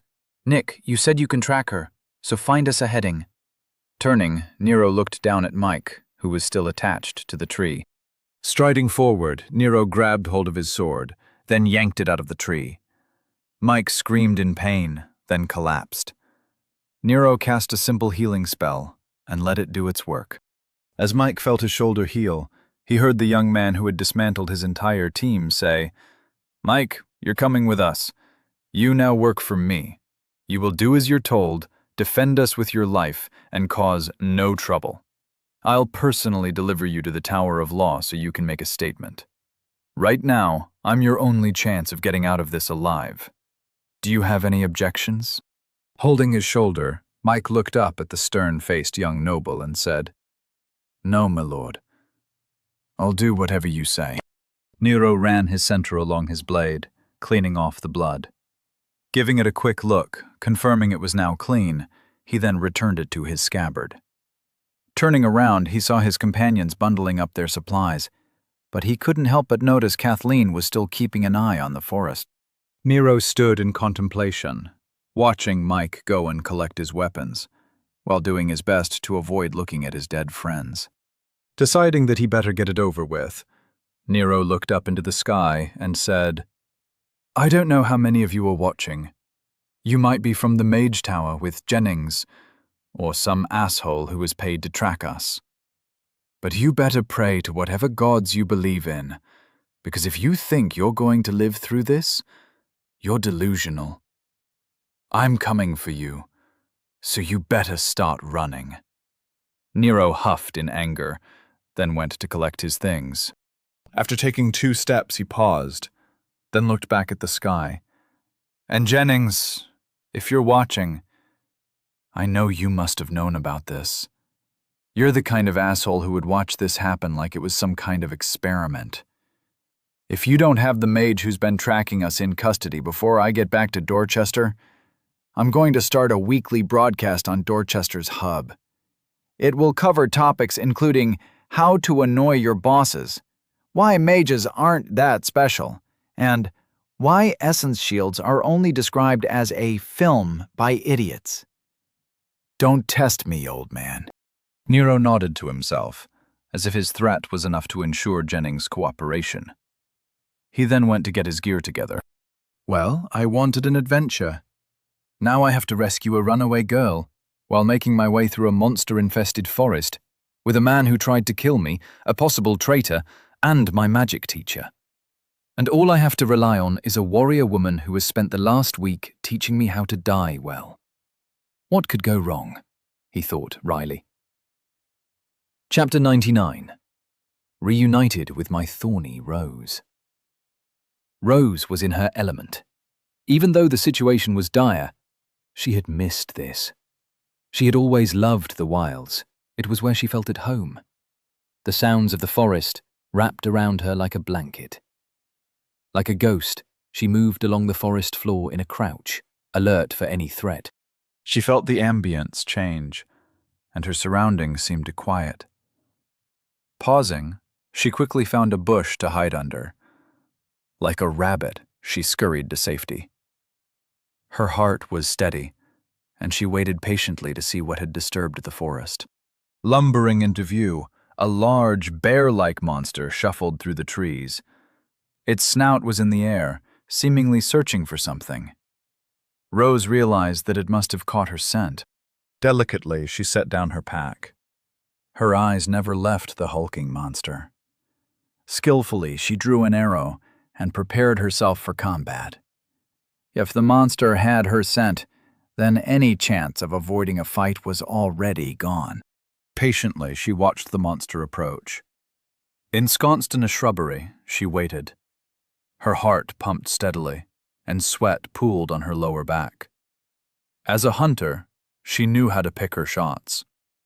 She didn't move a muscle, and her breath was so quiet that she could be confused for part of the landscape. Rose loved this feeling. Her enemy looked right at her, but couldn't see her. She was the one in control of the situation. Slowly, she raised her bow. Every movement was smooth. The sound of her bowstring stretching forced her to pause. The monster's head whipped around, once again staring at her hiding spot. Its snout bared in a silent snarl. Hungry eyes searched for its prey. Calmly, she connected to the arrow like she had been taught. She felt the arrow and became one with it. The process was familiar and comforting. Now, she thought, and released her arrow. It flew true and planted itself in the towering beast's eye. The monster reeled back in pain, and its roar ripped through the forest. There was agony in its call, and Rose's heart leapt at the successful strike. Rather than reposition, she just drew another arrow and waited for the monster to offer its other eye. Seconds passed as the giant monster stumbled around. It used its front paws to break off the arrow, leaving a wrecked and bleeding eye socket. Rose's smirk grew into a smile. Her eyes were sparkling with joy. She was the predator, and her prey was panicking. Seeing an opening, she fired another arrow. Once again, a roar of pain shook the forest, and her prey was blinded. Springing to her feet, she clipped her bow to her baldric, then threw it over her shoulder.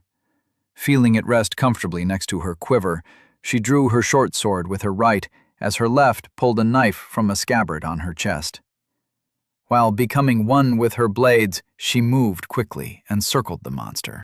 She approached carefully, as the large beast was flailing around in pain. It was slamming into trees, destroying whatever it happened to run into. Blinded and enraged, it was a terrifying sight. Yet, for Rose, it was a wounded animal that she would soon put out of its misery. Like a viper, she struck out at its legs. The monster's shoulders were taller than her, and she had no issue finding its joints. Soon the beast was hobbled. Its roars of pain had transitioned into guttural whines. Its flanks were covered in wounds, and it was unable to stand. Rose didn't hesitate, and with a running leap, she ascended the mountain of muscle. Perched on its back, she ran up to its neck. Her steps were so light, the monster didn't even realize the danger it was in. Sheathing her knife, she took up a two-handed grip on her short sword. She raised the sword high, then slammed it into the monster's neck, just below its head. She held tight as the beast thrashed around in pain. Her blade sawed back and forth, and the blood poured over her hands. Seconds passed, and the hulking monster came to a stop. Rose was crouched on the beast, patiently waiting to see if the fight was really over. The silence of her surroundings made a sharp contrast to the previous cacophony. Covered in blood, she stood up while wrenching her sword free. Standing on the beasts, she looked around carefully. Rose knew better than to let her guard down. Killing one monster didn't make the forest any safer. Her eyes snapped toward a sound in the distance. Something was coming, and it was moving fast.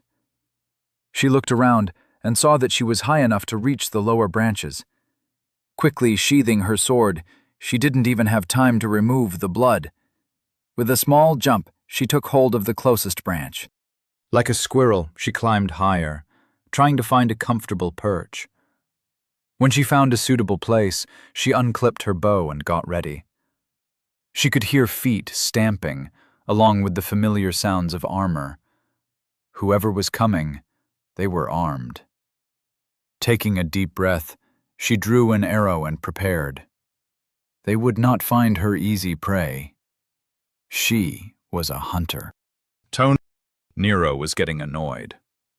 Their group was moving quickly through the forest. Rose had a few hours' lead, and Kathleen was determined to close the distance quickly. Everyone seemed to share Nick's opinion of how terribly screwed they were. A great deal of Nero's irritation was due to the fact that the man wouldn't shut up about it. When they'd first left to find Rose, Nero had contacted Nick over a private connection. When Nero had told Nick his plan, the man had been skeptical.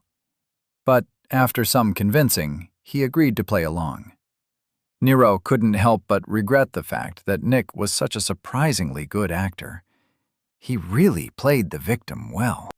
As they moved through the forest, Nick hissed, "All I'm saying is that you're not thinking this through. If there are really mages tracking us, there isn't anything we can do. I'm not skilled enough in essence diffusion to hide us. There could be multiple teams hunting us as we speak. And if Captain Angelton is involved..." From the front of the group, Sergeant Wesker nearly shouted, "The captain is a good man. He wouldn't be involved in something like this. I'd recommend you watch your mouth, mage." Nero sighed, but didn't get involved. He needed the sergeant to be preoccupied.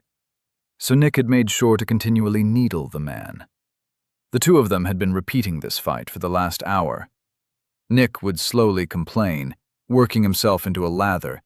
Then the sergeant would lose it.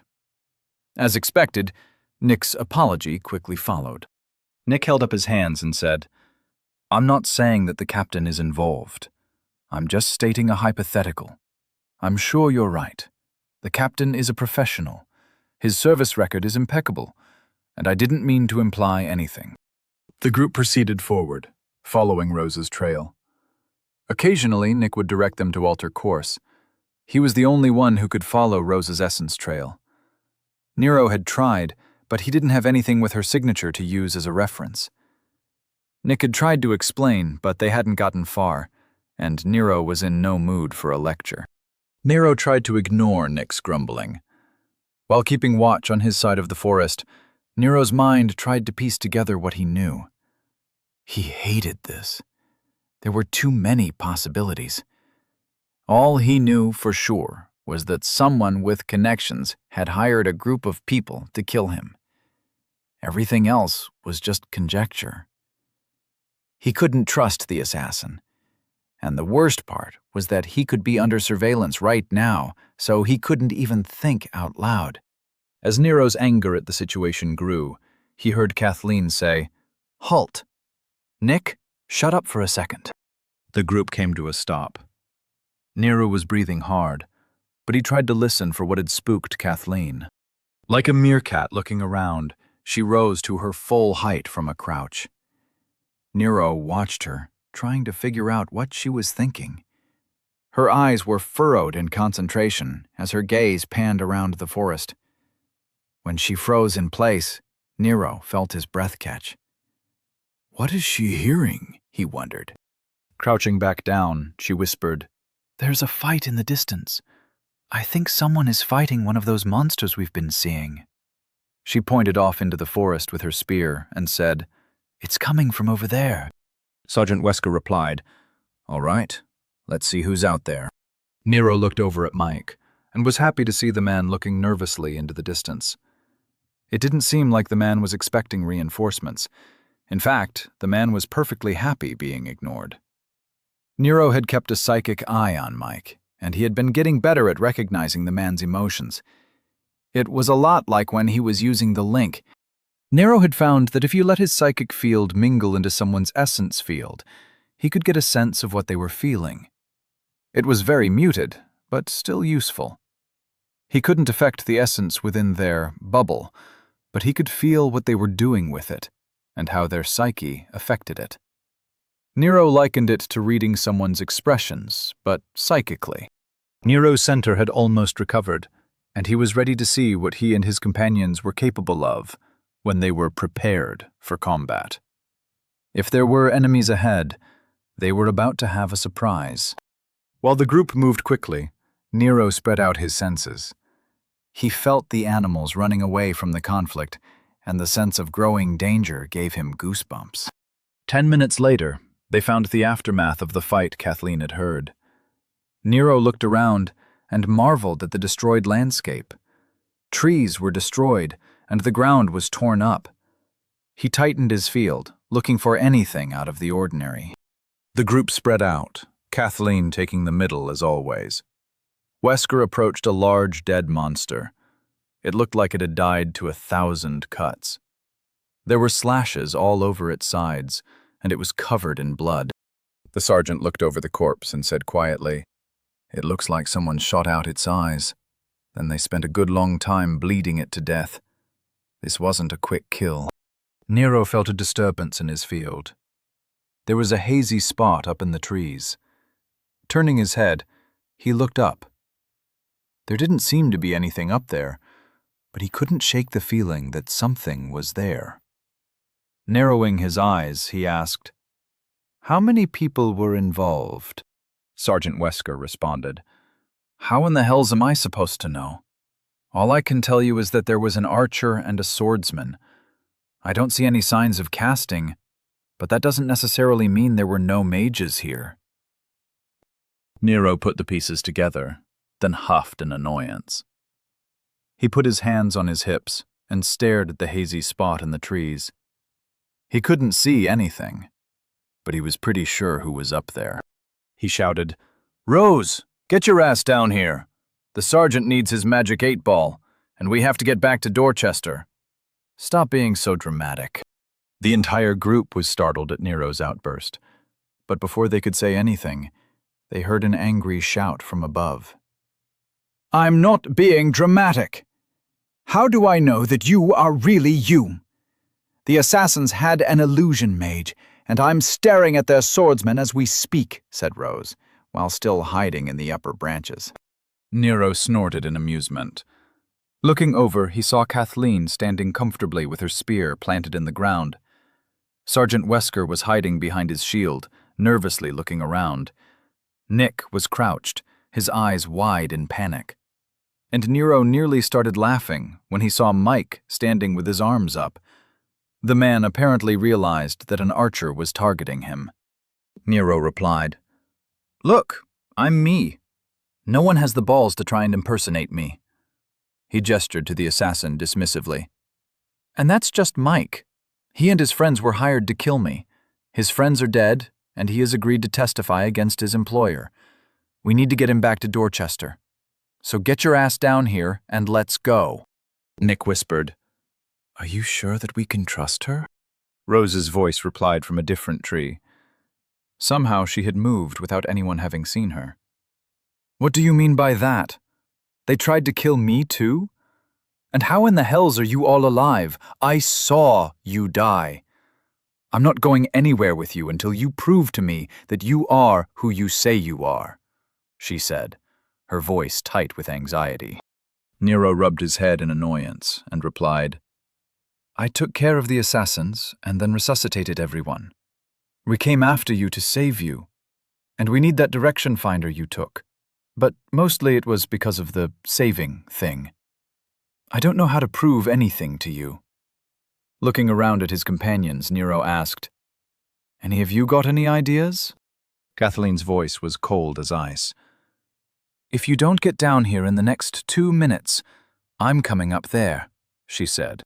Rose immediately responded, "Oh, thank the gods. Hi, Kathleen. I'm so glad you're okay." She emerged from the branches, hopping and sliding among the canopy. In less than 30 seconds, she was on the ground again. She rushed up to Kathleen and was all smiles. She looked at the woman and said, "Thank you for coming for me. I really am glad that you're all right." Kathleen offered the young woman a small smile and replied, "It will take a lot more than that to kill me. Now let's get back to Dorchester and get this assassin to the Tower of Law." Nero angrily walked up and said, "It did not take more than that to kill you. Why is no one acknowledging the fact that I saved everybody? This is starting to feel like a conspiracy." He turned to look at Rose and said, "And why did you just believe her? Why didn't you believe me?" Rose and Kathleen exchanged a look, and Kathleen shrugged as if nothing Nero said mattered. Rose looked down at Nero and said, "I believed her because I know her. And anything that comes out of your mouth should be treated as a lie until corroborating evidence is presented." Nick burst out in laughter, while Nero's face turned red in anger. Nearly hissing, Nero said, "Let's just get moving. And for the record, I'm the only one who believed you weren't an assassin. Just because you're still a spy for the general doesn't mean you had anything to do with this." Nero stomped off, apparently done talking about this. While Nick and Kathleen frowned, Rose looked shocked. Mike seemed completely ambivalent, while Sergeant Wesker said dumbly, "Wait, she's a what now?" Nero shouted over his shoulder, "I've already got a bearing on Dorchester. Everyone shut up and let's get moving. We're losing the light." Dutifully, everyone took their places, with Mike trailing behind the group. Rose kept her head down, pretending to be embarrassed. They left the dead monster where it was and headed off toward the city. Nero kept his senses wide, now paying attention to both Mike and Rose in equal measure. "I shouldn't have said anything. Come on, Nero, lock it down. Don't get emotional, and focus on the angles. If you can't handle wordplay, then you're going to get eaten alive by the nobles," he admonished himself. Chapter 100. On the Road Again. Lord Blackwood was starting to get nervous. The mage he had contracted was not returning his pings. It had been more than an hour since he'd heard from him. The mage had reported that everything was in place, and the ambush would happen shortly. But, since then, the mage had gone silent. Tapping his finger anxiously on his armrest, he thought through the most likely scenarios. The problem was that regardless of what happened during the ambush, the mage going silent was a problem. It all came down to what caused the man to be unavailable. Hopefully, it was an unrelated issue, and he would soon be hearing the good news. His office was simple, and the only window had curtains blocking out the sun. He lived for his work, and any distraction was an unnecessary feature. Normally, he would just work on something else while he waited, but this mission was too important. He couldn't concentrate. Feeling fidgety, he stood up. He started pacing, anxiously waiting for his link to alert him to an incoming connection. Lord Blackwood's heart leapt into his chest when he felt a ping from his door. He furrowed his brow as he didn't recognize the signature of his unexpected guest. Curious, he sent a reply for them to enter and waited to see who was bothering him. The door opened, and he saw the new court mage, Mage Adept Newbanks, along with 2 guards. Surprisingly, the 2 guards were not anyone he knew. She walked in confidently, her face calm, while the 2 guards waited at the door. "What can I do for you, Adept Newbanks?" Lord Blackwood asked with a polite smile. His heart was pounding, and he couldn't shake the feeling that this visit did not bode well for his future. The mage replied in a soft voice, "Archmage Jennings has requested your presence. You are to come with me." Repressing a shudder, he asked, "What's this about?" For the first time, she smiled and said, "He is trying to make sure that he can return to Hennings with his head intact. It seems one of his games got a little out of hand, and there are many people currently unhappy with him. That's all I'm at liberty to say. Are you willing to come with me?" If there was one thing to be said about Lord Blackwood, it was that he wasn't a coward. With his head held high and his back straight, he looked Mage Adept Newbanks in the eye and said, "Of course. I'll do whatever I can to help. Lead on." Still smiling, Mage Adept Newbanks offered a gracious nod, then turned to leave. Lord Blackwood followed her into the hall, and he felt the guards take up position behind him. As they walked down the hallway, He stared at the mage's back. She seemed completely at ease. But the sound of the guard's heavy footsteps on the tiles behind him felt like the drums of a funeral march. He wasn't sure that they knew anything, but he couldn't help but feel like things were spiraling out of his control. The trip back to Dorchester was just as bad as the trip into the wilds. Even though they had developed a healthy teamwork, it was offset by the suspicious atmosphere which now hung over the group like a cloud. Mike did his best to keep silent. He knew that no one trusted him, and he was running low on options. While he tried to ignore his feelings at losing his two best friends, he couldn't help but be distracted.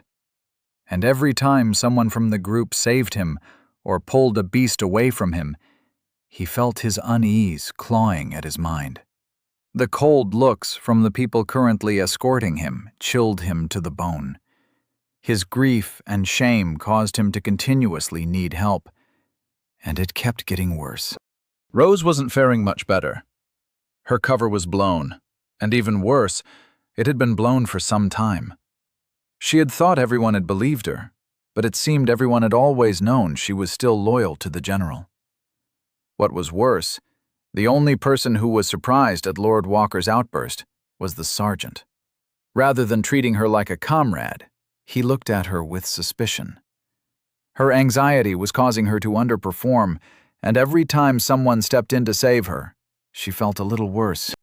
As they traveled in silence, the group only spoke during combat. The sun set, and the hours passed quickly. Eventually, they decided to make camp for the night. Coming to a stop, Sergeant Wesker said, "Here's good. Let's get a perimeter set up, then we can discuss shifts." He pushed the base of his shield into the ground so it would stand on its own. Rubbing a hand over his head in worry, he continued, "I have no idea how we're going to do shifts. This is a disaster." Nick chuckled, but went to set up the misdirection ward. Nero used some simple spells to create a small pit and start a fire. Kathleen, as always, kept an eye on the surroundings. Mike and Rose shared a look, then took seats on opposing sides of the fire. Neither wanted to talk, and both were uncomfortable trying to help. Soon enough, the entire group was sitting around the fire, watching Nick prepare some stew. Rose broke the silence first. "I'd just like to say that I didn't betray you all. The general only asked for updates on our training. There wasn't anything that was illegal or anything. It was a condition of my being accepted into the elite hunter program. You can trust me," she said. By the time she finished, she was almost begging. While Nick was falling for it, Nero and Kathleen just stared at her with equally blank looks. Mike kept his head down, as he didn't want anything to do with their inter-party spat. Sergeant Wesker asked gruffly, "Why didn't I know you were still spying for him? I was told that your mission ended when Walker got the other spies kicked out. Was Captain Angelton told? Did he not trust me?" Rose pleaded, "Don't blame the captain. He had nothing to do with it. The general just believed that the fewer people who knew, the less likely I'd be targeted by other noble houses. He was worried that they would try to get me to spy for them." Nero couldn't help it, and laughed lightly. "Oh, I get it. That's a good play. You're going with the whole, 'He was just looking out for me, and I was only there to look out for you.' That's a really good spin. You're surprisingly good at this for someone who says they hate politics. I'm impressed," he said with real admiration. Kathleen nodded in agreement, while Nick looked confused. Sergeant Wesker said, "What are you talking about? What am I missing?" Nero looked across the fire and met the sergeant's eyes. He smiled and said, "She was placed as a spy to report on my training. The general wanted to know more about me. I'm guessing that my existence threw up some flags, and he wanted someone close to me. Who better than a hot girl who was good at reading a room? When her cover was blown, he told everyone that she stopped spying. You suck at lying, and he didn't trust you to keep the secret. She threw herself on my mercy, and I allowed her to stay. Instead of being loyal to me, she kept spying. I have no idea why, but it doesn't really matter. Everything I've done or said has been reported to the general. I'm an unknown, and he is a politician. He can't plan for me, unless he understands me." Sergeant Wesker frowned and said, "You're a weird kid. It's not just that you train like a madman. You think weird. You shouldn't be able to do the things you do. You recharge your center too quickly, and you are too cunning. By the gods, man, you took out an entire team of assassins on your own, and still had center to spare to revive us. That's not normal." By the end, he was nearly shouting. Nero just shrugged in response, but Nick spoke up angrily. "Nero may be a little odd, but that is no reason for the army to have him under surveillance. He has done nothing but help Dorchester since he got here. If it weren't for him, we'd be facing this level threshold with a weakened army after a bloody noble war. Lord Cosgrove would probably be dead, and we'd be led by a traitor. And all he's gotten in return is constant assassination attempts and distrust. This is an outrage." Nero tried to calm the situation down by saying, "It's all right, Nick. I've gotten plenty. I'm now rich, been raised to nobility, and I even have an estate somewhere. I also have you and Vera." He looked over to Kathleen, who was staring calmly into the fire, and continued, "Not to mention my warrior woman. She taught me how to take a spear in the gut and keep fighting. If it weren't for you three, I wouldn't be here. So don't worry about it. Let the nobles play their games. Whatever they do, it will just end up with us getting more money and power. If you haven't noticed, they suck at this." Rose looked abashed, while Sergeant Wesker couldn't help but smile. As much as the kid freaked him out, he was really starting to like him. The little lord just didn't know how to quit. The silence stretched for almost a minute, as everyone digested what had been said. As the fire crackled, Kathleen's solid voice interrupted their thoughts. She kept her eyes on the fire and said, "In the north, there are warriors known as warblades. They are fearless in the face of death. Their training is harsh, and they treat every aspect of their existence as if it were a battle to be fought to the death. Whether it is physical combat, an argument, or even a meal, everything is a battle to be won. Nero embodies that ideal. What you Southerners call weird, I call great. It is a concept foreign to you as you live your life in hiding. The world is out there, waiting. A warblade faces it with steel in their heart and walks their path with purpose." Her eyes lifted to stare at the sergeant and said, "Fear him.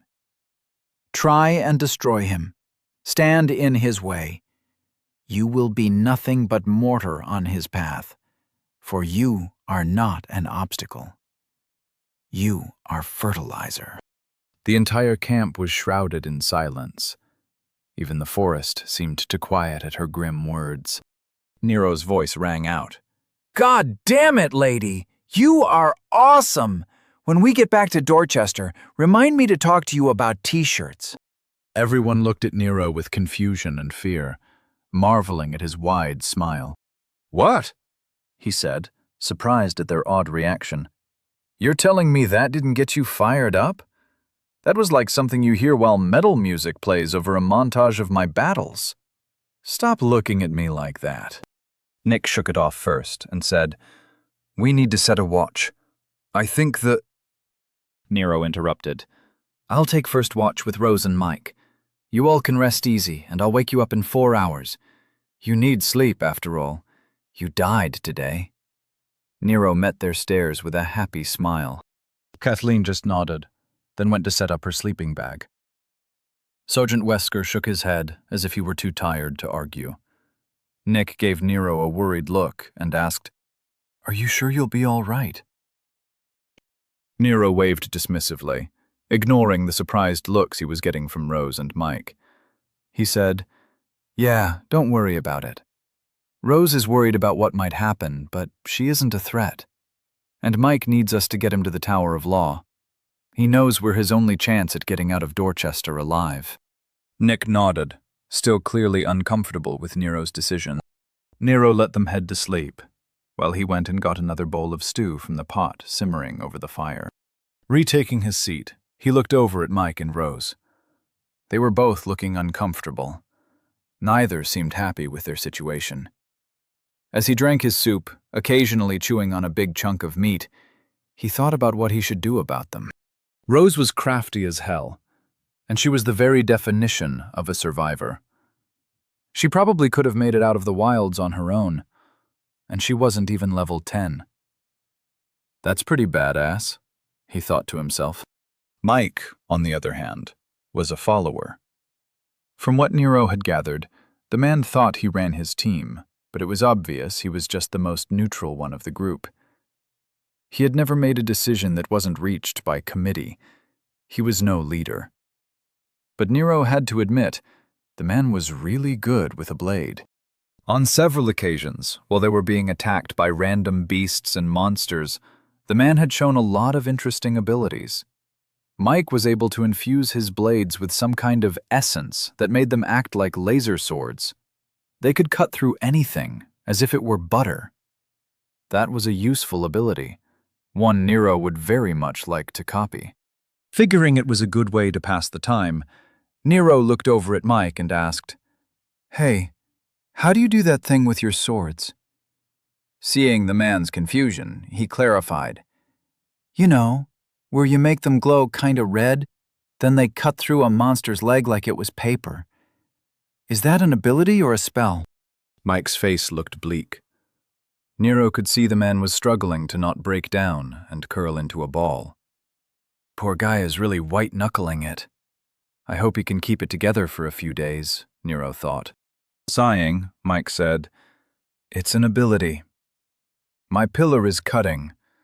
I grew up in a butcher shop, and my dad always made me sharpen the knives every morning." Shrugging at the memory, he continued, "It just seemed right to me. I'm not really sure how it works, but I've put a few stars into the pillar's ability. I've focused on imbuing my blades with an edge. A perfect edge." Nero watched as the man got lost in his thoughts. Mike continued, "I think it's the simplicity that appealed to me the most. Every time I've tried something fancy, it failed. But cutting, separating something, that is simple enough that even I can't screw it up." His head fell forward, tears in his eyes. Nero felt uncomfortable. He had never been good with people showing their emotions. This guy needs to bury that shit deep. One should only confront their feelings in solitude. With alcohol, he said to himself. Rose's voice was quiet and tinged with fear as she asked, "Lord Walker, what are you going to do with me when we return to Dorchester?" Nero gave her a questioning look and asked, "Why do I have to do anything? You're the general's lackey. It's got nothing to do with me."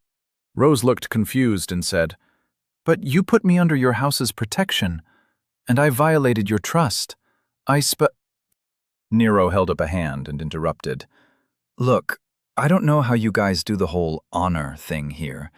As far as I'm concerned, I used you to get rid of the spies I didn't know about and replace them with one that I did know about.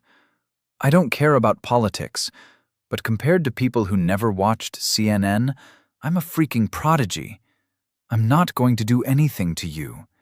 As far as I'm concerned, you can keep spying on me. The last thing I need is for the general to get all butthurt and try to figure out some other stupid way to screw with me. You are at least nice to look at, can take care of yourself, and I really enjoy how you keep trying to emotionally manipulate everyone." He offered her a thumbs up and said, "You just keep being you. No complaints from me." Rose blushed and turned her head back toward the fire. Nero looked back over at the silently crying Mike and decided that he should just ignore these two overly emotional people. Spreading out his psychic field, he tried to keep watch on the surroundings. While taking another sip of his soup, he thought, "Why is everyone so worried about this crap? when we are in a forest filled with monsters the size of elephants. This world is crazy. I love it." He couldn't help but smile at the thought. Chapter 101. Misdirection via Arguing. Archmage Mather's image was hovering in a scry portal facing Jennings' desk. His arms were crossed, and his brow was furrowed in anger. Jennings was thankful that the man was alone, as he didn't feel up to facing the entire Council of Mages at the moment. "How bad is it?" asked Mathers, his voice full of reproach. Jennings nervously shrugged his shoulders and replied, "It's not that bad. Things just got a little out of hand. Everyone is fine. No one died. Well, not permanently, at least." Throwing his hands up in exasperation, Mathers shouted, "That doesn't sound good! The entire point of you being out there was to stop things like this. What the hell have you been doing?" Jennings grimaced and took a sip from his glass. He was in his office, and he could feel Mage Adept Newbank's eyes boring into him from the chair across from him. He could take some comfort in the fact that Mathers didn't know he had an audience. "I was just trying not to interfere too much. I didn't know they had such a good plan. I thought it'd just be a few hunters. I mean, come on, it shouldn't have been a big deal. They kill the assassins, then return to see me having already arrested the mastermind. It would have been a great bonding experience. Then I would have a solid argument for saying Nero should come stay in Hennings for a while. This whole level shift is going to get bad, and there is no reason for him to stay here," Jennings said while grumbling. Mathers shook a finger at Jennings and said, "He likes it there, and the king is already going to be sending support.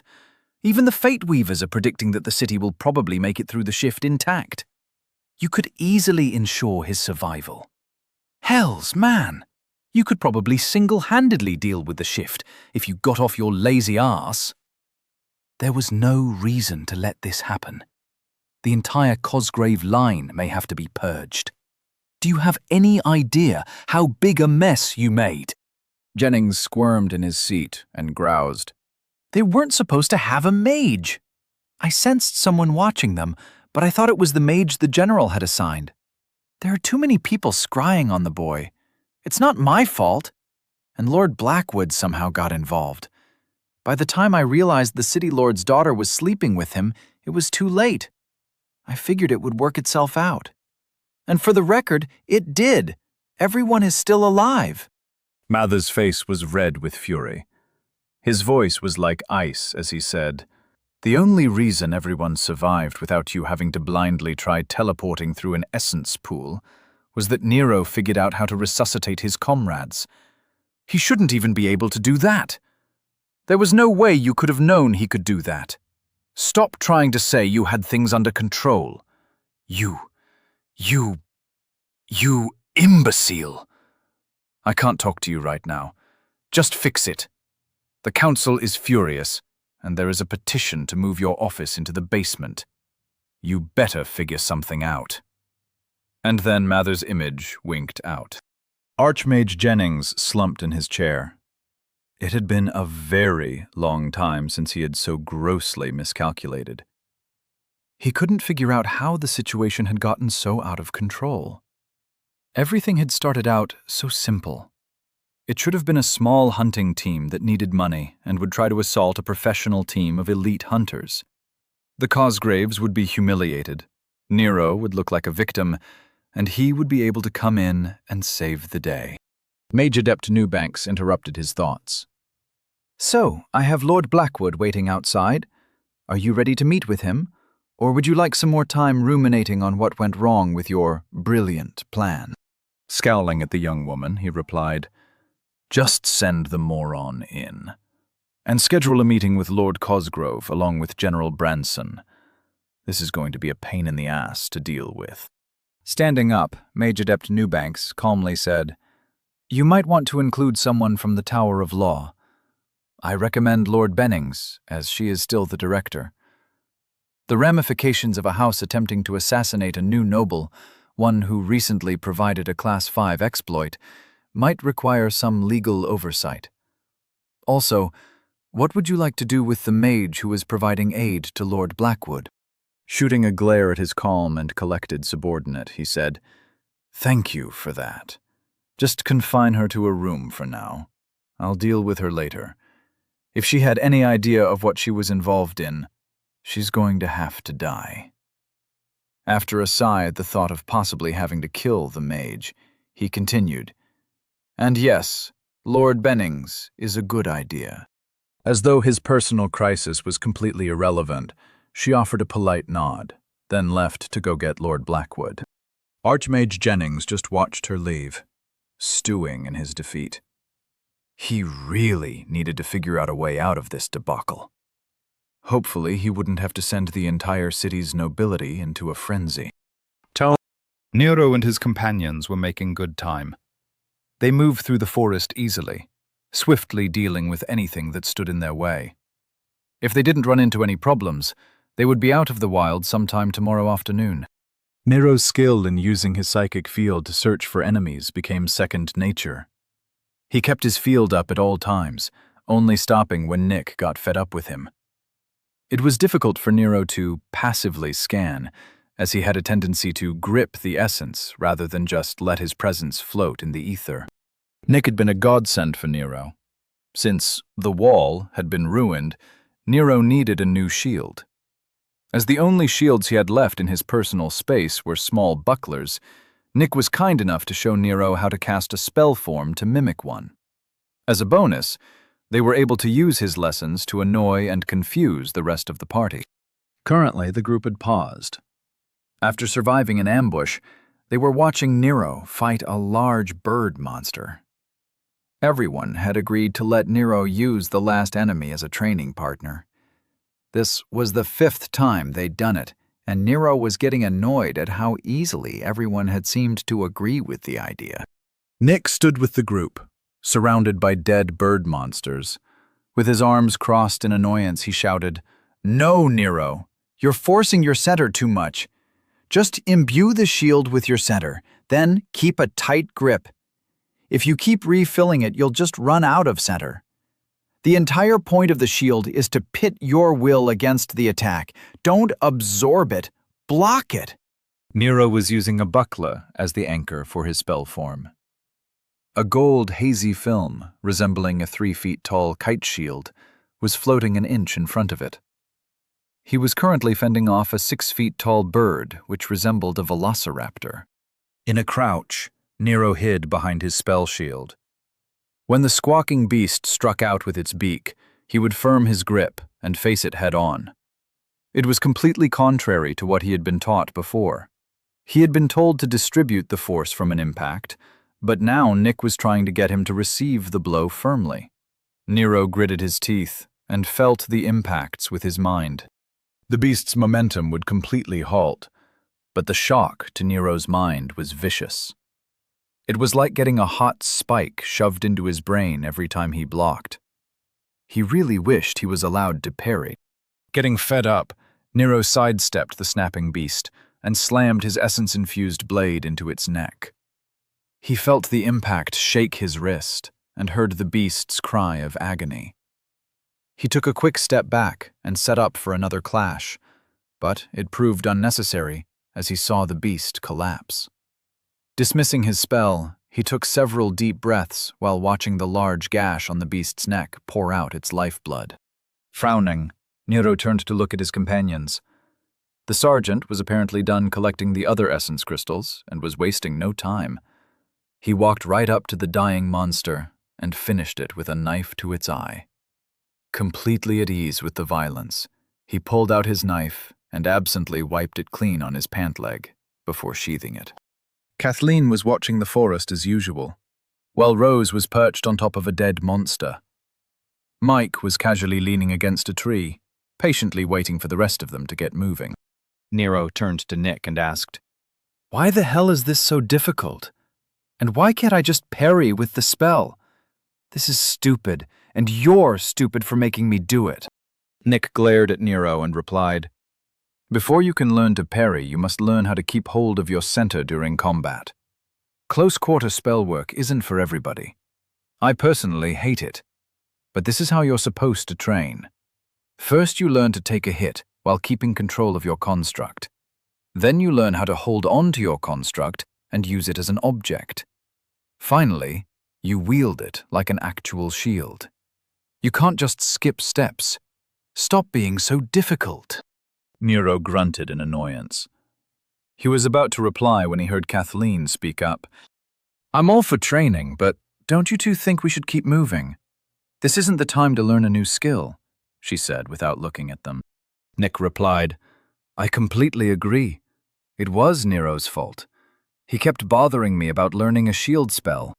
Nero propped his hands on his hips and said, Hey, it's your fault for not being a better teacher. You can't even make a proper shield to demonstrate the principle you're trying to have me replicate. I blame you, and so does everyone else. He spread out his arms, demonstrating that everyone was on his side. Nick huffed as though he were affronted. Now you listen here. My spell form is perfect. I just prefer to fight at a distance. The principle is sound. Sergeant Wesker stood up from the corpse and said, Walker, come put these crystals in your bag. We should get moving. He had grown used to their bickering, and now pretended not to hear anything. Nero went over and collected the essence crystals. His bag was carrying over 50 of them at this point. He could see how lucrative a career in hunting could be. Kathleen said, All right, let's get back into formation. We have a long way to go before we can rest for the night. The companions took their positions, and they were soon moving again. Everyone kept their eyes peeled and their senses sharp. But the silence lasted only a few minutes before Nick broke the serious atmosphere. Nero, loosen your grip. Why do you insist on holding onto the ambient essence so tightly? He hissed. Nero grimaced in annoyance and looked over his shoulder at Nick's back. He hissed right back, I'm not gripping too hard. You're just being a perfectionist. I bet you could barely feel my presence. Kathleen interrupted their budding argument by saying, I swear to the gods, if you two don't stop picking at each other, I'm going to make you walk around wearing gag. Nero and Nick said in perfect unison, Sorry, Kathleen. They both returned to their duties, looking like disciplined children. Sergeant Wesker kept moving forward, while shaking his head in aggravation. How in the hells can they both be so talented and so childish at the same time? It's like being with my sister's kids all over again, he thought to himself. The two bickering mages were affecting Mike the worst. He followed along sheepishly, but he couldn't get over the fact that his friends were defeated by a child. Even worse, he couldn't rationalize how the young lord was capable of acting like a spoiled brat one minute, then immediately turning into a terrifying whirlwind of destruction. He had personally seen the little lord brutalize monsters, then turn to his companions and ask if they were edible. How in the hells did I end up here? He asked himself sadly. Rose wasn't fooled, though. She knew what the little lord was doing. The constant bickering was keeping everyone's mind off the danger they were in. It was a masterful manipulation, but she wouldn't fall for it. She had seen what the little lord was really like, and no amount of childish bickering could make her forget it. As everyone had their own take on Nero's actions, Kathleen believed Nero was just completely at ease in the wilds. The little lord was treating the imminent threat as a non-issue. She was proud that he could only think about training, and agreed that Nick was being a whiny little bitch. While keeping his outward appearance focused on the forest, Nero kept his connection firm as he asked, Was that too much? Nick didn't show any sign of receiving the message, but replied, No, you're doing great. Remember to keep a firm but light grip. Creating a link like this isn't easy. Don't be discouraged if we lose the connection. Just reach out, and I'll feel it. Think of it like that handshake thing you showed me in my office. We're just reaching out our minds and bridging the gap. Are you sure you don't want to hear how the thought hub was developed from this technique? Nero sent a mental sigh and replied, Nick, now isn't the time for a lecture. Don't get me wrong, I'm interested, but save it for later. I think everyone is buying it. Well, maybe not Rose, but that chick is sharp. Yeah, she is something, all right. Are you sure we should sick Vera on her? That seems like overkill. Are you sure this isn't about how attractive you think she is? Asked Nick. Nero replied easily. I'm not going to say that's not part of it. She's smoking, but that's not the point. I think she is just really smart. I think she and Vera would either get along great or try to kill each other. Either way, I trust Vera to handle her, and we can't let the General's plan go unanswered. Remember, he flat out lied to us. I was an idiot and let on that I knew, so that's on me. But now we have to deal with the aftermath. I don't know what the General will do with that information, so we have to choose a battlefield. By making this about Rose's allegiance, we shape the conflict around something we don't mind losing. Nick's concern was clear over their private link. I don't really understand all this political maneuvering, but I trust you. Now, how is your shield really doing? He asked. Nero replied, No issues. It's not that much different than holding a spell form. But we really need to sit down and go over how to properly form an essence shield. I think I'm missing something. Nick said, Just be patient. We'll be back in Dorchester soon enough. For now, we have to deal with what's in front of us. This is going to be a complicated few days, and I think we've exhausted our arguments about the shield spell. We'll need something else to focus on, or people are going to start getting suspicious. Miro asked, How about you try grounding me? Nick replied, Huh? I don't understand. You know, like how you ground a kid. Tell me that I'm going to be confined to my estate when we get back, as it's too dangerous out here for me, said Nero. Nick's amusement came through loud and clear. Have me really play into the father angle? That's good. Oh, I could say that completing your trials is an unnecessary risk, and that we can revisit the issue when you're older. And then I can say that you should transfer all your assets to Vera, so that we can take care of you. Then you can act like a child and throw a tantrum, he said. Nero sent over a mental chuckle and replied, Well, it looks like tonight might be fun. I really doubt they'll spend any time plotting their moves when they're too busy worrying about us bringing down the wilds on them. Nick said, Well, you're doing fine with your pulling. I can't reach out as far as you can. That last group you found was out of my range. Is it just me, or are the monsters and beasts getting harder to find? No, it's not just you. I think this area has already been cleared. There is still plenty of horrors out there, but it's not as dense as it used to be. Don't worry, though. I'm getting better at telegraphing our position, said Nero. Well, be sure to keep it up. We're making a killing with the essence crystals, and all this combat is keeping them from realizing where we're going. The essence is starting to thin, and it's getting easier to diffuse our presence, he said. Nero replied, That's awesome. Keep it up. I've been watching closely, and I think I can take over for you tonight, so you can finally get some sleep. Don't worry, Nick. I've got your back. Me too, Nero. Once we get in range of the city, we're in the clear. They'll learn what it means to mess with two mages who did their homework, said Nick with pride. Nero replied frostily, Okay, never say that again. The next time Kathleen makes a speech about northern badasses, be sure to take notes. You suck at being inspirational. Noted. Is that why you keep dismissing my t-shirt ideas? Asked Nick. Yes, it is, replied Nero. The entire group moved through the forest, completely oblivious to the two mages' conversation. As far as they knew, they were heading for Gate 15, where they were planning on handing Mike to the local guards. Nick and Nero's plans were proceeding well. Chapter 102. Fireside Mind Games. Lord Blackwood cautiously entered the once familiar office. He had been here many times, but that was when Mage Adept Cranston had been the court mage.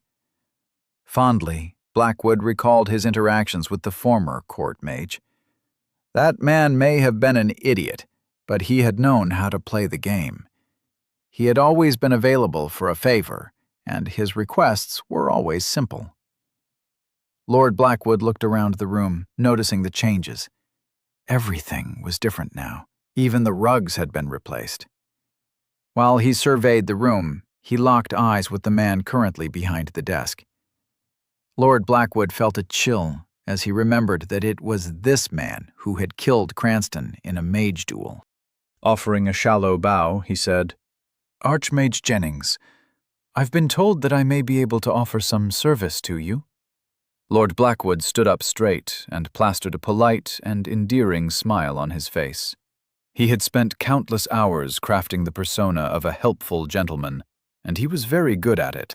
The Archmage's cold eyes held Lord Blackwood in place, and the man snorted in response to the greeting. Jennings raised his hand and offered him a chair while saying, "Take a seat, Lord Blackwood. We have a great deal to talk about." With a polite nod, Blackwood took the offered chair and replied, "I'm eager to be of service, Archmage." Jennings' face was stoic as he said, "I'm sure you are. Now I'd first like to caution you from doing anything drastic. Sometimes people don't think things through, and I'd hate to have to do something drastic in response." At this point, Lord Blackwood was almost positive that the Archmage knew of his plot to kill Lord Walker, yet he knew better than admit to anything. So he cocked his head to the side and looked at the Archmage as if he had no idea what the man was getting at. "I'm sure I'll be able to handle whatever issue you are dealing with. How about you start by telling me about your problem? I promise to do everything in my power to help you," he said with the utmost sincerity. Archmage Jennings huffed in annoyance and replied, "Look here, Blackwood. I don't have time for these stupid games, but you're right about one thing. I should start at the beginning. I want to know when you started sleeping with Deirdre Cosgrave." The Archmage's voice was full of repressed rage, while his face betrayed nothing. Out of all the questions that Lord Blackwood was mentally preparing to answer, when did he first sleep with Deirdre Cosgrave wasn't even on the list. Lord Blackwood stuttered in shock. What? How did you... We haven't... Archmage Jennings waved his hand in dismissal of the man's evasions and said, "I know for a fact that you have been sleeping with her. What I want to know is when the affair started and the circumstances which led to the affair. I'm trying to understand how I missed it." Lord Blackwood closed his mouth and stared at the ancient mage. Even though Jennings was probably over 700, the man still looked youthful. As he stared into those cold eyes, he realized that the man already knew enough to have him executed. It was now just a matter of the details. With a sigh, Blackwood slumped in his chair. Offering the Archmage a slight smirk, he said, "I thought I had been so careful. It was a mistake. Almost a week ago, after her brother was banished, I saw her crying. All of her plans were failing, and her caretaker had just withdrawn her support. The poor girl was worried about her brother, and she didn't know what to do. She looked just like her mother did all those years ago, surrounded by enemies while trying to keep it together. I wanted to help, so I took her somewhere private where we wouldn't be seen by the staff." His eyes glossed over at the memory, and he continued, "We talked for hours. It had been a while since we had some time to catch up. She has grown into a remarkable young woman. We shared a few glasses of dwarven whiskey, and one thing led to another, and we..." Archmage Jennings's eyebrows shot up as he interrupted. "Where in the hells did you get dwarven whiskey in Dorchester?" Confused, Lord Blackwood came out of his memory and refocused on the Archmage. He replied, "Lord Bevan gave me a few bottles when he was trying to garner support for the early evacuation of the city. He has always been a good friend, and I offered what support I could for his plot. Why does it matter?" Jennings frowned in thought and said, "So you two got drunk and had sex. I'm assuming you both wanted to keep it secret, as I can't imagine either of you wanted her mother to find out. Consorts are usually executed for things like this." Nodding, Lord Blackwood replied, "Yes. We both knew that it was a mistake. It only happened the one time. We were behind a privacy ward, and I made sure there was no chance of conception. Both of us agreed to put it behind us and move on. How did you find out, anyway? Archmage Jennings waved away the question, and instead asked, So after that, you agreed to be part of her plan to kill Lord Walker? Surprised at the change of subject, Lord Blackwood asked, Why does that matter? Some anger leaked into his voice as Archmage Jennings said, I want to know your thought process. When exactly did you decide to aid her in the plot to kill Lord Walker? Answer the question. Shrugging, Lord Blackwood replied, Well, at first I was just going to put her in touch with a fixer I know who works out of Gate 15, while doing my best to discourage her. But considering our situation, I decided to help her out. Her plan wasn't terrible, and I happened to know a few hunter teams who would be capable of doing the job. It all just kinda happened. A very capable team was available, and I already had several contacts involved in the training program. I even had a mage approach me looking for some side work. It didn't take much effort at all. It was as if the plan came together on its own. One of my sons even reached out to me, asking me for a favor. It just so happened that he was on the command team for the training facility where Lord Walker was stationed. He was hesitant to help, but I persuaded him. It all just worked out. Archmage Jennings was nodding along with a thoughtful look on his face. Quietly, he muttered, Almost as if it were fate, huh? Suddenly, the door to Jennings' office burst open, and Mage Adept Newbanks walked in unannounced. For once, her face showed some emotion. She looked worried. Why aren't you responding to your pings and connection requests? She said quickly. Surprised to see her so flustered, Jennings responded, I didn't want to be bothered for the moment. Why? What's happened? The Mage Council lost their connection to Lord Walker, and now no one can find him, she said, while frowning. Jennings opened up his senses, and immediately had to start swatting away connection requests. Reaching out, he quickly located Nero's essence trail and hurled his mind through the ether. But when he reached the end of the trail, he only saw an empty clearing that nature was in the process of reclaiming. There had been a fight, and he could see some monster remains that hadn't fully dispersed. Yet there were no signs of Nero. His trail ended there. Spreading out his field, he tried to locate the essence tag he had put on the young man. He could tell it still existed, but he could only get a directional heading. It would take some effort to find him, as he could no longer surf the young man's essence trail. Looking at the two curious people in the room, he said, Well, that's an interesting development. Jennings now had a decision to make. He could reach out and probably find the young man, but the entire city would notice his psychic presence. The feeling of pressure would probably cause mass panic, and most likely clog the emergency response teams with pings questioning what was happening. On the other hand, he could keep his touch feather light, but it could take hours to isolate the young man's signature. Rubbing his chin, Jennings considered his options as Lord Blackwood and Mage Adept Newbanks stared at him with confusion. Nero was on watch for what would be, hopefully, his last night in the wilds. If Nick's calculations were correct, sometime tomorrow they should reach the road. Nero was skeptical when it came to Nick's navigational skills, but he didn't really have much choice but to trust him. The entire plan hinged on whether or not they could reach a gate his enemies weren't currently watching. If Nick were to be believed, they had been hidden since they had found Rose. At Nero's request, Nick had been diffusing their signature without letting the rest of the team know.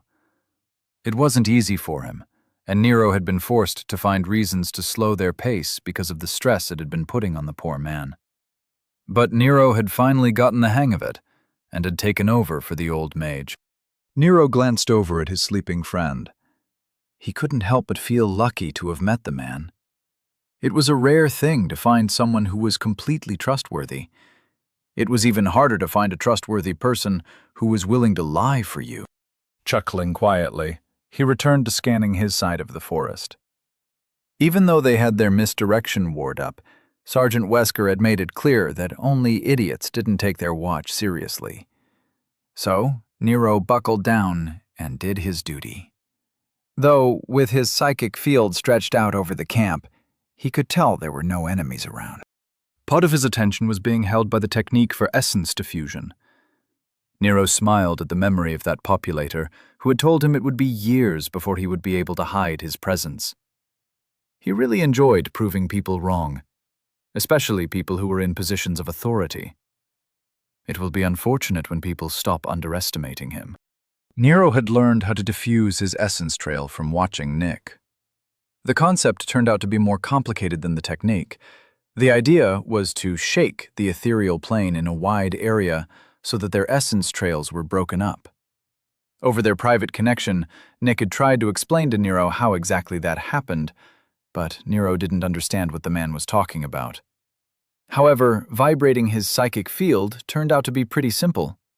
It was like humming, but with his mind instead of his mouth.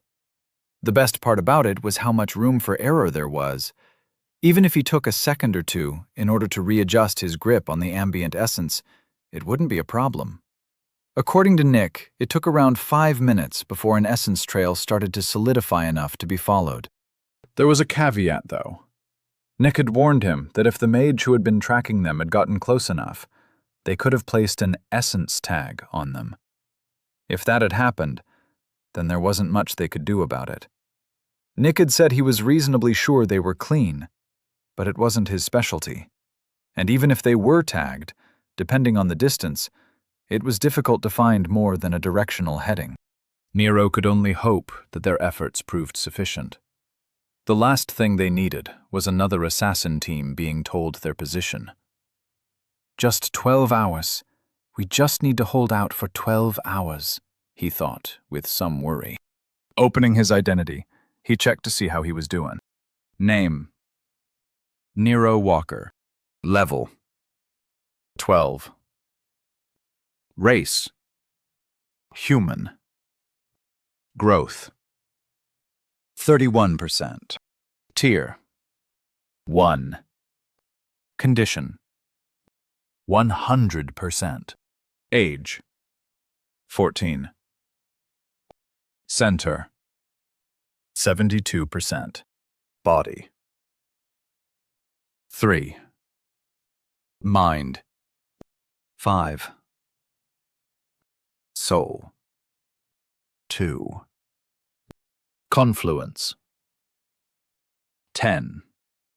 Stars: 0. Pillars: 1/1. His growth had really slowed down, but it was his center which had him worried. Typically, sitting around doing nothing caused his center levels to raise, not lower.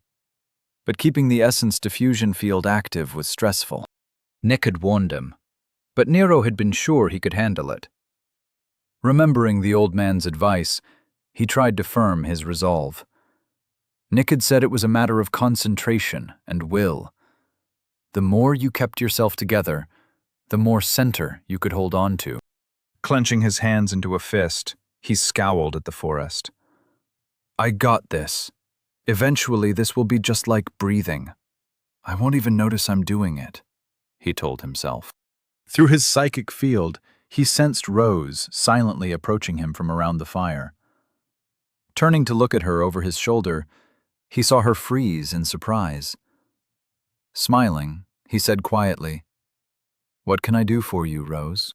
Shocked that she had been caught, she shook her head in amusement. "The little bastard is full of tricks. I need to keep in mind who it is I'm dealing with." "Don't trust what you see," she reminded herself. Joining Nero on his makeshift bench, she asked, "I wanted to touch base with you while everyone is sleeping."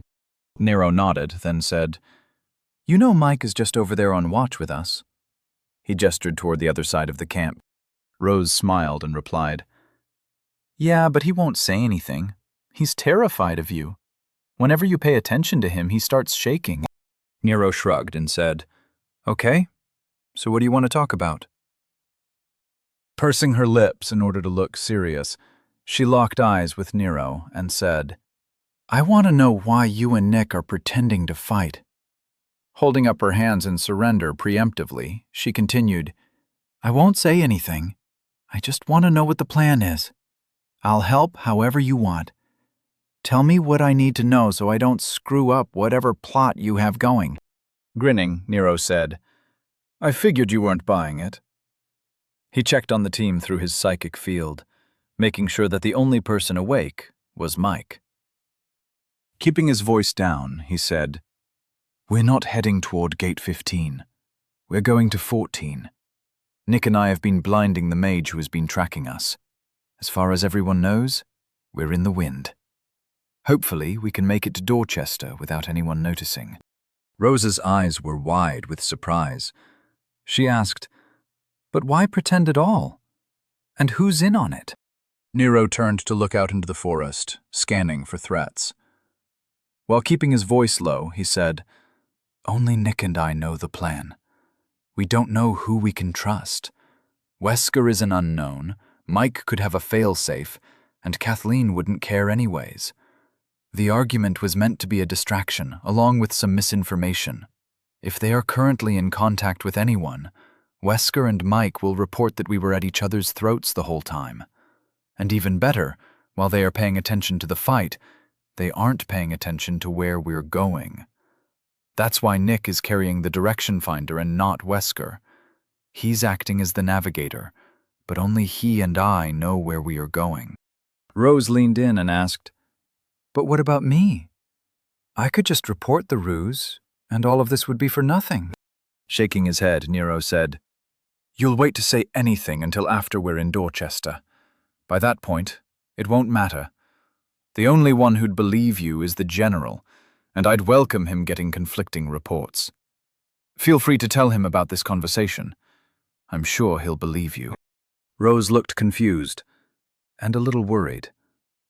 "Why wouldn't he believe me?" she asked.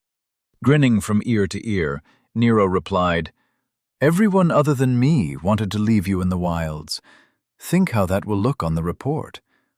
Did you get emotionally compromised by your target? Should the general remove you from the team? Or maybe he should keep you here, but put someone into position to watch you. Are you using me? Or am I using you? Or neither? Layers upon layers, my dear Rose. Like I said, misinformation." Rose paled as she looked at the shadowed face of the little lord. In a hushed whisper, she said, "I just wanted to be a hunter." Nero patted her knee consolingly and stood up. Even though he wasn't very tall, he still managed to look down on her as he said, "Keep telling yourself that. I'm sure you don't have a secret control fetish. Anyway, you watch this side. I'll take your old post. Get some rest tonight. Tomorrow is going to be interesting." Nero sauntered off to take Rose's place for the rest of the night. She watched him leave with a pit in her stomach. He's got it all figured out. Did he know that I would come talk to him? What's his goal?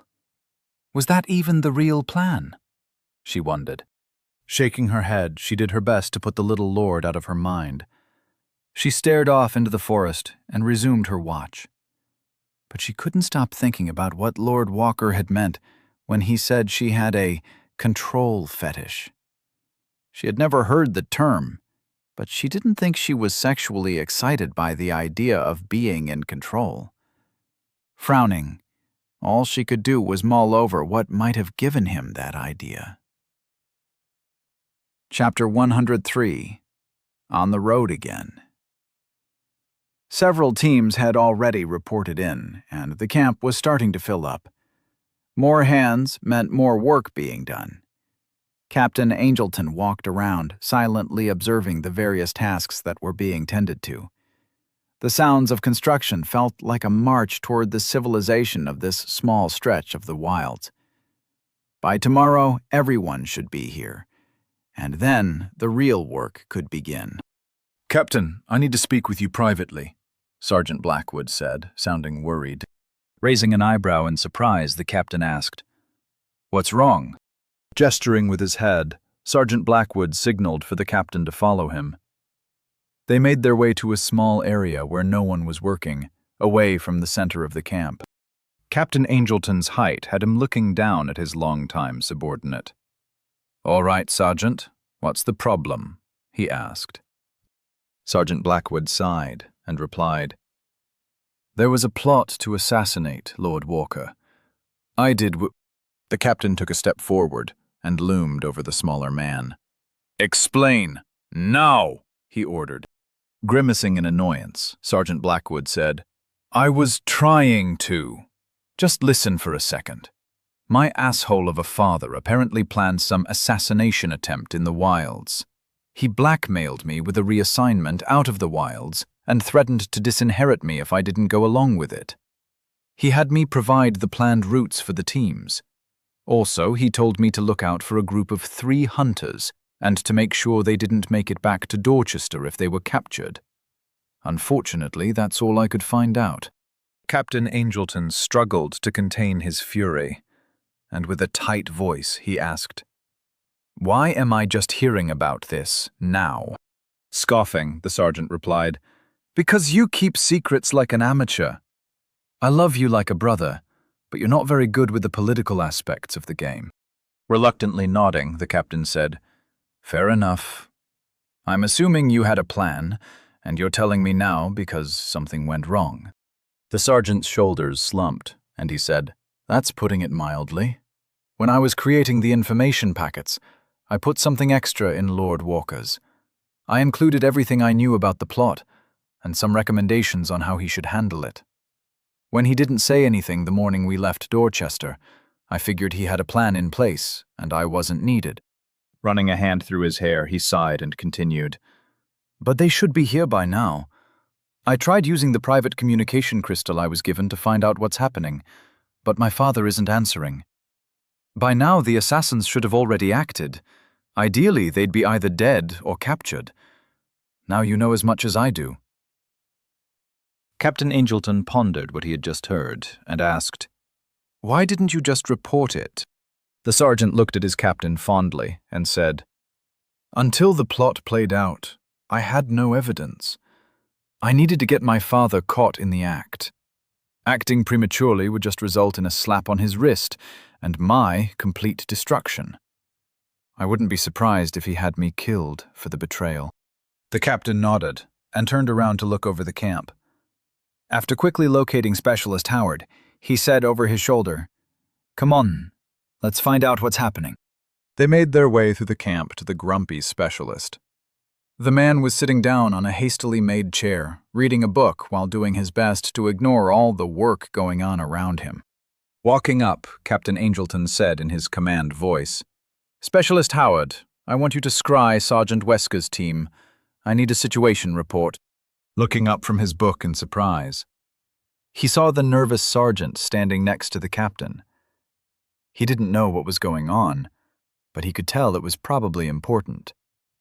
Shrugging, as it didn't really matter to him, he waved his book into his personal space and closed his eyes. Sergeant Blackwood and Captain Angelton watched as the specialist closed his eyes and concentrated. 1 minute passed, then 2 minutes, and then they saw the specialist's face change from concentration to confusion. He opened his eyes, looked up at them, and said, Captain, I can't find them. I think they're using essence diffusion to hide their trail. I can track them to a clearing, but I can't tell you where they went from there." Both Captain Angelton and Sergeant Blackwood looked down at the seated specialist with surprised looks on their faces. The captain asked, "Did you show Walker how to hide his essence trail?" Scoffing, Specialist Howard said, "Of course not. He couldn't do it anyway. It must be Nick. But I doubt even he knows how to do it. He's a researcher. I doubt he'd bother learning a technique that is both a pain in the ass and completely useless outside of the wilds." Sergeant Blackwood asked, "What do you mean?" "Well, it's just stopping people from following your trail. If they know where you are, they can still scry you. I can only tell it's essence diffusion that they're using, because I can sense their trail breaking down at the clearing I found. The technique is pointless inside a city. If someone knows where you hang out, they can find you easily enough. It's like I said, the only time it's useful is when you don't want to be tracked while you're covering a lot of ground. said the specialist. The three exchanged confused glances as they thought about what that implied. Sergeant Blackwood was the first to speak. I don't get it. Maybe some of them are dead and the others are running scared? The specialist said, No, I told you. I felt their essence signatures breaking up. They were all alive in that clearing, and then actively hid themselves. I just don't know why. Captain Angelton straightened up and said, All right. I'm going to report what we know to command. We'll just have to deal with whatever happens as it happens. Turning to look at Sergeant Blackwood, his face took on a look of pity and said, I'll do what I can to mitigate your responsibility. But if anything happened to Lord Walker, I'm not sure my help will matter much. Sergeant Blackwood looked at his longtime friend and said, I understand, sir. I did my best with what I had available. If it results in my loss, then I have no regrets. Specialist Howard watched the two men have a bro moment.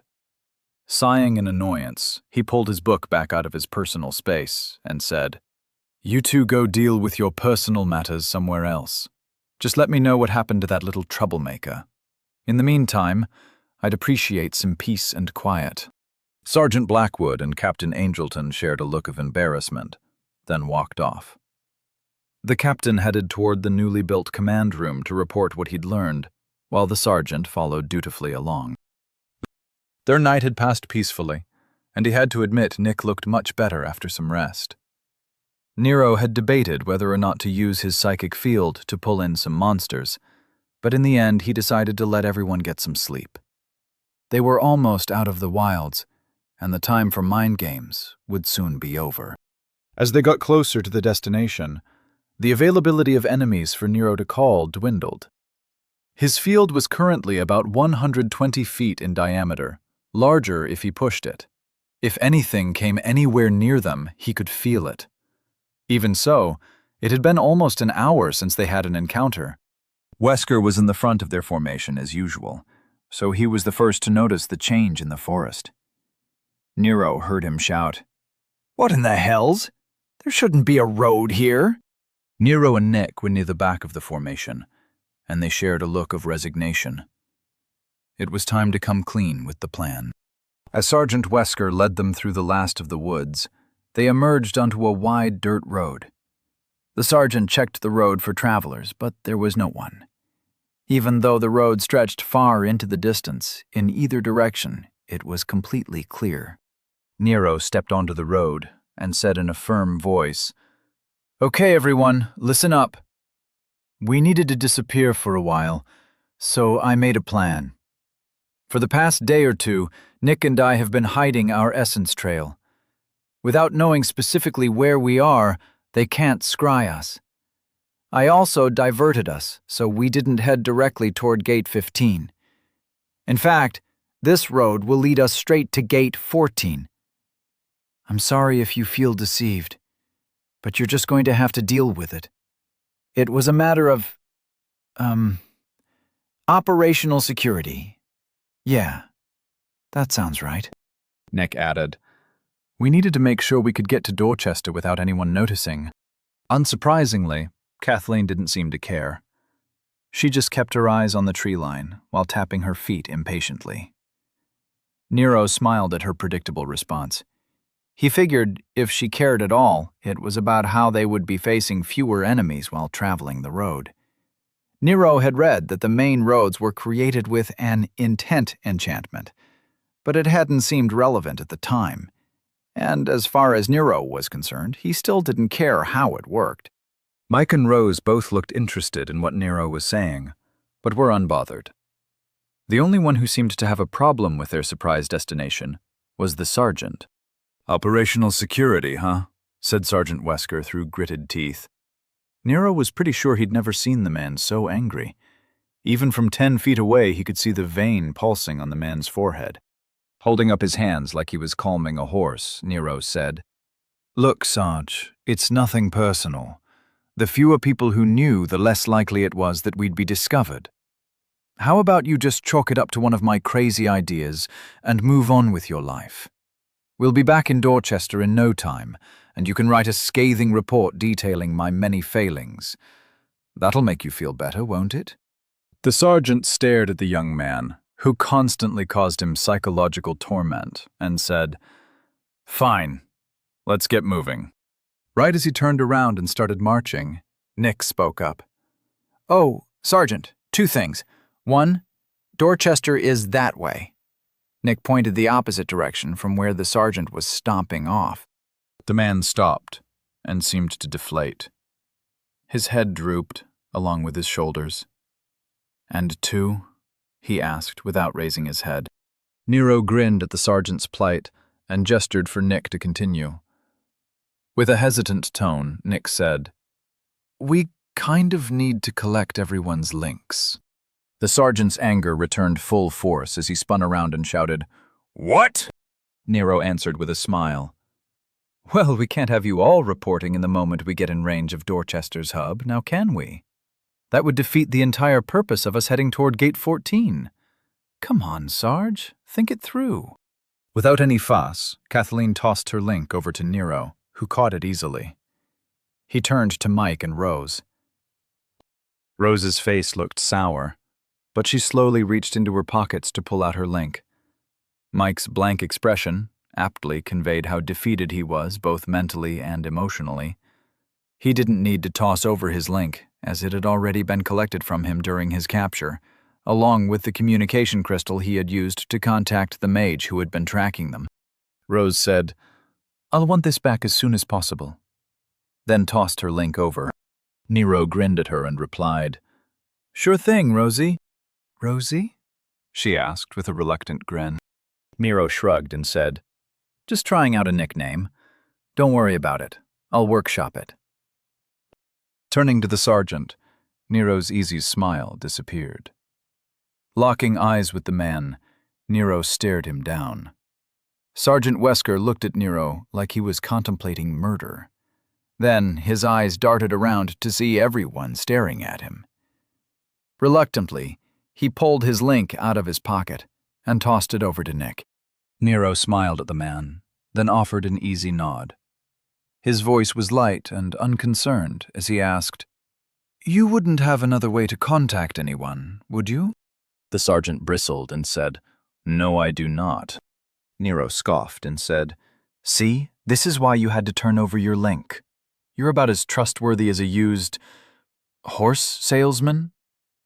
Nero took a moment to think over his analogy, and then said, "No, let's go with a noble. You're about as trustworthy as a noble with an agenda." Nodding happily, he added, "Yeah, that works." The sergeant could see Kathleen staring hard at him, while Nick took several steps back. He said, "I didn't contact anyone." Nero said, "I didn't say you did. I just asked if you had something that could contact anyone." The sergeant pulled out a small communication crystal and held it up. "How did you know?" he asked. Nero put his hands on his hips and said, "I didn't know. I just assumed. It seemed unlikely that the army would actually send us out into the wilds without any way of contacting anyone. I'm guessing that is a direct line to either the captain or Gate 15 command?" The sergeant took a moment to look at the communication crystal in his hand, then tossed it over to Nick. He said, "It's an emergency line to Captain Angelton. He has the command crystal. I didn't contact him, even though I probably should have. I don't care what word games you play. That man is trustworthy." Nero shrugged and said, "Maybe so. But why take the chance? Someone close to him might intercept the message, or any number of other scenarios. There is no upside to keeping him informed. It's better for us to just get back to Dorchester on our own." Clapping his hands as if he was concluding the conversation, Nero continued, "Now that that's out of the way, let's get going. We should only be a few hours from our destination, right, Nick?" Nick nodded and said, "Yeah, I'm almost positive this should lead us to Gate 14. I do know that Dorchester is that way." He pointed, then added, "And with some simple calculations, I estimated our route toward Gate 14's first side gate." Nero wasn't sure what Nick meant by side gate, but didn't feel like getting into it.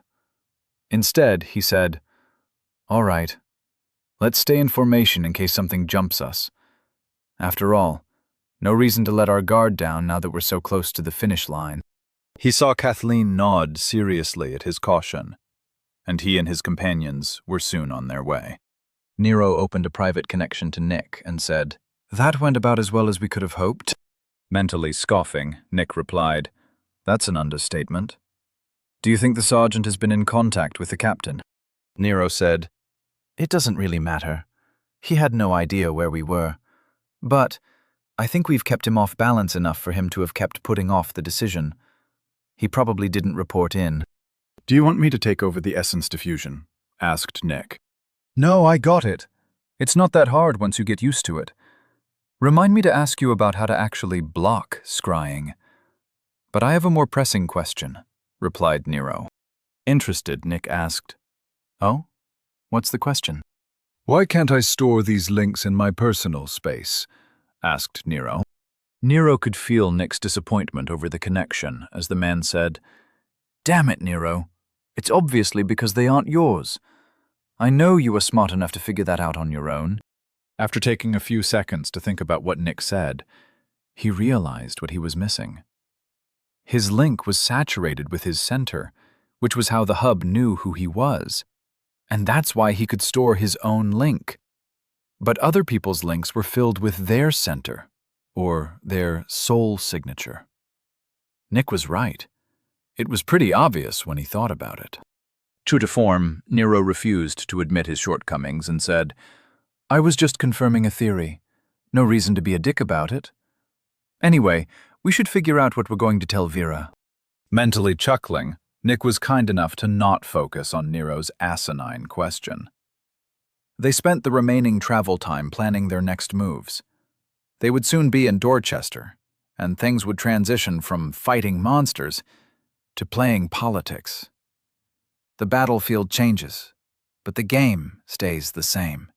Chapter 104. Inside the walls, the battles are with words. General Branson stormed into the conference room. His day had gone from good to bad faster than he had thought possible. One minute, he was proudly approving the wall upgrades, and the next, he was hearing that one of his pet projects was currently the subject of an assassination attempt aided by members of his army. The audacity of the nobles was unacceptable, and he was out for blood. "All right, what do we know?" asked General Branson without even offering a greeting. City Lord Cosgrove was sitting at the head of the table, looking like she had just been told her favorite food was unavailable. On her right was the implacable Lord Bennings, who, as usual, seemed perfectly content to watch the drama around her unfold. And on her left was the only person in Dorchester who was capable of making the general feel small, Archmage Jennings. Next to him was the new court mage, Mage Adept Newbanks. Everyone in the room looked to the city lord, waiting for her response. Meanwhile, the general kept walking into the room. He took a seat next to Lord Bennings and glared at the city lord. Sighing, City Lord Cosgrove said, "It seems my daughter, along with my former consort, Lord Blackwood, have conspired to assassinate the newly risen Lord Walker. Honestly, you probably know more than I do at the moment." The general said, "I received word from Lord Walker's captain. Apparently, Lord Blackwood's son, while serving as a sergeant, tried to be clever, but it seems to have backfired. Currently, no one at the camp knows anything, and they are currently unable to locate Lord Walker's team." Jennings spoke up. "I can tell you that Lord Walker is alive, and he is currently heading toward Dorchester. However, it will take some time if you want me to be more specific." Lord Bennings interjected, "What of the conspirators? If they've been apprehended, then charges must be decided. You cannot just hold them without filing a reason, along with the corresponding paperwork." Mage Adept Newbanks firmly nodded in agreement, while Jennings just rolled his eyes. City Lord Cosgrove said, "I've had the guards confine Deirdre to her rooms, but Lord Blackwood's whereabouts are unknown." Jennings said, "I have Blackwood, along with the mage he hired to track our little troublemaker. General Branson said, "And I haven't decided what I'm going to do about Lord Blackwood's son. The investigation into the incident is ongoing." Lord Bennings addressed each of them in turn. City Lord Cosgrove, you are within your rights to confine your progeny, as she is still of direct lineage to you and hasn't declared her own house, she said to the City Lord. Turning to the General, she said, "General Branson, as Lord Blackwood's son is sworn in service to the army, the military code of conduct will come into play if you desire to punish him further than reassignment.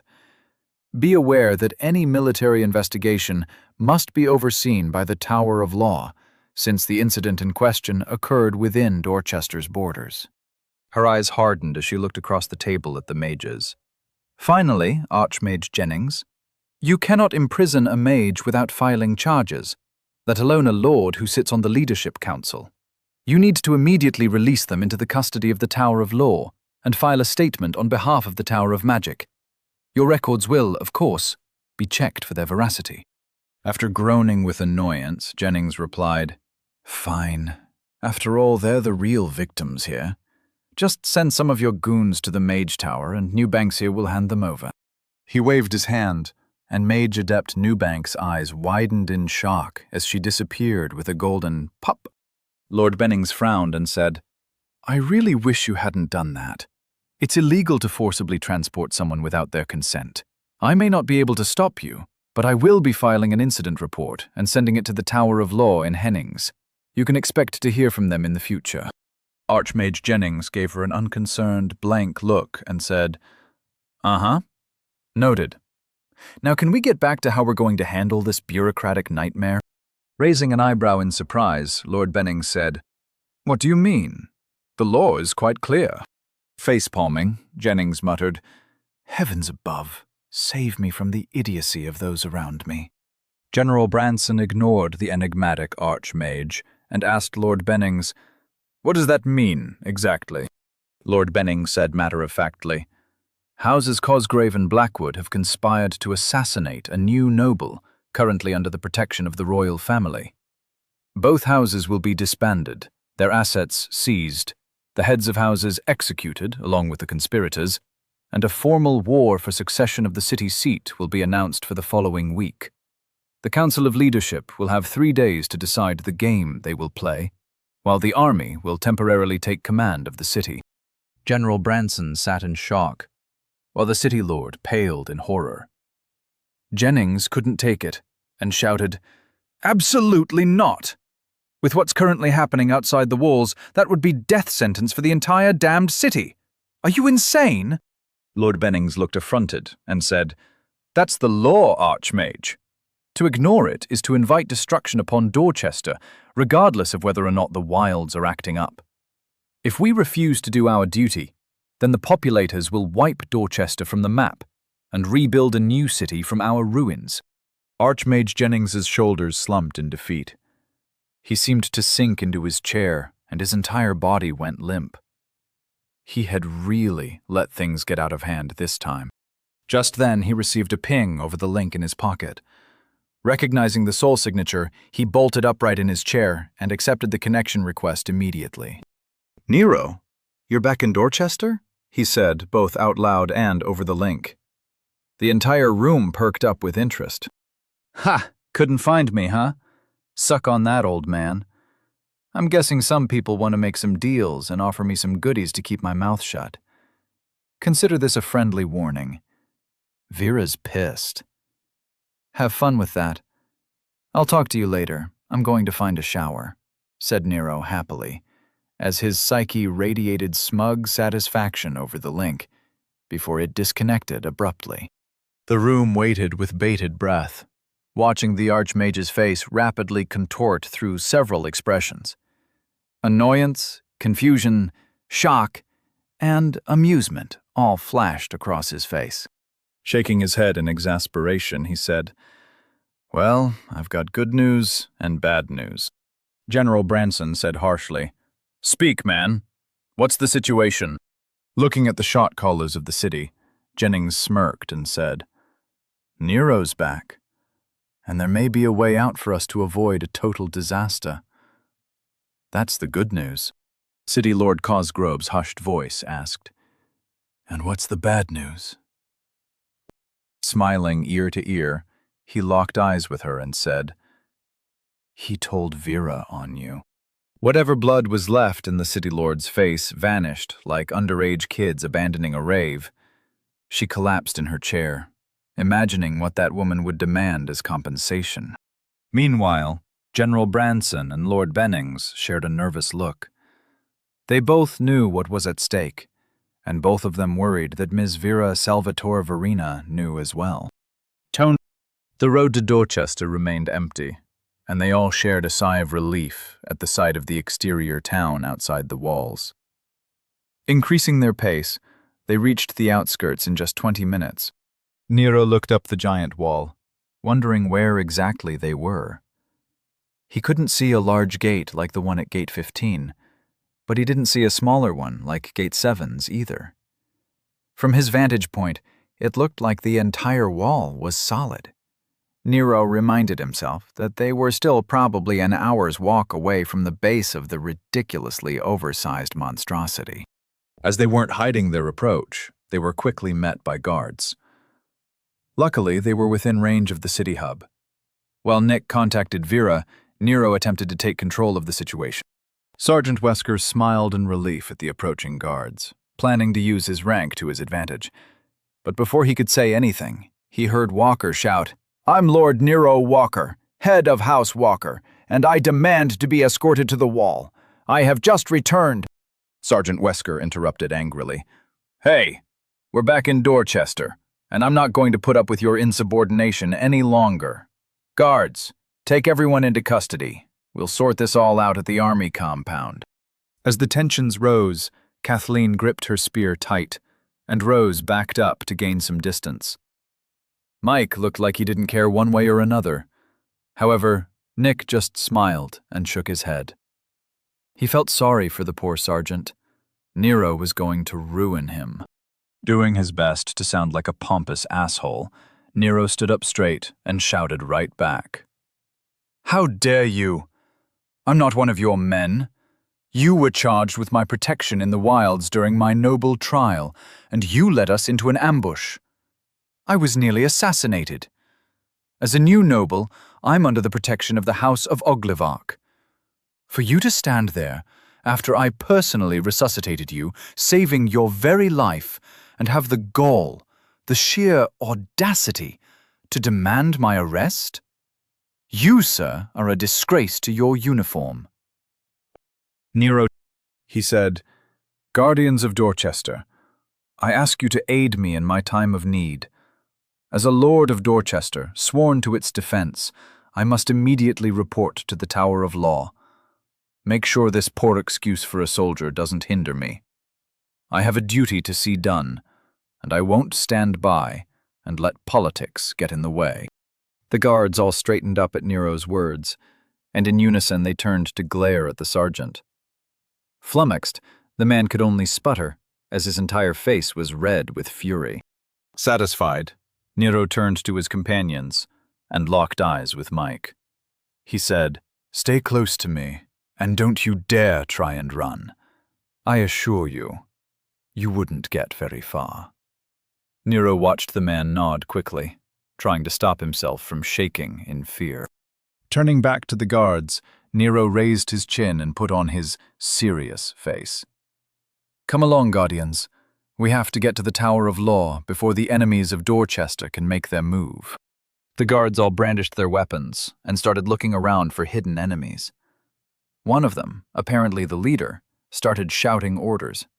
"All right, let's get the Lord where he needs to go. No pings out.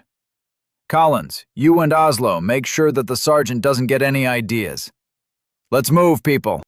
As two of the guards took up position around Sergeant Wesker, the group made their way toward the wall.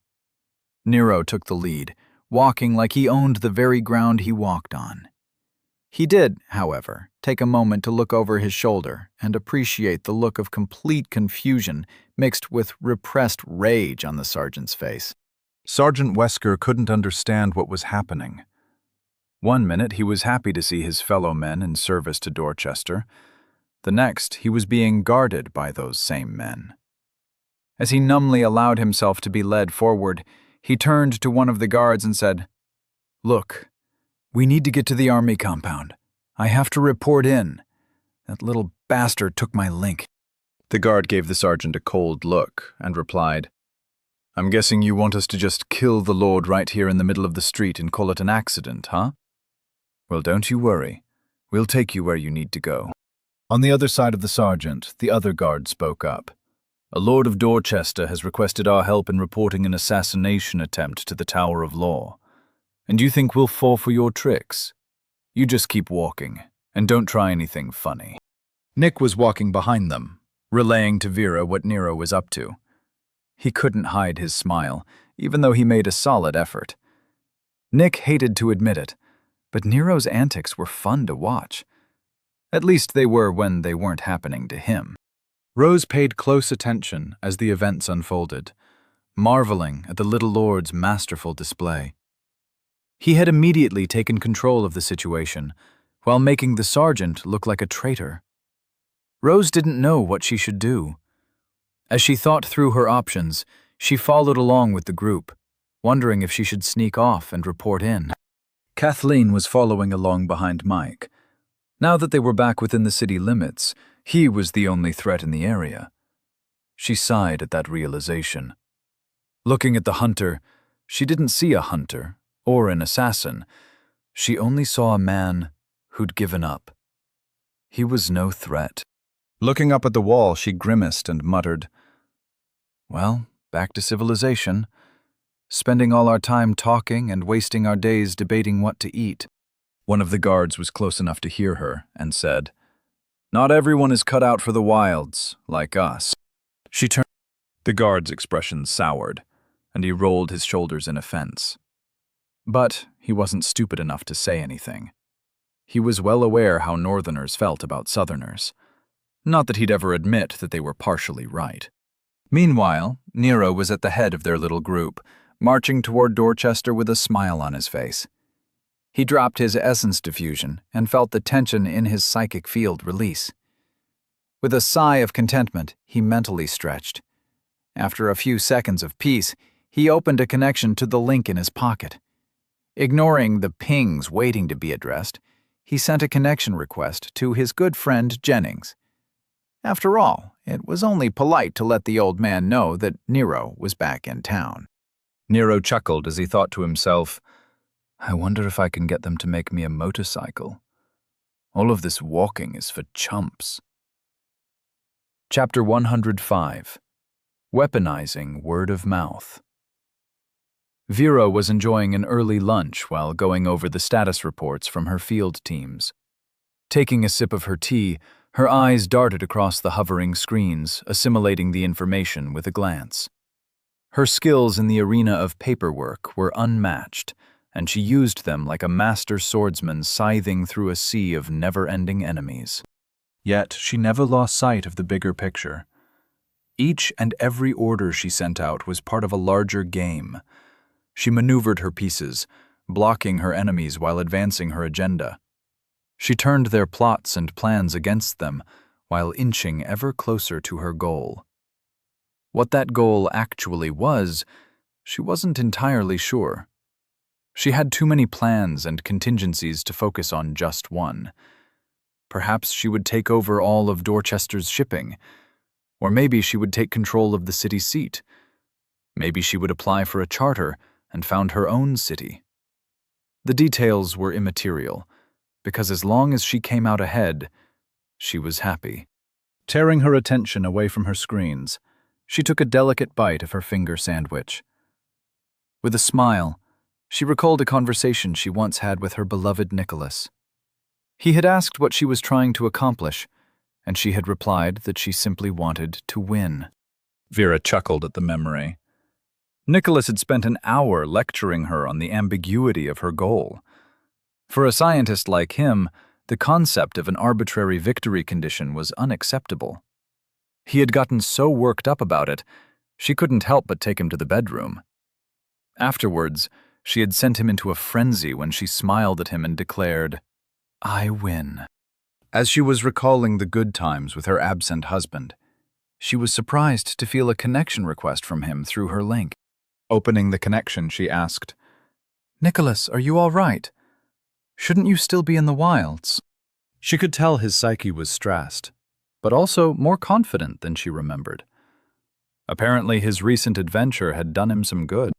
Nick's calm voice stated, "Vera, my love, unfortunately we had to abandon the army due to another assassination attempt. Nero handled it. Details later.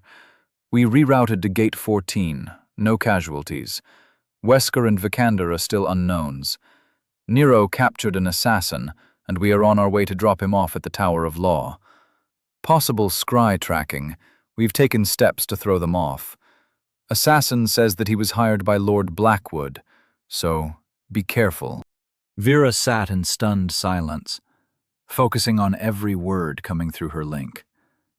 When Nick finished, she asked coldly, "Needs?" Nick replied, "Loyal guards to ensure our freedom. Give the lead to Nero. He says he's got a plan, although I doubt he's thought that far ahead. Currently, he's dealing with the Gate 14 guards. You'd be proud of him. He's tricking them into providing us an escort while keeping Sergeant Wesker from interfering. He told me to tell you, look up all the relevant laws, figure out worst-case scenarios if we make a big stink, then come up with some compromises that get us paid. Make sure to put the bomb in place so they know we mean business. I'll contact you as soon as I can." That's all he said, and he was reluctant to go into detail. I don't know if he was being mysterious or if he's just making it up as the game progresses. Do you know what he meant by the bomb? Vera's smile turned cruel, and she said, "I know exactly what he means. How long until you reach the gate?" Nick took a few seconds to think and said, "I'm pretty sure we're heading toward a side gate. I don't see Gate 14, but I'm sure we're in the area. Give me a minute." She felt his connection dim, and she assumed he was conferring with one of the Gate 14 guards. Seconds later, she felt his amusement over the link. He said, "Yup, Gate 14, side Gate 1. I barely steered us past Gate 15. Anyway, we should be through the gate in 45 minutes. Do you have any contacts nearby?" Vera's mind worked through the problem as the screens in front of her cycled through her records. She said, "You'll see 10 mercenaries waiting for you just past the gate. The lead is named Natalie Keening. They'll be wearing precision shipping cloaks. As requested, Nero will have command. I'll make sure the local Tower of Law has someone on site to escort you. Code phrase will be, 'I simply want to win.' Let Nero know that the bomb will be ready. Anything else?" Nick chuckled at the memory the code phrase brought to mind. He said, "Really, Vera? I simply want to win? You're terrible. Putting that aside, we don't need anything else. Hopefully our little Lord Walker knows what he's doing, and I'll pass on the message. Be safe, my love." He then closed the connection. Vera smiled at the development.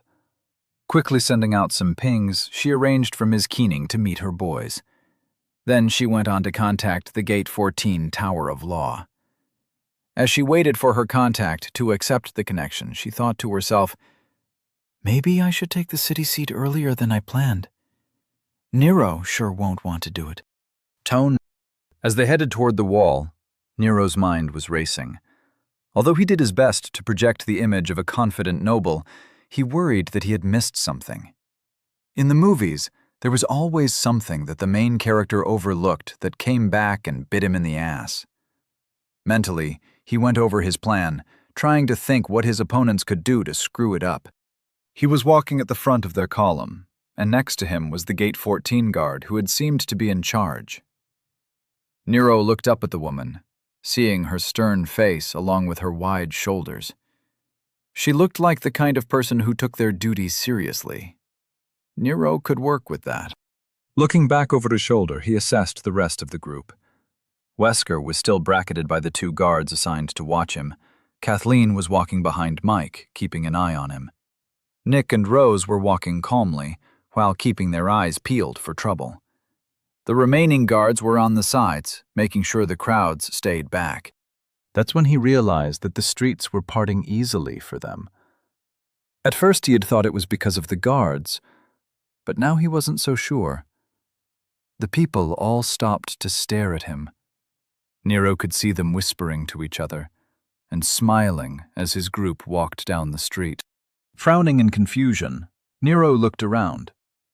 Turning his head to the guard who was walking next to him, he asked, "Why is everyone so interested in us?" The guard's face showed a hint of pride as she replied, "They recognize you. You're the little lord that kills with a smile. They just want to thank you for facing the wilds for them. We all appreciate what you do for us." Nero nearly stumbled at her answer. He felt numb and couldn't seem to piece together what she was saying. Slowly looking around, he took another look at the citizens of Dorchester who were stepping aside to let his group pass. The shock didn't let up as he finally recognized the looks on their faces. It was gratitude and pride. Oh my God. They're fans. How in the hell did I get fans? This can't still be about that arena thing, can it? He wondered. The guard was still looking at Nero and seemed to be enjoying his stunned expression. She smiled and added salt to the wound. "We have your poster up at our guard station. They're not going to believe that I got to help you on one of your missions." At the thought of the mission, her smile vanished, and she returned to scanning the crowd for trouble. "Do you have any intelligence on what we might be facing?" Nero's mind stuttered like a car failing to start. Out of all the possible scenarios he had played out in his head, he had never considered using his celebrity. Is that why they just believed him? Was he not a good actor? Did they just recognize him? "My lord, is everything all right?" the guard asked with some concern. Nero turned to look up at the guard, who had a worried look on her face. I'm fine. No problem. I was just thinking through my next steps." Nodding seriously, she returned to scanning the crowd. Nero tried to put a serious expression on his face, while doing his best to ignore the staring citizens watching them pass. "Okay, so I'm a celebrity. Didn't Nick mention something about the army using my image for recruitment posters or something? And then there was that arena thing with the assassin. Well, the first assassin. I guess that makes sense," thought Nero. His mind started to speed up as he came to grips with the new information. If he was a celebrity, then the city lord had even more reason to stop him from getting to the Tower of Law. Or, if not her, then whoever planned the attempt on his life. He needed to take precautions. It was time to abuse his celebrity and start using word of mouth to control the narrative. He turned to the guard and said, "Guardian, what's your name?" She looked down at him, surprised at the question. "Guard Gibson, my lord," she said quickly. Nero tried to look as serious as possible while saying, "It's an honor to meet you, Gibson. As I said before, my team and I were out in the wilds serving with the elites when an assassination team ambushed us." Gesturing over his shoulder, he said, "I don't know who was involved, but the team's sergeant led us right to the ambush spot. That might mean nothing, or it might mean that he was involved. I managed to subdue one of the assassins. It's that man in black behind us. He's agreed to provide information on who masterminded the plot. I won't tell you exactly what he said, because there are some powerful people involved." He watched her surprise turn to anger, and then to fear. "I don't want you or your men to be put in any more danger than necessary. Yet, for the sake of Dorchester, I have to get that man to the Tower of Law as soon as possible. Whatever happens, I must succeed." As expected, the city guard, who probably rarely sees action, reassured him. "My men and I don't fear the nobles." She leaned a little closer and whispered, "Who did he say is behind it?" Nero made a point to look around and ensure that there wasn't anyone listening. He replied quietly, with some venom in his voice. "According to him, the city lord's consort, Lord Blackwood. Apparently, he wanted to kill me and my team, then leave our bodies to be picked apart by the horrors of the wilds. All because I refused to stand by and let the men and women of Dorchester fight in my place. If anything happens to me, make sure that assassin gets to the Tower of Law. And do what you can to protect my team. They don't deserve to die for some noble's vanity. Nero could see the righteous fury in her eyes. He made sure not to smile. By tonight, everyone she knows will have heard the story, and then passed it on, he thought with pride. You can count on us, my lord. We won't let you down, she promised. Nero gave her a firm nod, showing he believed her. We should increase our pace. Who knows what they'll try, he said. She nodded, then shouted over her shoulder. Let's pick up the pace. We have somewhere to be. Nero tried and failed to hide his smile as they started jogging. They must have made quite the sight barreling down the street, as the people got out of their way without issue. In fact, Nero could sometimes see groups of them starting to clap for them as the group passed by. This must be how John Cena feels when he goes out for a run, he thought. Chapter 106. Smile for the Cameras. Located below the Hennings Tower of Fate, hidden behind wards and illusions, was the Chamber of Destiny. It was a dark room, built to discuss dark deeds. Rarely did the Masters of Destiny meet, for theirs was a secret order, within a secret order. Since its inception, the rules had stayed the same.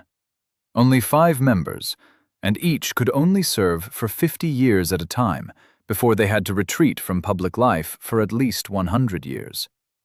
The sacrifice was to ensure that the Masters didn't use their powers for personal gain. The rules were so stringent because they were the only official secret order within the Council of Fate. The only member to know the identities of the Masters was the High Prophet, for he was the one who oversaw the Masters of Destiny. Unfortunately, the current High Prophet, Director Weatherby, usually let the Masters of Destiny run themselves since he was too busy managing the Council and dealing with running the Hennings Tower of Fate. Yet, he now found himself in the Chamber of Destiny, responding to an emergency summons. Sitting in the dark room, with his ceremonial hood hiding his face, he asked, "What was so important that you had to interrupt my meeting with the Shimmer Shield trade envoy?" Around the small table, shrouded in shadows, were 5 nervous individuals. Each of them were hidden behind their hoods, but Weatherby could tell they were all anxious.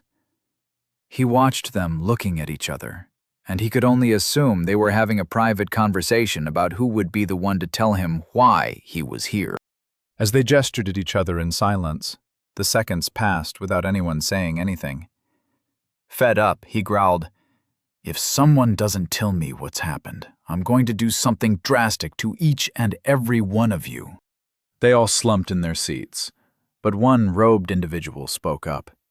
"There's been a problem with Dorchester again." Director Weatherby, the High Prophet, dropped his head into his hands and muttered,